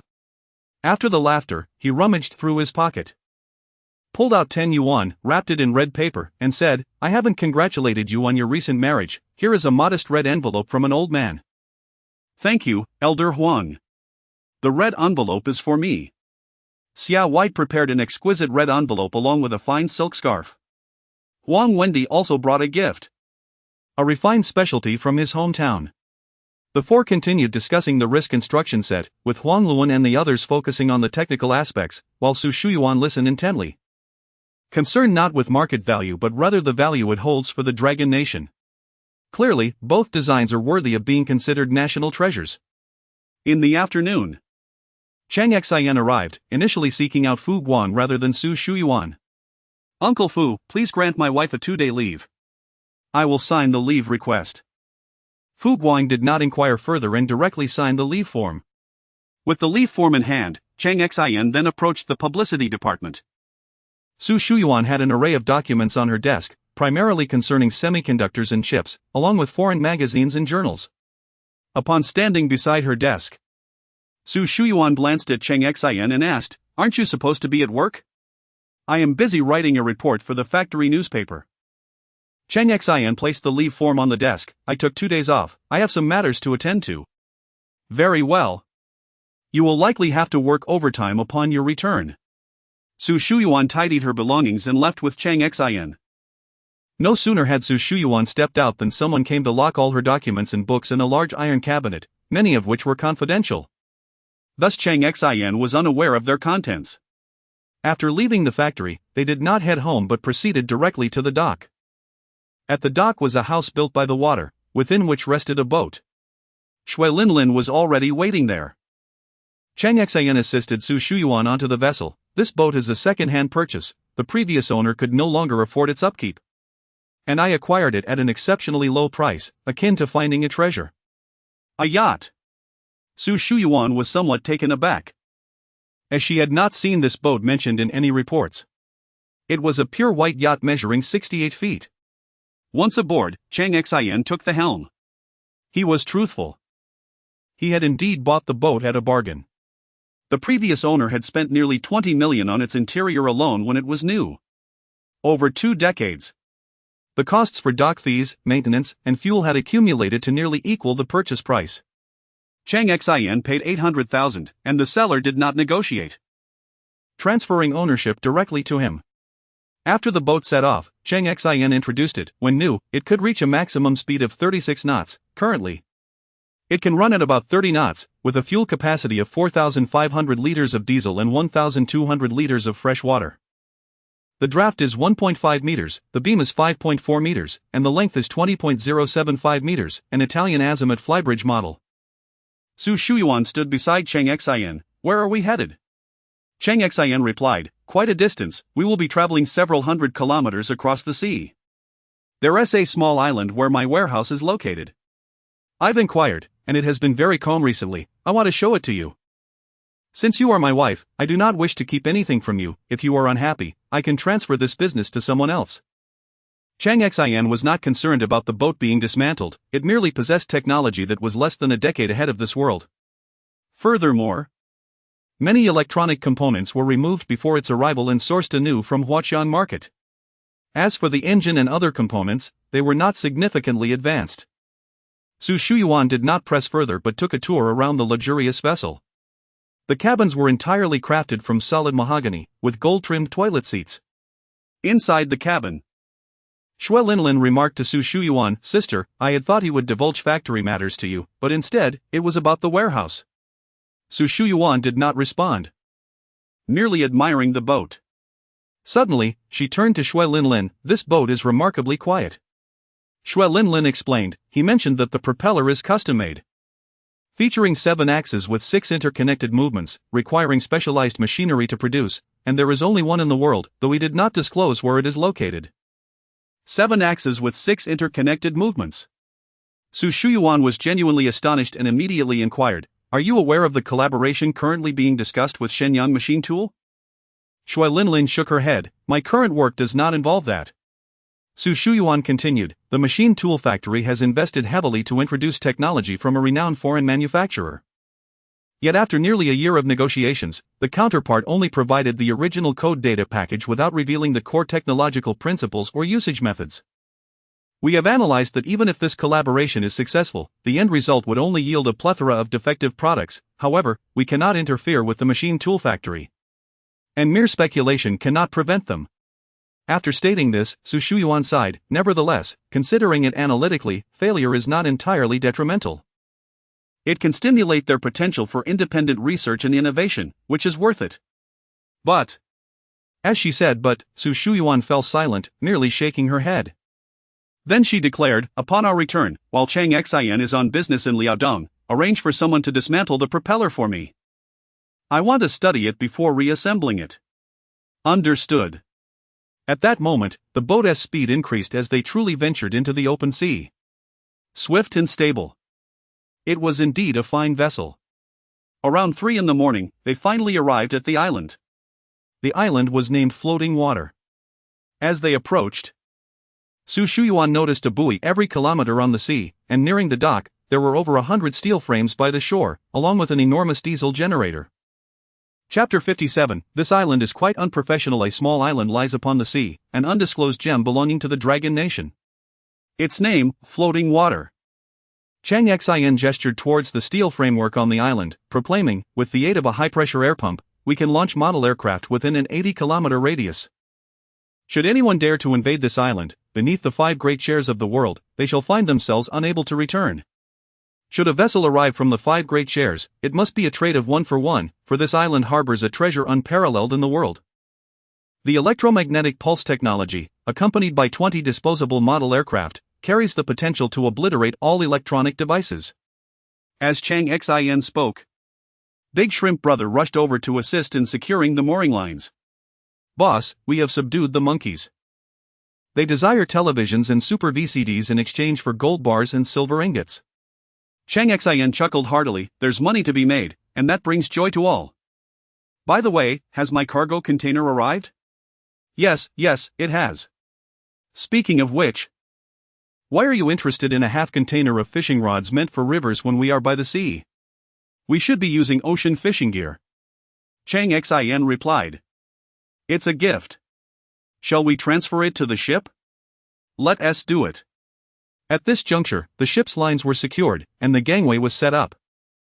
Cheng Xin carefully assisted Su Shuyuan, saying, "Take it slow, be cautious of your footing." He gently guided Su Shuyuan to the dock and introduced her, Big Shrimp Brother. This is my wife. We have brought several large bags of wedding candies and 50 cases of wedding wine. I apologize for not hosting a banquet for everyone. With wedding wine, we must have a toast once we finish our tasks. There's no need to apologize, the boss is a person of great affairs. Big Shrimp Brother's tone faltered momentarily, for he sensed the smell of gunpowder emanating from Su Shuyuan, a scent not easily acquired without over a decade of experience. Cheng Xin turned to Su Shuyuan. I have matters to attend to, let Linlin show you around. This island isn't large and boasts decent scenery. Curious as a child. Su Shuyuan surveyed her surroundings and responded affirmatively to Cheng Xin. He strode towards the island's main control room. Intending to copy data to bring back to his world for professional analysis regarding the operational conditions of the radar, sonar, and hydrological detection equipment. Determining if recalibration or upgrades were necessary. Upon entering the server room, he opened the server chassis, inserted an interface into the motherboard, and connected his 2 TB solid-state portable hard drive, ensuring it received power. This device represented the pinnacle of modern technology, while most mechanical hard drives barely held a few gigabytes. A 2 TB solid-state drive was nothing short of revolutionary. Thus, Cheng Xin took it upon himself to personally transfer the data. Meanwhile, on the island, Su Shuyuan stood at the highest point with 3 ship captains beside her. In her notebook, she categorized the captains into 3 types. The first group consisted of those whose primary occupation was smuggling, while fishing served as a secondary endeavor. This group, if within tolerable limits, faced little scrutiny from customs, as they were considered one of their own in times of need. The second group comprised true fishermen, well connected with their maritime counterparts, always ready to defend their own, knowing that every year, some would sacrifice themselves to the sea. The final group was a family-run business that also assisted in transporting goods, as obtaining technologically advanced items through legitimate channels was a challenge due to regulatory constraints. About 10 minutes later, Su Shuyuan broke the silence. Shui Linlin, have you returned all your books to the teacher? Also, I am beginning to worry about Kong Haoyang. His understanding is limited to guarding a reef. Will he manage on the larger island? The setup here feels quite amateurish, especially the fact that there is nothing for 100 meters along the coast. Wiping the sweat from her brow, Shui Linlin responded, indeed. The boss isn't currently concerned with the warehouse, but he visits the island monthly to inspect the computer room. We may not understand the advanced equipment, but we know the boss is continuously testing and improving it. Su Shuyuan replied, all right. I will return in a few days to examine the arrangements in detail, it's simply too amateurish. Big Shrimp Brother immediately concurred, yes. We will ensure the boss's temporary quarters are tidied up. Who is Su Shuyuan? Big Shrimp Brother only knew that Shui Linlin referred to her as instructor. That was sufficient. At least he was aware of her identity. As Su Shuyuan descended from the heights, she looked at Big Shrimp Brother and the others. Each of you is a treasure of the Dragon Nation. We must improve this place and maximize our potential. Even if our families cannot support us openly, we must ensure that any intruders leave empty-handed and that we all remain unharmed. Big Shrimp Brother and his companions nodded solemnly, understood. Su Shuyuan continued, now, tell me about the new clients. They are from the Monkey Army. They believe that electronics yield high profits, but they face difficulties with normal procurement. Hence their desire to work with us. Particularly for Super VCDs and major Hollywood films, there is a high demand in their southern region. Stay cautious. They anchored 30 nautical miles from here, and we will conduct ship-to-ship transfers without allowing them close to the island. We must always be vigilant. Meanwhile, Cheng Xin had concluded his tasks. Upon his emergence, Big Shrimp Brother approached him. "Boss, we have procured a rare 20-pound red dragon fish." "Thank you," Cheng Xin replied, accepting graciously. The wedding wine aboard the ship was consumed, and Cheng Xin began recounting the myriad events that transpired upon his arrival. After finishing, he inquired, "Wife, are you upset?" Su Shuyuan understood that Cheng Xin was referring to her opinions about the island. How could she respond? After a few seconds, Su Shuyuan looked at Cheng Xin and asked, "Before you came here, did you ever date anyone?" "No," Cheng Xin replied, his excitement palpable. "I have declared that you are my first love, and heaven is my witness." He pointed skyward. "Oh heavens, bear witness, in this world. You are my one and only first love." Su Shuyuan remarked, "I won't hold anything against you, you must be honest." "That is indeed the truth, the absolute truth," Cheng Xin affirmed. Su Shuyuan countered, "Aren't you afraid of being captured and imprisoned for decades in that warehouse on the island?" Cheng Xin laughed, "I am a good person." "Truly?" "Really?" Cheng Xin affirmed his innocence. As they neared Shenzhen, they encountered Wang Fuxing's vessel on the sea, and the two ships approached one another. Chapter 58, Who can tame the Death Barbie? Pink Cheng Xin's boat and Wang Fuxing's vessel drew alongside one another. Cheng Xin sent over a fish, a few fishing rods, and a box of watches. Wang Fuxing boarded Cheng Xin's boat and remarked, "This vessel is truly beautiful." Cheng Xin replied, "It's just a second-hand boat I bought. I need to register it." Wang Fuxing continued, "I have good news for you. Old Pang is drafting a report to rename your small factory as Shenzhen Public Equipment Maintenance and Repair Factory. You should talk to him, he wants to gain something. But how can he not do something in return? Regarding that management system for fire safety, we could also utilize it, you understand." Cheng Xin nodded, "I understand, completely." After exchanging pleasantries, the two boats parted ways. On Wang Fuxing's boat, one of the crew members noticed the watches and remarked, "Boss, these watches seem rather expensive." Wang Fuxing replied, "They are all replicas, yet even the experts in our bureau couldn't tell the difference. Not just our appraisers. But even the specialists from the official retailers would be fooled." Impressive. Indeed impressive. Meanwhile, on Cheng Xin's boat, he explained to Su Shuyuan, "I do possess some technical skills, aiding various units in improving their equipment, which gives me a bit of standing. Therefore, they won't make things difficult for me over minor issues. And I am someone who knows how to gauge the situation." Su Shuyuan cautioned, "Don't overexert yourself. As long as there's enough money at home, that's all that matters." "I understand that some matters involve more than just your finances, they affect many lives. However, for the sake of our family, it's best to keep things simple." Noticing Su Shuyuan's discontent regarding the cargo from the small island, Cheng Xin quickly assured, "I understand. I'll delegate those matters to others. I have no need to profit from them, but friends are rare, we cannot sever ties. We should simply live our lives peacefully." Thus, it was decided that he would hand over the responsibilities to others, allowing them to live well. The next day, Cheng Xin headed north. He opted for the train instead of a plane due to the heavy snowfall in Ice City, feeling it was safer and more comfortable. The most significant advantage was that train travel no longer required a letter of introduction, one could purchase a sleeper ticket with money, even a soft sleeper. The journey north would take nearly 2 days and nights.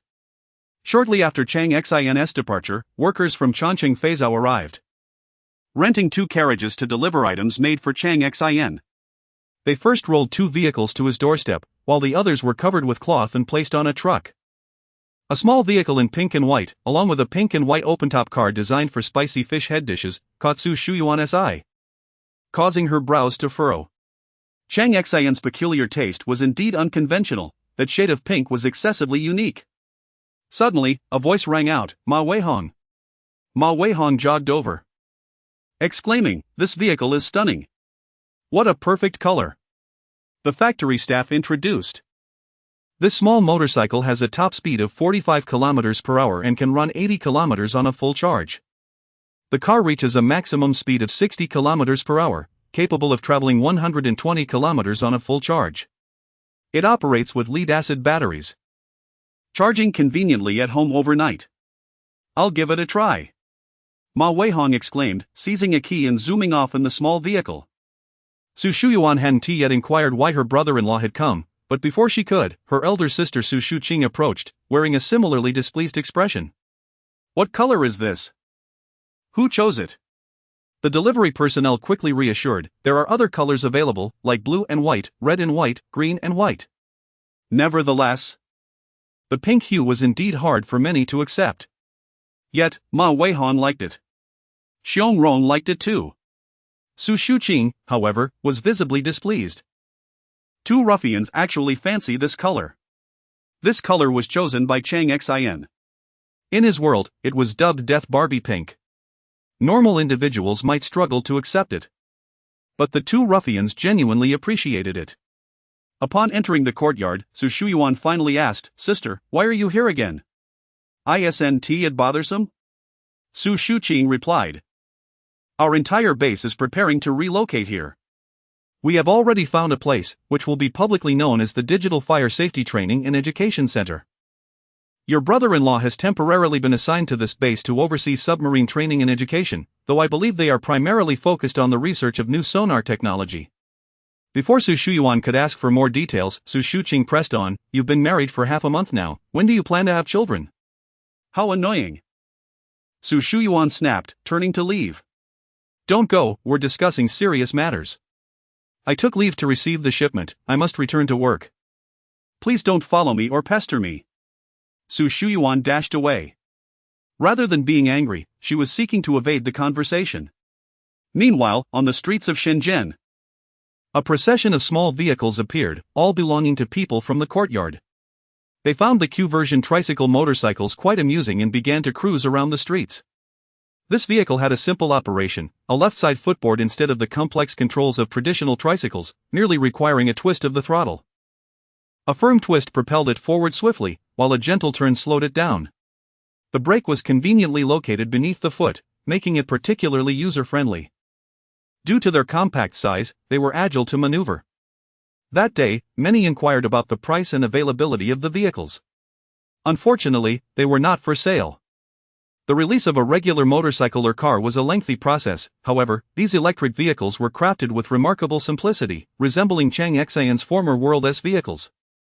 The motorcycle factory of Changcheng Feizhou produced these at a cost of less than 2,000 yuan.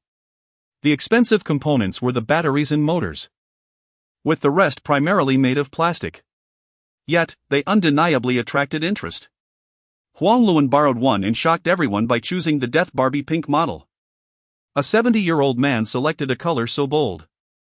Huang Luan cherished the small vehicle, although the trunk was not large, it could hold quite a bit.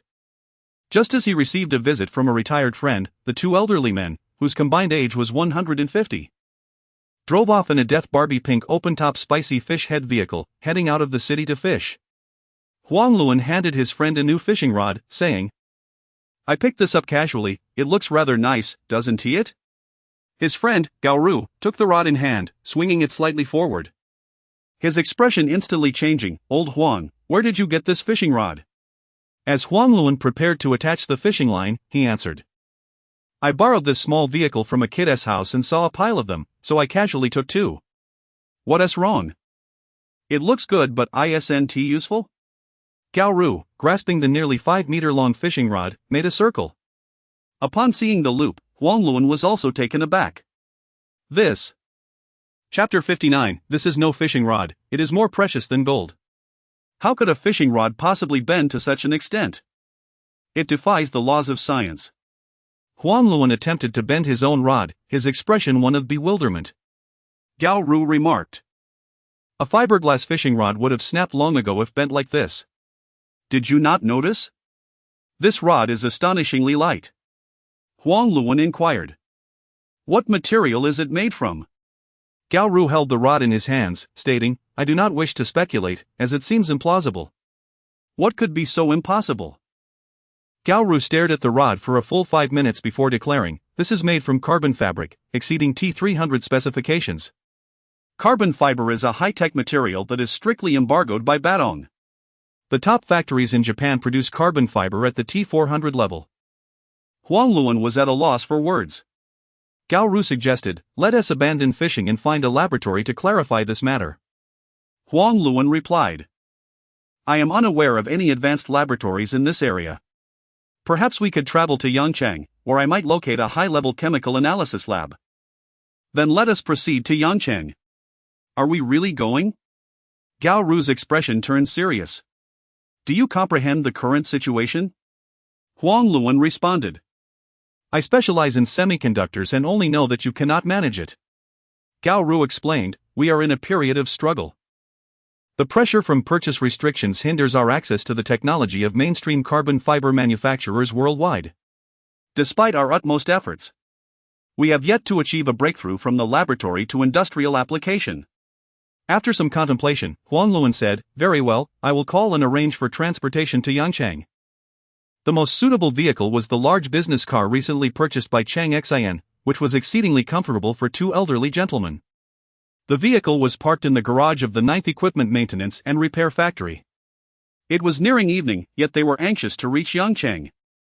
Both men were esteemed scientists of the Panda caliber, necessitating their prompt inquiry into the situation. Upon meeting Su Shuyuan, Huang Luan immediately asked, "Young lady, do you know where your partner acquired this fishing rod? Are you aware of the material it is made from?" Su Shuyuan replied, "That is beyond my area of expertise." Huang Luan continued, "It is a high-tech material that is nearly impossible to purchase due to restrictions. This single rod is worth at least several thousand yuan." "Several thousand?" Su Shuyuan was taken aback, quickly adding, "He left with over a dozen rods, saying they were for gifts after arriving in Liaodong, each worth several thousand." "Who would dare accept such an expensive gift?" Huang Luan spoke the truth. At a time of purchase restrictions, a fishing rod made from such high-tech materials could indeed be valued at several thousand yuan. However, Cheng Xin, during his procurement in the original world, specifically purchased only ordinary rods, the most expensive being merely 220 yuan, an entry-level high-carbon fishing rod.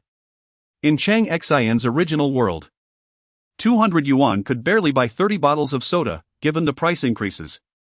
Late at night, Gao Ji boarded the vehicle, carrying numerous delicacies and a set of mahjong.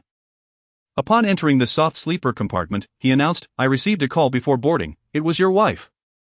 She instructed that upon your arrival in Liaodong, you should call her immediately and mention that I should confiscate all the gifts you prepared." He added, "I am unaware of the specifics. I only heard your wife say it was Huang Lao's directive. Why your wife is also unaware remains a mystery." "What on earth?" Cheng Xin exclaimed, tearing into a chicken leg. "She did not clarify the matter, it is all quite perplexing." Gao Ji replied, "I am merely the messenger. I inquired as well. But neither your wife nor Huang Lao provided any clarity.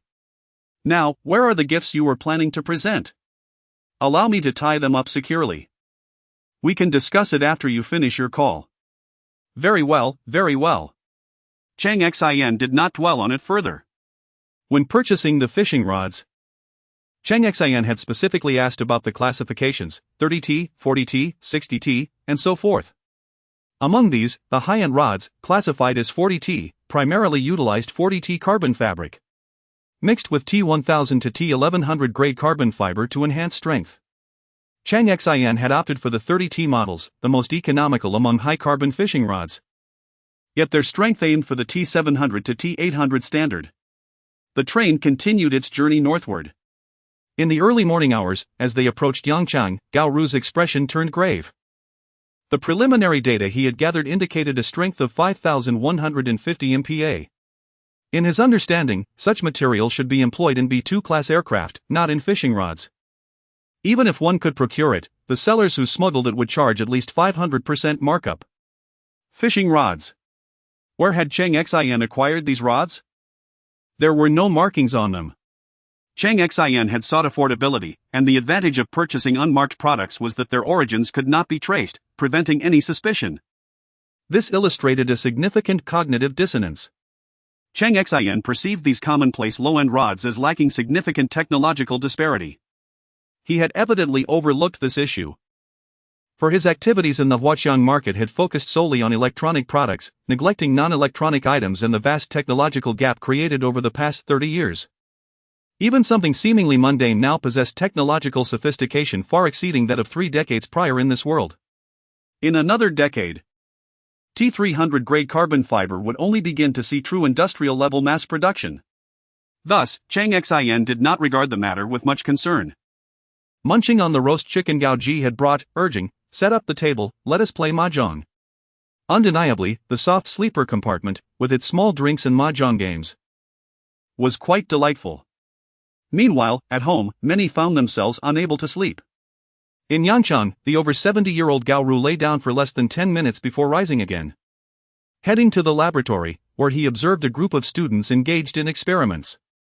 As a master in analytical chemistry, he often berated these students, calling them foolish and unworthy. Yet, deep down, he recognized their considerable skill. The analysis of a segment of a fishing rod would yield accurate data. He should have been resting, awaiting the final testing results, but sleep eluded him. Every time he closed his eyes, he envisioned the fishing rod, crafted from carbon fabric. In Shenzhen, at a port dock, Cheng Xin's yacht was dragged in under the pretense of maintenance and hoisted onto dry dock. "Madman, lunatic!" Ma Weihong shouted in the dock. Whose brilliant idea was it to construct such a shape? A bespectacled middle-aged man approached to silence Ma Weihong, saying, "Ma, if you continue to shout, you'll be asked to leave." "I am not Ma," he retorted. "Whoever, just keep it down. Technical personnel detest loud noises." Wei Dawei then exclaimed, "What is this?" It was a dual propeller system, with 2 propellers rotating in opposite directions on the same axis, reducing wake losses and enhancing propulsion efficiency.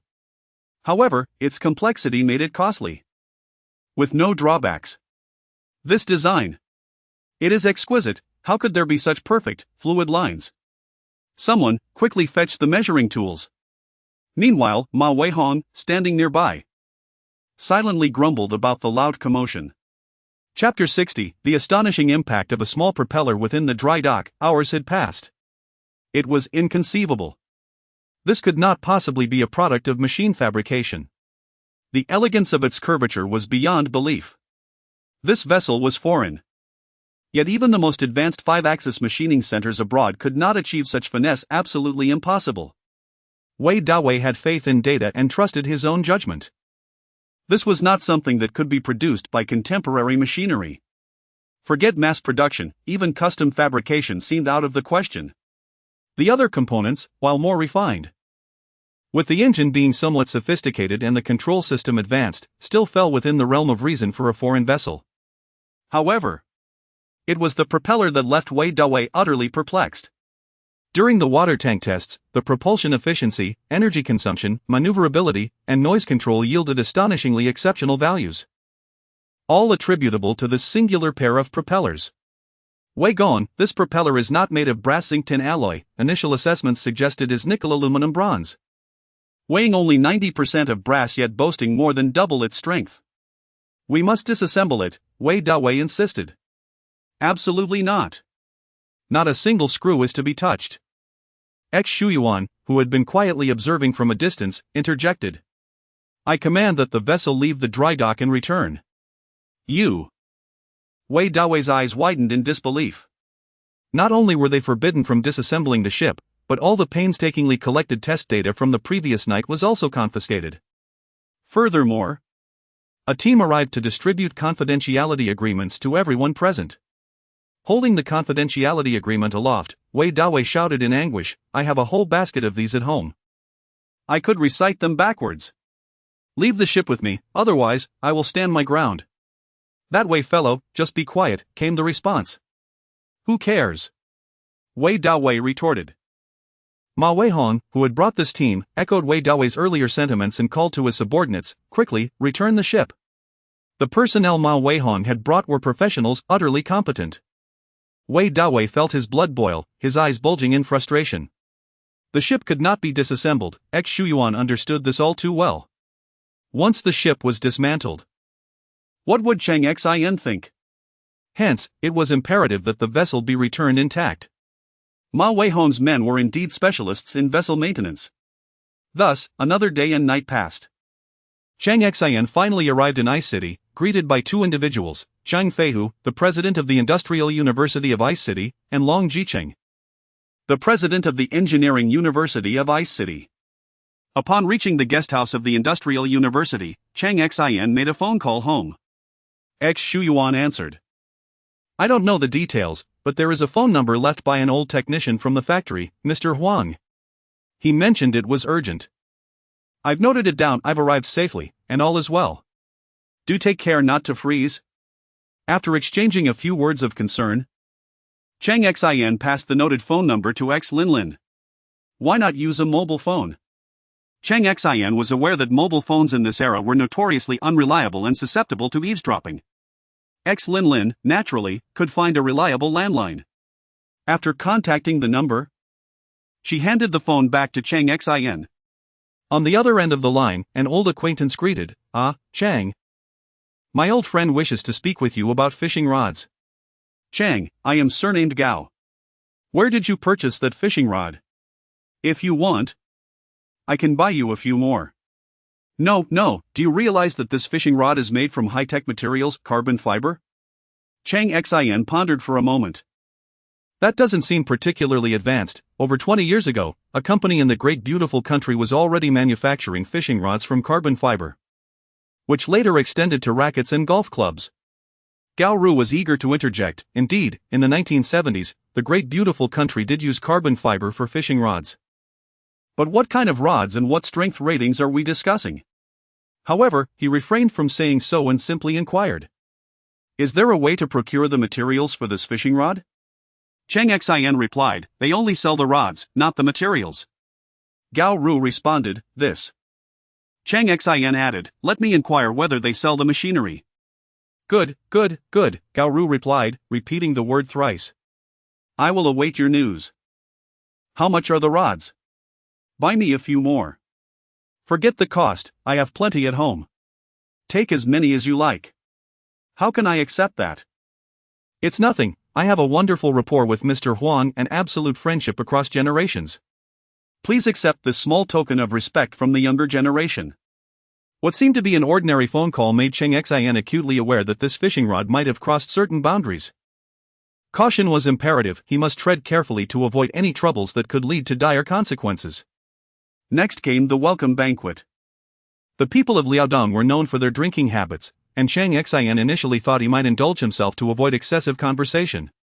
Yet, it turned out there was no need for such measures. Observing Cheng Xin collapsed on the floor, Zhang Feihu lamented, my kin is a decent fellow. Yet his capacity for alcohol leaves much to be desired. This was merely the first course.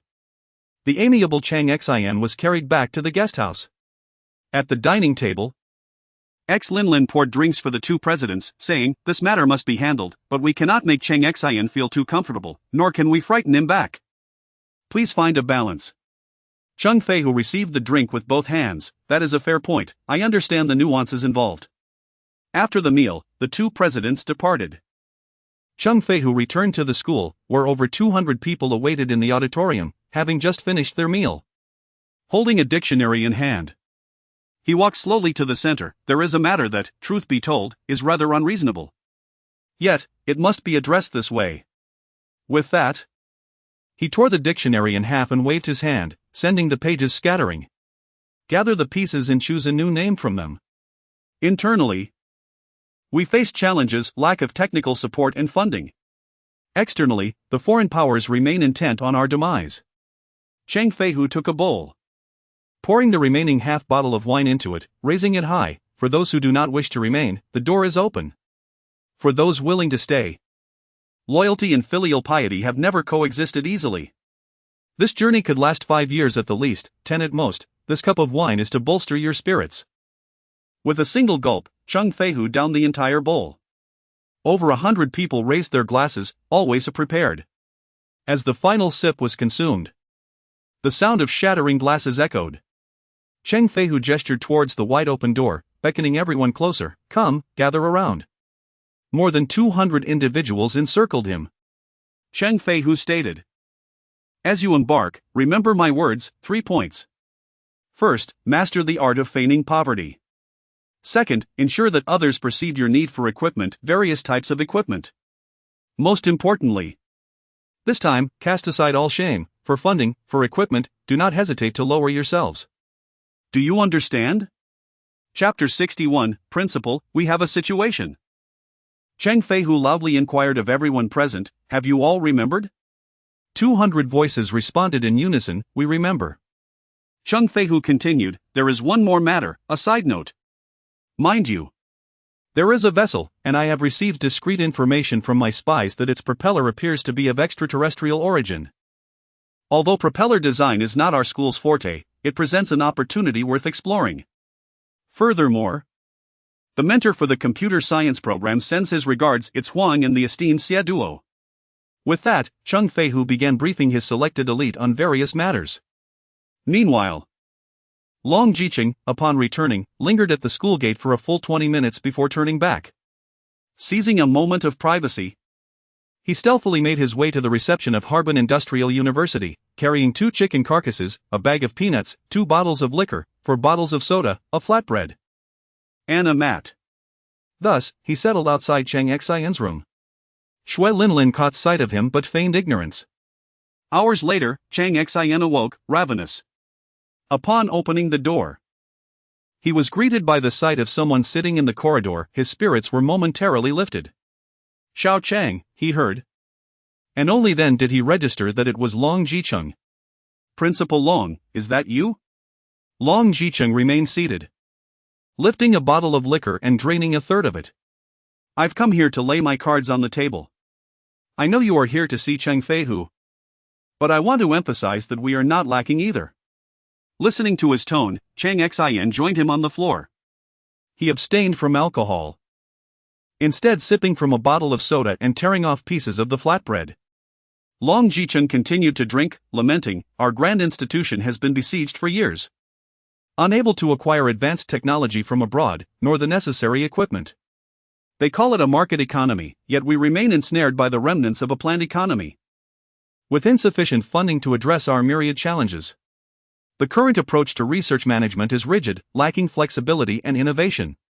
The processes for project initiation, implementation, and evaluation are absurd, severely hampering the effective utilization of research resources and the quality of outcomes. Xiao Cheng, do you not agree that this significantly affects our research? Cheng Xin replied, indeed. The enthusiasm and creativity of researchers are stifled, and the transformation and application of research outcomes face numerous obstacles. Long Jicheng clinked his liquor bottle against Cheng Xian's soda bottle. As a researcher, I know some of what I say may be inappropriate, but today, I care not. Imagine us confronting a grand institution with little more than a firewood stick while they are armed to the teeth. I feel a deep urgency, yet my hands are tied. In a hushed tone, Long Jicheng revealed, recently, our school has been compelled to undertake a humiliating study, a study we, at Ice City Engineering University, would rather avoid but must pursue. It involves cargo ships, fishing boats, and land artillery. Cheng Xian inhaled sharply, suppressing his emotions. In his own world, as a landlord with wealth and leisure, life was blissful. But why? Because his homeland was immensely powerful. And here, this was Cheng Xian's other home, with a wife and a sister. The tragic absurdity of events that had transpired in his original world could not possibly repeat before him. He had traversed realms to experience life anew, not to relive past tragedies. Ridiculous. Cheng Xian declared, I need 200 people. No, 300. Long Jicheng replied. 1 will do. Cheng Xian opened another bottle of liquor, determined to partake, even if he had just been intoxicated hours before. To converse with a principal, something he would never have dared imagine in his own world, where he was merely a landlord lacking the stature to stand before the principal of Ice City Engineering University. They sat together on the floor, drinking, sharing pieces of chicken, peanuts, and liquor. Meanwhile, Cheng Feihu was addressing a gathering of professors, lecturers, doctoral candidates, and researchers when someone burst in, breathless, Principal. Someone is stealing. Stealing? Upon learning that Long Jicheng had quietly returned, Cheng Feihu, enraged, seized an axe and rushed out. Minutes later, he confronted an unexpected scene and muttered, "You scoundrel. I have long been displeased with you." As the two prepared for confrontation, Cheng Xin quickly interposed himself, "Give me 5 minutes to make a phone call." Xue Linlin tugged on the phone line and arrived in the corridor as Cheng Xin dialed. "Prince Asa, I need to utilize the checkbook you left behind. I wish to arrange for the highest caliber equipment, exclusively for you." On the other end, the voice replied, "Sa does not comprehend technology, but Sa respects it." "Thank you. No problem." With this simple exchange, Cheng Xin produced a dazzling artifact that stunned both Cheng Feihu and Long Jiqing, a pure gold checkbook holder, containing an entire booklet of blank checks, all signed. The spectacle was unparalleled, far more striking than 10 tons of US dollars, for each check could bear a maximum of 999, 999. 99, just 1 cent shy of $1 billion. The booklet contained 25 checks. Upon seeing this, the two ceased their quarrel. Realizing that Cheng Xin's financial prowess could cover the research expenses of both their institutions, Cheng Xin then proclaimed, "I own a factory that, according to customs statistics, has exceeded 5% of the national export total. 1 in every 5 computers assembled globally originates from my factory." Cheng Feihu lowered his axe, "Then let us toast." "I must say, Long, your actions are rather underhanded. Sneaking back like this warrants your self-punishment of half a bottle. Now, let's discuss serious matters," Xue Linlin added. "We must maintain some decorum." Yet, Long Jiqing's actions rendered decorum irrelevant. The lack of funding was a stark reality. The following day, a formal meeting commenced. Cheng Xin outlined his research ambitions, while both universities considered the talent they could offer. Cheng Xin, brimming with determination, declared, "I wish to build a satellite." Upon uttering this, he felt uncertain about its feasibility, merely wishing to express his grand aspirations. Cheng Feihu, however, responded with an air of calm confidence, "As long as the funds are secured. If you wish to construct a dwelling on the moon, it will merely be a matter of time." Such audacity was befitting the foremost disciple of the 7 Swords of Longhua. Cheng Xin rummaged through his pocket for a cigarette, sighing, "Alas! I fear the lunar soil may not be suitable for cultivation." Cheng Feihu paused, "Cannot grow vegetables? Are you certain?" Chapter 62, Seeking Land, 20,000 acres alas. How could one not control one's tongue? Cheng Xin hastily corrected himself. "Just a guess." "A guess?" Cheng Feihu, however, insisted with utmost seriousness. "That requires digging up a few shovels of soil for testing. Your mere speculation holds no weight." Cheng Xin, conceding, replied, "Shall we dig one then?" "Dig it up." Cheng Feihu confirmed. While they were in discussion, Xue Linlin entered, stating, "Gentlemen, may I interrupt for a moment?" She leaned closer to Cheng Xin and whispered a few words. "There's a small matter." "A small matter?" Cheng Xin inquired. Xue Linlin elaborated, "Just an hour ago, a factory worker clashed with several local managers. The worker blocked the factory gate and set up a gas tank, one with a tail wing." "What does that have to do with me?" Cheng Xin asked. "The factory produces gas tanks for you." "Here are the factory's details," Xue Linlin replied.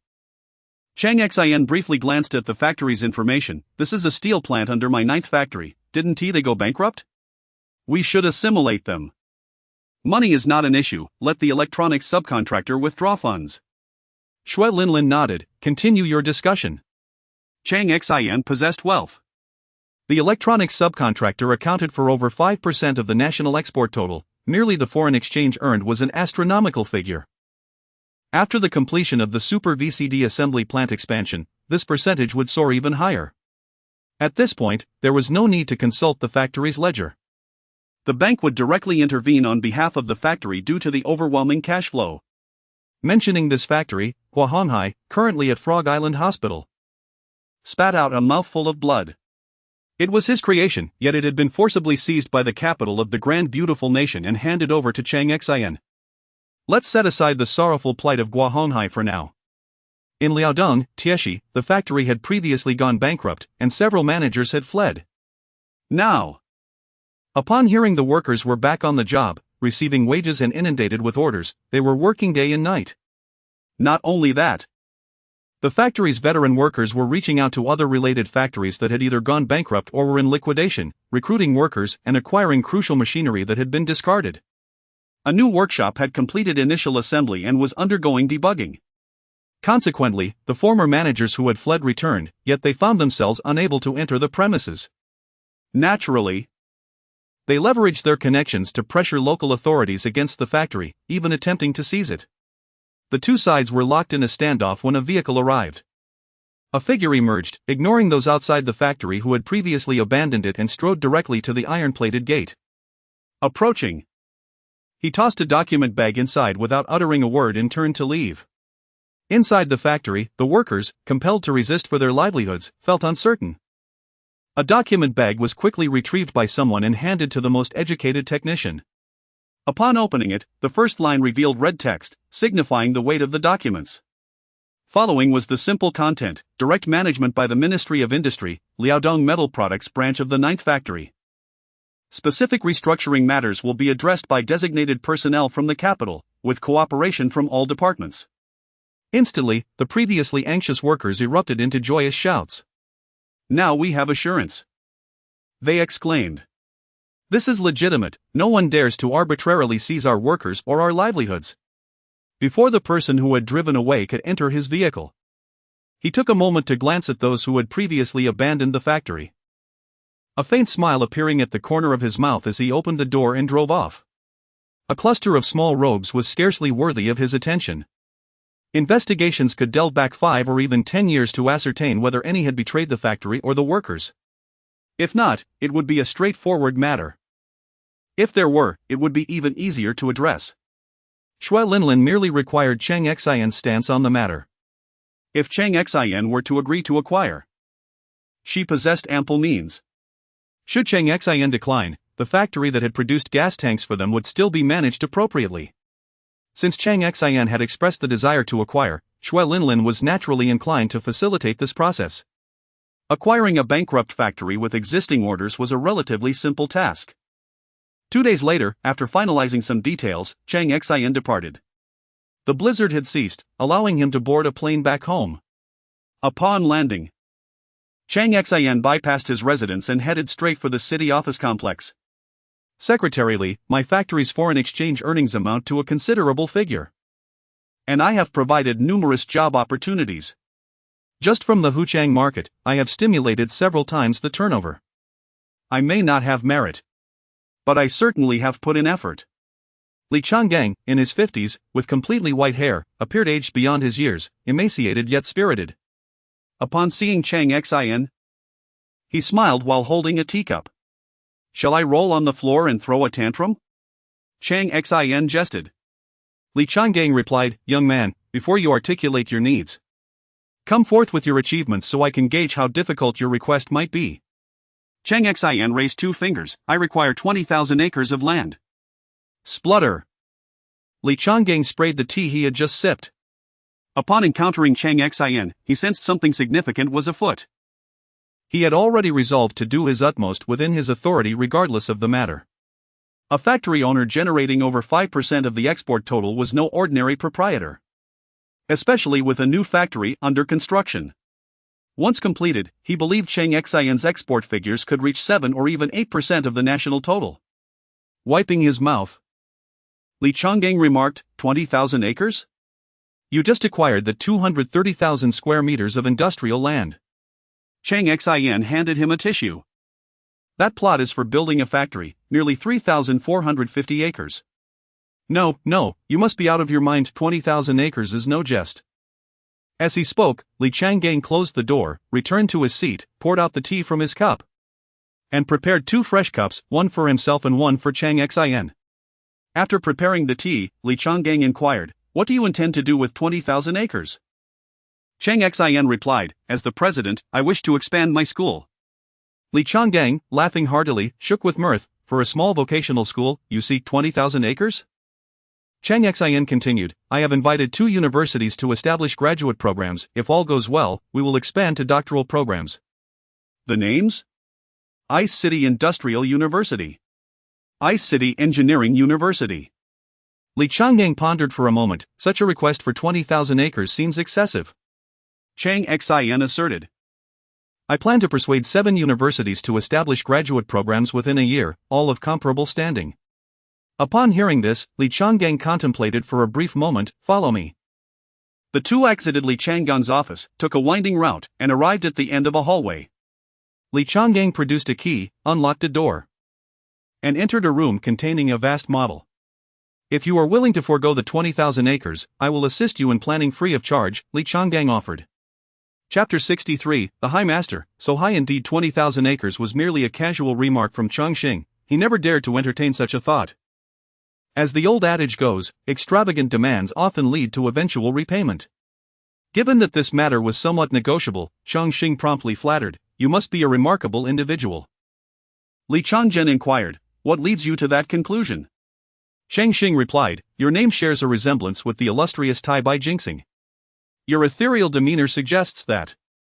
Were you to don a Taoist robe, I would not hesitate to believe you were the celestial Tai Bai Jinxing incarnate, thus confirming your extraordinary status." Li Changzhen did not smile but remarked, "Your flattery is of the highest caliber." With that, he produced a long pole and gestured towards the sand table, indicating the Dragon Vein and the North Dipper's 9-star formation. "These locations I have withheld from others, reserving them for the most deserving, be it for factories, businesses, or research institutions, but they must be of utmost value." Cheng Xin queried, "Isn't the North Dipper made up of 7 stars? 9 stars, Li Changzhen corrected, drawing a simple diagram on the adjacent blackboard. 7 stars, supplemented by Zhuofu and Yubai, thus forming the complete North Dipper formation. There exists a book from the Song dynasty titled Yunji Qiqian, but I shall refrain from delving into details. Just know that the 9-star formation placed upon the Dragon Vein can stabilize the nation above and prosper the people below. Even a slight connection can elevate a family and invigorate a lineage. However, the North Dipper signifies death, and if you are unworthy of these lands." Li Changgen's words trailed off as he regarded Cheng Xin with a subtle smile. Cheng Xin studied the blackboard. "I believe I have heard of 7 meets 2 hidden, where the 2 hidden stars are known as Dongming Star and Yin Yuan Star." Li Changzhen nodded in approval. "Indeed, those are their names." Cheng Xin asked, "Where is the location of Yin Yuan Star?" Li Changzhen returned to the sand table. "This village, soon to be dismantled, is where the star is positioned." Observing the pole's point, Cheng Xin placed his hands firmly on the sand table, articulating each word with conviction. "What procedures must be followed? Let me ascertain how much I can allocate." Cheng Xing's determination stemmed from the fact that the village destined for demolition was, in another world, his grandfather's village. The star's position corresponded to the site of the restaurant his father had inherited and constructed after the village's renovation. The front hall was spacious, with private rooms and a garden at the back. In his own world, the restaurant struggled, with tenants recently vacating, leaving him to ponder whether to reduce the rent, especially considering the total operational area exceeded 2,000 square meters. The inability to lease it out resulted in significant annual losses. Yet, at this moment, Cheng Xin did not intend to rent out the restaurant. He envisioned transforming it into his home or perhaps disguising it as a small company. The star's position, the North Dipper's 9-star formation, and the location of Yin Yuan Star began to convince Cheng Xin that his arrival in this world was fated, that he was indeed a child of this realm. Li Changzhen scrutinized Cheng Xin once more, discreetly calculating with his fingers behind his back, and then stated, "Money is not an issue, I have but one small request." "Speak," Cheng Xin urged. Li Changzhen continued, "Strive to elevate the total export volume within a year to 9% of the national total. This is not merely an effort, it is imperative that it be accomplished. Furthermore, the land is yours, and the 7 universities you mentioned must be secured without lowering standards or allowing for substitutes. The position of Dongming Star must host a high-quality research institute." "Not a problem, I shall ensure it. If I fail, you may reclaim the land," Cheng Xin replied confidently, believing that should he require further advanced technology, he could readily acquire it. He trusted that Li Changgen's insistence on achieving the requirement within a year was no idle statement. Should he fall short, it would signify his unworthiness to possess the land of the 9-star formation, and he would willingly relinquish it. Upon leaving Li Changgen's presence, Cheng Xin returned home, finding the evening had fallen. As he approached the entrance, he spotted Su Shuyuan seated in the doorway, engrossed in a book. Upon seeing him return, She set the book aside and came forward, evoking a warmth within Cheng Xin that he had never anticipated, someone waiting for his return. In his own world, Cheng Xin often felt like a mere wallet, valuable only when money was involved. He took Su Shiyuan's hands, observing the fatigue in her eyes. You look tired. Working in Huqian's publicity department must be quite demanding. Su Shiyuan shook her head, not at all. The cafeteria served soup today, I bought some and heated it up. I can't cook, so I had to resort to the cafeteria. Cheng Xin grasped her hand. Come, let us return home. As they walked towards the small courtyard, Cheng Xin suddenly said, Wife, there is something I must confess. Su Shiyuan responded, Is it about your previous relationships? Cheng Xin hesitated, Su Shiyuan encouraged. Go on, I don't mind. Cheng Xin stammered, I've mentioned it before, you are my first love. Truly, I swear to the heavens. What I wish to discuss is something else. Su Shiyuan interjected, My sister has arrived, the reporter from the Imperial Capital Television has been assigned here. And my brother-in-law has also transferred over to work at a port nearby, under the family reunion directive. Your sister is home? Yes. Su Shiyuan withheld the truth. While she anticipated Cheng Xin's return, she also wished to avoid her sister's scolding and nagging. As they reached the entrance of the small courtyard, Cheng Xin called out, Sister. Brother-in-law. Ma Weihong emerged, her face lighting up with joy upon seeing Cheng Xin. You're back. Come in. I have a friend on a business trip who brought me some lamb. Watch my culinary skills, scallion stir-fried lamb. Su Shiyuan wrinkled her nose in distaste. I do not like the taste of lamb. That's fine, as long as Xiao Cheng enjoys it, Ma Weihong replied, retreating to the kitchen. Before long, 6 dishes and a soup were prepared. The soup was what Su Shiyuan had procured from the cafeteria. And a dish of scrambled eggs with tomatoes was prepared by Meng Meng. Without any alcohol, it was a family gathering. After the meal, Cheng Xin brewed tea while Meng Meng excused herself to do homework. Cheng Xin remarked, Sister, there is something I have not disclosed. Su Shiyuan's immediate response was, Tell me. Where did you acquire those blueprints? And how were you able to obtain an optimized version of Win 95, superior to the original, a month before Microsoft's release? Cheng Xin continued. I have a factory. Upon hearing this, Su Shiyuan exclaimed, The 9th factory, we are aware of that. Not that one. Su Shiyuan pressed, There is another? Is it a privately owned factory?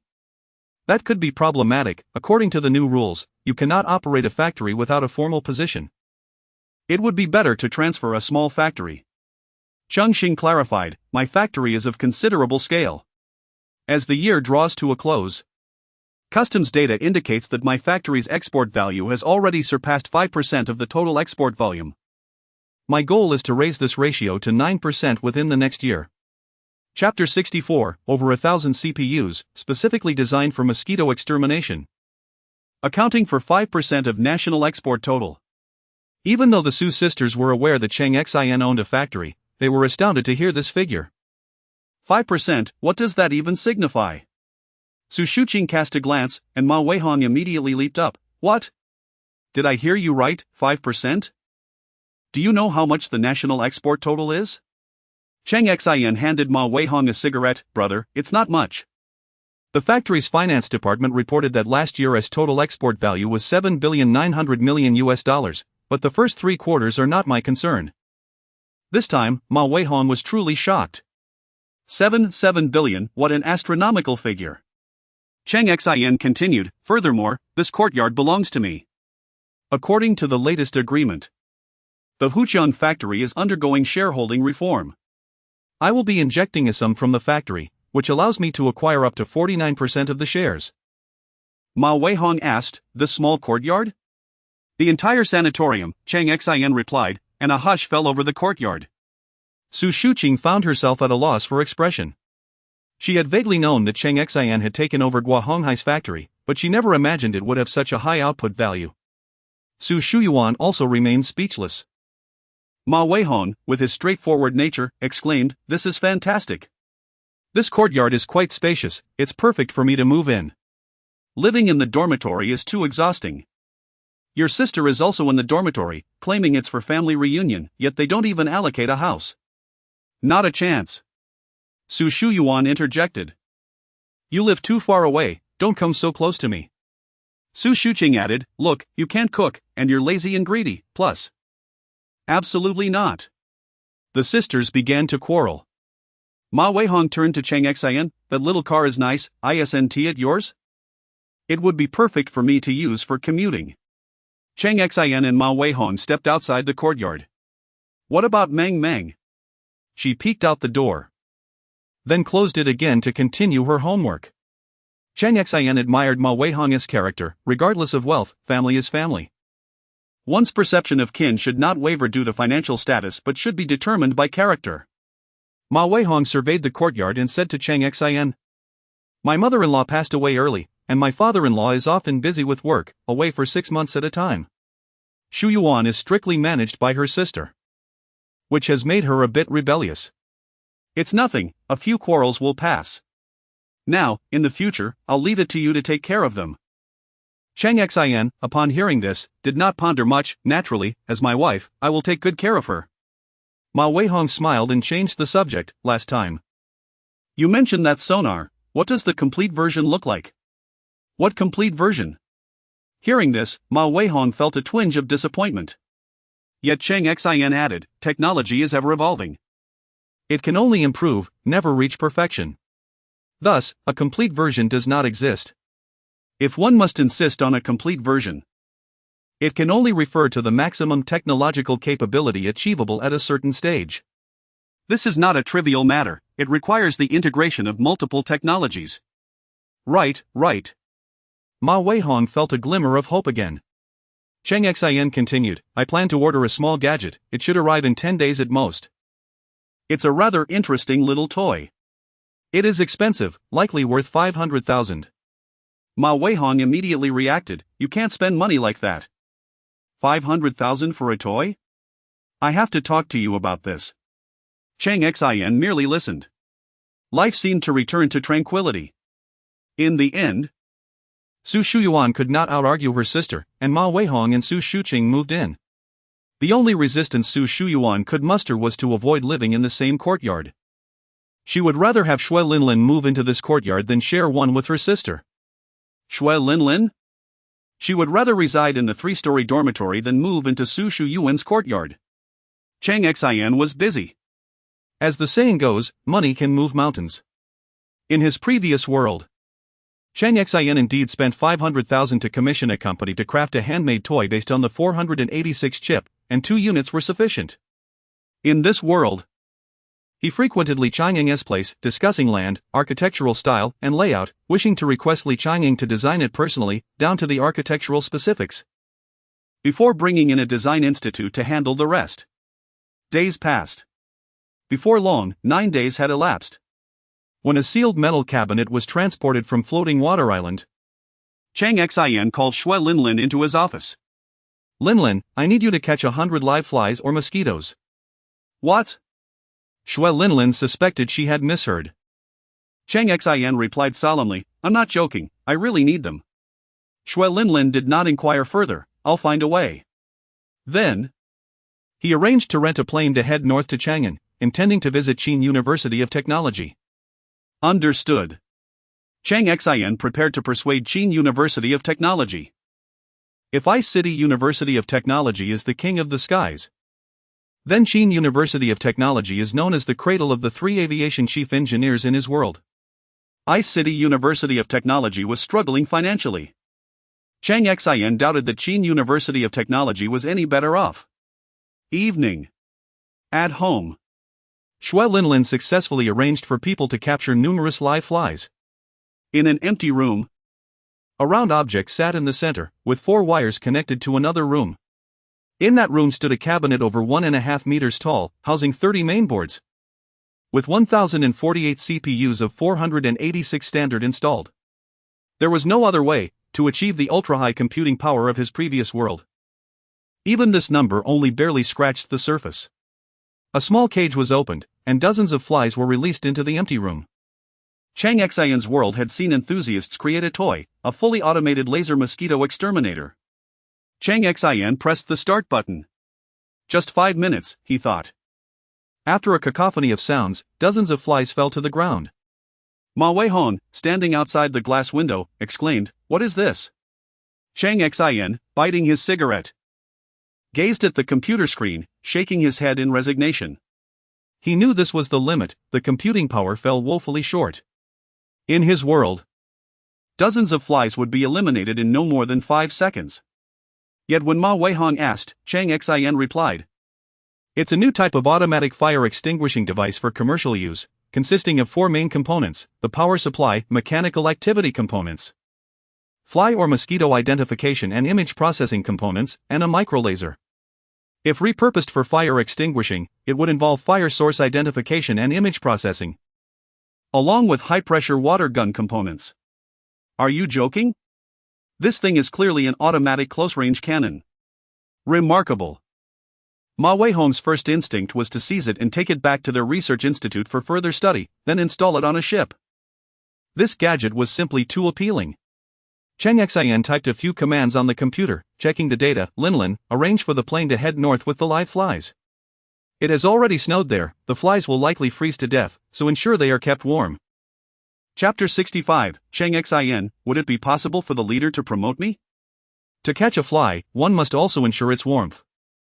Such an absurd request was met with no hesitation by Shui Linlin, who promptly responded, "Understood, I will take care of it immediately." Her voice resonated with confidence, as she recognized the significance of the matter at hand.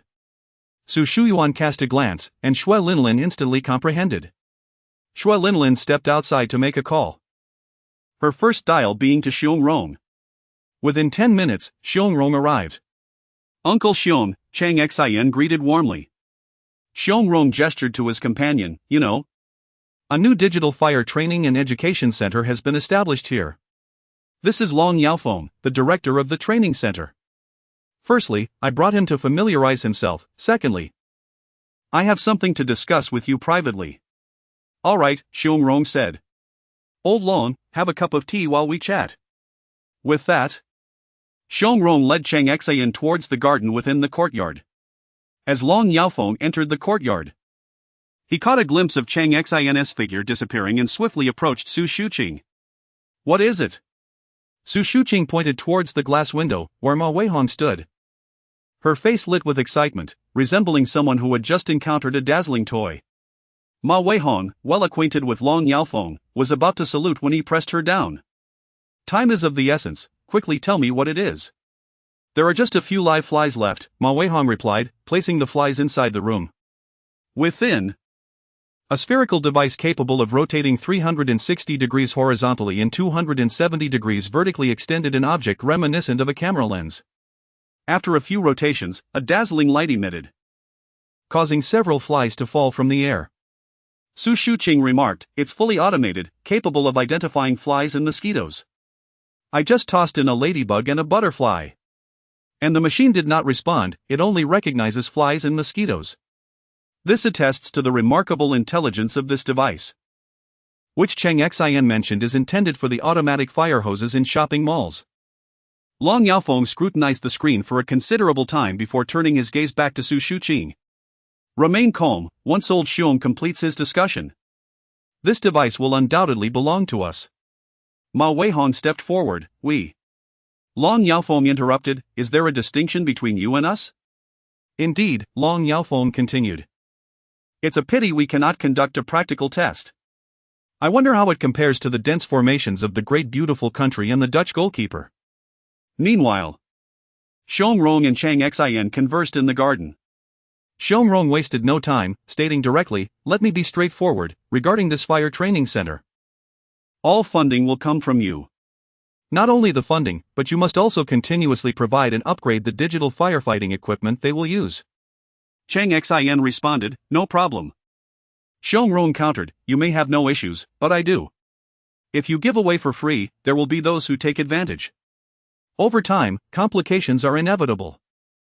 Those who wish to take must weigh whether they can provide something in exchange. The Huqian factory is yours, consider it a trade." Cheng Xin immediately objected. "What would I want with a factory? How about a promotion instead?" Well, let's stick with the factory, Xiong said, appearing troubled. As it was evident that securing a promotion was far more challenging than simply providing funds. Cheng Xin remarked, it loses its significance when money accumulates to a certain extent. It merely becomes a figure. Beyond a threshold, it transforms into a burden. Xiong reflected on this. That reasoning has depth. I shall take notes. Cheng Xin pondered for a moment. Do you understand why the leading conglomerates of the great beautiful country, despite their immense wealth, relentlessly pursue more? Why? Because they are akin to a whale, sustaining an extensive system that can be simply understood as being host to numerous parasites. When they are strong and well-nourished, all is well. However, should they weaken, the parasites and creatures residing within will consume them, thus giving rise to something entirely new.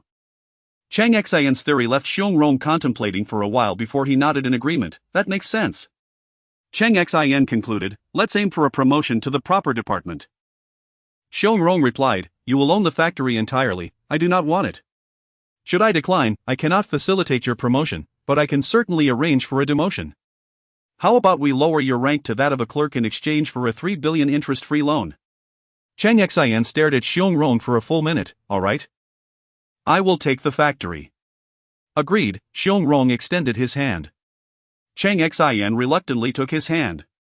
Xiong thought to himself, if I make promotion too easy for you, what will I do when there are no further ranks to ascend? At that moment, Cheng Xin added, what about the 3 billion interest-free loan? How about 5 billion for a 2-year interest-free loan? After 2 years, it will accrue a 5.5% interest, and any duration beyond 5 years will incur full interest. This sum posed no burden to Xiong, especially as it was a loan Cheng Xin intended to repay. The two returned to the courtyard, where Xiong took the seat of honor and prepared tea. Cheng Xin and Long Yaofeng were introduced for the first time. That night, Cheng Xin set off for the airport, carrying with him his small device. He sought to persuade Qin Industrial University. Besides the device, Cheng Xin also bore a significant gift. In the late hours, in the Guangdong region, Chang'an. The plane landed, and only 3 individuals awaited. Seated in a wheelchair was an 85-year-old elder, retired for 15 years. The former president of Qin Industrial University, Ji Tianxiang. Pushing the wheelchair was a relatively young man, Feng Wuyo, the current president. Standing beside the wheelchair was an elder over 70, Fu Hao, who happened to be Fu Guang's paternal uncle. With little formality, the journey from the airport to the campus was brief. Upon arrival, a secluded room had been prepared, thanks to Xue Linlin's prior arrangements. To be direct, Cheng Xin requested Qin Industrial University to send elite personnel south to establish a graduate program in Shenzhen. To this end, the principal of the affiliated vocational school, Cheng Xin, brought along a compelling experimental specimen. Therefore, they first examined the specimen. In truth, Ji Tianxiang had already made up his mind prior to Cheng Xin's arrival. Independent of Xue Linlin's efforts, the small model airplanes produced with the aid of Liang Feizhou, particularly the control modules on those model planes, as well as the custom chips that had just been airlifted, were all significant. Having dedicated his life to the localization of large aircraft research, he was also a fervent advocate for the development of aeromodeling activities. Upon learning about Cheng Xin, he had lamented that if only he were 10 years younger, he would have eagerly taken Cheng Xin under his wing. Preparations continued on the other side. Ji Tianxiang produced a scroll. Young friend, this is a personal composition of mine. I hope it meets your approval. Cheng Xin accepted it with both hands and opened it. It was half a poem by Judy. Prose is written in accordance with the times, while songs are composed for the occasions. After expressing his gratitude, Cheng Xin said, I too have a token of appreciation for your esteemed institution. Please accept it on behalf of Elder Ji. Very well, Ji Tianxiang replied. Cheng Xin's expression turned serious as he retrieved a 1-foot stainless steel box, kneeling on one knee and presenting it before Ji Tianxiang's wheelchair. Xue Linlin assisted in opening the lid. The sight was captivating. Ji Tianxiang's eyes glistened with emotion. Beneath the stainless steel lid lay a glass dome, within which was artificial grass and a pure copper statue. The statue depicted a figure bowing its head, cradling a sword in its hands, positioned before a ceremonial vessel, Hizun. Chapter 66, a specialized model aircraft for forest fire observation. This exquisite sculpture was custom made by Cheng Xin upon his return to his own world. It was unattainable for purchase, as the copyright belonged to Qin Gongye from his original realm, and they had no intention of transforming the campus statue into a commercial craft. However, quietly commissioning a replica was entirely feasible. Very well, Ji Tianxiang said as he accepted it with both hands, feeling the weight of the solid copper. Xue Linlin assisted in bringing it closer, and Ji Tianxiang meticulously scrutinized the artistry of the piece. He could sense the profound significance that the statue conveyed. Meanwhile, the installation of the equipment was completed, and Cheng Xin proceeded to finalize the software adjustments. Feng Woyo, glancing closely at the statue, whispered to Ji Tianxiang, "Old Ji, to my discerning eye, this sculpture appears ordinary, yet it is a precision masterpiece crafted with a 5-axis machining center, achieving an accuracy nearly within 1,000th of a millimeter." Ji Tianxiang abruptly turned his head, astonished. 1,000th of a millimeter? Feng Wuyo continued, "Observe the details of the fingernail, along with the miniature Hizun."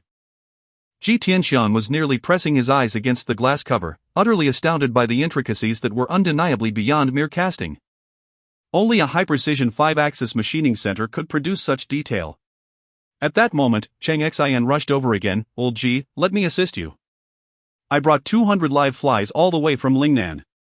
My little invention is intended for use in automatic firefighting water guns. Do you believe this can be industrialized?" "Goodness!" Ji Tianxiang exclaimed, the local dialect from Guangzhou escaping his lips, rich with tonal variations. Its meaning could be directly translated as a mild expletive, with an additional connotation directed towards those with foul feet on a football field. Long Yaofeng and Su Shuqing observed the spectacle. While the three from the engineering university understood the underlying significance, they fully grasped the high level of technology involved, which was at least 3 stories high in complexity. Cheng Xin then declared, "I aspire to create our own chip and a foundational code entirely in Mandarin. Furthermore, I desire this." He unveiled a set of designs, a cylindrical apparatus approximately 15 centimeters in diameter, designed to deploy wings upon launch. It was intended for swarm applications in firefighting, suitable for observing forest fires and capturing photographs, with the capability to carry dry ice fire extinguishing projectiles when necessary. Firefighting applications, you say? Very well. Speak, and we shall listen. Meanwhile, in Shenzhen, it was already past 1 in the morning. Zhang Haiyang sat in the reception room of the mangrove forest, flanked by 2 middle-aged men, their expressions tense. They had been waiting for 20 minutes, during which a crew-cut gentleman stood at the door like a statue. One of them asked Zhang Haiyang, "Do you think the big shot can assist us?" Zhang Haiyang remained silent, his gaze fixed on the entrance. After a few moments, Su Shuqing entered, taking the main seat directly. The 2 middle-aged men were caught off guard as Zhang Haiyang stood up. "My fellow townsmen are in trouble. Those in Sicily have their eyes on their garment factory, demanding 60% of their shares as protection money. And they are insisting they cease all electronic product shipments to Europe, surrendering their goods to them. Furthermore, the Japanese have somehow learned of this and allowed the Sicilians to commandeer 40 containers filled with super VCDs." Su Shuqing inquired, "What do you plan to do?" Zhang Haiyang replied, "With your permission, I shall rally our compatriots. We cannot endure this. If we do, we may never hold our heads high in that region again." Su Shuqing responded, "Your compatriots, the Minlong Society, are nothing but a band of rogues." The 2 middle-aged men behind Zhang Haiyang stood to retort, but the gentleman at the door silenced them with a mere glance. Su Shuqing continued, "Do you know why my husband shares such camaraderie with Big Shrimp? One phrase." And Zhang Haiyang understood immediately, stating, "They will establish rules and dare not defy them." Su Shuqing rose, "Let us not allow the Sicilians to underestimate us. If you feel overwhelmed, make a call back, simply stating that the restaurant over there is closing down, without excessive details. Additionally, I wish to see the Japanese Super VCDs undermining their impending DVD release. Ensure this is accomplished." Zhang Haiyang nodded, visibly anxious. After Su Shuqing departed, Zhang Haiyang wiped his brow. The 2 middle-aged men finally asked, "Can we count on your support?" Zhang Haiyang replied, "Yes. But you have crossed some lines in your previous dealings, causing harm to our own people. Big Shrimp has matters at hand. And the big shot spares no expense to help. Why? Because Big Shrimp never forgets the blood he is tied to. His brother was imprisoned by the Japanese. Beaten but never bowed. Big Shrimp and his cousin have faced life and death alongside the reef guards. Let us return to our affairs. If we cannot endure, there will be others to support us from the shadows.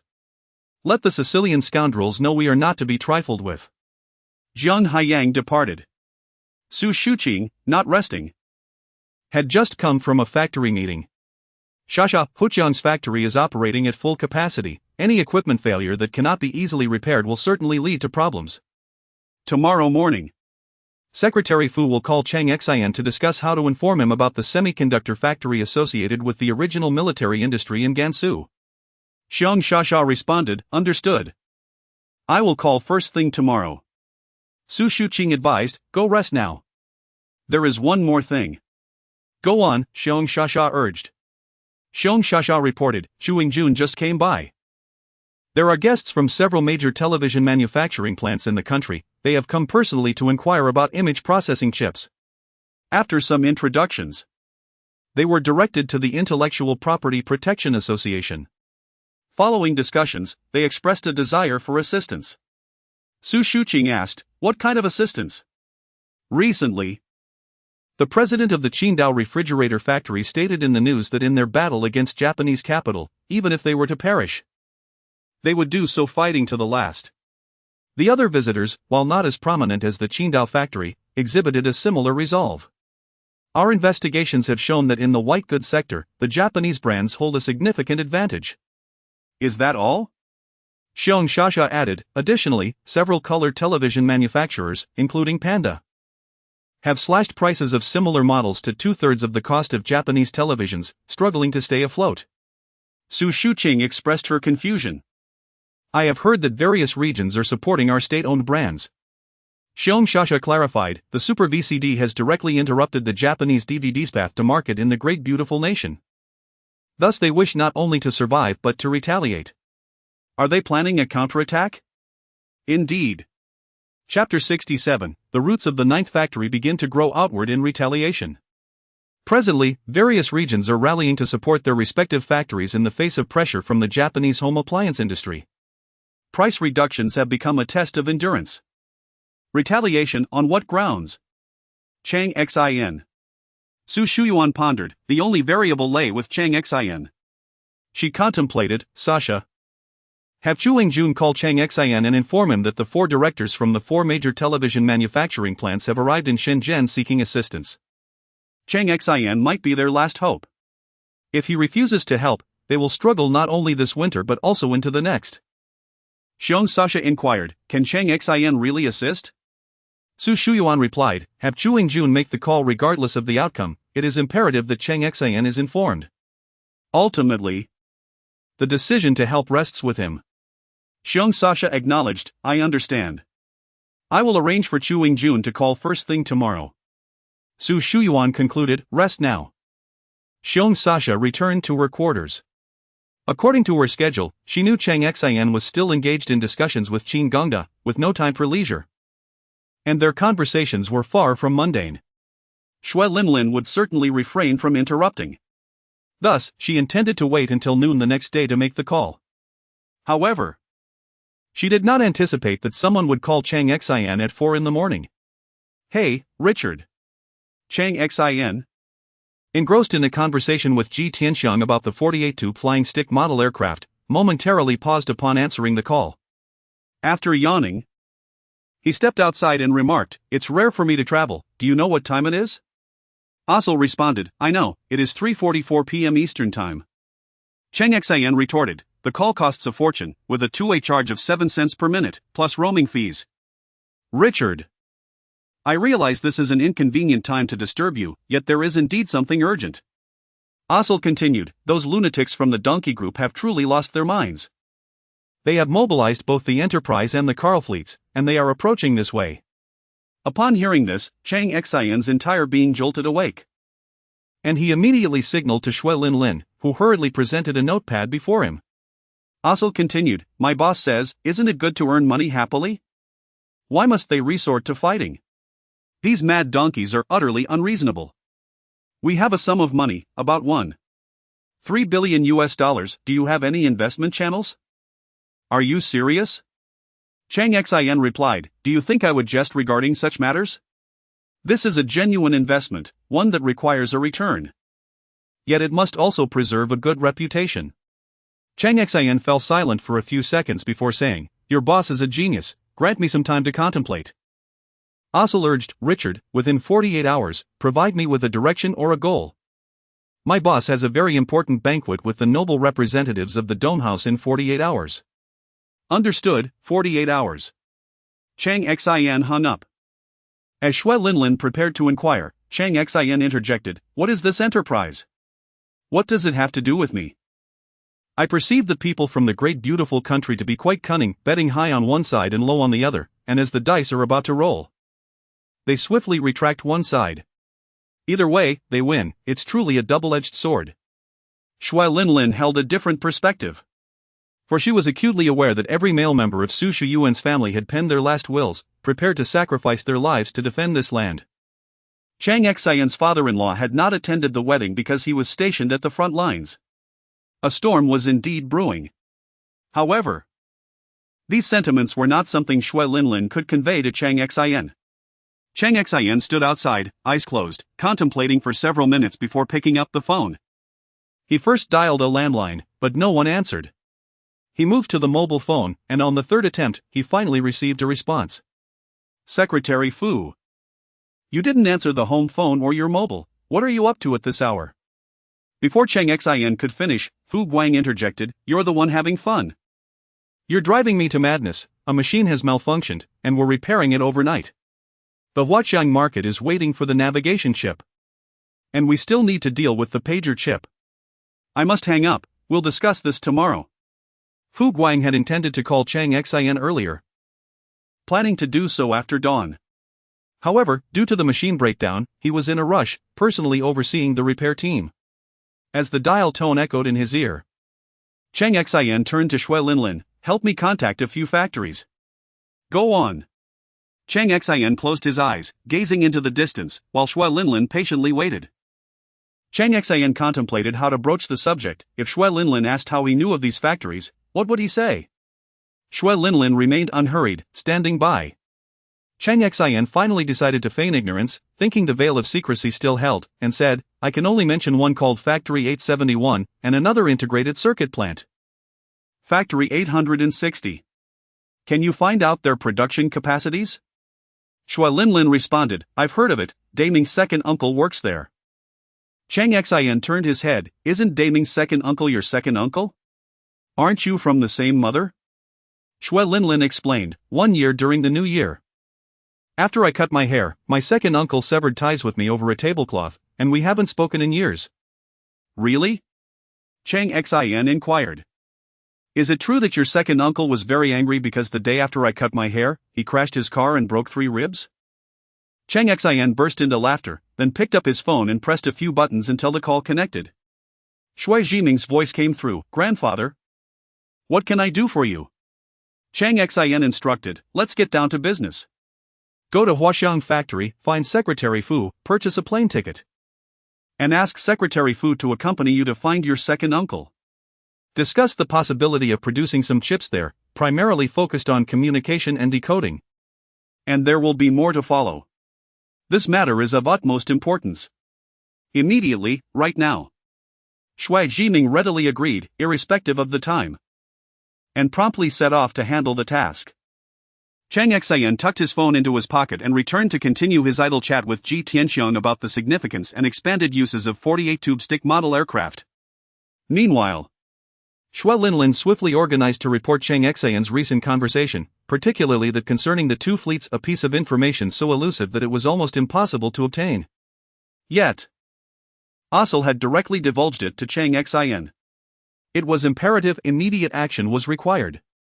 As Shui Linlin observed Cheng Xian engrossed in conversation, a small doubt nagged at her mind. How did Cheng Xian come to know of these factories with such precision, and why were they so perfectly aligned with the current situation? The source of this information? Surely it could not have come from anyone on their side. Chapter 68, Cheng Xin, look at my face, I am an ordinary, pure, and kind-hearted man. Cheng Xin was oblivious to Shui Linlin's thoughts. His current mindset resembled that of a dead pig, unconcerned and resolute. As long as they refrained from inquiring about his greatest secret, the origins of those blueprints, he was confident they would not pry into anything else. Suddenly, Cheng Xin rose and approached. Linlin, let's head home. Along with the two elderly gentlemen. Home? But the plane just landed a few hours ago, Shui Linlin thought to herself. Yet, when Cheng Xin insisted on returning, they departed. Before setting off, Ji Tianxiang made a phone call. Ding Lao, I intend to take the students to a vocational school to establish a graduate program. Ji Lao. You are my elder, and I have long stated that such titles are inappropriate. A true master is one who is knowledgeable. I am reaching out regarding the vocational school in hopes of securing your support, as some research may exceed my capabilities. Ji Lao, science is paramount. While fame and fortune are secondary, if you truly need me as your assistant, I am willing. Ji Tianxiang added, if assistance is required, I shall borrow your name. On the other end of the line, Ding Wushi responded with a hearty laugh. I said, if needed, I can serve as an assistant myself. Then we shall proceed. By dawn, Cheng Xin was already at the riverside enjoying breakfast tea. That day, he submitted a report. Removing his name and replacing it with that of the principal of the vocational school, whose current head was Fu Hao, a materials science expert in his 70s. The vice principal was Huang Wendi, a formidable figure in chip technology. Honorary principal, Ji Tianxiang. They then occupied the office space of a nearby bankrupt textile factory, the 9th Factory Vocational School. Currently, there were 106 students in training. Furthermore, it was predicted that in 5 days, there would be 109 doctoral candidates, 480 graduate students, 40 professors, and 4 senior scholars. This was merely due to limited living conditions, others were temporarily unable to join. While Cheng Xin was busy changing the principal, Chu Yingjun arrived. Boss. Cheng Xin continued writing the application without looking up. Get straight to the point, I haven't slept all night, and I'm barely holding on. Chu Yingjun replied. This matter is crucial, it concerns our status in the Huaxiang market. Someone has come seeking assistance. They are in fierce competition with the small Japanese electrical brands and are barely holding their ground. However, no one is content with merely enduring, they wish to strike back. Cheng Xin inquired, what are the factory names? Huizhou Television Factory, Xindao Radio Factory. Cheng Xin pressed, how determined are they? Chu Yingjun responded. What does the boss say? How determined should they be? Cheng Xin raised his head, if they do not succeed, they must strive valiantly. Chu Yingjun nodded solemnly, I will speak with them. After Chu Yingjun left, Cheng Xin approached Ji Tianxiang's resting area, standing at the door for a few minutes without knocking. Ji Tianxiang, aged 85, had only just fallen asleep after an exhilarating conversation the previous day. It would be inappropriate to disturb him. Just as Cheng Xin was about to leave, the door opened. Master invites teacher Cheng to come in. Cheng Xin entered. I did not wish to disturb your rest. Please speak if you have something to say. Could you possibly intervene and request Nanjing University to send over an optoelectronics research team? Ji Tianxiang replied, give me the phone. What does status in the market mean? Without even explaining the reason, Ji Tianxiang simply stated that a plane had been arranged. And the other party immediately agreed to send an excellent optoelectronics research team without further questions. Cheng Xin's face lit up with joy, you truly have influence. Ji Tianxiang merely smiled, not responding. He might possess influence, but there was another individual with even greater prestige in the realm of academia in Longhua. A towering pillar of wisdom. Once the request was secured, Cheng Xin took his leave, intending to rest and also to briefly return to his own world. In the afternoon, Cheng Xin invited Osar over to watch a movie. Upon receiving the call, Osar promptly arrived. Entering the house, he opened a bottle of cola. Aren't you supposed to be traveling? What about the billions in profits?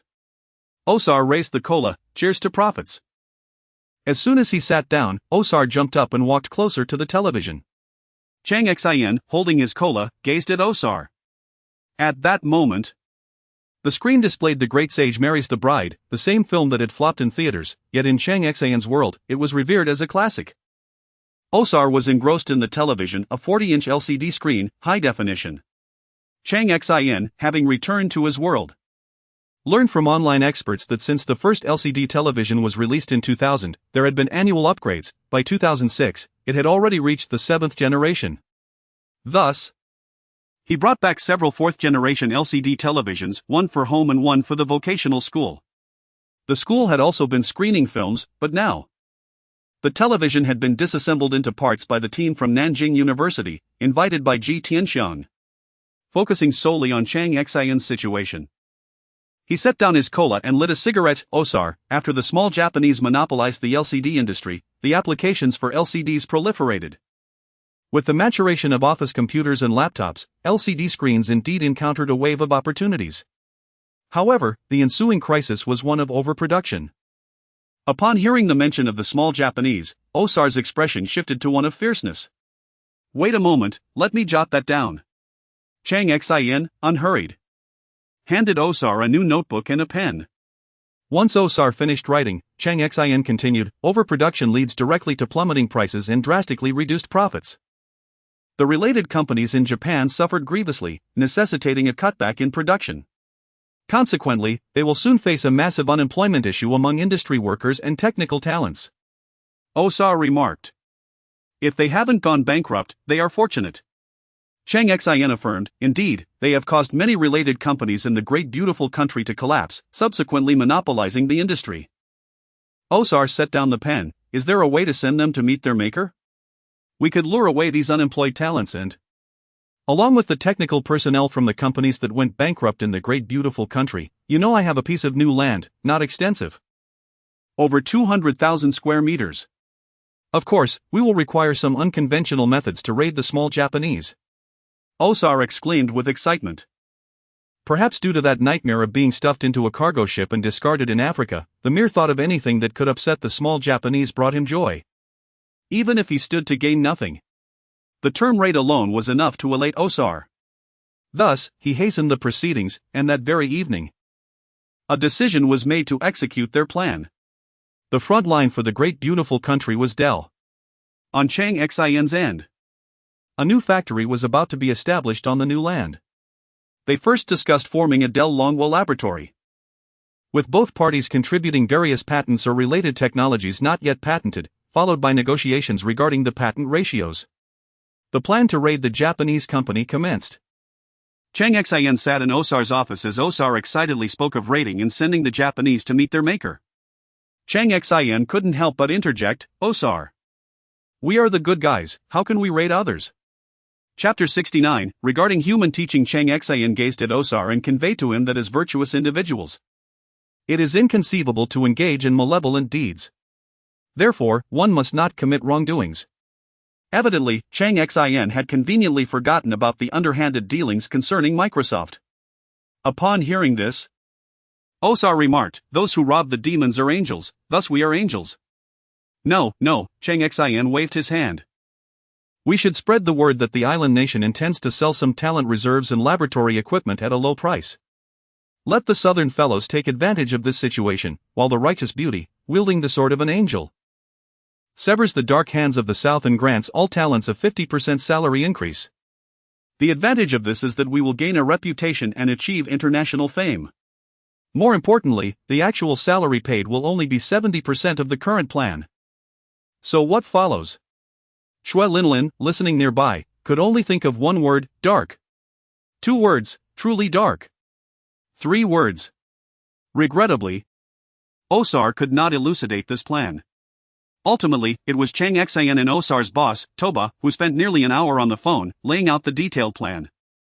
At the end of the call, Toba inquired, Richard, may I take this plan and execute it myself? Cheng Xin replied, I hope you do. Toba asked, why? Cheng Xin answered, once you taste the fruits of my plan without sharing the benefits with me and face the consequences of my retaliation, I believe you will not entertain such thoughts again. In our dragon country, there is an ancient saying, one cannot teach a person, but a lesson learned once will suffice. Toba remarked, I did not comprehend the last sentence, could you elaborate? Cheng Xin shared, when I was a child, I loved playing with fire. My father punished me many times, yet I never listened. It was only when I nearly burned myself that I remembered my father's words, children should not play with fire. Ha ha, Richard, you are quite humorous, and your story is profoundly philosophical. Thus, I wish us a pleasant collaboration. To a fruitful partnership. After hanging up, Osar was astonished. You actually threatened my boss. Cheng Xin replied, is that so? I thought I was merely recounting a story. I shall take my leave now. I trust your boss will call you shortly. With that, Cheng Xin departed. Just as he anticipated, less than 10 minutes after his departure, Osar received a call from Toba. Boss, he that. No need for explanations, his story holds truth. I believe he possesses the relevant technology. And our collaboration is merely a means to capture a larger market. Trust me on this, a lion does not befriend sheep or dogs, but rather allies with beasts like tigers and bears. I call to inform you that you are doing well, continue on this path. Yes, boss, I understand. After leaving Osar, Cheng Xin proceeded to the office of Jun in Huqiangbei. As he walked towards the general manager's office, he said to Shui Lin, find out what procedures are required to register a bank. I have heard that there is a joint stock bank here with a registered capital of only 100 million. I plan to register one with a capital of 10 billion, with another $1 billion ready to be transferred at any time. All right.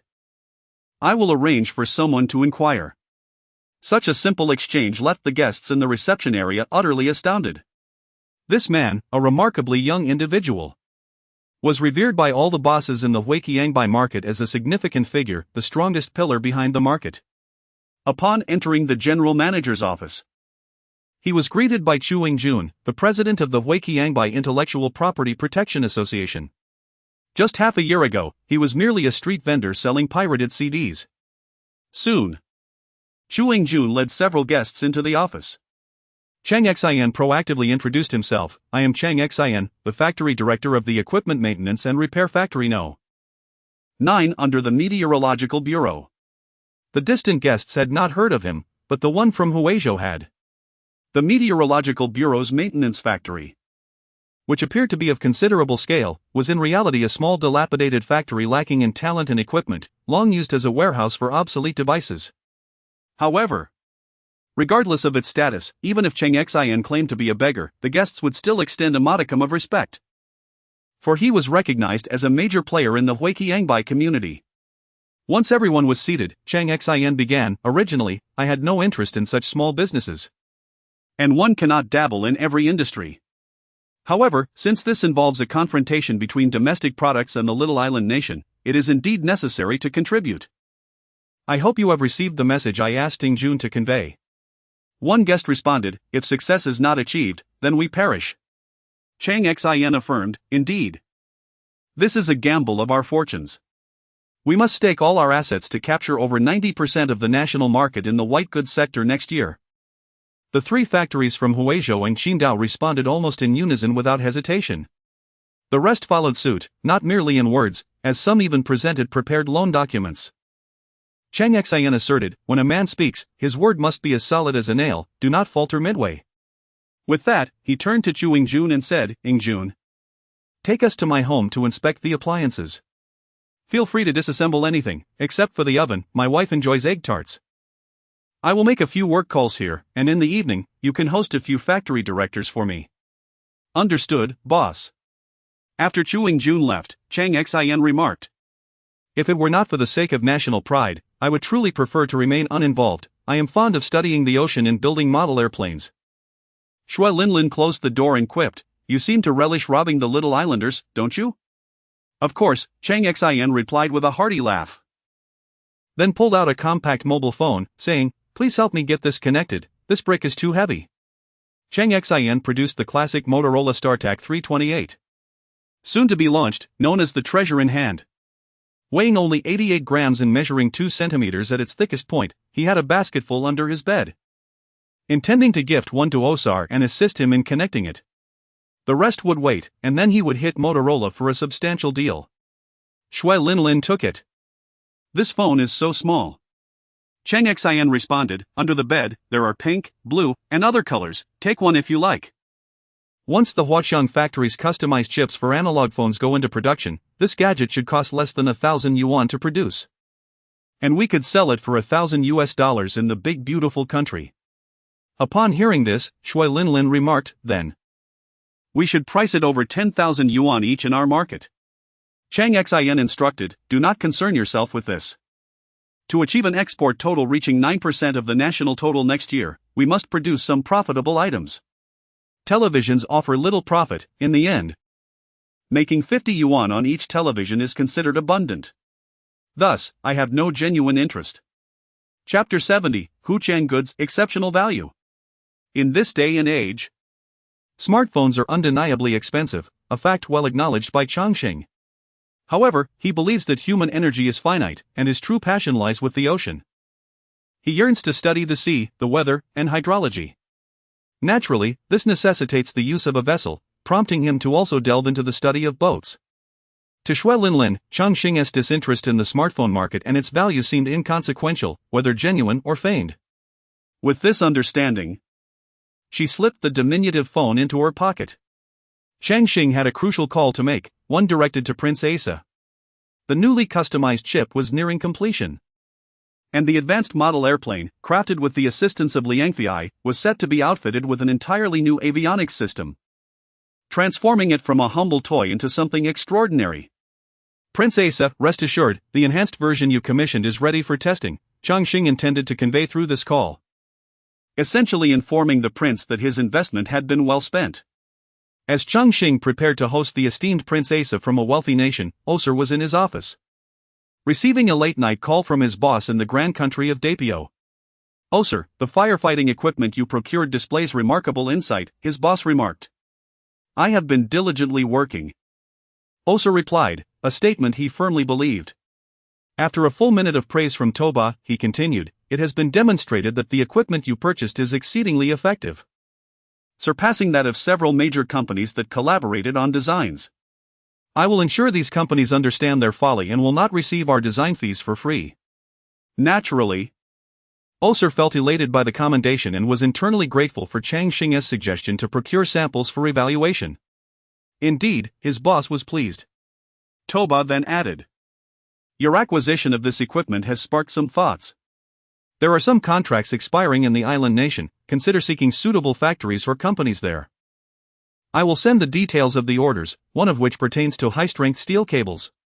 Regardless of availability, you must exert every effort to locate them, Oser promptly assured. Boss, I will see to it. 2 days later, Cheng Xin's distinguished client, Prince Asa, arrived. The vessel had decisively subdued the fleet from Java, leaving no room for the prince to underestimate Cheng Xin, as he was the true mastermind behind the designs. Upon Prince Asa's private jet landing at Shenzhen Airport, Du Peiwen from the capital was there to receive him, accompanied by a team that had been awaiting his arrival. Cheng Xin was also present. It was only fitting for him to welcome the fortune-bringer personally. Once the plane had come to a halt, a young student presented a bouquet, which Prince Asa graciously accepted before passing it to his attendant. He then shook hands with Du Peiwen, expressing, thank you, Du, for your hard work. Du Peiwen replied, receiving your highness is my duty. Subsequently, Prince Asa approached Cheng Xin, who had already extended his right hand, and embraced him warmly.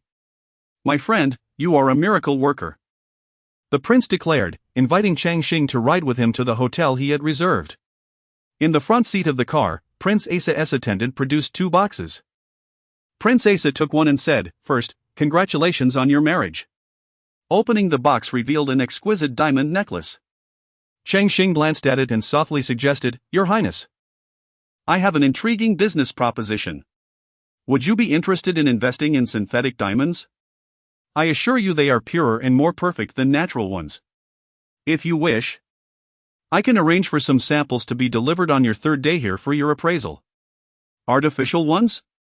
Prince Asa inquired. Yes, indeed, Cheng Xin confirmed. With a smile, Prince Asa took the other box from his attendant and handed it to Cheng Xin, saying, I believe you will find this useful. Upon opening the box, Cheng Xin discovered a pure gold checkbook along with a check. He closed the box and remarked, Your Highness, I think only a greater surprise would be worthy of this check, At this statement, Prince Asa paused slightly, as he had anticipated a discussion about dividends or profit margins. Yet Cheng Xin spoke of surprises instead. Indeed, compared to dividends or profit margins, surprises were what he truly desired. Money was not a concern for Prince Asa. What he craved were surprises. The products recommended by Cheng Xin offered exceptional value and were remarkably simple to operate, a perfect match for Prince Asa's needs. To honor his guest, Cheng Xin had even chartered a plane to transport live sheep from the grasslands and engaged the finest chefs. After the welcome banquet concluded, Cheng Xin returned home. Upon entering, he sank into the sofa, adopting a classic lounging position. Su Shuyuan brought him tea, moved his shoes aside, and placed a pair of slippers nearby. "Are you tired?" she inquired. "Not tired, just busy," Cheng Xin replied. "By the way, here is a gift for you." He placed the diamond necklace on the coffee table. Su Shuyuan glanced at it and responded, "I don't want this, it's not something I can wear out. If I wear it on the streets, people will say it's fake. Wearing it to the factory, what will my colleagues think?" With that, she returned the necklace to the coffee table. Chapter 71, Your Highness, every penny you spend is on the edge of a knife at home. Su Shuyuan received a necklace but informed Cheng Xin that she could not wear it. Cheng Xin did not insist. Regardless of how exquisite the necklace was, it remained merely a decorative item, ineffectual and of no real use. After a while, Shui Linlin changed her clothes and, after a simple grooming, sat across from Cheng Xin. "Director, you seem quite fond of Prince Asa. Don't jest, how could I possibly like a man?" "Wait, I misspoke, let me rephrase." Cheng Xin smiled, "No need to rephrase. I understand your meaning. They are like fickle reeds swaying in the wind. Even if they acquire the world's most formidable equipment, they will still remain inept. 30 years or 50 years later, they will still be inept. I am only fond of his checks. Please do not let this slip." Shui Linlin looked at Cheng Xin with curiosity. "Director, please continue." Cheng Xin elaborated, "They possess nearly boundless oil reserves, transforming a barren desert into immense wealth. Yet their princes and young lords firmly believe in the power of science, hoping to forge a robust technology through monetary means. However, their capabilities are lacking. How shall I put it? Their military organization is loose, training is inadequate, and their practical experience is virtually non-existent. The princes rely heavily on foreign mercenaries, who are merely adept at counting money. How could they be trusted? Thus, no matter how excellent the resources are, if they are not utilized, they are futile. Regardless of whom they seek for protection, in this world, strength is the ultimate currency. Without a robust industrial foundation and military quality, all words ring hollow. Nonetheless, I admire Prince Asa, particularly for his lavishness when he flings checks about." Saying this, Cheng Xin produced a solid gold checkbook from her bosom. Shui Linlin exclaimed, "When did you take this?" "I remember locking it in the safe." Cheng Xin tossed the checkbook to Shui Linlin. "A new one." "Another one?" Cheng Xin instructed. "Tear off a slip and give it to the responsible attendant, informing him to procure 700 million in light industrial goods, ensuring high quality and low prices. Let us obliterate the civilian market of the affluent nation, pushing others out of the market. If he cannot manage that, or even comprehend dumping, I have nothing further to say. Perhaps he should return to elementary school." Shui Linlin nodded, beginning to grasp the gravity of the situation. Cheng Xin added, "I am referring to US dollars." "What? 700 million US dollars? Shui Linlin was genuinely taken aback. Cheng Xin assured her, for textiles and apparel materials alone. With a bit of effort, 700 million US dollars is within reach. By the way, find a jeweler of the highest caliber. Do not concern yourself with labor costs, just ensure excellence." "What are we crafting?" Shui Linlin inquired. Cheng Xin placed her phone on the table, gold-plated, adorned with diamonds. "I will provide the diamonds. I will find someone." The next day, a product exhibition commenced. The first item showcased was a firefighting safety patrol aircraft tailored for oil fields. It was massive, with a maximum takeoff weight of 800 kilograms. Capable of flying for 24 hours on a full tank while carrying an effective payload of approximately 80 kilograms. It was aesthetically unappealing, particularly with its dish-like top and half-spherical belly, yet it was practical. It was user-friendly, anyone could operate it. Most importantly, it could autonomously patrol, following a computer-set route. Returning after its flight, and once refueled, it could soar again. It was professionally designed to monitor the fire safety needs of various oil fields. Upon encountering a metallic vehicle larger than a small truck, it could automatically identify and photograph it, and with human intervention, it could even track the vehicle. To Cheng Xin, this product was nearly flawless, aside from its cost. It was suitable for forest fire prevention and monitoring weather conditions over sea surfaces. Capable of flying at altitudes of up to 8,000 meters. When it came to aircraft manufacturing, Li Yang's craftsmanship was unparalleled. Next came the second item, a super compact, foldable wing aircraft that could fit onto an agricultural tricycle, with a flight duration of 3 hours, an enhanced version of Cheng Xin's original design. Then came the third and fourth models. Prince Asa leaned closer to Cheng Xin. I have heard that the Malonas from the Great Northern Land will not last for years. Cheng Xin replied. This model has a built-in GPS module. Prince Asa countered, what if the Great Beauty shuts down the satellites? Cheng Xin reassured him, not a problem, Your Highness. As previously discussed, within a year, I will launch 3 satellites exclusively for you, which you need not manage. This will be handled on my end, dedicated to serving you. Prince Asa, though not entirely knowledgeable, placed his faith in science. This is science. He added, we could even feature a portrait of His Majesty the King within the satellites. Prince Asa handed over a check. I want a gold-plated portrait. Cheng Xin accepted the check with a smile, no problem. This may cost 30 billion. At least 3 satellites, each costing 10 billion. Prince Asa insisted, 60 billion, I want the best.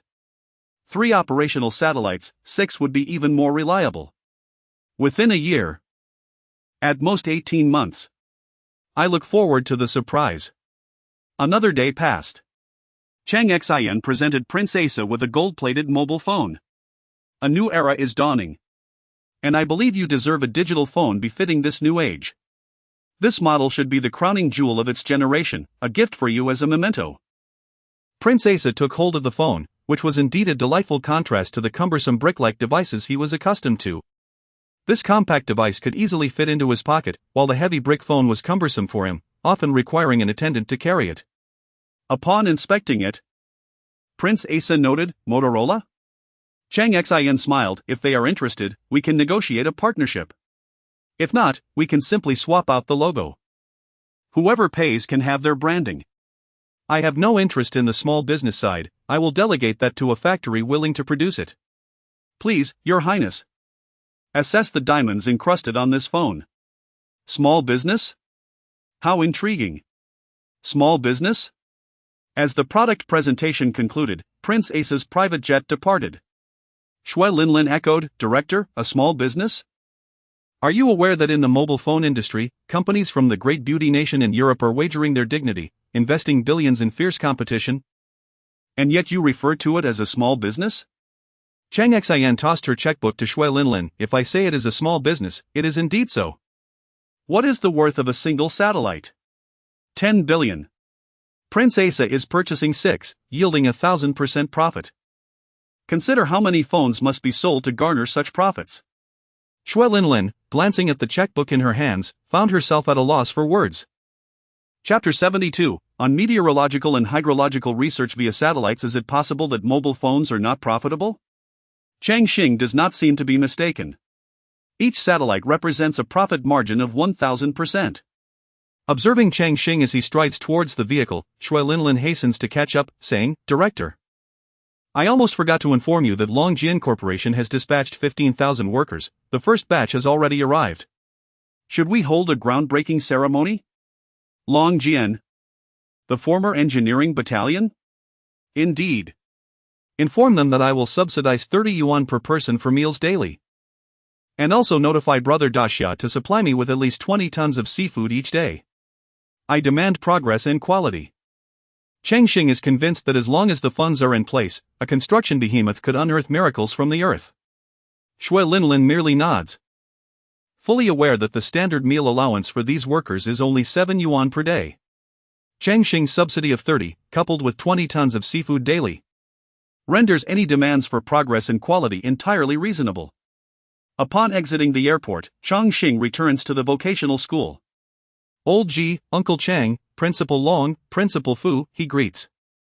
Two matters: construction on this campus is set to commence. If we wish for a high-profile approach, it would be fitting for you four to perform the groundbreaking ceremony.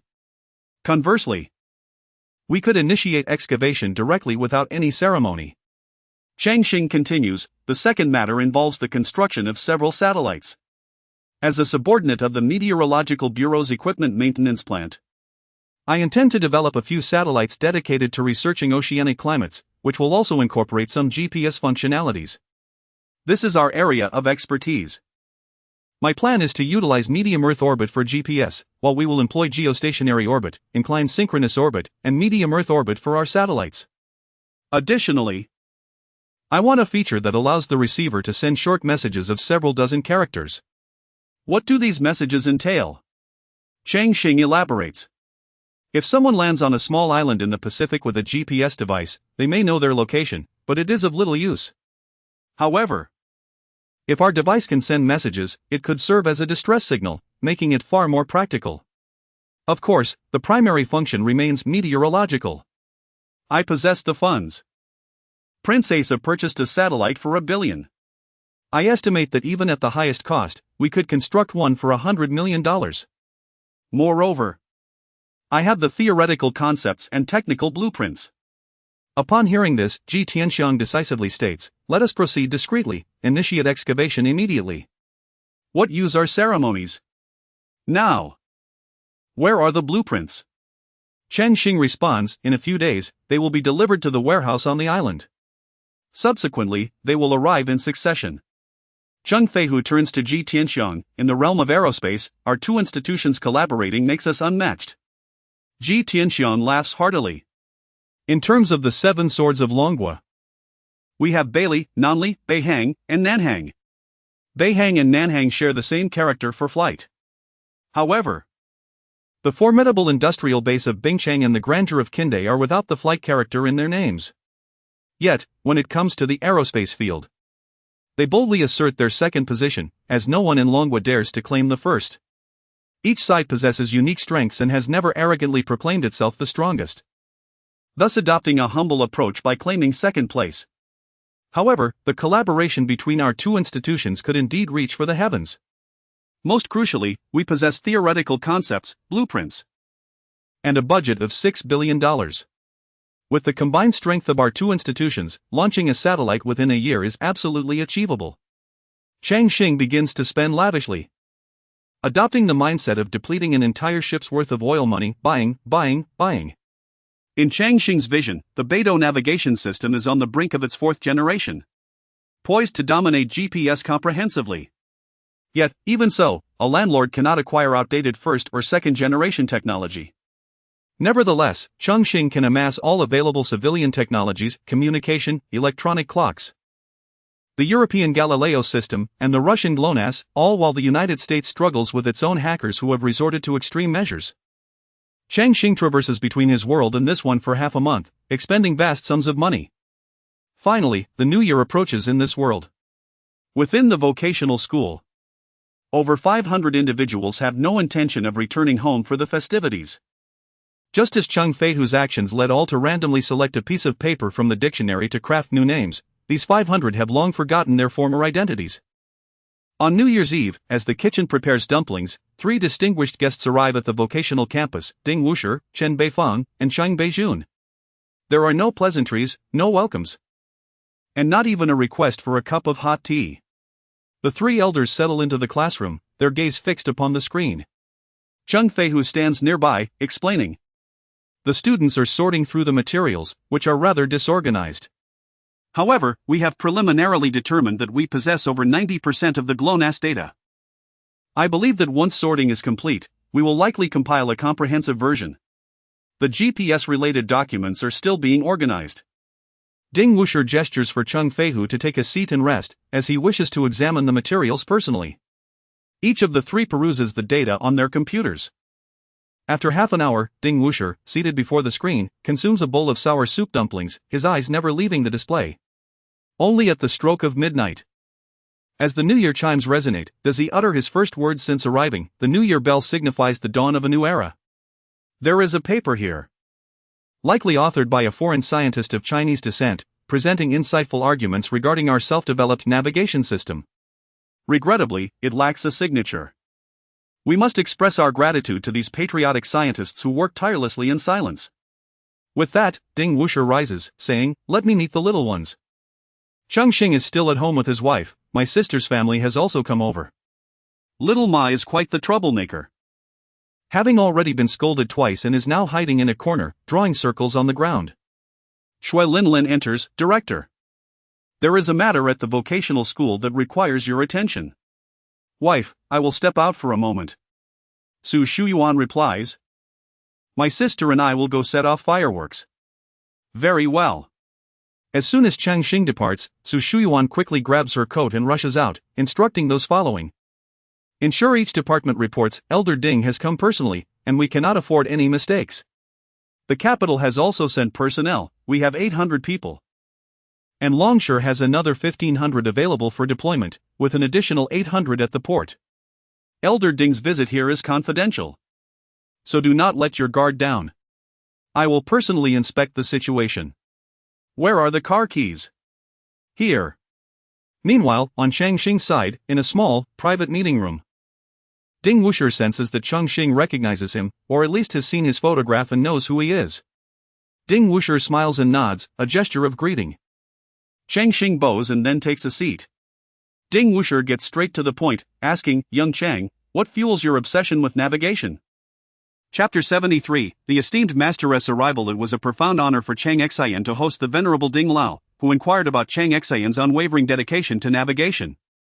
Cheng Xin replied, My heart yearns for the ocean, whether it pertains to marine research, hydrology, or any other scientific endeavor. All technological advancements hinge upon navigation. Ding Lao pressed further, and what of the current developments? Cheng Xin clarified, while you seek the Beidou system, I merely aspire to utilize it for my oceanographic studies. Meteorological research, and enhanced fire safety technologies. Upon hearing the term Beidou, Ding Lao's mind was enlightened, for the term had remained undisclosed. He realized that Cheng Xin's knowledge exceeded his expectations, and the materials and blueprints he possessed surpassed imagination. Yet, he refrained from probing further, simply desiring to meet Cheng Xin. Ding Lao then asked, Would you mind if I took a copy of these materials with me? Cheng Xin timidly inquired, In my modest factory. Is it possible to be promoted from a secondary role to a primary one? Ding Lao was momentarily taken aback, but soon chuckled. I shall certainly assist you in this matter. However, as an academic, my words may not carry much weight. Nevertheless, I might be able to pave another avenue for your advancement. Pouring tea for Ding Lao, Cheng Xin mused, Your guidance would be invaluable. What do you think of a promotion to major? Or perhaps a lieutenant colonel, considering your special recommendation and contributions? Today, given that Qing Beijun is present, he can facilitate this, but Ding Lao pondered how to articulate his thoughts, hoping that Cheng Xin would remain discreet about the arrangement. Cheng Xin then revealed. I have established a few plots of land here, arranging a formation akin to the Beidou constellation. I even set up an office at the position of Yuan Xing. Naturally, I wish to remain inconspicuous, as quietly accumulating wealth brings me the greatest joy. Additionally, I recently married and desire a tranquil life. Ding Lao chuckled heartily, recognizing Cheng Xin's adeptness at navigating social dynamics. He remarked, The individual who designed this formation for you must not have conveyed the complete picture. Surprised, Cheng Xin asked, Not the complete picture? Ding Lao continued, Kai Yang is a binary star, based on the various plots under construction. The location of Kai Yang Xing corresponds with that of the city's office building. This completes the Beidou constellation. By the way, let it be known that I will not advocate for the remaining institutions. I have also observed your automated fly extermination system, it is remarkably innovative. Pushing the boundaries of contemporary hardware and software technologies, epitomizing the essence of scientific research. When the conversation shifted to science, Cheng Xin felt compelled to listen intently. In his former world, he had only encountered Ding Lao's name online, never anticipating such an amiable and erudite individual, possessing profound insights across various scientific fields. Cheng Xin could only listen, deliberating thoroughly before responding to any inquiries. After conversing for over half an hour, Ding Lao reiterated, "I will indeed arrange for a copy of those materials to be taken." Cheng Xin, without a moment's hesitation, responded, "In the future. I shall prepare 2 copies of any materials and send one to you." "Excellent," Ding Lao said, extending his hand to Cheng Xin. "Regarding navigation, pursue your ventures with zeal. But exercise greater caution here at home, carve your own path. Should you encounter insurmountable challenges, feel free to reach out to me directly. Furthermore, regarding the competition between domestic and imported goods, if you have the time, lend your assistance." Ding Lao departed as quietly as he had arrived. Cheng Xin had initially harbored concerns that his indiscriminate handling of blueprints might disrupt the technological trajectory of this world. However, it now seemed that while there might be some influence, the direction would remain steadfast, guided by a clear-headed helmsman. As Cheng Xin escorted Ding Lao to the airport, the first rays of sunlight pierced the horizon. Watching the plane take off, he turned to Shui Linlin and said, "Linlin, I feel immensely honored. Let us return and stir up some fun, my spirits are high, and it is time for a little celebration." Shui Linlin remained motionless. Cheng Xin queried, "Aren't you coming back?" She replied, "Director, if you are keen on stirring things up, there is a passenger on the plane whom I believe you would wish to meet." "Who?" Before Shui Linlin could respond, a voice rang out from a distance, "Xiao Chang, what brings you to the airport?" Just in time. Without needing to turn around, Cheng Xin recognized the voice of Li Changgung. As he approached, Li Changgung asked, "What are you doing here?" Cheng Xin replied, "Just seeing someone off." Li Changgung did not delve further, merely stating, "Since you are here, an old friend of mine from my studies is seeking assistance and wishes to meet you." "Me?" Cheng Xin pointed to himself. Li Changgung rephrased, "To be precise, he seeks the mogul behind the Huqiangbei market, does he not?" Cheng Xin chuckled softly. "Just a quick question, is the position of Kai Yan Zhengyi within your office?" Li Changgung did not evade the inquiry, "You have encountered someone of great stature. Feel free to express any requests, I assure you I will not hinder what is feasible." Li Changgung cautioned, "When he arrives, do not rush to agree. Act according to my cues." "Understood," Cheng Xin affirmed. Their brief exchange served merely to validate Cheng Xin's suspicions. Sometimes, belief in the esoteric is warranted. Li Changgung positioning himself at Kai Yang Zhengyi indicated his quiet support for Cheng Xin, to which Cheng Xin felt a sense of gratitude. Soon, the plane landed. And Li Changgung's acquaintance arrived. "Let me introduce you to Tianzhang Miao, a former roommate during my studies. This is the person you wished to meet." Cheng Xin. Tianzhang Miao whispered, "At such a young age, do not deceive me." Li Changgung did not respond to Tianzhang Miao but turned to Cheng Xin. "Whatever he proposes, do not agree immediately. Even if you do, ensure that if he offers 1, you counter with 3, as he holds you in low regard." Cheng Xin was uncertain whether to smile or frown, but Tianzhang Miao laughed first. "I brought some wine, I shall pour myself half a bottle as a toast." Morning tea. Lingnan-style morning tea, Li Changgung pointed to the street. "Further south lies the river, this land was once owned by Huqiangbei factory. Now redeveloped into hotels and tea houses. All of these are Cheng Xin's enterprises, concealed in the shadows." As the true director of Huqiangbei factory, only a few are privy to this information. Cheng Xin was about to express his gratitude, but Li Changgung continued seriously. "Do you know what the highest-end chip at Huqiangbei factory is?" "I only grasp the basics, combined with the factory's prior robotics chip technology. It is a highly advanced intelligent control chipset. They employed a technique called stacking, layering 2 levels, surpassing foreign chips in usability." Chapter 74, with the Huqiang market present. Domestic goods must strengthen themselves. Li Changgun's tone was excessively rigid, bordering on aggressive, prompting Cheng Xin to swiftly ease the atmosphere. Cheng Xin took over the conversation. "The factory is currently researching a method involving an 18-layer stack. This approach will address compatibility issues among chips of varying materials, alleviate heat dissipation challenges, reduce costs, and enhance computational power. Essentially, the benefits are manifold." Aside from the laboratory expenses, which are exorbitant, there are currently no significant drawbacks. Tian Zhengmiao remains silent, merely producing a bottle of liquor he had brought, pouring it into a teacup, and drinking it down without touching any food, finishing nearly half the bottle. Cheng Xin contemplated intervening, but Li Changzhen restrained him, watching as Tian Zhengmiao consumed the drink. Only after setting down the cup did Tian Zhengmiao speak. I am here to provide assistance on behalf of our Qingdao Hai Brothers refrigerator factory, which has now been renamed as a joint stock company, yet it remains a collective enterprise. Cheng Xin remarked. I hope this isn't the kind of transformation into a joint stock company that merely fills personal pockets.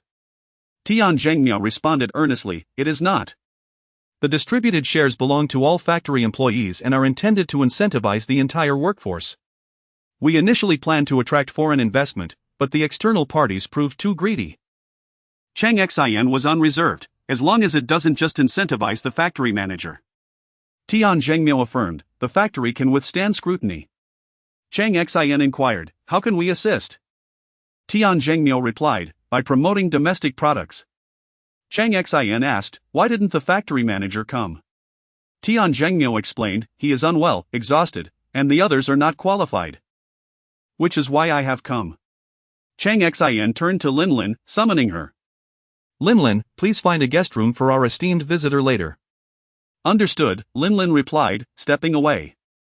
Cheng Xin poured tea for Tian Zhengmiao. Uncle Tian, you've traveled a long way, please take a moment to rest, and we shall discuss further this afternoon. Tian Zhengmiao accepted the tea. Very well, we shall reconvene in the afternoon.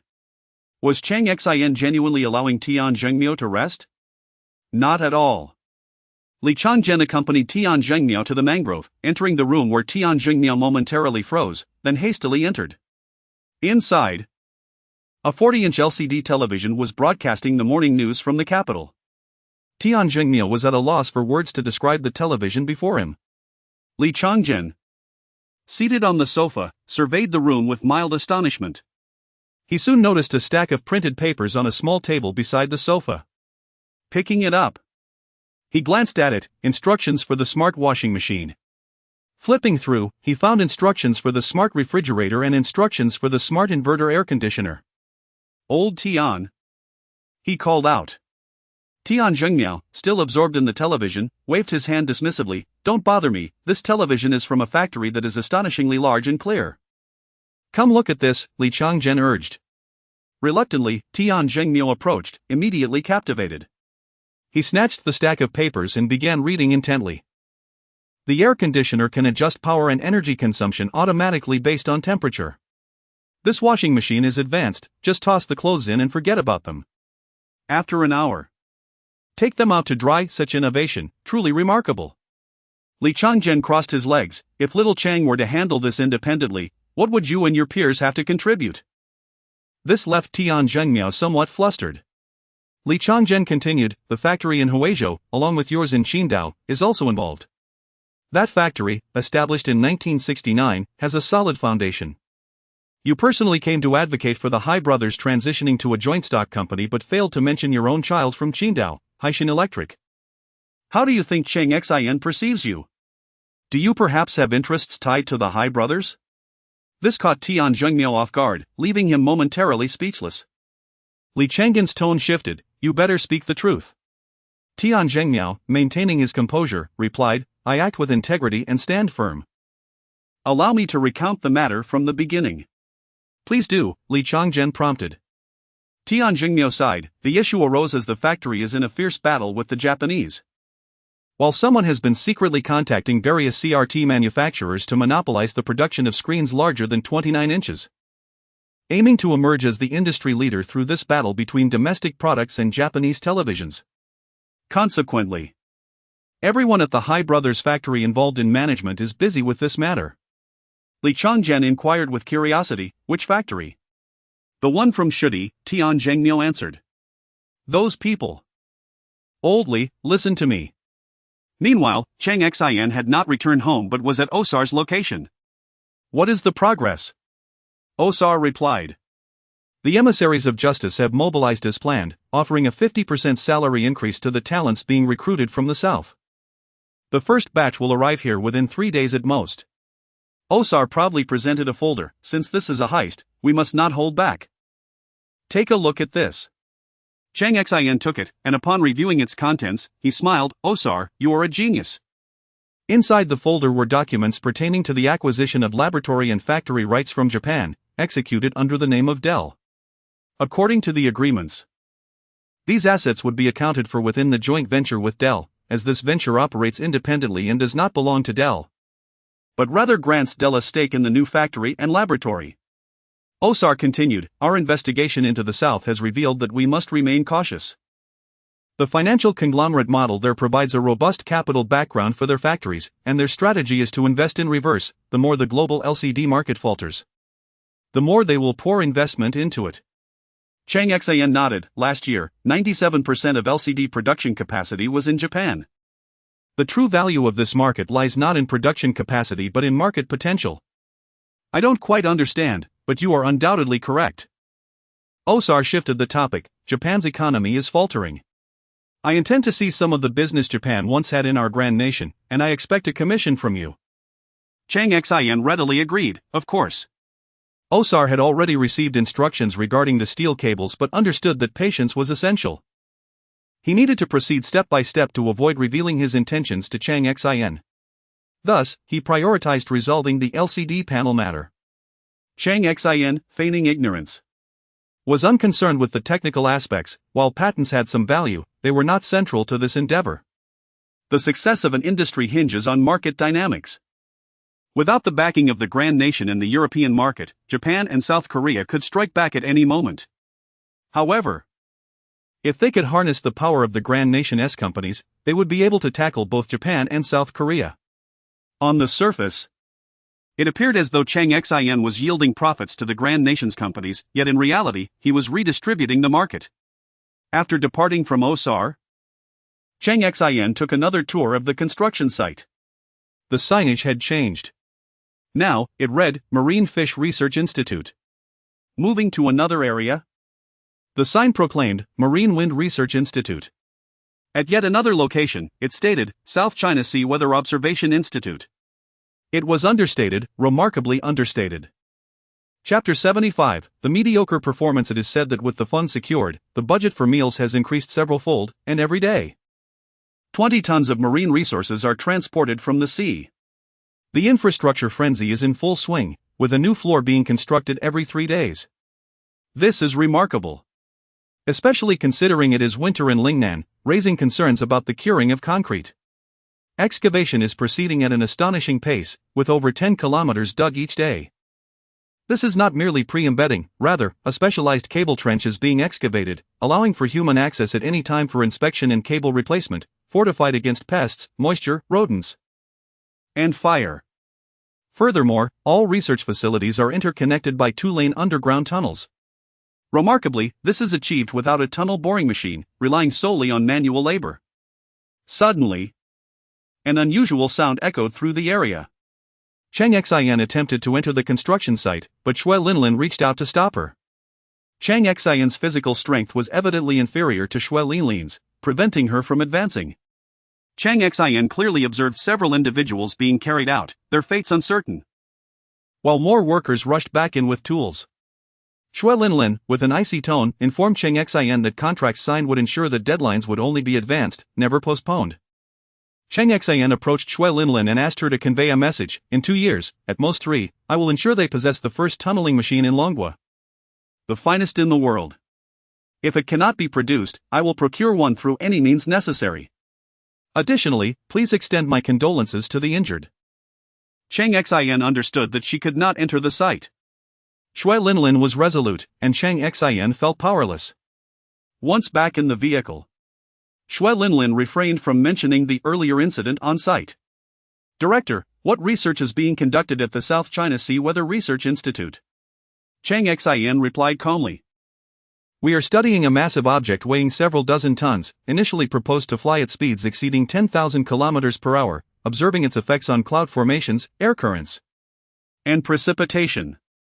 In the future, we aim to expand our research to examine the impact of speeds exceeding 50,000 km per hour on rainfall.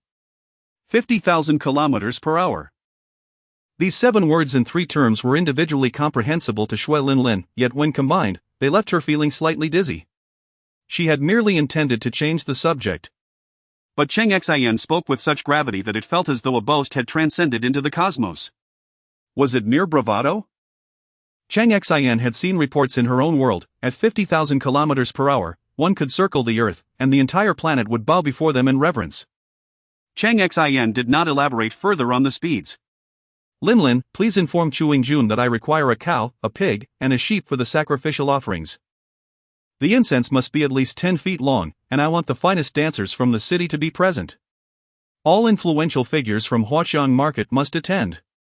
On the 5th day of the Lunar New Year, we will make our move to dominate the white goods market. Shui Linlin replied, I will personally oversee the arrangements. No. You should not be involved. Let Huqiangbei market take the lead, we will remain in the background. I will follow your lead. Tonight, we set sail. Tell de Xiago that I will require no fewer than 1,000 fishing boats, each equipped with at least 1 model airplane and 4 gas canisters. What we transport tonight is hard won. The market would close for the new year, and the 5th day would coincide with the reopening after the festivities. Cheng Xin had initially wished to remain uninvolved in the various consumer markets of this world. Her sole desire was to accomplish what she deemed the most meaningful task. However, since Ding Lao had mentioned the competition between domestic and Japanese goods, she could not remain idle. Thus, regardless of whether Tian Jingmiao participated, the curtain on the resurgence of domestic products would rise as scheduled. Cheng Xin understood that Ding Lao's ambition extended beyond local gains. It was about invigorating national pride through domestic goods. Therefore, she adopted a posture akin to a lion ready to pounce, determined to instill a sense of despair in the competition. As night fell, Cheng Xin arrived at the port, where Ma Weihong awaited her. Can I come aboard? Your ship is magnificent, though regrettably, I do not know how to operate it. Ma Weihong offered a clumsy excuse, yet Cheng Xin harbored no doubts about his intentions, suspecting that Shui Linlin and the others might be members of the Long Group. Thus, Cheng Xin believed whatever Ma Weihong said. Upon boarding, Ma Weihong quickly realized that Cheng Xin's vessel was extraordinary. The main lounge was adorned with numerous large and small LCD screens, displaying a myriad of red, black, and white dots, squares, triangles, and countless lines. Ma Weihong, an expert in maritime affairs, discerned the coordinates and the various symbols representing the vessel's purposes within mere minutes. After observing for 5 more minutes, he sat in bemusement, nearly biting through the filter of his cigarette, as he watched Cheng Xin's chaotic arrangements unfold. After enduring 10 more minutes, Ma Weihong finally inquired, What are these dots? Fishing boats, Cheng Xin replied. Impressive. Where did you learn this? Your arrangements are quite sophisticated. Look how aesthetically pleasing these graphics are. Cheng Xin beamed with pride. It's from a new computer game called Dune, featuring land and naval battles. It can be played online and is incredibly engaging. Remarkable, truly remarkable. Ma Weihong praised Cheng Xin while covertly signaling Shui Linlin. Understanding the implication, Shui Linlin advised, Director, take a moment to rest. De Xiagu and his crew have been at sea for many years and are reliable. Exercise caution. This shipment cannot afford any mishaps, it is high-end machinery procured from the Japanese. Rest assured, we have brought 1,000 gas canisters, Cheng Xin reassured her. I'll take a short nap. Shui Linlin continued, I will teach our brother-in-law how to operate the ship. It's easy, he'll learn quickly. Go rest, Ma Weihong urged Cheng Xin. She too was weary, having gone without sleep on New Year's Eve and busy throughout the first day of the new year, now preparing to venture out to sea again. Once Cheng Xin was assuredly asleep, a watch was stationed at the door. Ma Weihong's expression shifted dramatically. He stood up like a drawn sword and strode purposefully to the large screen, scrutinizing it for several seconds. He recognized it as a system similar to fire safety digital systems. Grabbing the microphone, he commanded, I order patrol teams 1, 3, and 7 to proceed westward for an additional 20 nautical miles. Team 3 will remain stationed, while Team 7 conducts internal patrols, and Team 1 will engage in external surveillance. I command, reduce the escort teams 1 through 4 to 5 nautical miles beside the island. Teams 5 through 9, head south for 50 nautical miles. Preparing in stages to greet the cargo vessels. I command. He swiftly issued orders, adjusting formations. Observing the various points on the screen beginning to move, Ma Weihong could not help but curse, "Thank goodness I came personally. If someone were to sabotage our efforts, relying solely on my brother-in-law's gaming knowledge would surely lead to trouble." Shui Linlin remained silent beside him. Ma Weihong was a top graduate from Haigong University, having begun his career as a captain on the smallest vessels, steadily ascending through the ranks. In Lingnan, few could rival his expertise, and most were at least 15 years his senior. Chapter 76, a heap of scrap iron on Cheng Xian's vessel. Ma Weihong was keenly examining the computer system aboard. He found the concept remarkably innovative, with the capacity to track an array of data, including each ship's speed, location, fuel consumption, and remaining gas canisters. Such a remarkable creation indeed. However, he pondered how this data was transmitted. Shui Linlin provided the answer. Near the coast, power is supplied to sea buoys through cables. Further out, generators are established on islands, and in areas devoid of islands, an old cargo ship can be found approximately every 10 kilometers. The factory director envisioned a network of cables spanning the South China Sea, complemented by satellites in the sky. It was indeed a stroke of genius. When it came to technology, Ma Weihong was thoroughly impressed. However, regarding the arrangement of the ships, he felt that Cheng Xian's knowledge derived from games was merely superficial. Fishing vessels would change formations rapidly, with some captained by the dashing crew members, while others had at least one or two such individuals assisting. As Ma Weihong began giving orders, the crew, relying on muscle memory, promptly adjusted their formations in response to his commands. As they approached the island, Cheng Xian awakened. On the upper deck, Ma Weihong gripped the helm tightly, his expression tense as he surveyed the sea. "Brother-in-law, it's not that complicated. Just a gentle touch is all that's needed. This helm has automatic correction and steering assistance. Gripping it too tightly causes unnecessary instability," Cheng Xian advised. "Ah, I see. I see," Ma Weihong acknowledged. Cheng Xian continued, "Brother-in-law, when there's time, the ship is anchored over there. Practice will make you a master." "Ha ha. I want to be modest then, I quite like this ship. As family, feel free to use it whenever I'm not." "Alright, it's settled." Shui Linlin was equally impressed. Ma Weihong, known for his bravery in navigating through treacherous reefs during a storm to rescue stranded vessels, had gained fame across the seas. During the maritime confrontation between Longhua and the Splendid Nation, had it not been for Cheng Xian's unexpected appearance and his marriage to Su Shuyuan, Ma Weihong would have been the captain of the leading ship, a man who had already penned his farewell letter, now feigning the demeanor of a novice. Truly remarkable. Cheng Xian had arranged for 1,000 fishing boats, a precaution given the critical nature of the cargo. Although the machinery originated from Japan, it was from his own timeline. Capable of mass-producing LCD production lines for 1,518 glass substrates. At present, several conglomerates in South Bangwa were investing heavily in constructing a production line for 1,113 substrates. Just a tier lower in capability. Although Cheng Xian purchased old machinery, it was still a vintage model from the year 2000, originally installed on Frog Island. Later refurbished and sold to South America, which he managed to acquire. He arranged for inspections to ensure the machinery was in good condition, removed all identification plates, packed it meticulously, and transported it here. This equipment was nothing short of miraculous. Cheng Xian knew that oil was priced at $25 per barrel in this world. A price any Persian or wealthy individual would readily pay. In his own world, however, a barrel exceeded $100. A supertanker could yield a tens of millions difference in price per trip. Thus, despite the machinery's cost, if one barrel wasn't sufficient, two would suffice. Moreover, Cheng Xian contemplated even faster methods of generating wealth by transporting equipment for synthetic diamond production from his world. Using industrial-grade diamonds for his own purposes while selling gemstone-grade diamonds to the affluent, allowing them to be marketed as genuine mine stones, inflating their value several times over.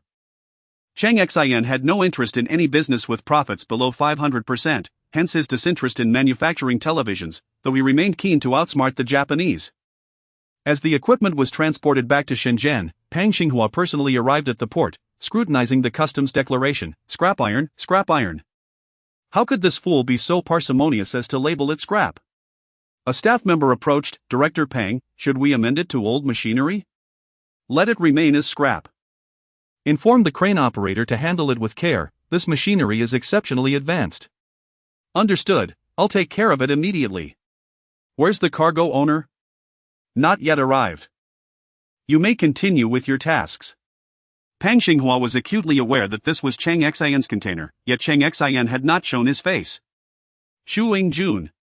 A petty vendor of pirated CDs just 6 months prior, could afford machinery worth hundreds of millions of dollars? Never mind, he thought. Perhaps a cup of tea would suffice while ensuring the containers reached the industrial park. Cheng Xian, in haste to return, was in no rush, merely observing the scene. Standing atop a building adjacent to a small factory with a mere 20 employees, one hand cradling a refreshing beverage and the other adjusting his headphones, he watched the open space in the factory.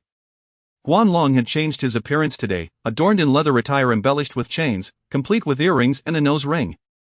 The factory lacked a reception area, so a table was set up in the middle of the space.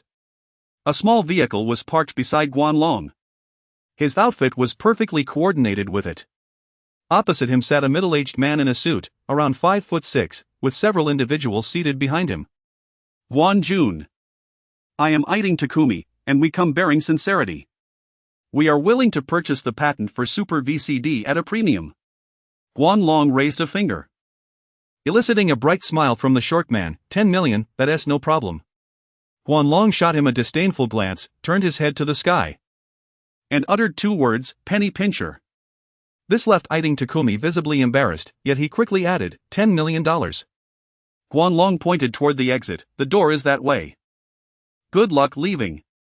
100 million. You are far too greedy.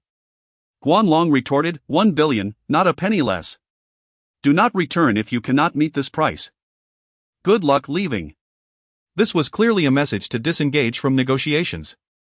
Iding Takumi stood. Young man, do you know who you are speaking to? I represent the Shijing Consortium. Your insignificant factory will be crushed like an ant. Before Guanlong could respond, a commanding voice rang out from outside, you may certainly try. The leader of the group, with a menacing expression, glared at Iding Takumi.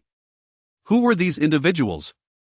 Iding Takumi had never seen them but was aware of their backgrounds, nearly a few factories desperate to resist their Japanese electronics dominance. With a hint of derision, Iding Takumi remarked, a bunch of frogs at the bottom of a well, I shall return in a few months. With that, he and his subordinates departed. Chapter 77, Power from Another World. The design of the super lazy from the land of the rising sun, Iding Takumi possesses audacious capital. The Suichi Group stands as one of the largest conglomerates globally. Having once vanquished the home appliance industry of the beautiful nation, reducing its brands to mere fragments, the underperforming Dragon Country's home appliances will not endure long through mere price wars. As Iding Takumi passed by several middle-aged men, none turned to acknowledge the others. The men gazed at the rooftop next door, where Cheng Xian stood, 1 foot on the edge, a hand holding a refreshing beverage. A few minutes later, at a tea table in the vacant lot of a small factory, Tian Zhengmiao and Cheng Xian sat on one side, while several factory managers occupied the opposite side. Tian Zhengmiao had refrained from exiting the vehicle, wishing not to be seen by the young man from Japan. Tian Zhengmiao brewed tea while Cheng Xian sketched, I require a few customized washing machines, 1 large drum and 2 small drums. The small drums are for washing socks and underwear, while the large drum is for clothes.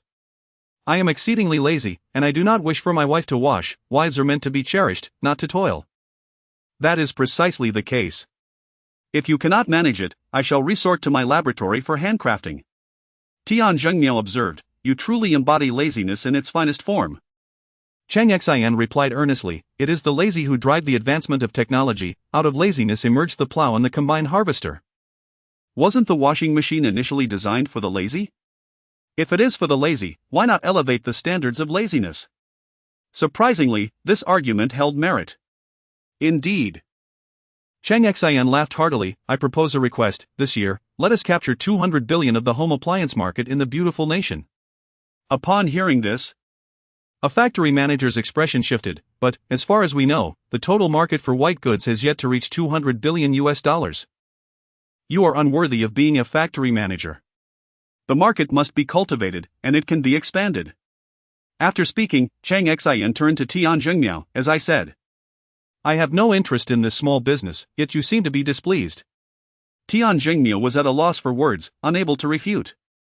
The previously domineering man who had confronted Iton Takumi spoke up. Do you mean to say that the Dragon Country aims to become a significant global production and export hub for home appliances? Cheng Xin poured tea for him. In the battleground of business, it is a matter of life and death. To spare the Japanese is to invite one's own demise. Home appliances serve the lazy, and I am lazy. The people of the beautiful nation are even lazier. Our focus should be on how to make the lives of the lazy more convenient, joyful, and pleasurable. That is the essence of home appliances. It is foreseeable that in the coming years, the home appliance sector will face relentless profit squeezing. And continuous price wars will cause industry profits to plummet until some cannot endure. The question of endurance does not rely on the endless extraction of profits but on wisdom. Are you aware of the price index? One factory manager replied, last year, the price index for home appliances was approximately 112. Cheng Xin stated. I believe this index will fall below 100. How do we maintain profits? The Japanese rely on patent barriers. What do we depend on? Cheap labor? No. We rely on the mindset of the lazy, selling concepts, alongside quality and service. Most importantly, we must enhance craftsmanship and rationally reduce costs. Lastly, do not expect to gain from patent fees here. There is no such thing as unfounded assistance in this world. 90% of VCD factories will close, while new and thriving enterprises will emerge. Such is the ruthless nature of market competition.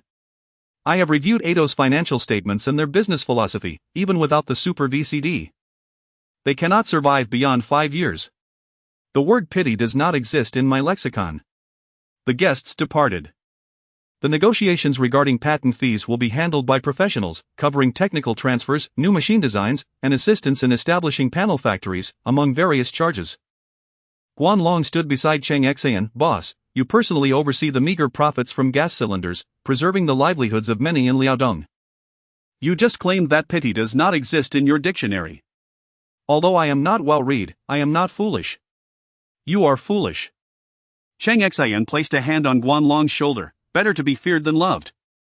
Speaking of which, you have been researching the Palm Treasure phone for several days. What is the cost control at? Guan Long looked embarrassed. The pager has been around for years, and he has dismantled countless. Yet, he has only just begun to engage with the Palm Treasure phone, lacking any substantial understanding. Faced with Cheng Xin's inquiry, he truly did not know how to respond. But he could not say, I just opened it and haven't grasped the core principles yet. Hurry and dissect it, conduct your research, and cease this idle chatter with me. Go now, immediately. Guan Long turned and dashed away. At that moment, Xue Linlin approached. Director, you mentioned Ato, I have news. They have shut down over half of their factories. As factories close, new ones are waiting outside to recruit workers, especially skilled labor, with salaries starting at a 15% increase. Cheng Xin did not respond. Xue Linlin continued, it seems the director's notorious reputation may have spread. Cheng Xin replied. The brutality of business warfare and the future profit margins of home appliance factories may drop below 3%, only the strong can survive, while the weak shall be served at the banquet table. This world operates similarly. Xue Linlin silently nodded in agreement. Cheng Xin's words resonated with her. Thus, the weak cannot stand on the stage. As for the strong, banners that had not been seen for many years were once again hung in various factories. Work diligently for 100 days, compete with the Japanese, defeat the brands of Japan, and bring glory to our domestic products. In the face of life and death, we must move forward. Various banners were displayed across the factories, the festive spirit of the new year still lingering, while the smoke of the home appliance market rivalry began to rise. This conflict in the home appliance sector offered no room for negotiation, only a battle to the death. The factory managers departing from Cheng Xin understood clearly, either they would face closure and bankruptcy, or they would endure the baptism of this fierce home appliance war, emerging stronger. They could not deny that in the realm of home appliance technology, Cheng Xin held an overwhelming advantage, even against the brands from Japan, possessing a formidable impact.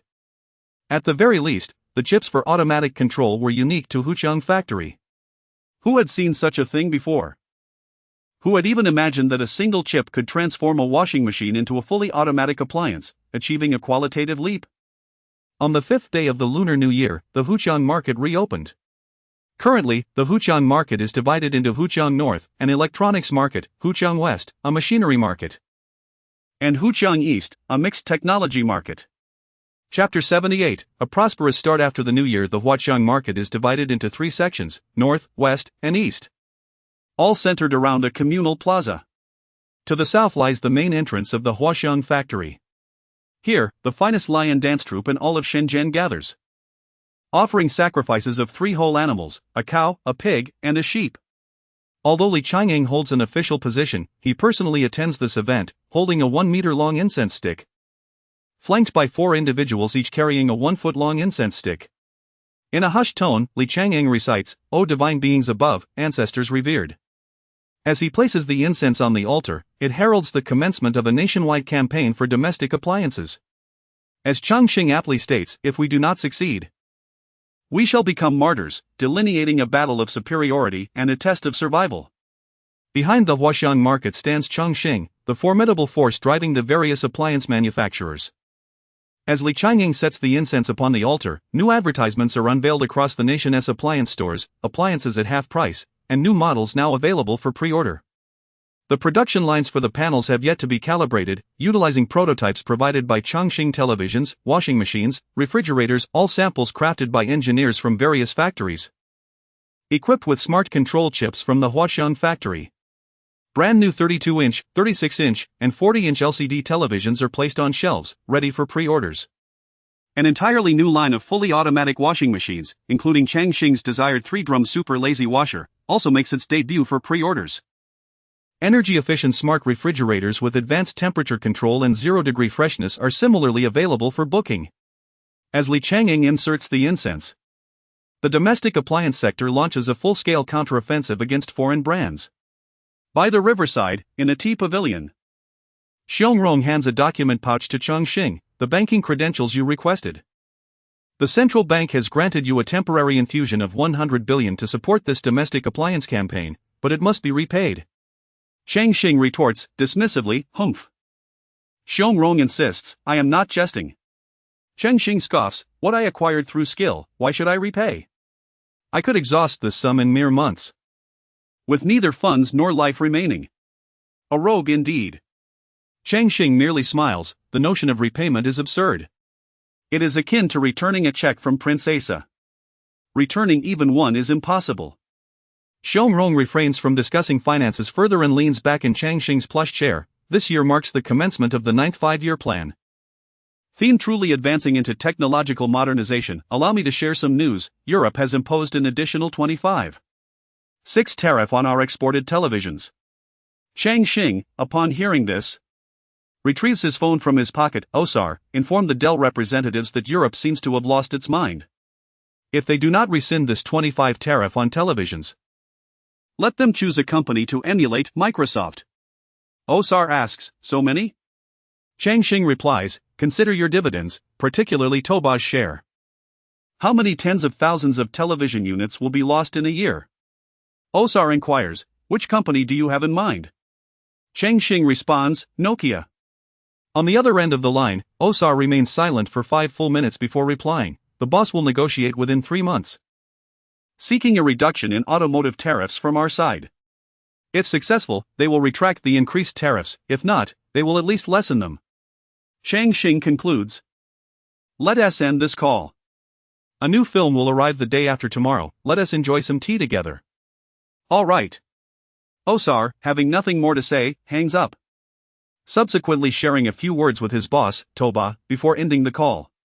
It is evident that the factories in which Dell has invested involve Toba and many others' interests. Cheng Xin places the phone down, the weak do not deserve a seat at the negotiation table. Xiong reclines in the armchair, his eyes half closed, revealing little of his thoughts, though a smile tugs at the corners of his mouth, perhaps in amusement. Cheng Xin cannot discern this. I intend to expand my factory, predicting a workforce of 300,000.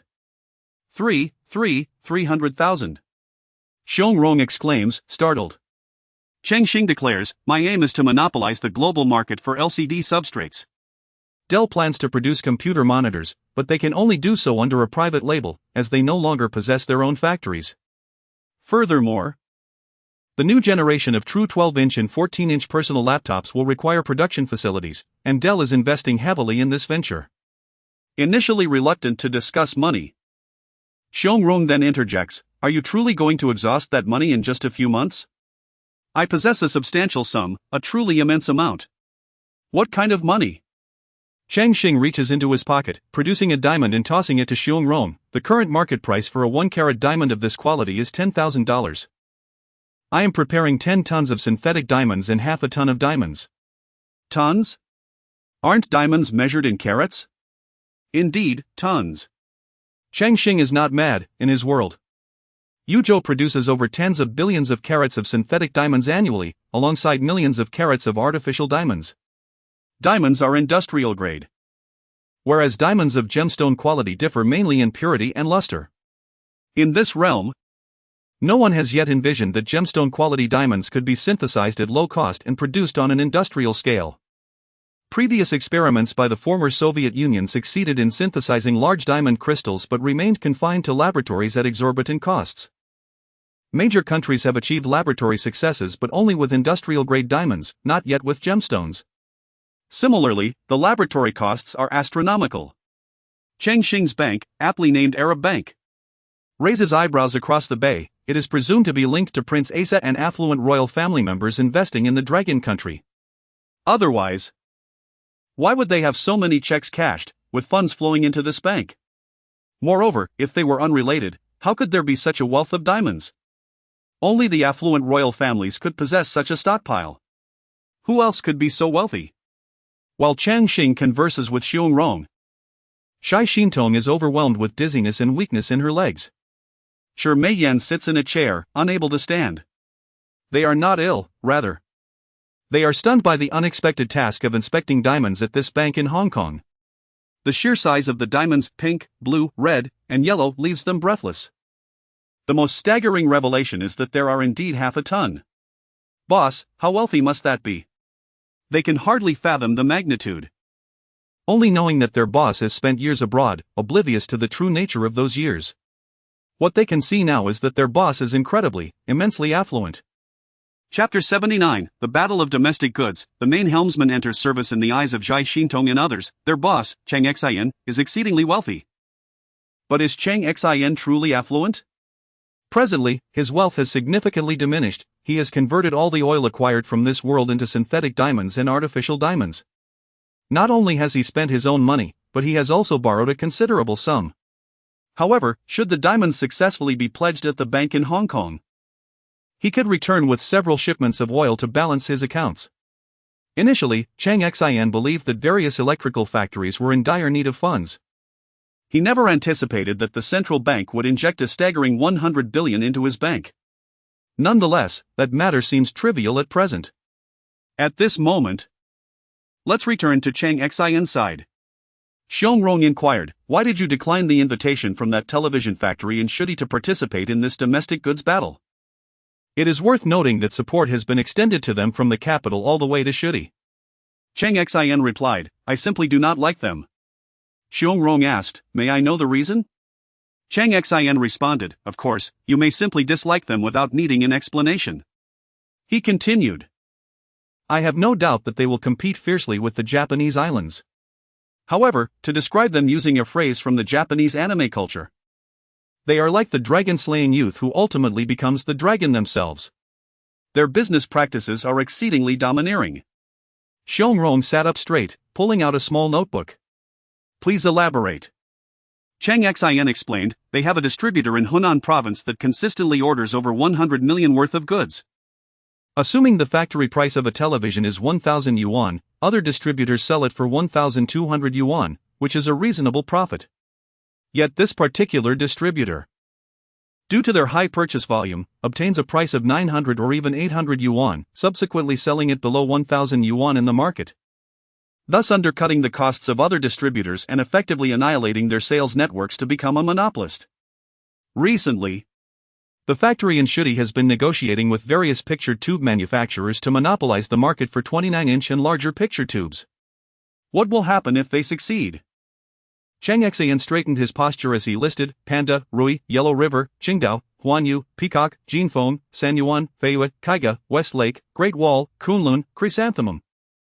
Xuanxi, these domestic color TV enterprises, what fate awaits them? Will they collapse?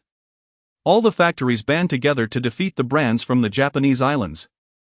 Only to succumb to betrayal from their own kind?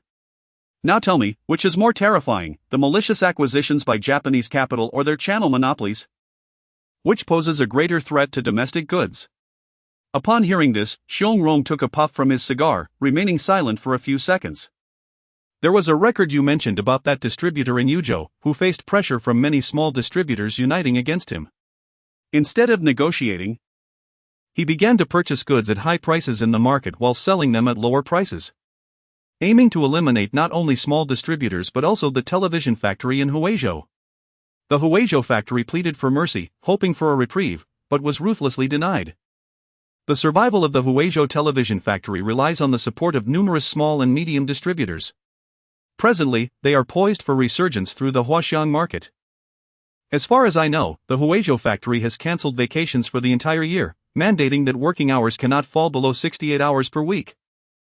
Their counterattack will target not only the television brands from the Japanese islands but also those from Shudi. Cheng Xin concluded, it's not just them. Xiong nodded.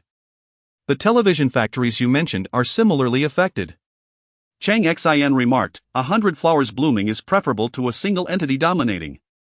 Xiong added, to my knowledge.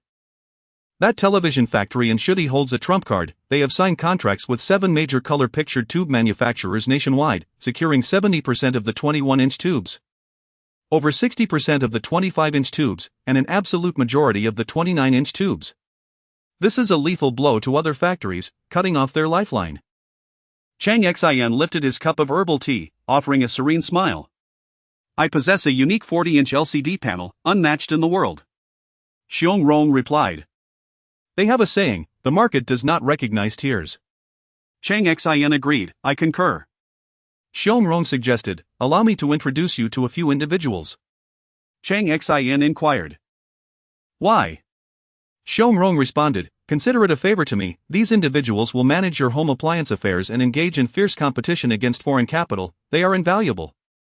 The reasoning is that the factory in Shudi was originally involved in radar production, specifically for fire control. Moreover, the tactic of cutting off the supply is one they cannot employ. Do you think the economists in the capital are truly blind?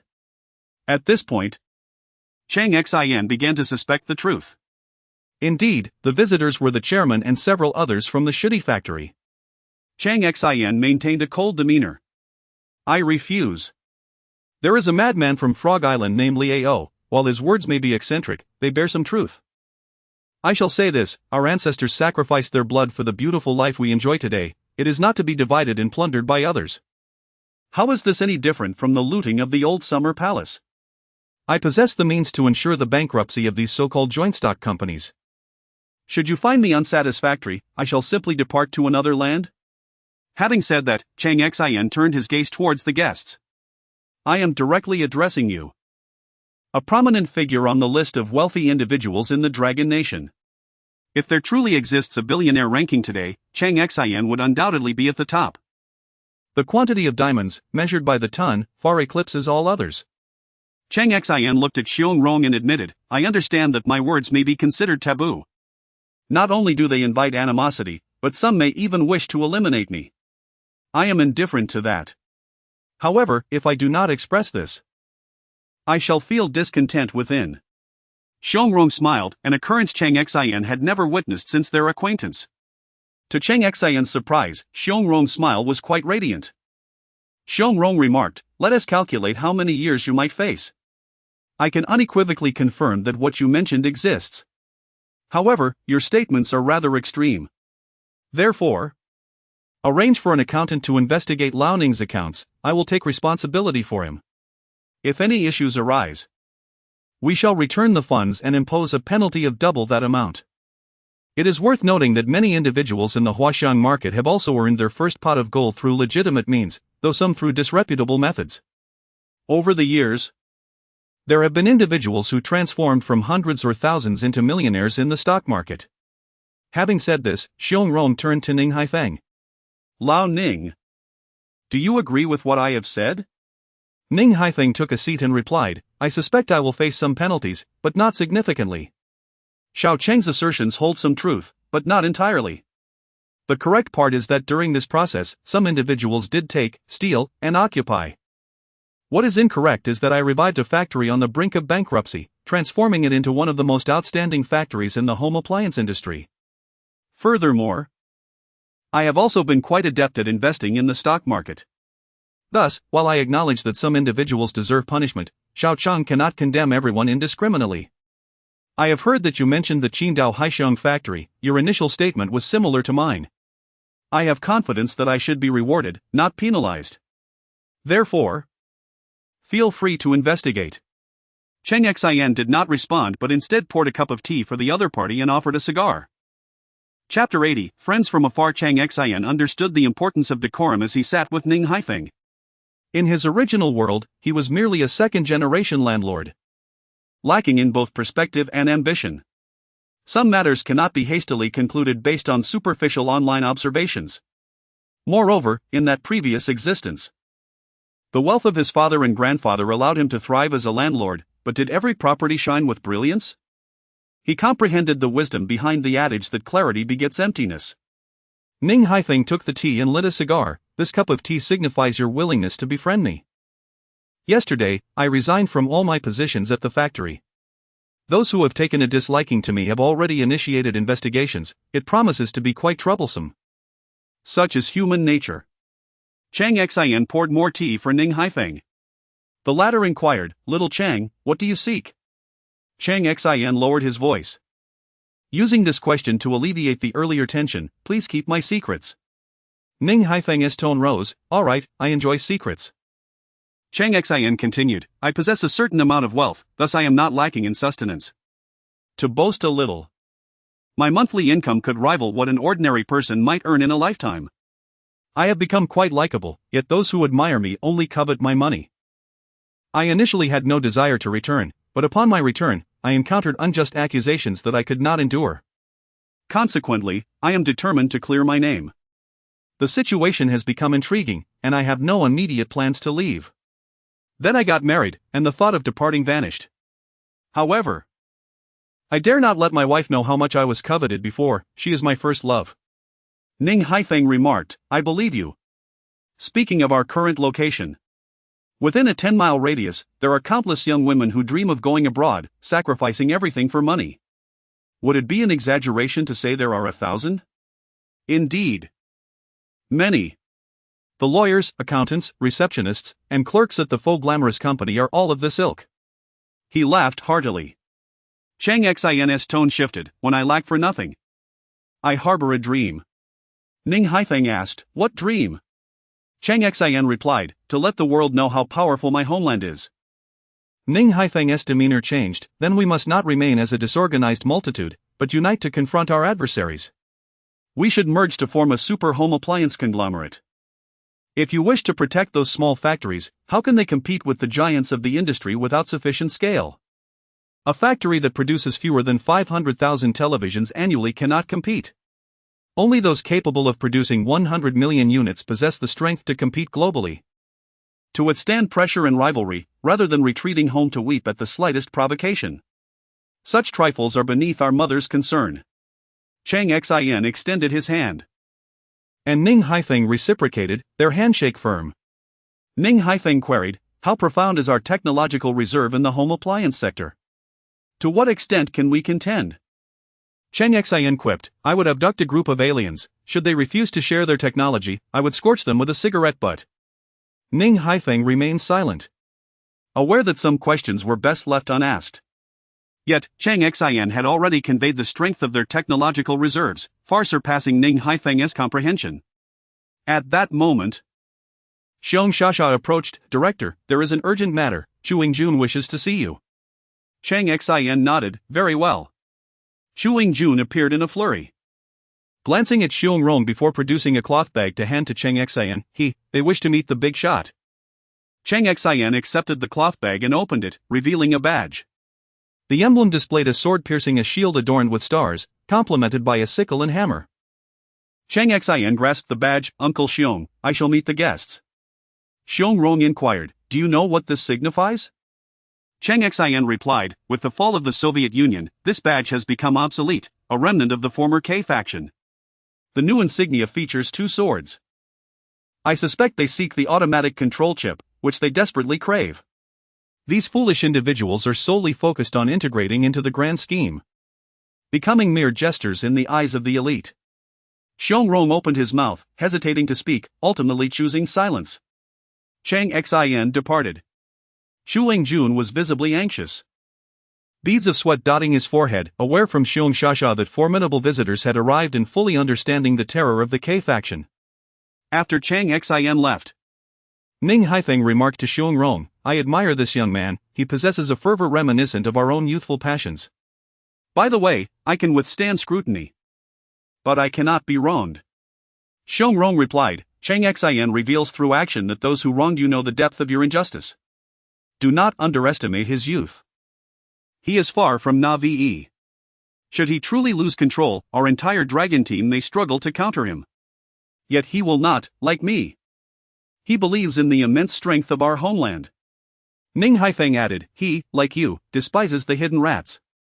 Xiong Rong retorted, wager everything to let our adversaries know that the rise of domestic home appliances is built upon their backs. Ning Haifeng glanced at his companions. Placing his right hand over his heart, it is essential. Meanwhile, Cheng Xin was contemplating, having traversed into this world, the timeline had already shifted, thus. More changes must be enacted to hasten progress. What is the ultimate dream of a man? To gaze upon the majestic lineage of our ancestors, exuding the dominance of the first emperor's sword pointing to the heavens. In Cheng Xin's courtyard, Su Shuyuan, just returning from work, maintained her artistic youthfulness. Adorned in a floral dress and light leather shoes, appearing fragile. However, upon her entrance, all guests stood in unison, members of the K faction. Their elites once regarded as the pinnacle of prowess. This was due to the existence of another group that chose not to partake in such evaluations. The strongest on the surface are merely words, the true strength is a title, validated by the blood of countless individuals. With a mere glance, the guests were convinced that escape was impossible unless the seemingly delicate woman in a floral dress consented. At that moment, a tall, slender man, nearly 6 feet, who habitually balanced on one foot, approached and took the bag from the seemingly fragile woman, sister-in-law. A few fish have been delivered from the sea today for the guests' meal, shall I prepare them? The elite dragon guards.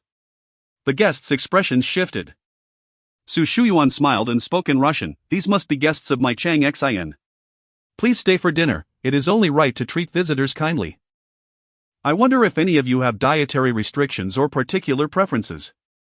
The leader replied promptly, we are merchants from the big country and particularly enjoy your country's Liaodong cuisine. Nearby, the chef chimed in, iron pot braised ribs, authentically traditional. And let us have 2 bottles of strong liquor to ensure everyone enjoys the meal. Please take a seat while I arrange things in the kitchen. Su Shuyuan added, feel free, I must assist my younger sister with her homework. With that, the 2 departed. Chapter 81, This is no joke, one dares to buy. While another dares to sell after Su Shuyuan departed, a few guests couldn't help but wipe the cold sweat from their brows. This place was truly terrifying. The leading man remarked, let us discuss the price if you are willing to pay. We are legitimate businessmen, merely interested in purchasing some chips. If money is an issue, we can discuss it later. Indeed, the others nodded in agreement. Before long, Cheng Xin returned. As they approached the reception courtyard, Zhu Jun pulled Cheng Xin aside, saying, Boss, those people seem a bit intimidating. Not to worry, those who appear fierce often possess good temperament. Truly, Cheng Xin replied, unconcerned. As he had faith that Shui Linlin would have everything under control. Zhu Jun remained somewhat anxious. Soon, in the reception courtyard, Andre introduced himself. Struggling with his rudimentary Chinese, you must be the president, I am Andre. We. Cheng Xin interrupted in Russian, Andre, I speak Russian. I may not be highly proficient, but I can manage ordinary conversation. Is there no tea? As guests, how can you only have boiled water? After speaking, Cheng Xin turned to Chu Ying-jun and instructed, bring some cold tea. While Chu Ying-jun went to prepare the tea, Andre candidly stated, we stole a few refrigerators and dismantled them for the chips inside. We want to buy as many of those chips as possible. However, we lack funds and cannot acquire any, yet we are in dire need. We are eager to do business with you, but truly, we have no money. Having abandoned his earlier plans, Andre revealed his bottom line. Cheng Xin laughed heartily, money is not an issue. Trust me. Money is not an issue? You will give us chips for free? Andre asked, bewildered. Of course, but you must offer something in return, Cheng Xin replied. Andre looked perplexed. What can we offer as a return gift? Cheng Xin responded, well, Order 106, also known as Ship 1143. 6, of course, for now. I do not know whether it belongs to you or will be left with Air Mao as a means of debt repayment. I hear Air Mao is also interested in it. I have clients who are keen on this. You must have heard of the cargo ship from Zhengmu Island. After a moment of contemplation, Andre replied, this is not ordinary business, the great beauty would not agree. Cheng Xin countered. The chips will be priced at a 5% discount from the market rate. Or do you believe my factory only produces this one type of chip? Or is it that during your peak years, you had hundreds of thousands of personnel, and now only the elderly, weak, and infirm remain? Unable to gather even this bit of information? With a sigh, Cheng Xin continued, in truth, 1143. 7 is the real gem, but unfortunately, you dismantled it. A ton of scrap metal is only worth $150. Let me take a moment to mourn for that ship. After saying this, Cheng Xin genuinely stood up, bowing his head in silence. Andre stood as well, removing his hat and placing it over his heart, feeling an excruciating pain in his chest. Ulyanovsk. This pain was real. Andre's heart was truly bleeding. He could see that Cheng Xin was not feigning his emotions, he genuinely felt sorrow for the ship. As the minute of silence concluded, Andre spoke, you are correct, the plan is indeed to leave it with Air Mao as a debt, but the paperwork is not yet complete. And the ship remains in our fleet. Cheng Xin replied, destroy everything above, leaving only the shell. However, I require complete documentation, whether it be 10 tons, 20 tons, or 50 tons, not a single page can be missing. All my chips will be put on the shelf, including those that can perfectly replicate and upgrade the GLONASS dedicated chips. There is no need to answer me now, go consult. This is merely the beginning of our friendship. Without this, I have no interest in anything else. Andre stated, in 91, there were plans to build 32 956 class ships, but only 23 were actually constructed, with over 3 unfinished. Cheng Xin was genuinely unaware of this. In the previous world, the well-known ships were Orders 106 and 107. However, he quickly remarked, can this be converted into a yacht? I truly am a genius, but I still prefer Order 106, which is Ship 1143. 6. Andre recalled the detailed records he had read. A 3,000-ton cargo ship, after modifications, was able to crush 7 vessels from the south and Java beneath the waves. He had personally seen that ship because they sought to purchase equipment similar to the Great Beauty's dense array. He was aware that many more cargo ships were undergoing modifications. Did these madmen still wish for a genuine aircraft carrier for alterations? Andre replied, I cannot decide. But I will consult. That's fine, I am indifferent. My clients are not in a hurry, they have been using cargo ships quite conveniently of late. Who were the true clients seeking to make a purchase? Andre did not intend to ponder or speculate, such matters required a full set of documentation and details, which an ordinary small island would not dare to request. Nor did they possess the courage. At that moment, one of Andre's subordinates whispered something in his ear. Andre's eyes brightened, there is a ship, if you desire it. It can be delivered to your port within 10 days. Cheng Xin inquired, could it be? Seeing Cheng Xin's reaction, Andre was not surprised. He sensed that the man before him knew everything.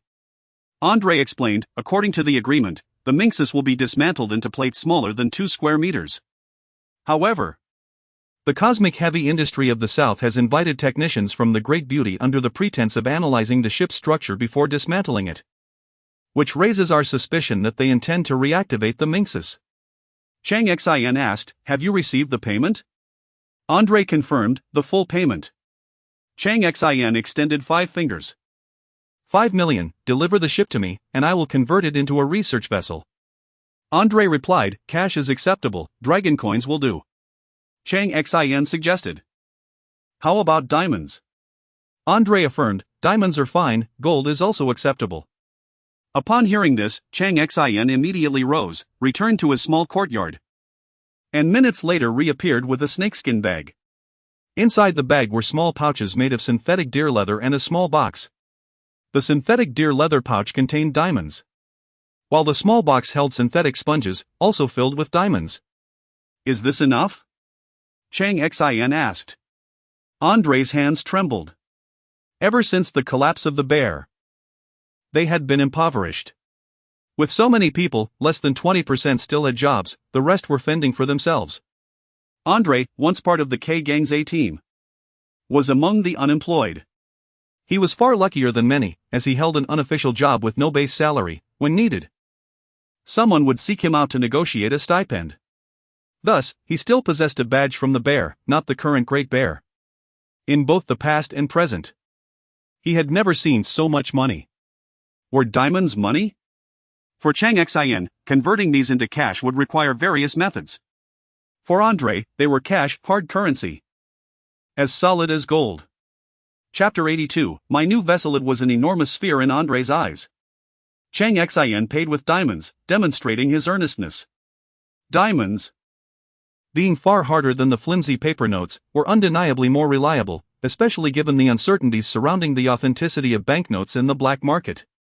However, one with a modicum of expertise could discern the genuineness of diamonds and gold in an instant.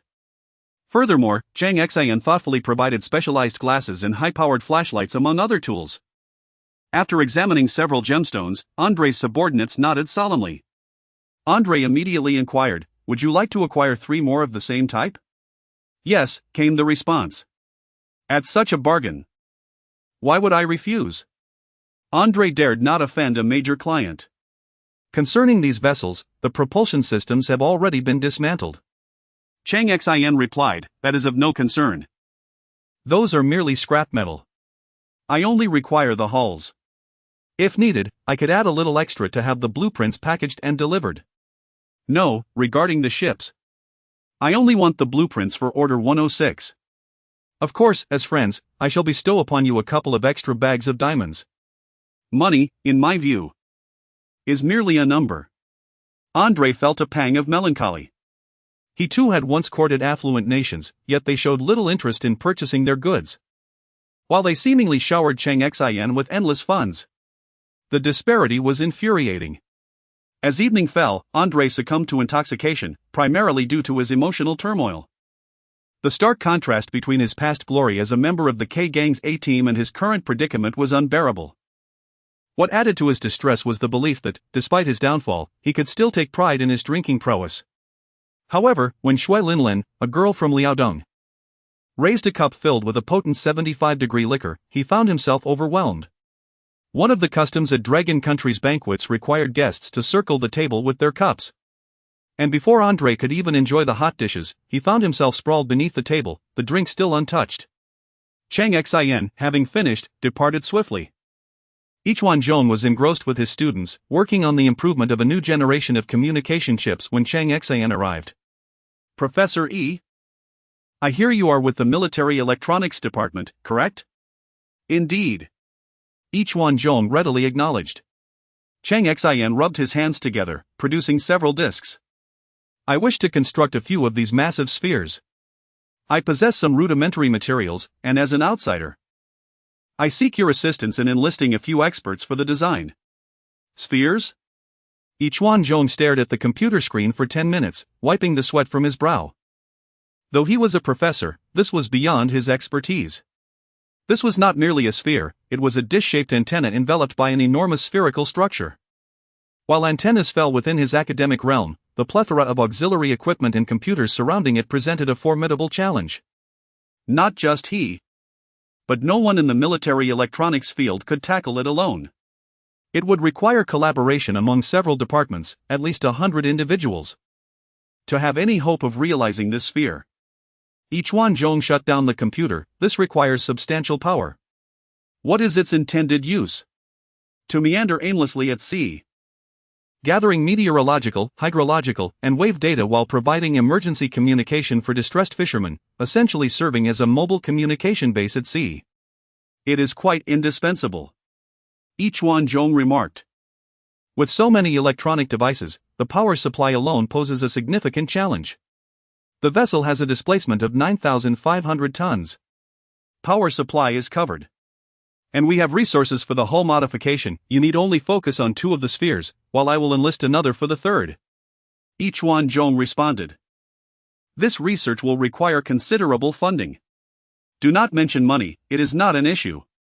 I only desire the spheres, and they must be perfectly round. Yuan Zhong nearly chuckled. Achieving roundness might be the simplest aspect, the other technical challenges would require substantial effort. Nevertheless, considering the funding, he decided to rally support.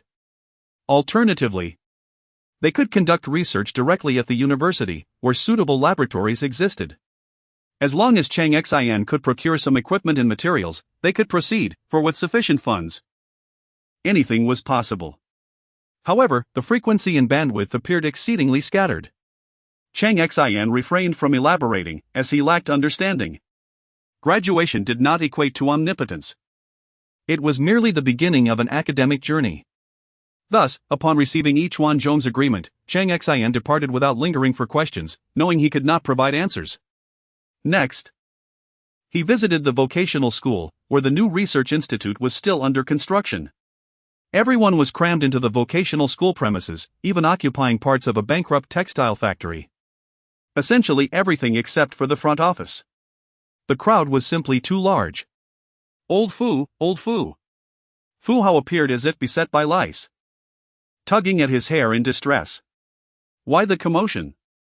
Students, he lamented. A professor over 60 had just berated him to the point of near tears. Yet, Fu Hao was in greater discomfort. Upon seeing Cheng Xin, he complained, I will no longer be principal, nor do I wish to teach students. These fools have given me a daily headache. Can you believe it?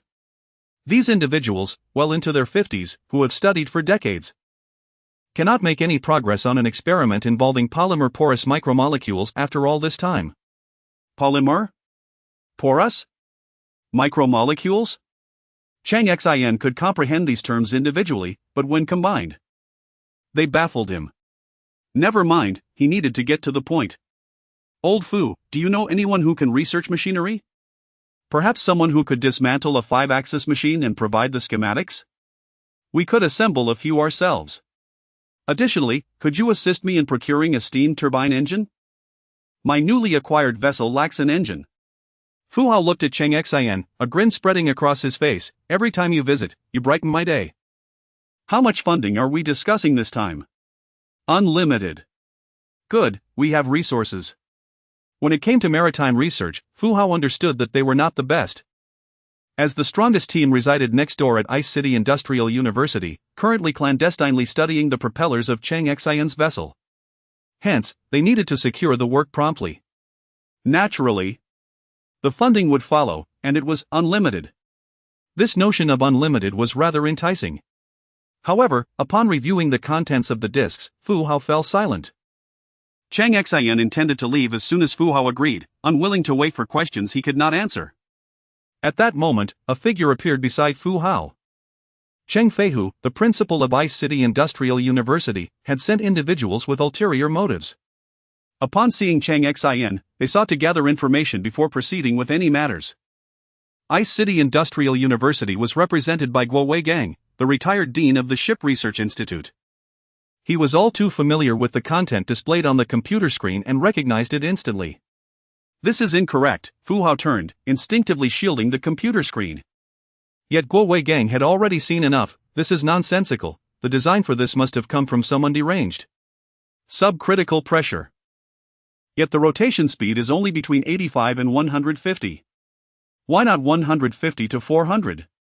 Moreover, magnify this section for me. It is evident that something is amiss. Chapter 83, The Design of a Genius or a Fool. Given that it had been scrutinized, Fu Hao, with no other choice, stepped aside. As Guo Weigang settled into his seat, Fu Hao discreetly gestured for his apprentice to expedite the funding process, advising him to secure the funds for himself first. Even if Guo Weigang was to participate, it would be as an addition, not a usurpation. The more Guo Weigang observed, the more perplexed he became, struggling to comprehend the design. In truth, such a design was commonplace in Cheng Xin's world. The steam turbines used in civilian cargo ships had a maximum rotation speed of merely 150. Considering maintenance, operational, and energy costs, their primary function was to provide power generation in stable environments. However, the non-civilian applications diverged significantly. Extreme conditions, high temperatures, frigid climates required rapid startup, swift response, and stability in complex environments, alongside quick repairs and parts replacements, among a host of other demands. Thus, the inexpensive blueprints Cheng Xin acquired were merely the initial designs for civilian steam turbines. The non-civilian variants, even with ample funds, remained inaccessible. From a design perspective, the blueprint was indeed logical, perhaps even exceptionally suited for cargo and engineering vessels. Yet, to Guo Weigang, a man whose life revolved around battleships, it seemed the designer had lost their senses. Such a favorable design yielded a paltry rotation speed, with numerous easily damaged components that could not be replaced at sea and required a return to the shipyard. If there was any merit in this design, aside from its impressive features, it was its affordability, remarkably cheap. Guo Weigang scrutinized it for a full hour before sighing. The designer of this machinery was undoubtedly a genius. Yet it was likely their nation was impoverished, leading to relentless cost-cutting measures. Doubling the impeller size would have been ideal. The advantages of a 4-channel system far surpassed those of a dual-channel, and there were other improvements to consider.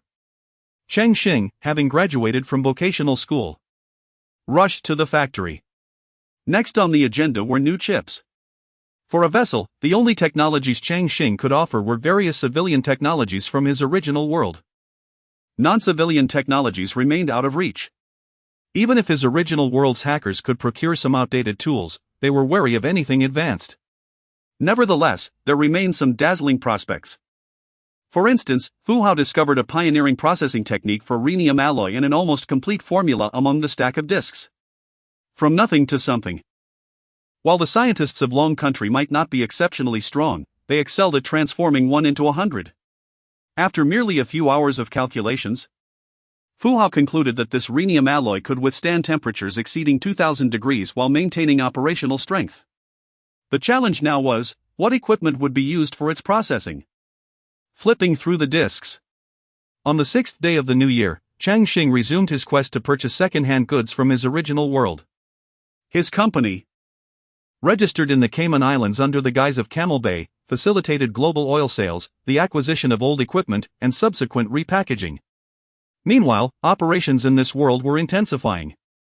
Under Ning Haifeng's team of experts and the technical acumen of personnel from Dell, the production line installation and debugging was projected to take a minimum of 135 days and a maximum of 180. Following that, transitioning from trial production to full capacity would require at least a year. Yet, Ning Haifeng demanded that installation and debugging be completed within 80 days, with trial production ramping up within 1 to 2 months. This meant the first batch of panels had to be delivered to various manufacturers before summer. After Cheng Xin hinted to Ning Haifeng, arrangements were made. The equipment procured from Japan was designated for a factory in Shenzhen, while the rest was quietly transported north to suitable sites for installation and debugging. Japanese engineers would oversee the adjustments, while local personnel would learn simultaneously at the northern facilities. Despite the tension of the days, spirits remained high. However, not everyone was joyful. For instance, Meng Meng was distressed. With Cheng Xin preoccupied with various responsibilities, navigating national product protection battles alongside Ning Haifeng, and engaging in minor business dealings with Chu Yingjun, it left him free to check on Meng Meng. Upon glancing at Meng Meng's mock exam results, Cheng Xin's eyes widened in disbelief, 250 out of a possible 750. After reprimanding her, he quickly scanned the room for an appropriate response and Bending down, retrieved an ancestral artifact, the Shoes of Redemption. Meng Mang let out a shriek and fled the room. Cheng Xin swiftly pursued, blocking the small courtyard entrance. Meng Mang, displaying unexpected agility, scaled the low wall of just 1 meter and leapt over, crying out, "Help! Help! My brother is going to kill me." This attracted a crowd, who came to persuade Cheng Xin. Gritting his teeth, he exclaimed, "How can one expect to pass the civil service exam without attending university?" The following day, while bathing, Cheng Xin returned to his original world. Recently relocated, he transformed an unlettable restaurant into a home. He logged onto his computer to check the rental situation. Ordinary tenants posed no issues, while several office tenants, having been introduced to his Cayman Island company, had not missed a single rent payment, even covering the costs of cleaning services. Bored, Cheng Xin absent-mindedly clicked on an advertisement page. ThyssenKrupp AI. He casually typed a query. With a score of 250 in the college entrance examination, how can one gain admission to Qin Industrial University? After submitting the question, the computer displayed a continuously spinning graphic. 1 minute passed. 5 minutes passed.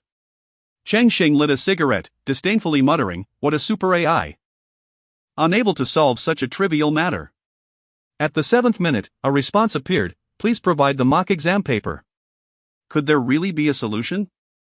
Cheng Xin promptly subscribed to the service and posed another question. Assuming access to LCD panels, how should one confront the competition in the Japanese home appliance market in 1996? Given the united efforts of all domestic manufacturers and retailers? He requested a detailed plan. The moment he submitted this inquiry, the computer delivered an answer in less than a second. Having subscribed, he received dozens of pages of comprehensive strategic plans, analyzing Japan's strengths and weaknesses, followed by an examination of long country's advantages and vulnerabilities. Cheng Xin became engrossed, beginning to input further details, starting with his financial limitations and technological shortcomings. ThyssenKrupp AI began to provide progressively detailed analyses. Chapter 84, The greatest virtue of humanity is compassion and benevolence in her own realm. Cheng Xin had spent several days before her computer, even making a special trip to the Huqiangbei market of her original world to procure 10 high-end computers, while at home she installed 3 new 2,000 megabyte internet cables.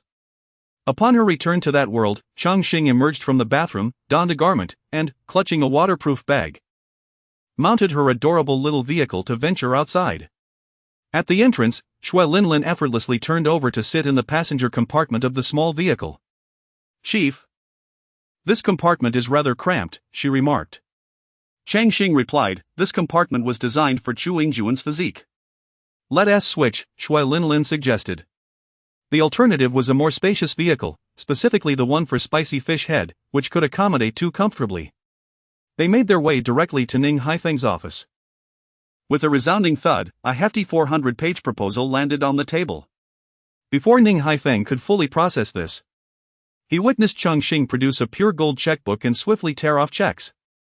"I may not be well versed in academics, but I understand that both cathode ray tubes and LCD panels require materials such as quartz powder, strontium carbonate, barium carbonate, boric acid, boron anhydride, aluminum oxide, calcium carbonate, barium nitrate, magnesium oxide, tin oxide, zinc oxide, and others.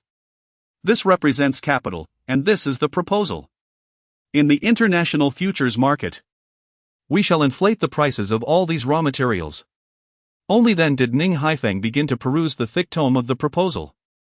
The table of contents alone spanned 8 pages, detailing everything from raw materials to transportation, upstream and downstream factories, and auxiliary markets, encompassing a comprehensive competitive strategy. Flipping through a couple of pages, Ning Haifeng remarked, "The leading factory for strontium carbonate in Asia is located in Longhua.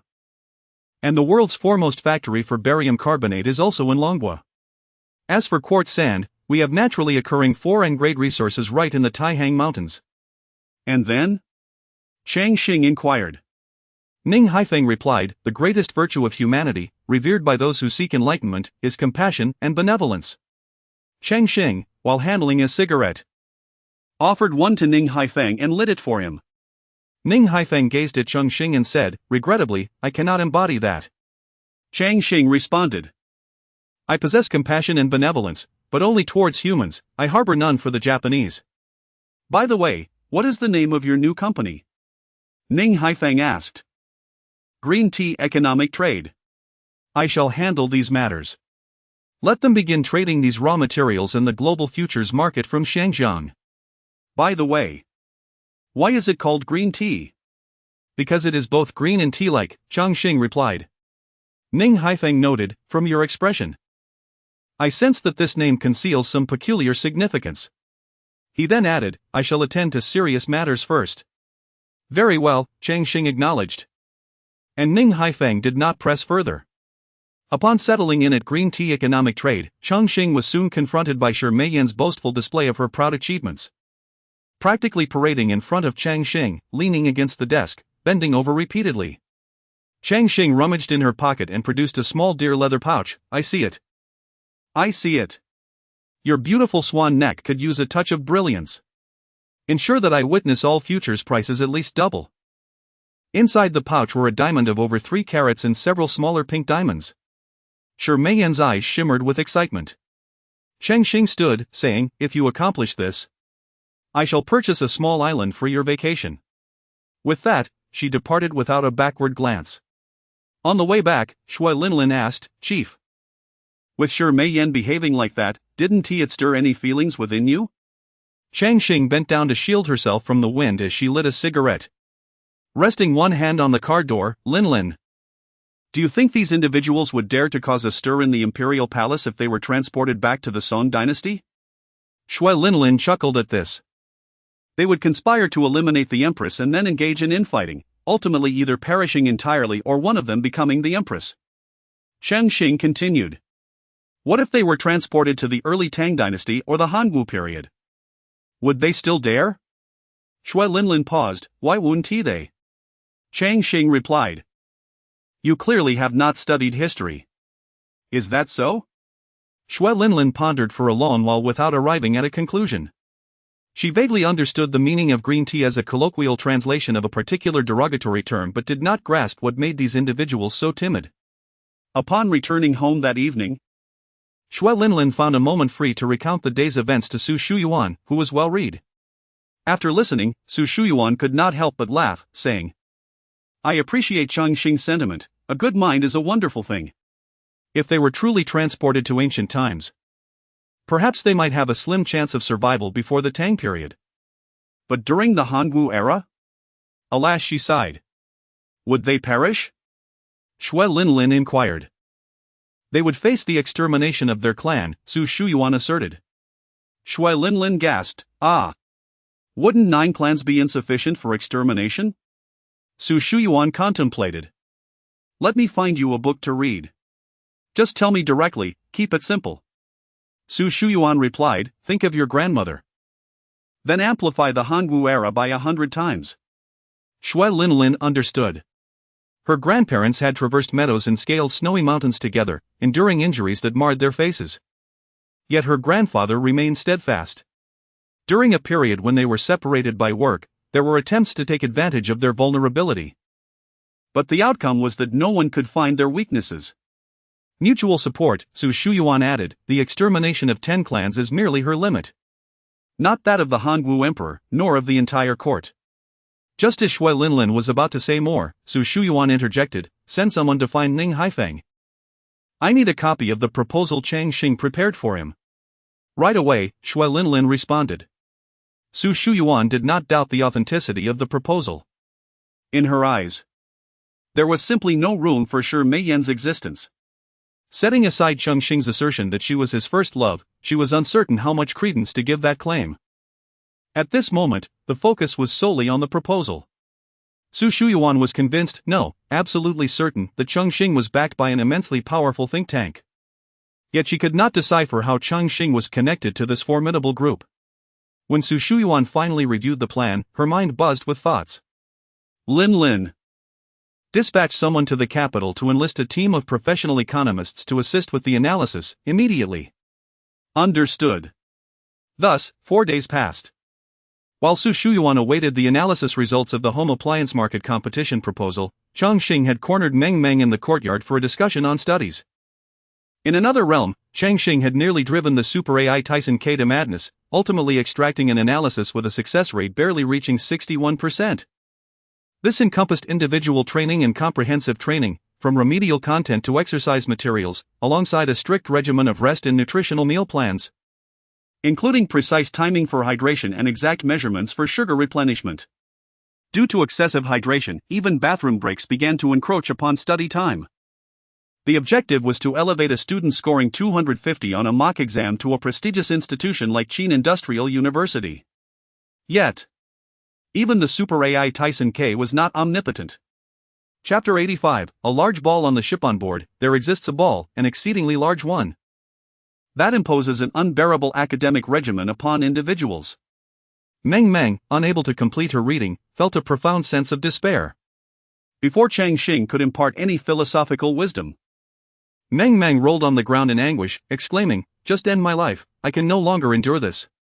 My only family, my dear brother, is driving me to the brink of death. I can manage only 4 hours and 37 minutes of sleep each night. Do you think I am a machine? Each sip of water is measured in milliliters. I am human, and I wish to cease existing." Cheng Xin, exasperated, retorted, "It's merely 250 points. Do you think there are schools available for you? Sitting on the ground." Meng Meng recalled her teacher in Chang'an stating that achieving 320 points would grant her admission to a medical school, while 400 points would open doors to many nursing programs. Cheng Xin felt a pang in his heart, for within his own reality, the results he could grasp were stark. His aunt had succumbed during the pandemic. Hearing the mention of a medical school and nursing program stirred something within him. Shui Linlin snatched the slippers from Cheng Xing's hands, casting a glance at Meng Meng. "Why not shamelessly seek an admission slot for her?" Cheng Xin replied. "Even if she gains admission, will she be able to learn?" Shui Linlin was about to argue further when Cheng Xin interjected. "I would rather lose face and seek a slot. It would be better to secure admission for Guanlong, who can actually learn something." Meng Meng scored 250 in her mock exam. What can she achieve? "I will give it my all," Meng Meng declared, seizing the pile of study plans and retreating to her room. She sensed her brother's helplessness and disappointment, for as she had stated, Cheng Xin was her only family, and she yearned not to let him down. Su Shuyuan returned, having heard the day's events, and sat beside Cheng Xin, clasping his hand. "Cheng Xin, not everyone is suited for academic pursuits. When you insist that Meng Meng must attend a prestigious university, is it truly for her benefit or your own?" Cheng Xin found himself at a loss for words, for within his own world, there was a painful adage, "It is for your own good." Yet, is foregoing the college entrance examination truly the right path? University is the most invaluable experience in life, regardless of its correctness. In the present moment, Meng Meng opted to strive for success. Cheng Xin assumed the role of a devoted tutor. Not only were there seasoned individuals like Xin Dawei among those who had arrived early, but others would also occasionally come by to offer guidance, treating it as a moment of relaxation. However, some perceived an underlying tension. Fu Hao regarded Cheng Xing's meticulously crafted plan for Meng Meng as nothing short of miraculous, akin to a legendary tome emerging from the realms of fiction. What was even more astonishing was that it was tailor-made for her. What Fu Hao did not anticipate was that the formidable AI, Tyson, would pose challenges in generating responses, especially considering Meng Meng's mock exam score of nearly 250.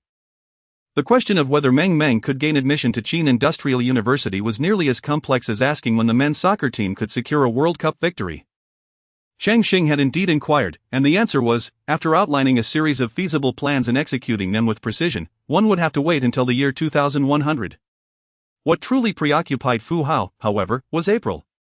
Meng Meng once again participated in a mock examination, achieving 70 in Chinese, 101 in mathematics, and 35 in English. Surprisingly, she scored full marks in physics, while her chemistry score languished at a mere 40. How could she possibly achieve full marks in physics? Xin Dawei and others commented that physics was a subject where even a few individuals here would be deemed geniuses. Mathematics would soon reach full marks as well. And regarding chemistry, Gao Ru and his students in Yangcheng could certainly assist. However, for English, despite their understanding, they would not teach. Fu Hao noticed that Cheng Xin had taken Meng Meng's exam paper to school for photography. Within a few days, a revamped study plan emerged. Fu Hao perused the plan. Little Chang. Fu Lao? Cheng Xin responded, addressing work-related matters regarding rhenium alloys, avoiding any mention of Meng Meng's study plan. Focusing instead on his own challenges and current unresolved dilemmas. Seeing Meng Meng brimming with confidence as she resumed her studies, Cheng Xin invited Fu Hao to the garden for tea and a discussion about work progress. As they conversed, Cheng Xin diligently took notes. Intending to return to his own world to explore potential solutions from the formidable AI, Taisank.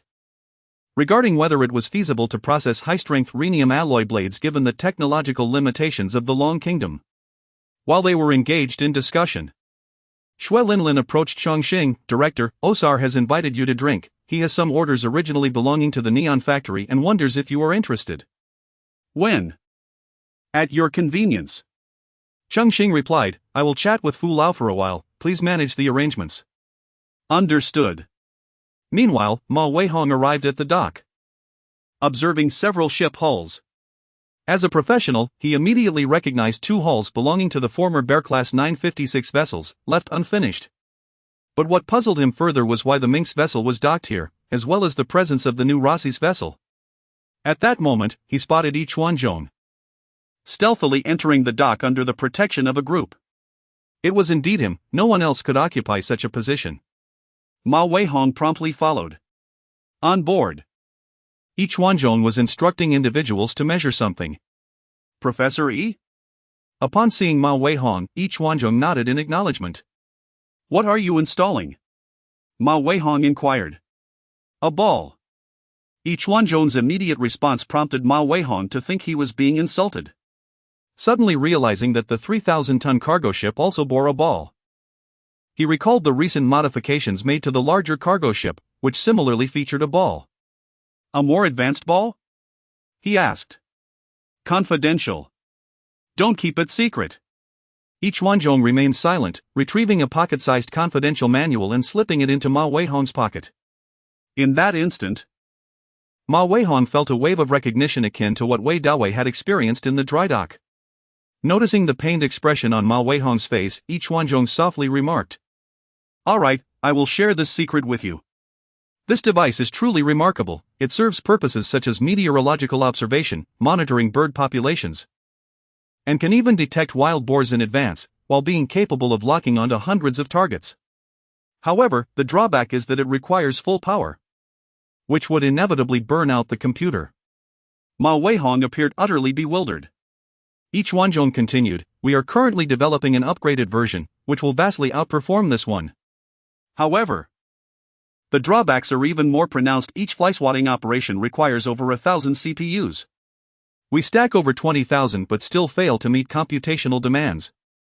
We must await the release of our new CPUs to see the results. Thus, we refer to this as the bird observation device. The adjacent one, with greater power, we call the meteorological observation device. It is indeed quite practical for oceanic precipitation monitoring, wind field measurement, and meteorological observation. Remarkably, I never anticipated that phased arrays could be utilized in such applications. Chapter 86, This order feels suspicious weather? A vessel of such magnitude, equipped with an enormous antenna solely for weather purposes? Ma Weihong found it perplexing. Is it truly about the weather? He mused.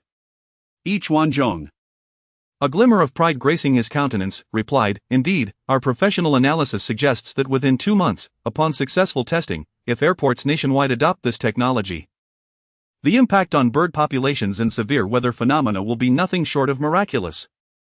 Its utility for airports is immense. Ma Weihong, incredulous, asked, Are you serious? This is genuinely for weather monitoring? Do not doubt it, Yi Chuanzhong insisted. We undertook a risk, with dozens of cabinets and nearly 1,000 motherboards at stake, to conduct a test. In a mere 78 seconds, we performed a 3-dimensional scan of cumulonimbus clouds. Although I am not an expert in this field, meteorologists informed me that this experiment substantiated the correlation between lightning activity and storm structures. Furthermore, the results have been reported as significant scientific achievements, with the Lingnan Meteorological Bureau as the primary beneficiary. Observing the individuals measuring nearby, Ma Weihong muttered to himself, This device is actually for weather monitoring? Shouldn't it be? Aimed at various airborne hazards? Ah, therein lies your misunderstanding, Huqiangbei countered. Technology transforms lives, our research aims to benefit humanity. Do not dwell solely on perilous matters. Ma Weihong felt his mind struggling to comprehend. Clearly, in his view, this apparatus should not be intended for monitoring cumulonimbus clouds. Bewildered, he wandered off, mumbling. Huqiangbei, noticing Ma's retreat, exclaimed, "Hurry up. We have hundreds of experiments to complete." Yes. The busy individuals responded promptly. 3 days hence, we head north. I have already arranged for the testing site up north. This test involves a reflective area of 0.17 square meters, with speeds ranging from 0.8 to 1.9 Mach, and includes 6 different assessments. Failing to complete this will delay the entire testing process, swiftly. This time, no one replied. They worked with heightened urgency. Huqiangbei understood that the nature of their tests could not be disclosed casually. He mentioned that the formal setup could also manage a reflective area of 0.2 square meters, effective for observing objects at several Mach, but the faster the speed, the closer the detection range. However, this was genuinely intended for observing cumulonimbus clouds. Believe it or not. As evening fell, Cheng Xin arrived for an appointment with Osar, who had invited him for drinks. Osar's favorite was plum wine, a preference shared by Cheng Xin. Osar presented Cheng Xin with a stack of orders. Are you interested in making some money? This is a long-term order. I've negotiated with the buyers, you provide a quote, they will increase it. And you can keep 20% of the excess as a processing fee. Cheng Xin, munching on edamame while perusing the orders, noted they consisted primarily of industrial machinery, with a few electronic items. One entry caught his eye, a mysterious steel cable. The data on it instantly conjured thoughts of interception cables for decks. In his original world, such items existed. Could this factory produce them in the current world? Cheng Xin silently committed this to memory. Feigning nonchalance, he declared, for that 20% processing fee, I suppose I must take this job. I will require a 3% referral fee, along with an additional 1.5% processing fee. Fair enough, let us drink. Osar replied, clinking glasses with Cheng Xin. The liquid in their cups decreased by about a millimeter. Osar then stated, there's a troublesome matter at hand. Do tell. Cheng Xin replied, placing his glass aside to switch to a bottle of cola. Do you remember that fellow from last time? Osar asked. Not just remember, I have no idea who you're referring to, Cheng Xin admitted. The one who went back for questioning and met with an accident before boarding the plane. Osar clarified. I recall, Cheng Xin nodded. Now, someone wishes to scrutinize my accounts, perhaps seeking revenge for him. Therefore, could you assist me? My boss is a noble senator, and I prefer to keep him uninvolved. Matters I can resolve myself, I wish to handle discreetly. Cheng Xin's voice rose an octave. Are you jesting? I am a legitimate businessman. Osar regarded Cheng Xin with a calm expression, implying, you claim to be legitimate, do I believe you? Very well, we are good people. We cannot engage in wrongdoing casually. Let us find an intermediary to discuss this with them and see if we can resolve it with a sum of money. You know, conducting business is our primary concern. I've already spoken with them. I offered $1 million, but they were dissatisfied. They demand $8 million, with no room for negotiation. How about we intimidate them? Cheng Xin suggested. That would be futile. He has been fighting in Nanfang for 4 years, entirely alone, consuming 2 bottles of liquor daily, supplemented by half a bottle of medication. Cheng Xin lit a cigarette. Fine, provide me with the details. Osar's expression brightened as he retrieved a prepared envelope from beneath the table, handing it to Cheng Xin. Cheng Xin accepted the envelope. You invited me for drinks merely to discuss this, rather than the orders. The orders can be delivered by someone else, this matter must remain between us. I only have one request, do not involve my boss, this is my affair. Cheng Xin rose, is there anything else? Nothing more. Do not forget my share of the profits. Ignoring him, Cheng Xin departed with the envelope in hand. Once outside, seated in his car, Cheng Xin retrieved his phone. Andre. I need your assistance with something. Financial arrangements can be negotiated. Andre replied, who shall we make disappear? Cheng Xin, momentarily taken aback, paused for several seconds before responding with an awkward tone, Andre, why would you think that? This is the only rationale I can conceive for you hiring me, Andre stated. I suspect it pertains to someone on the opposite side of the globe. Well, you've deduced correctly, arrange for someone to retrieve the envelope. Not a problem. I assure you, work first, payment later. If the service is unsatisfactory, feel free to deduct my fee. Andre's service attitude was truly remarkable. After concluding the call, Cheng Xin had someone collect the envelope the very same day. Within just a day, Andre provided feedback, the matter has been resolved. Resolved? Andre explained. It was too simple, a mere drunkard. I fed him 5 bottles of liquor and tossed him into a ditch, it was a trivial task. No charge for this one. Consider it a gift. Thank you, Cheng Xin replied curtly. After hanging up, he sat beneath a large tree, reflecting on the situation. Above him was a flamboyant tree, known as the phoenix tree. Whenever it blossomed, the vibrant red flowers adorned its branches, lending the name to the Red Forest Sanatorium. Chapter 87, concerning the veracity of data. Cheng Xin pondered deeply while biting into a piece of fruit. Was it truly that easy? Did Osar lack the manpower to manage this? If so, what was the ulterior motive behind this charade? Was it a test of Andre's allegiance, or something else entirely? Cheng Xin retrieved an order and flipped to a particular page. Lin Lin.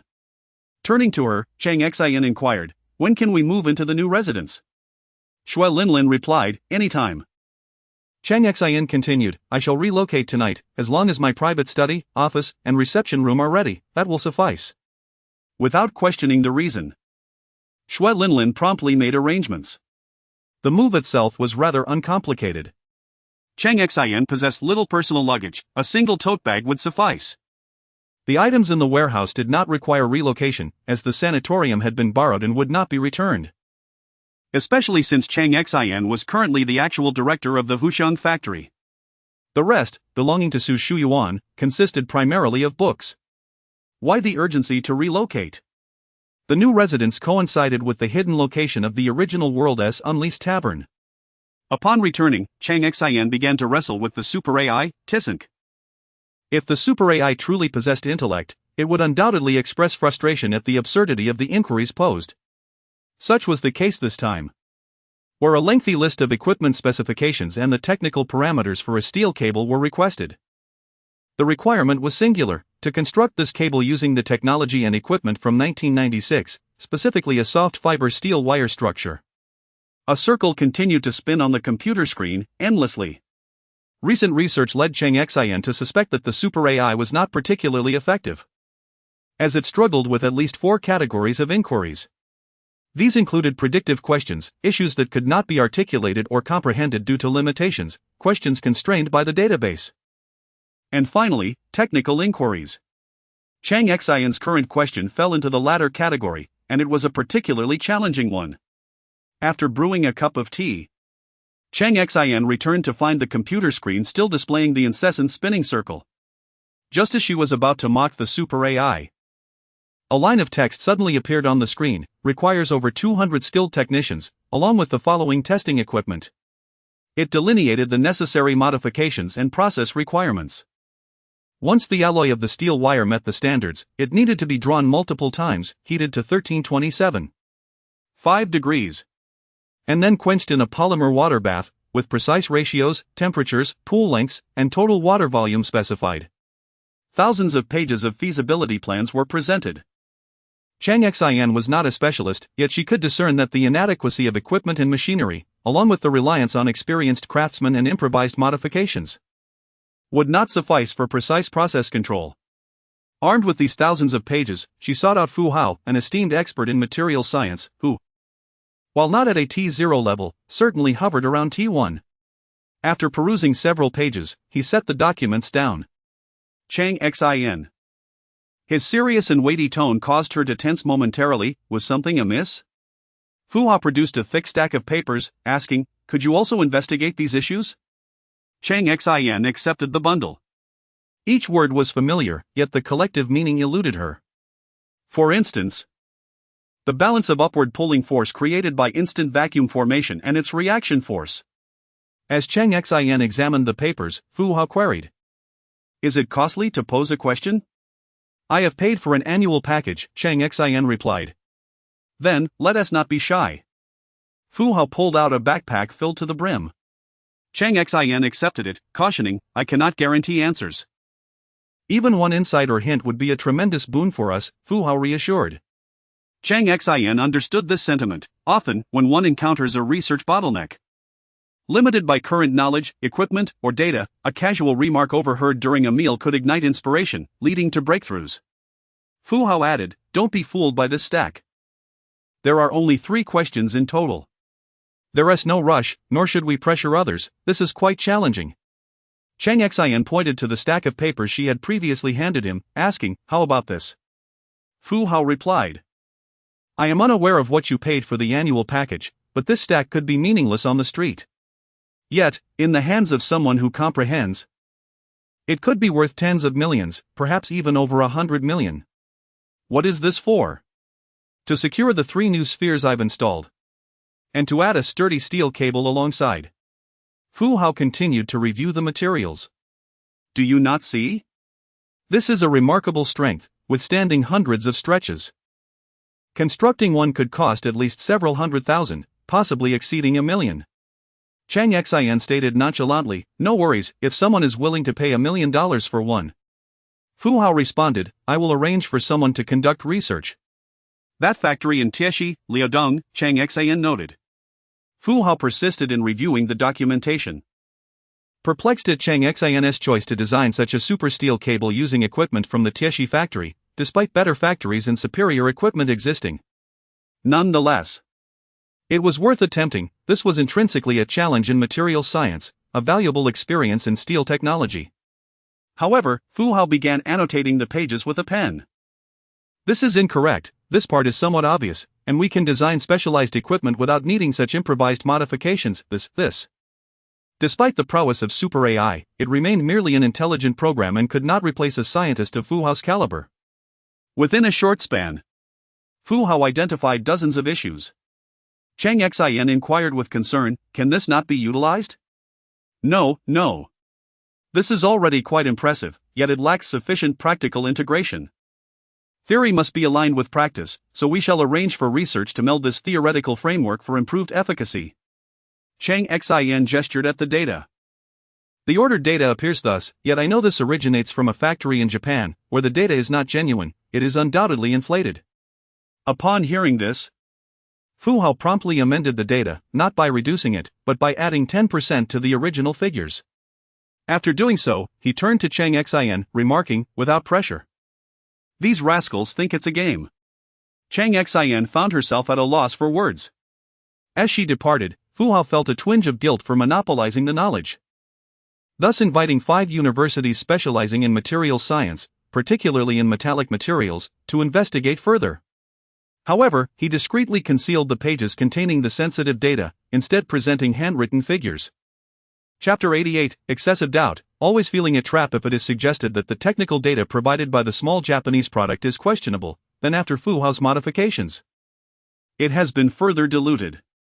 After a preliminary afternoon of research, a dozen professors unanimously agreed that specialized designs and modifications of certain equipment and machinery were necessary. However, one individual inquired, "What is the purpose of this steel cable?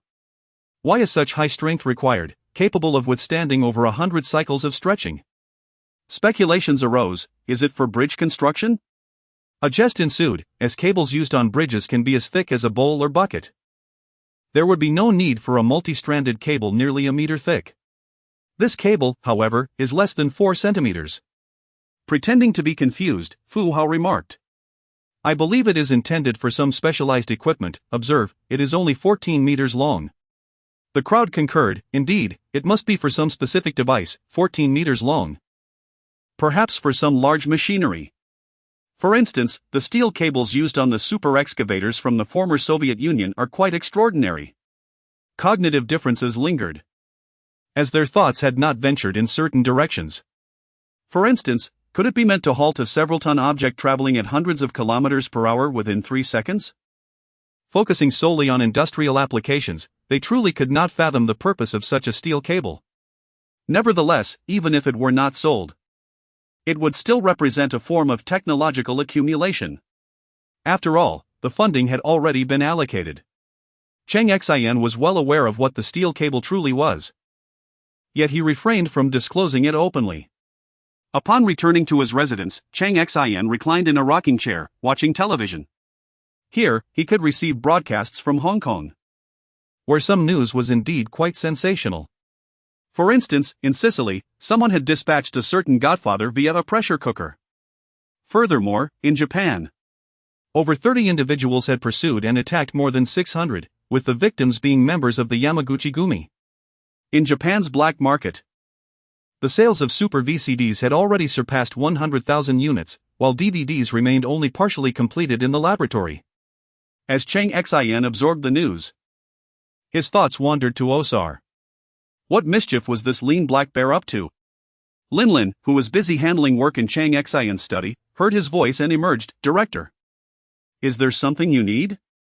Cheng Xin replied, "Register a new company, keep me uninvolved, and let this new company promote their new products at Shenzhen Airport. Weather warnings, bird flock alerts, air traffic assistance, and wild boar warnings. Concoct whatever you wish. Then, please take the set of discs regarding gallium nitride RF power amplifier chips from my office and send them to the factory. We need to conduct field tests within a month." Linlin responded, "Understood, I will arrange that. Keeping it disconnected from us may require some effort and a few days for preparation. So, Director, what is your ultimate goal?" "Momentum, as long as we have sufficient momentum. That will suffice." "That makes it easier," Cheng Xin nodded, propping his head on his hand, settling back on the sofa to continue watching the news from Hong Kong.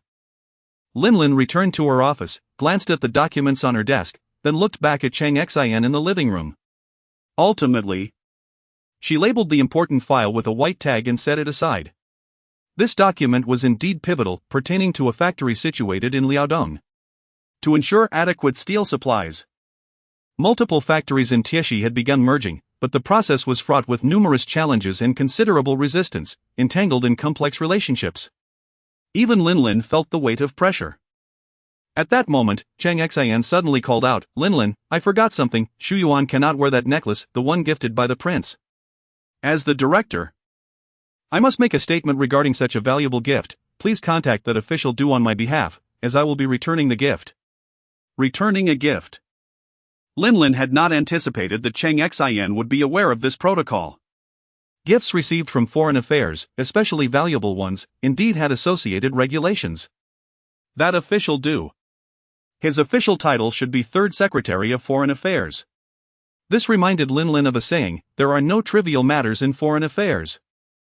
Inspiration struck her as she picked up the phone. "Do pay when?" The tone conveyed an air of pressure akin to a debt collector. Linlin continued, "Two matters to discuss. Firstly, Prince Asa has gifted our director a present, and due to its exorbitant value, please handle it according to regulations. Secondly, alongside that gift, there is also a document concerning significant matters, ensuring orders for gas cylinders and seamless steel pipes from Dahua State and Huqiangbei." "I understand. I will take care of it," Du Peiwen promptly assured her. Meanwhile, Linlin was grappling with this situation, and Xiong Shasha was also in the know. Just 5 minutes prior, she had received a beating, or rather, undergone basic combat training. After completing his training, Shu Jun had gone out to buy herbal tea and almond cakes. "Sha. Shu Jun deliberately paused for half a second before offering the herbal tea. "Regarding the Liaodong matter, if you send me, I can make a contribution."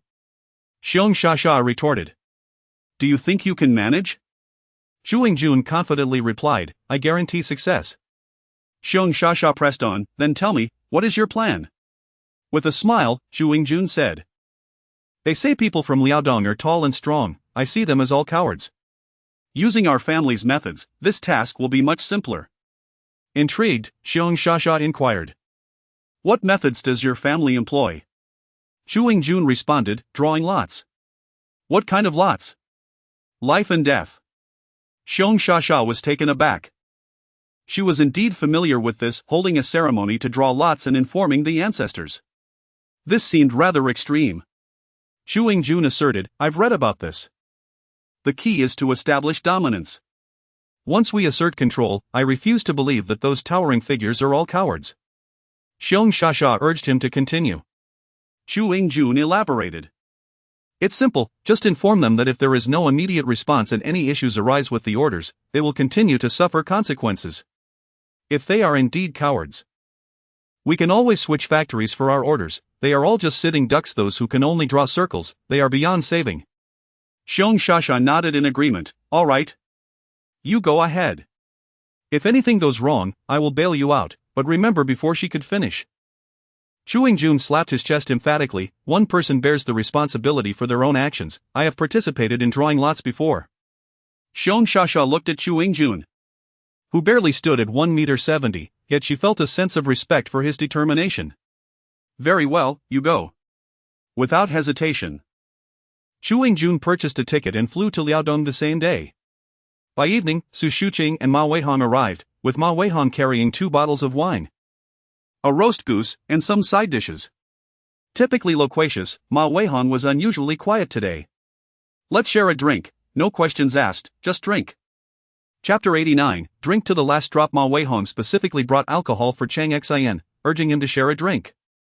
As Ma Weihan poured the liquor, Cheng Xin eagerly accepted, unbothered by his limits, drinking without hesitation. Inside the room, the 2 sisters were positioned, one by the window and the other at the table. Su Shuqing remarked, "Dad has set off with the team. Your brother-in-law has applied to rejoin. At this moment, he cannot abandon his comrades. They must live or die together." Su Shuyuan displayed little reaction, mirroring her sister Su Shuqing's composed demeanor as they spoke of life and death with an unsettling calmness, as if it were merely an expected reality. After a minute of silence, Su Shuyuan suddenly crawled under the bed and retrieved an antique, a telegraph machine. Connecting it to a power source, she began to type, declaring, "Order, immediately notify the after-sales personnel dispatched to Persia to conduct 3 consecutive extreme tests on the model aircraft assembled from parts procured in Persia, and make this public in the news. This must be completed within 48 hours. Once she transmitted the telegram, Su Shuyuan tucked the machine back beneath the bed. "Sister, I will do my part for Cheng Xin. He is just an ordinary person and should not bear such burdens." Outside, Ma Weihan's voice boomed, almost a roar. "Cheng Xin, did you not proclaim that our motherland is immensely powerful?" Cheng Xin, already intoxicated and with hazy eyes, struggled to respond, "Immensely powerful. Do not forget this." After uttering those words, Ma Weihan reclined back, gazing blankly at the starry sky. Cheng Xin, unable to hold himself any longer, collapsed onto the table, sending it crashing down, and fell to the floor, truly inebriated, lost to the world. Ma Weihan remained unaffected by the alcohol. The Su sisters rushed outside, where Ma Weihan said, "Sister, if Gij does not return, tell him that I am watching from above, always." With a newfound resolve, his gaze remained fixed on the stars. Su Shuyuan produced a whistle, blowing twice, prompting several individuals to rush in and carry Cheng Xin back inside. Spotting Shui Linlin, Su Shuyuan instructed, "Shui Linlin, find him tasks to keep him occupied, so he has no time to ponder or contemplate anything."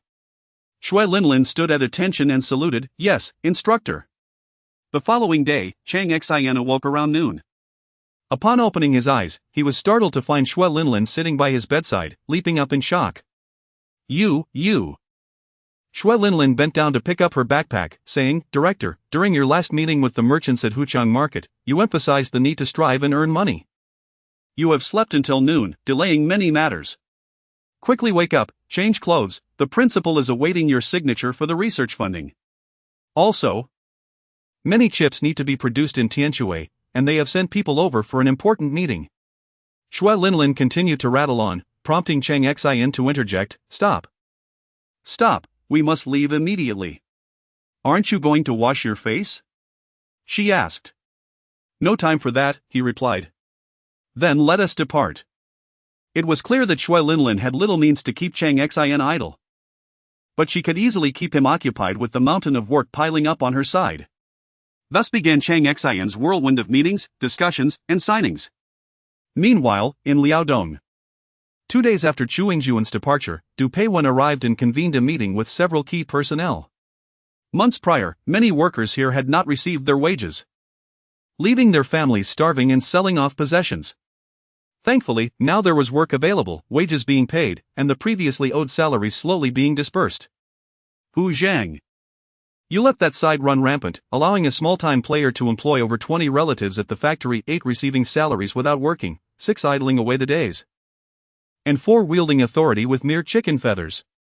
This is just one of the few I know. How many more remain unknown to me? Du Peiwen's agitation grew as he spoke, preparing to launch into a tirade, when suddenly someone burst in, exclaiming, "There has been an incident. A serious incident. What is happening? Speak clearly. Out. Half an hour later, in the workers' residential area, a scene unfolded. A family hung neatly from a utility pole. Below, a middle-aged worker sat calmly amidst 20 gas canisters, some of which were hissing flames from their valves. This man, seemingly unfazed, had peanuts and half a bottle of liquor before him, lighting his cigarette with the flames from the gas canisters. When Du Peiwen and others arrived, they inquired about the situation.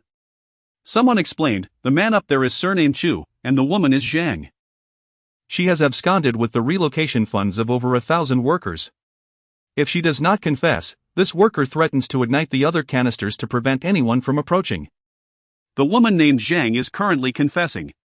Du Peiwen surveyed the surroundings, noticing reporters present, including those from the capital's television station. Taking a deep breath, he glanced at the pale faces of his meeting companions. "You all, may fortune favor you." With that, Du Peiwen donned a mask and withdrew into the crowd. Just as he stepped back, his phone rang. It was a call from the capital, urgently arranging a meeting to form a joint investigation team, of which Du Peiwen was to be a part. He was instructed to stabilize the situation and ensure no one was harmed, emphasizing that everything could be discussed. By 7 that evening, the news aired. Cheng Xin sat before the television, muttering, "The first step is to withhold the passports of everyone in Liaodong to prevent anyone from fleeing or having their families escape with money."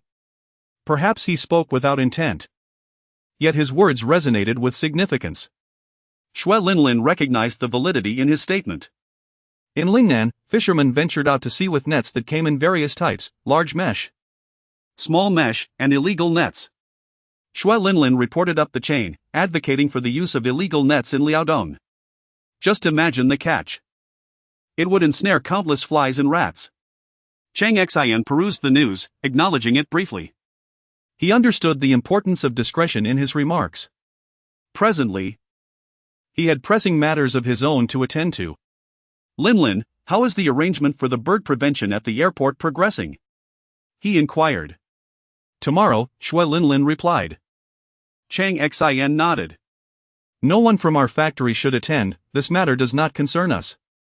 "I assure you, it is unrelated," she affirmed.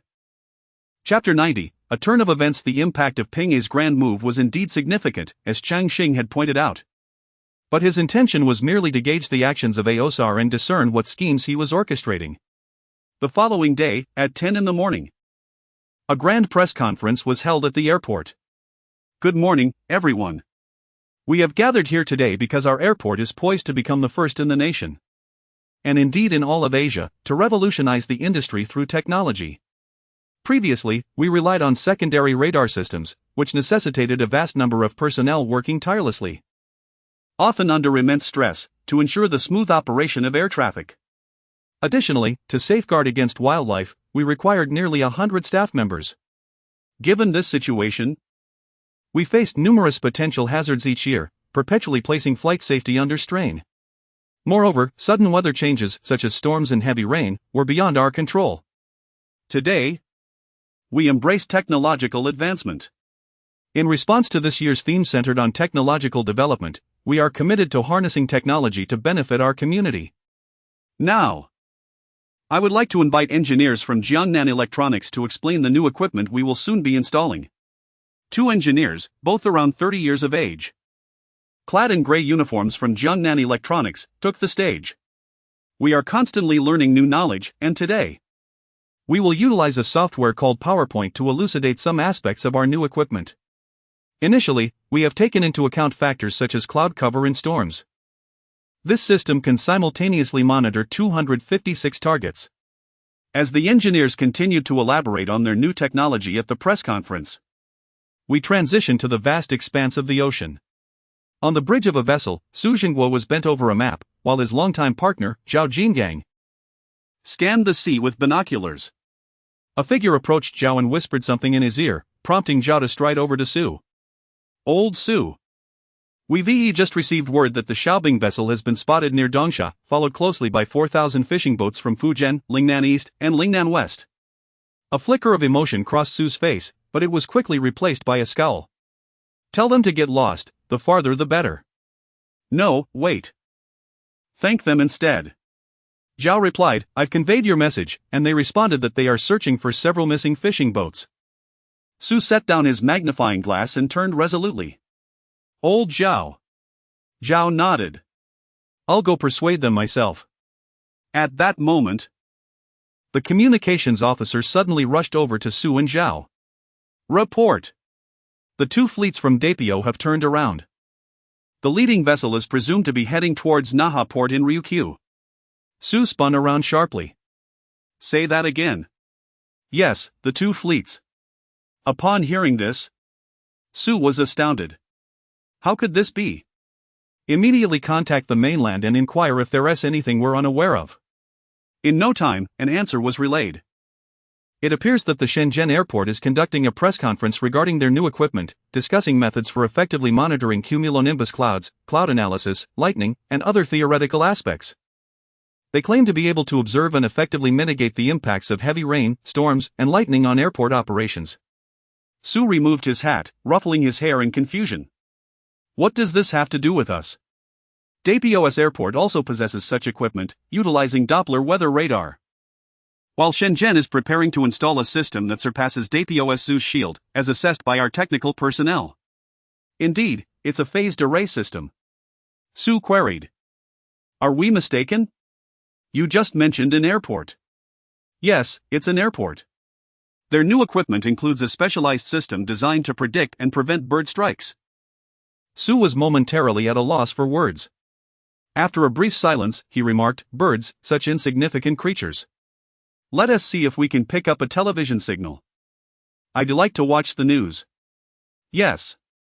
The television signal was somewhat fuzzy, but it was discernible. The screen displayed a demonstration within a glass enclosure measuring 2 meters high and 4 meters wide. It was the same contraption Cheng Xin had showcased, an automatic fly-swatting device of sorts, capable of automatic tracking, recognition, and laser operation. Su watched, unable to contain his laughter. They are scaring them away. Ha ha ha. After enduring months of suppression, having penned several farewell letters, each time as a means of self-motivation while articulating his innermost thoughts, he never anticipated that, as danger loomed so close, they would simply flee. In truth, Cheng Xin had not foreseen such an outcome. His sole intention was to use this situation to probe Osr's ulterior motives. Meanwhile, Su received orders to return to port. Upon his arrival, the reason became clear. Not only was the airport enhancing its weather radar and bird strike prevention systems, but mere hours earlier, Persia had demonstrated their newly assembled equipment in the news, a drone powered by a motorcycle engine, successfully navigating 300 kilometers to fly through a window only slightly wider than its wingspan. They accomplished this feat thrice, with all 3 drones entering the window with precision. The world was aware that Persia had sourced components from the Huqiang market and assembled them independently. Old Su, guess what? Zhao Jingang handed Su a cigarette. There is something you might not know. Do tell. Zhao hesitated, gestured for those inside to leave, closed the door, and then spoke in hushed tones. This is classified information. The most confidential kind, only reaching our level. Su's expression grew serious. Zhao's stern demeanor suddenly transformed into a grin. You, don't laugh. Just get to the point. Su felt slightly bewildered. Zhao finally revealed, the person who organized this press conference is your son-in-law. The model aircraft demonstration from Persia was arranged by your youngest daughter. Ma Weihong, is that Xiao Chang? Su realized. He couldn't possibly know that I had prepared to lead a charge. Zhao replied, he is unaware, but it's no coincidence, his target is a minor character. It's just that the stakes are too high, causing quite the fright. Su remained silent, leaning against the table while gazing out the window. After a considerable pause, he remarked, when I married off my youngest daughter, I understood my eldest daughter's intentions. It was rare for her to find someone suitable. And it was comforting to know my youngest would be cared for in case we were no longer around. Reflecting on it, this situation is rather unfair to Xiao Chang. Take a break. You haven't rested in a long time, not even attending your daughter's wedding. Su continued to gaze out the window, enveloped in silence. Chapter 91, The True Meaning of Overtaking on a Bend. Zhao Jingang advised Su Zhenggui to take a break and spend time with his family.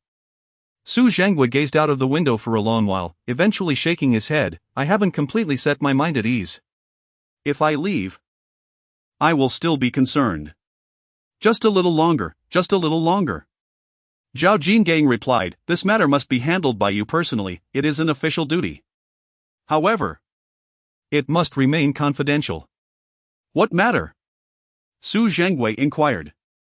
Zhao Jingang did not answer but began to write on a piece of paper. The content was roughly this: Cheng Xin had purchased a ship, with the hull number 1043. 6, in the era of the former Soviet Union. The ship's code was Order 106. Simultaneously, with the assistance of several universities, Cheng Xin was attempting to mass-produce a steel cable, 14 meters in length, whose specifications were astonishingly high. The professors responsible for the research were unclear about its intended purpose, but higher-ups understood. In addition, there was a steam turbine of exceptionally high power and extraordinary performance, designed for cargo ships. Several universities were working diligently to redesign a new type of steam turbine suitable for large vessels, with a rotational speed ranging from 150 to 400 revolutions. Once Zhao Jingang finished writing, he burned the paper with a lighter, mixed the ashes with water, and poured it into a flower pot, blending it with the soil. Su Zhenggui continued to gaze into the distance, pondering, what kind of person did I marry my youngest daughter to? Meanwhile, Cheng Xin was enjoying a drink. Ozhel had opened a bottle of champagne worth $1,000, laughing uncontrollably. The donkeys were feeling the heat, naturally, they relished the moment. The next step was to continue their business dealings. Earning money happily, was that not a good thing? Truly, a bunch of mad donkeys. Cheng Xin swirled the champagne in his glass, admitting that he did not discern what constituted good champagne. The $1,000 bottle seemed rather ordinary. Cheng Xin lowered his glass and looked at Ozhel, who was simultaneously laughing and recounting tales of donkeys and elephants. Ozhel was startled by Cheng Xin's piercing gaze. There were no news updates, nor was anyone informing him. Everything occurring at sea was still being relayed from Ozhel's lips. Cheng Xin looked at Ozhel and, with a tone as chilling as ice, remarked, Ozhel, tell Toba for me, do you know why true strong individuals are not easily defeated?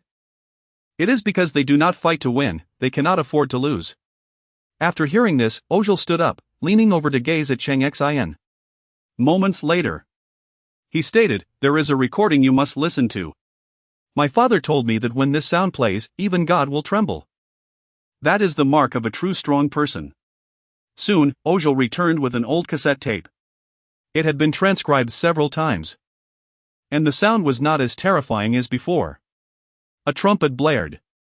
Cheng Xin chuckled, but as he did, he began to tremble. This sound could not merely be described as familiar, it was ingrained in his very bones, etched into his soul. Ozhel looked at Cheng Xin in horror. You are shaking.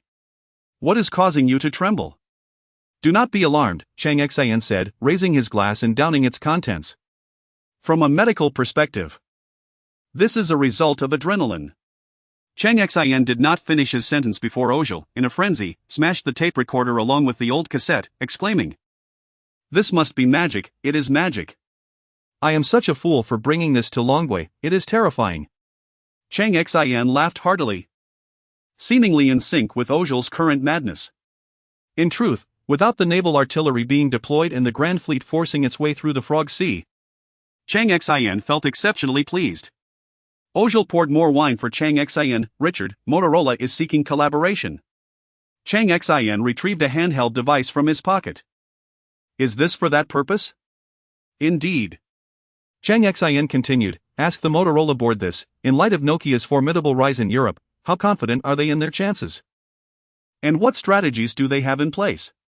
Is this truly important? Ozhel questioned.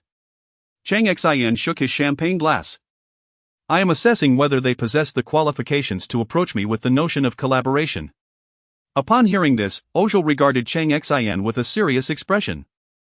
Cheng Xin pointed at the shattered tape recorder and cassette. I mentioned earlier, true strong individuals may not necessarily win, but they will certainly not lose. Ozhel shook his head. I cannot comprehend this statement. Cheng Xin replied, I cannot elucidate it, language is inadequate. There is an ancient saying, it can only be understood through experience. Not through explanation, that is precisely the meaning. Let us set sail another day for some leisure. Ozhel acknowledged, thank you for that matter. What matter? Cheng Xin inquired. Ozhel responded. The issue concerning the drunkard. Cheng Xin waved his hand dismissively, a trivial matter, hardly worth mentioning. Cheng Xin did not intend to pry. Why would such a fool pose a threat to Ozhel? That question was best left unasked, as it could lead Ozhel to overthink. Regardless of Ozhel's intentions, ancestral wisdom advised Cheng Xin, if the enemy does not move, neither should I. If the enemy moves, strike first with a metaphorical brick. Nothing cannot be resolved with a brick, if not, then simply wield both hands and strike downwards with abandon. After leaving, upon returning home, Cheng Xin found a guest waiting. Huang Luan had arrived. Upon seeing Cheng Xin, Huang Luan wore a slight smile as he gently opened a box before him. Did you succeed? Indeed. We have exceeded your specifications for the mobile phone-specific chip by implementing a 4-layer stacking technology. Huang Luan waved to Shui Linlin, my dear, bring me a drink. I wish to celebrate. Cheng Xin raised his hand, Linlin, wait a moment. He turned to Huang Luan, old Huang. Do you not wish to know where this chip will be applied? Huang Luan replied, we have dissected the Ericsson GH337. Are you not aiming to create a lightweight mobile phone for the digital age? Cheng Xin countered, old Huang, we cannot engage in mere champagne celebrations. The GSM network is commendable, yet it is not my goal. We aim to redefine the air interface. The air interface is a figurative term, contrasting with the concept of line interfaces in wired communication. In wired communication, line interfaces define physical dimensions and a series of telecommunications or optical signal specifications. In wireless communication technology, the air interface defines the technical specifications for the electromagnetic links between terminal devices and network equipment, ensuring wireless communication is as reliable as wired communication. Cheng Xin stated, my ambition is the universal mobile telecommunications system, using WCDMA as the preferred air interface. Beyond that, we must incorporate TD-SCDMA and HSDPA technologies. I do not wish to compete for scraps with others. Upon hearing this, Huang Luan's interest piqued, and he pushed the wine aside, taking out a notebook to jot down notes. Chapter 92, Becoming the Standard Bearer of the Industry in the Realm of Expertise, Cheng Xin may falter. Yet when it comes to concepts, he excels. Cheng Xin continued, the Titans Motorola from the Grand Nation and Nokia from Europe are destined for a fierce showdown. Should I intervene, their defeat would be inevitable. However, I have little interest in competing within their domain, for patents constrain my potential. The most lucrative position is always that of the rulemaker. Yet, the weak are unworthy of establishing rules. We are different, we have a formidable backing. Our mother being one of the 5 great benefactors of this world, and with the Bears' alliance dissolved, the corrupt linger in their existence, while the Gauls appear laughably feeble. Of course, from my vantage point, their weakness is laughable. Placed in Africa, the Gallic rooster remains a proud contender. Continuing on the topic of mobile phones. How wide is the GSM channel? A mere 14. 4 kilobits per second. Theoretically, UMTS can support a transmission rate of up to 1920 kbps. At this juncture, Cheng Xin leaned back, retrieving a cigarette and tossing it into the air, catching it between his lips. He elegantly twirled a lighter before igniting it. I wish to watch movies on my mobile phone, for we possess unique patents, particularly in MP4 technology. This chip can barely sustain it. What follows? Huang Luan interjected, snatching the cigarette from Cheng Xin's mouth and extinguishing it in an ashtray. Let us go to the meeting. Old man estimates that your antics might prolong your life by 2 years. Cheng Xin rose. Huang Luan remarked, the decade-long research on lithography has resumed. We require funding. Cheng Xin replied, soon, within 6 months at most, we shall have an inexhaustible supply of funds. Huang Luan inquired, from where? Cheng Xin merely smiled. I suddenly feel like a villain, eyeing a colossal crocodile, preparing to lay it upon the banquet table, having selected 18 side dishes to accompany it, a grand feast. Huang Luan did not respond, merely shaking his head. The funding I require this time is particularly substantial. Cheng Xin turned to Lin Lin. Go and bring several key personnel from Zhai Xintong's team to my island. Inform them of the arrangements I made in Shangjiang. Should they fail, they will find themselves dwelling with the fish at the seabed, making it clear that I am not jesting. Factory director, let Xiong Shasha handle this. She will ensure its success. You can rely on her. Cheng Xin followed Huang Luan out, heading to the meeting. Leaping over the second generation of mobile phone standards and directly pursuing the third generation. Cheng Xin did not return home until late into the night, remaining at the factory to discuss the specific development and research of UMTS. The success of a single chip is insufficient to complete such a vast system. Corresponding server and base station equipment is also necessary. Huang Wenti joined them, as she was responsible for the primary chip that serves as the core of the main server. After listening for a while, Huang Wenti hesitated before speaking. My research has entered the fast lane, I can expedite the process. I require 1,000 semiconductor hardware researchers, with no less than 10% being graduate students, and at least 200 mathematics prodigies for data analysis. Additionally, I need an increase of 300 million in funding, immediate. Upon hearing this, Cheng Xin took out his phone, pondered briefly, and dialed General Ning. Xiao Chang, when will the new machine roll off the production line? Ning Haifeng replied. The first batch of 32-inch LCD panels will be ready for shipment in 18 days. The factory is prepared and guarantees placement on shelves within a month. Cheng Xin said. The first batch of panels will be produced in the factory where Dell is invested, with an optional condition to block NHK television from Japan. Furthermore, incorporate 2 keywords into the advertising. Chubby young boy, Ning Haifeng responded, I don't understand. What difference does this make? Cheng Xin explained, the signal tuner is an optional accessory. In Japan, anyone with a television must pay substantial fees to NHK each year, regardless of whether they watch television or not. We need to drive the price of the unit without accessories below 30,000 yen, while adding accessories that allow direct connection to computers. As Ning Haifeng listened, he realized the television was left with nothing but a screen, with the speakers being external. What is the difference between this and a computer monitor? Wait a moment. Ning Haifeng suddenly grasped the strategy: video games. Whether through a gaming console for the television or a computer capable of playing games. Combined with Dell's brand strength and the marketing team in Japan, this strategy was indeed cunning. Japanese home appliance brands had suppressed local brands in Longwa, leading to a stalemate. Now, a counterattack into the Japanese television market could deliver a devastating blow. If successful, the return of capital alone would yield a significant figure. Not to mention the brand effect and momentum. Cheng Xin continued, if we succeed, the financial pressure on that side will diminish, allowing me to increase research investments here. Ning Haifeng understood the implication. I will arrange for people to discuss the details and execute a covert maneuver against the Japanese. Although Cheng Xin currently possessed vast funds, these resources were earmarked for the pursuit of the colossal crocodile. Hence, it was imperative to find ways to earn more. After ending the call, Cheng Xin resumed the meeting. Meanwhile, in Ning Haifeng's office, with a disheveled appearance, a steel wire bed occupied the space, alongside a half-finished bowl of soup noodles and an overflowing ashtray. Setting down the phone, Ning Haifeng declared, Buddha contends for a stick of incense, humans contend for a breath of air. I do not wish to hear complaints. Nor do I care to hear about anyone from the factory falling ill from continuous overtime. I only require a progress report and data. Get moving.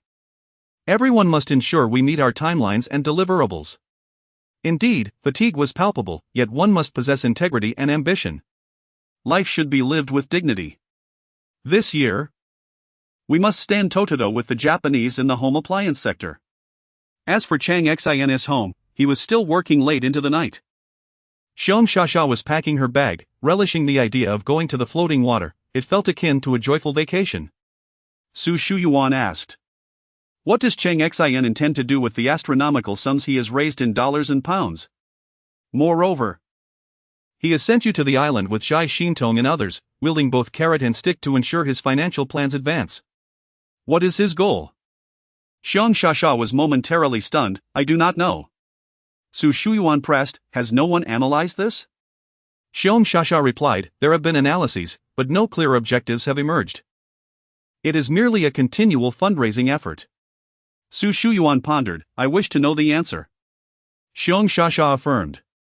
I can assure you that Zhai Xintong and the others are completely in the dark. They are simply executing Cheng Xin's directives. To uncover the truth, we must ask Cheng Xin directly. Su Shuyuan contemplated for a moment. You go on with your tasks. We cannot directly confront Cheng Xin, at least not for now. All right. I'm off, Xiong Shasha declared cheerfully, lifting her bag and humming a tune as she exited. Su Shuyuan was genuinely puzzled. What momentous event was about to unfold? Chapter 93, Guests from Sicily. What perplexed Su Shuyuan even more was why Cheng Xin began preparing such a vast amount of US dollars and British pounds. She wanted to inquire but could not ask directly. How could she discern Cheng Xin's thoughts? Su Shuyuan pondered, but found no answers for the time being. Cheng Xin returned only at dawn, and as Su Shuyuan prepared for work, she casually mentioned during breakfast, Meng Meng's academic performance has improved rapidly lately. I don't believe that attending a prestigious industrial university is the only path to success. Achieving a score of 500 is already a monumental success. Cheng Xin replied. One must have goals in life. For the first time, Su Shuyuan found herself in disagreement with Cheng Xin. You may have your goals, but you cannot impose your standards on Meng Meng. Her efforts and struggles are successes in their own right. Cheng Xin countered, I mean to say, one should have goals. Strive, and avoid regrets. Su Shuyuan retorted, at least that sounds reasonable. Please don't pressure Meng Meng. I have to go to work. I'll give you a ride. Cheng Xin offered. You should rest, I'll ride my motorcycle. All right, Cheng Xin acquiesced, escorting Su Shuyuan to the door. After watching her ride off toward the factory, Cheng Xin returned to the bedroom. Instead of sleeping, she took out her notebook and perused it for quite some time. Xue Linlin, who had been observing quietly, noticed Cheng Xin was secretly smiling. What could be so amusing? Cheng Xin had been acting rather strangely lately. Xue Linlin felt helpless. She was aware of Su Shuyuan's question to Xiong Shasha but had no answers either. Cheng Xin took a rest. Xue Linlin tiptoed into the room, took Cheng Xin's notebook outside, quickly snapped photos of each page, and then quietly returned it. Meanwhile, on the island, Zhai Xintong was visiting for the first time. As someone of considerable knowledge, she was aware of this island, though rarely mentioned in the news. However, she was unaware that it currently belonged to Cheng Xin. Upon arrival, she noticed that from the dock to various buildings on the island, there were numerous handsome men with crew cuts carrying dragon-style AKs. Observing the perimeter of the island, she noted the tight security. Just as they disembarked, another boat arrived, carrying a group of foreigners. The leader, with a bandage on his head and an arm slung around his neck, possibly broken, had burned scars on half of his face. As they stepped off the boat, they declared, "We wish to see the Godfather." Zhai Xintong and Shi Meiyan overheard. Xiong Shasha approached, "Please state your name." "Santino Crelian," he replied.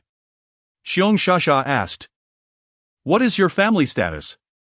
"I oversee the family," he responded. Xiong Shasha turned, "Take the guests to rest. You are a VIP, please relax for a moment. I am one of the most trusted individuals close to the boss. I am here for other matters, and my identity can be verified." Santino nodded, "Thank you." While Xiong Shasha conversed with Santino, Shi Meiyan asked Zhai Xintong, "What does that word mean, God and Father, Godfather?" Zhai Xintong explained, "It means Godfather." "Did you not listen closely?" That man referred to himself as Crelian, the most feared family from Sicily. "Ah!" Shi Meiyan gasped, covering her mouth in alarm.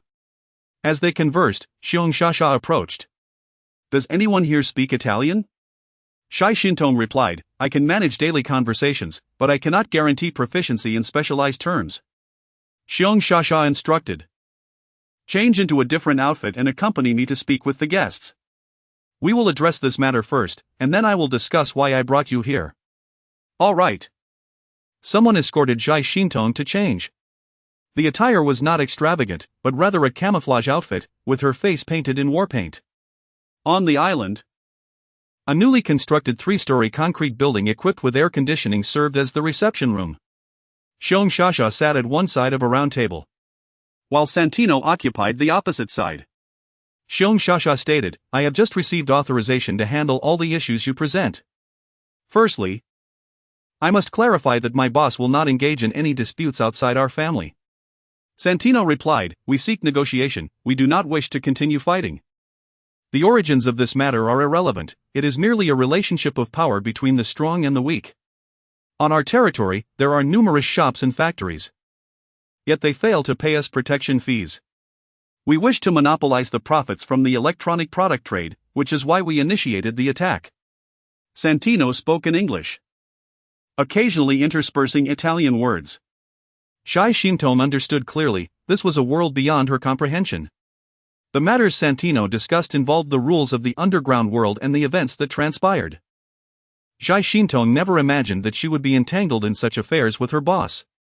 Moreover, the purpose of their visit was to negotiate not with the boss directly, but to request the boss as a mediator in this situation. Santino added, furthermore, we request to sit down for discussions, not to employ the Godfather's methods with the Jawa family and the Rudi family. Xiong Shasha couldn't help but laugh at this. I apologize, that situation was a misunderstanding. It was not the boss's intention, but rather a mistake made by the person in charge of the arrangement. Truly, please believe me. Santino chuckled in response. If what you say is true, it is indeed a cognitive error. They continued to exchange pleasantries, which Zhai Xintong comprehended. The conflict between a certain family from Jawa and a family from Rudi arose over maritime transportation and shares of electronic products, leading both sides to amass large quantities of gas canisters and steel pipes. Ultimately, it was Xiong Shasha who sent people to subdue both parties, pressing their representatives at the negotiation table. This seemed not entirely incorrect, even ancient heroes resolved disputes in a similar manner. Without strength, who would heed your words? At this moment, Santino's intent was clear, they had agreed to sit at the negotiation table and did not require another beating. Moreover, the negotiation's content was straightforward. Santino assured that they would no longer collect protection fees, but they sought a division of shares regarding the trade of various goods and a mutual delineation of markets to avoid malicious competition. As for the previous incident, it could be overlooked. After all, they had suffered significant losses, including the destruction of their ancestral home. However, one should not underestimate the strength of the Crelian family and the various families of Sicily. Zhai Xintong was not naive. She could discern that while Xiong Shasha claimed it was a misunderstanding caused by a lack of clarity, it was, in fact, a display of authority, a deliberate act to remind them to adhere to established rules. During the casual conversation between Xiong Shasha and Santino, Zhai Xintong also learned of an even more formidable situation on the island of Woku, where 30 individuals wielding knives pursued 600 others near the mountain pass. Chapter 94, The Green Tea Trade is about to take on new responsibilities. Xiong Shasha and Santino from Sicily engaged in delightful conversation. Xiong Shasha promised to convene the negotiations within a few days, but the location would not be here, it would be on Zhengmu Island. The island is spacious and boasts luxurious hotels that are operational, along with picturesque beaches. A seaplane has been arranged to transport Santino and his entourage there.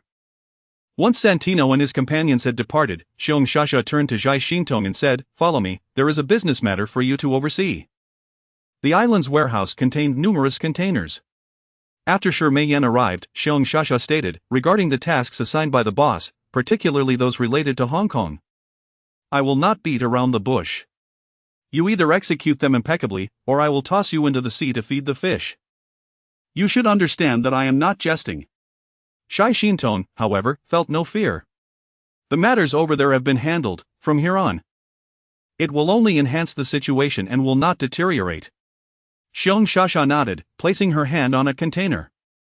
"Here are some leather and metal processing equipment. Shortly, I will provide you with the complete set of procedures. These machines can flawlessly replicate the leather goods of several luxury brands, and as you have just observed, the Huqiangbei family will be responsible for sales in Europe. Upon hearing this, Zhai Xintong's first reaction was, could it be that my black gold octagonal? Before she could finish, Xiong Shasha interrupted her, you can send it for appraisal. Likewise, anything produced by these machines must also be sent to their stores for verification. Zhai Xintong understood. Xiong Shasha continued, some items previously came from this production line, the current ones are also outputs from the line, and that is the distinction. Mei Yan eagerly interjected, so, the difference is that one is sold in stores while the other is not, yet they are identical products. Xiong Shasha replied, clever. Hence, if the production does not meet standards, it reflects your incompetence. Additionally, the Jiangnan leather factory has closed down.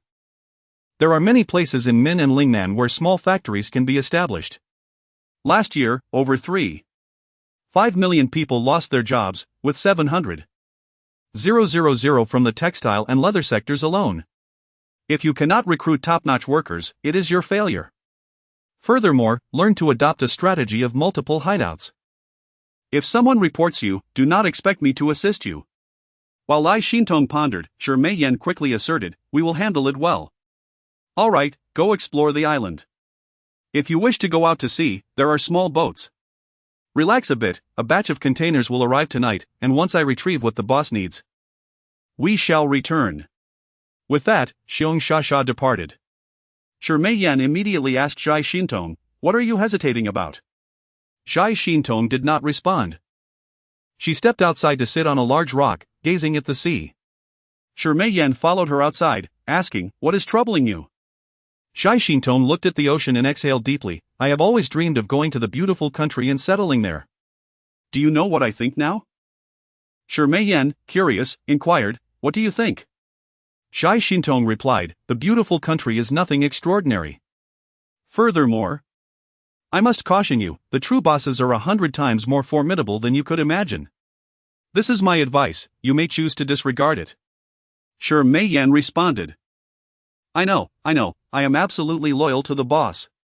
Upon hearing this, Zhai Xintong realized that Mei Yan had not taken her words to heart. She would not press further, a reminder sufficed, as saying too much was unnecessary. A day later, Xiong Shasha returned to Shenzhen with Zhai Xintong, Mei Yan, and others.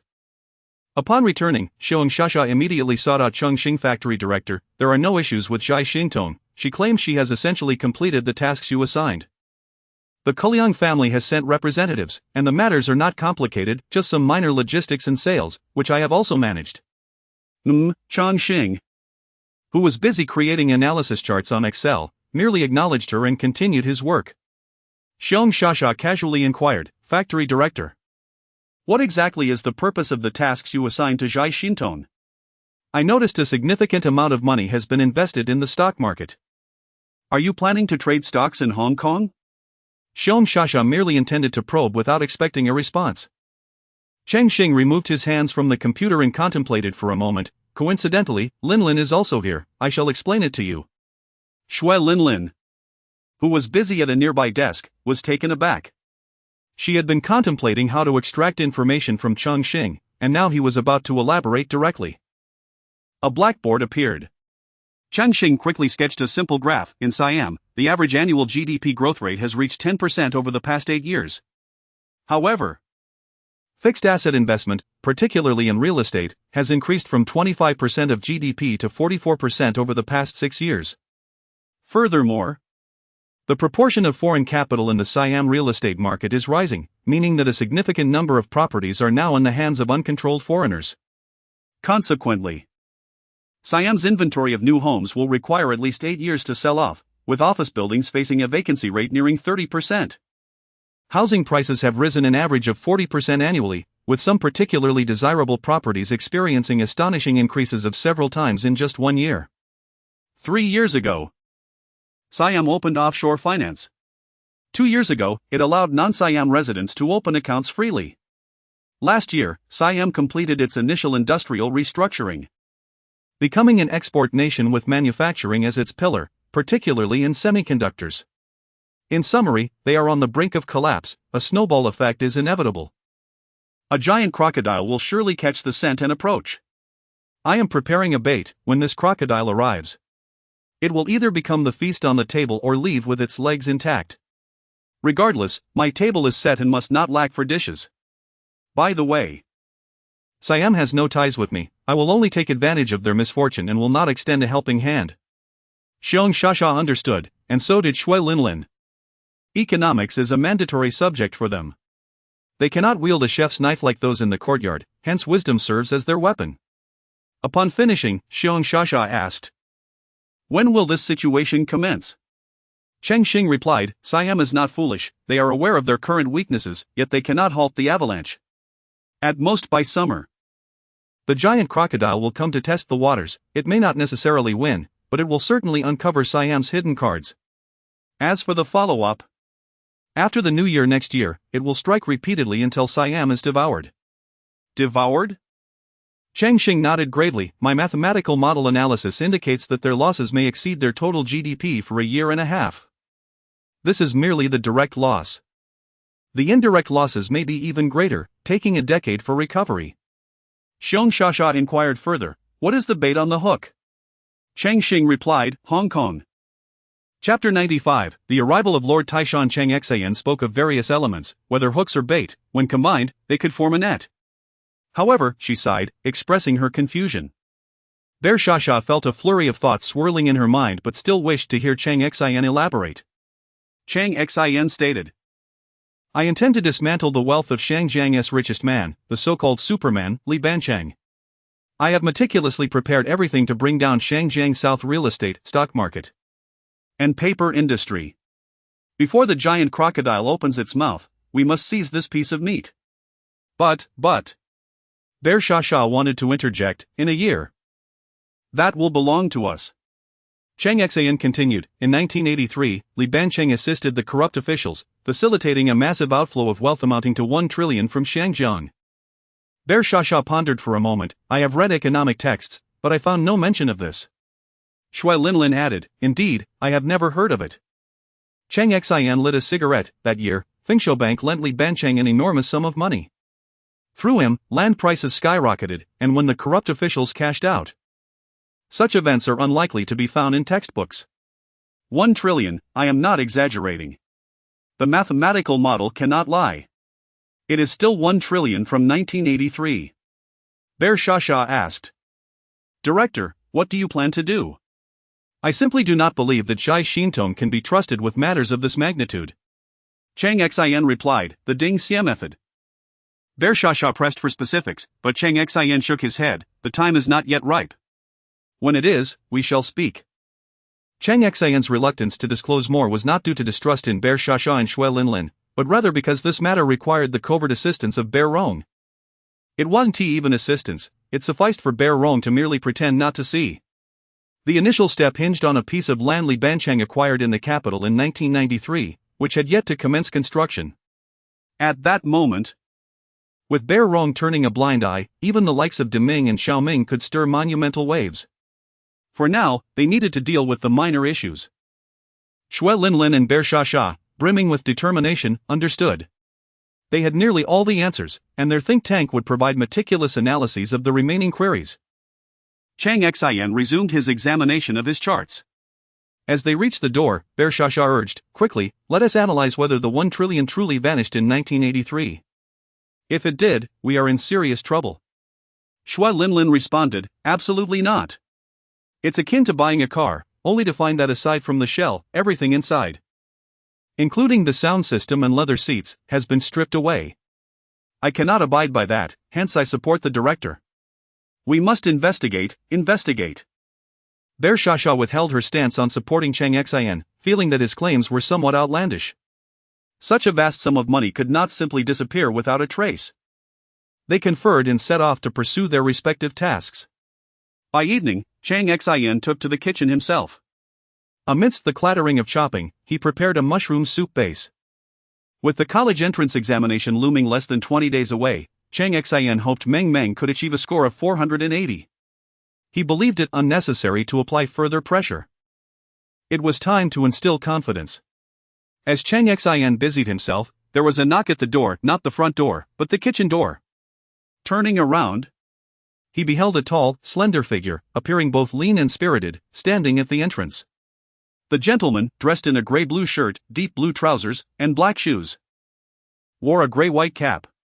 His attire was simple, yet he exuded an air of vitality and scholarly demeanor.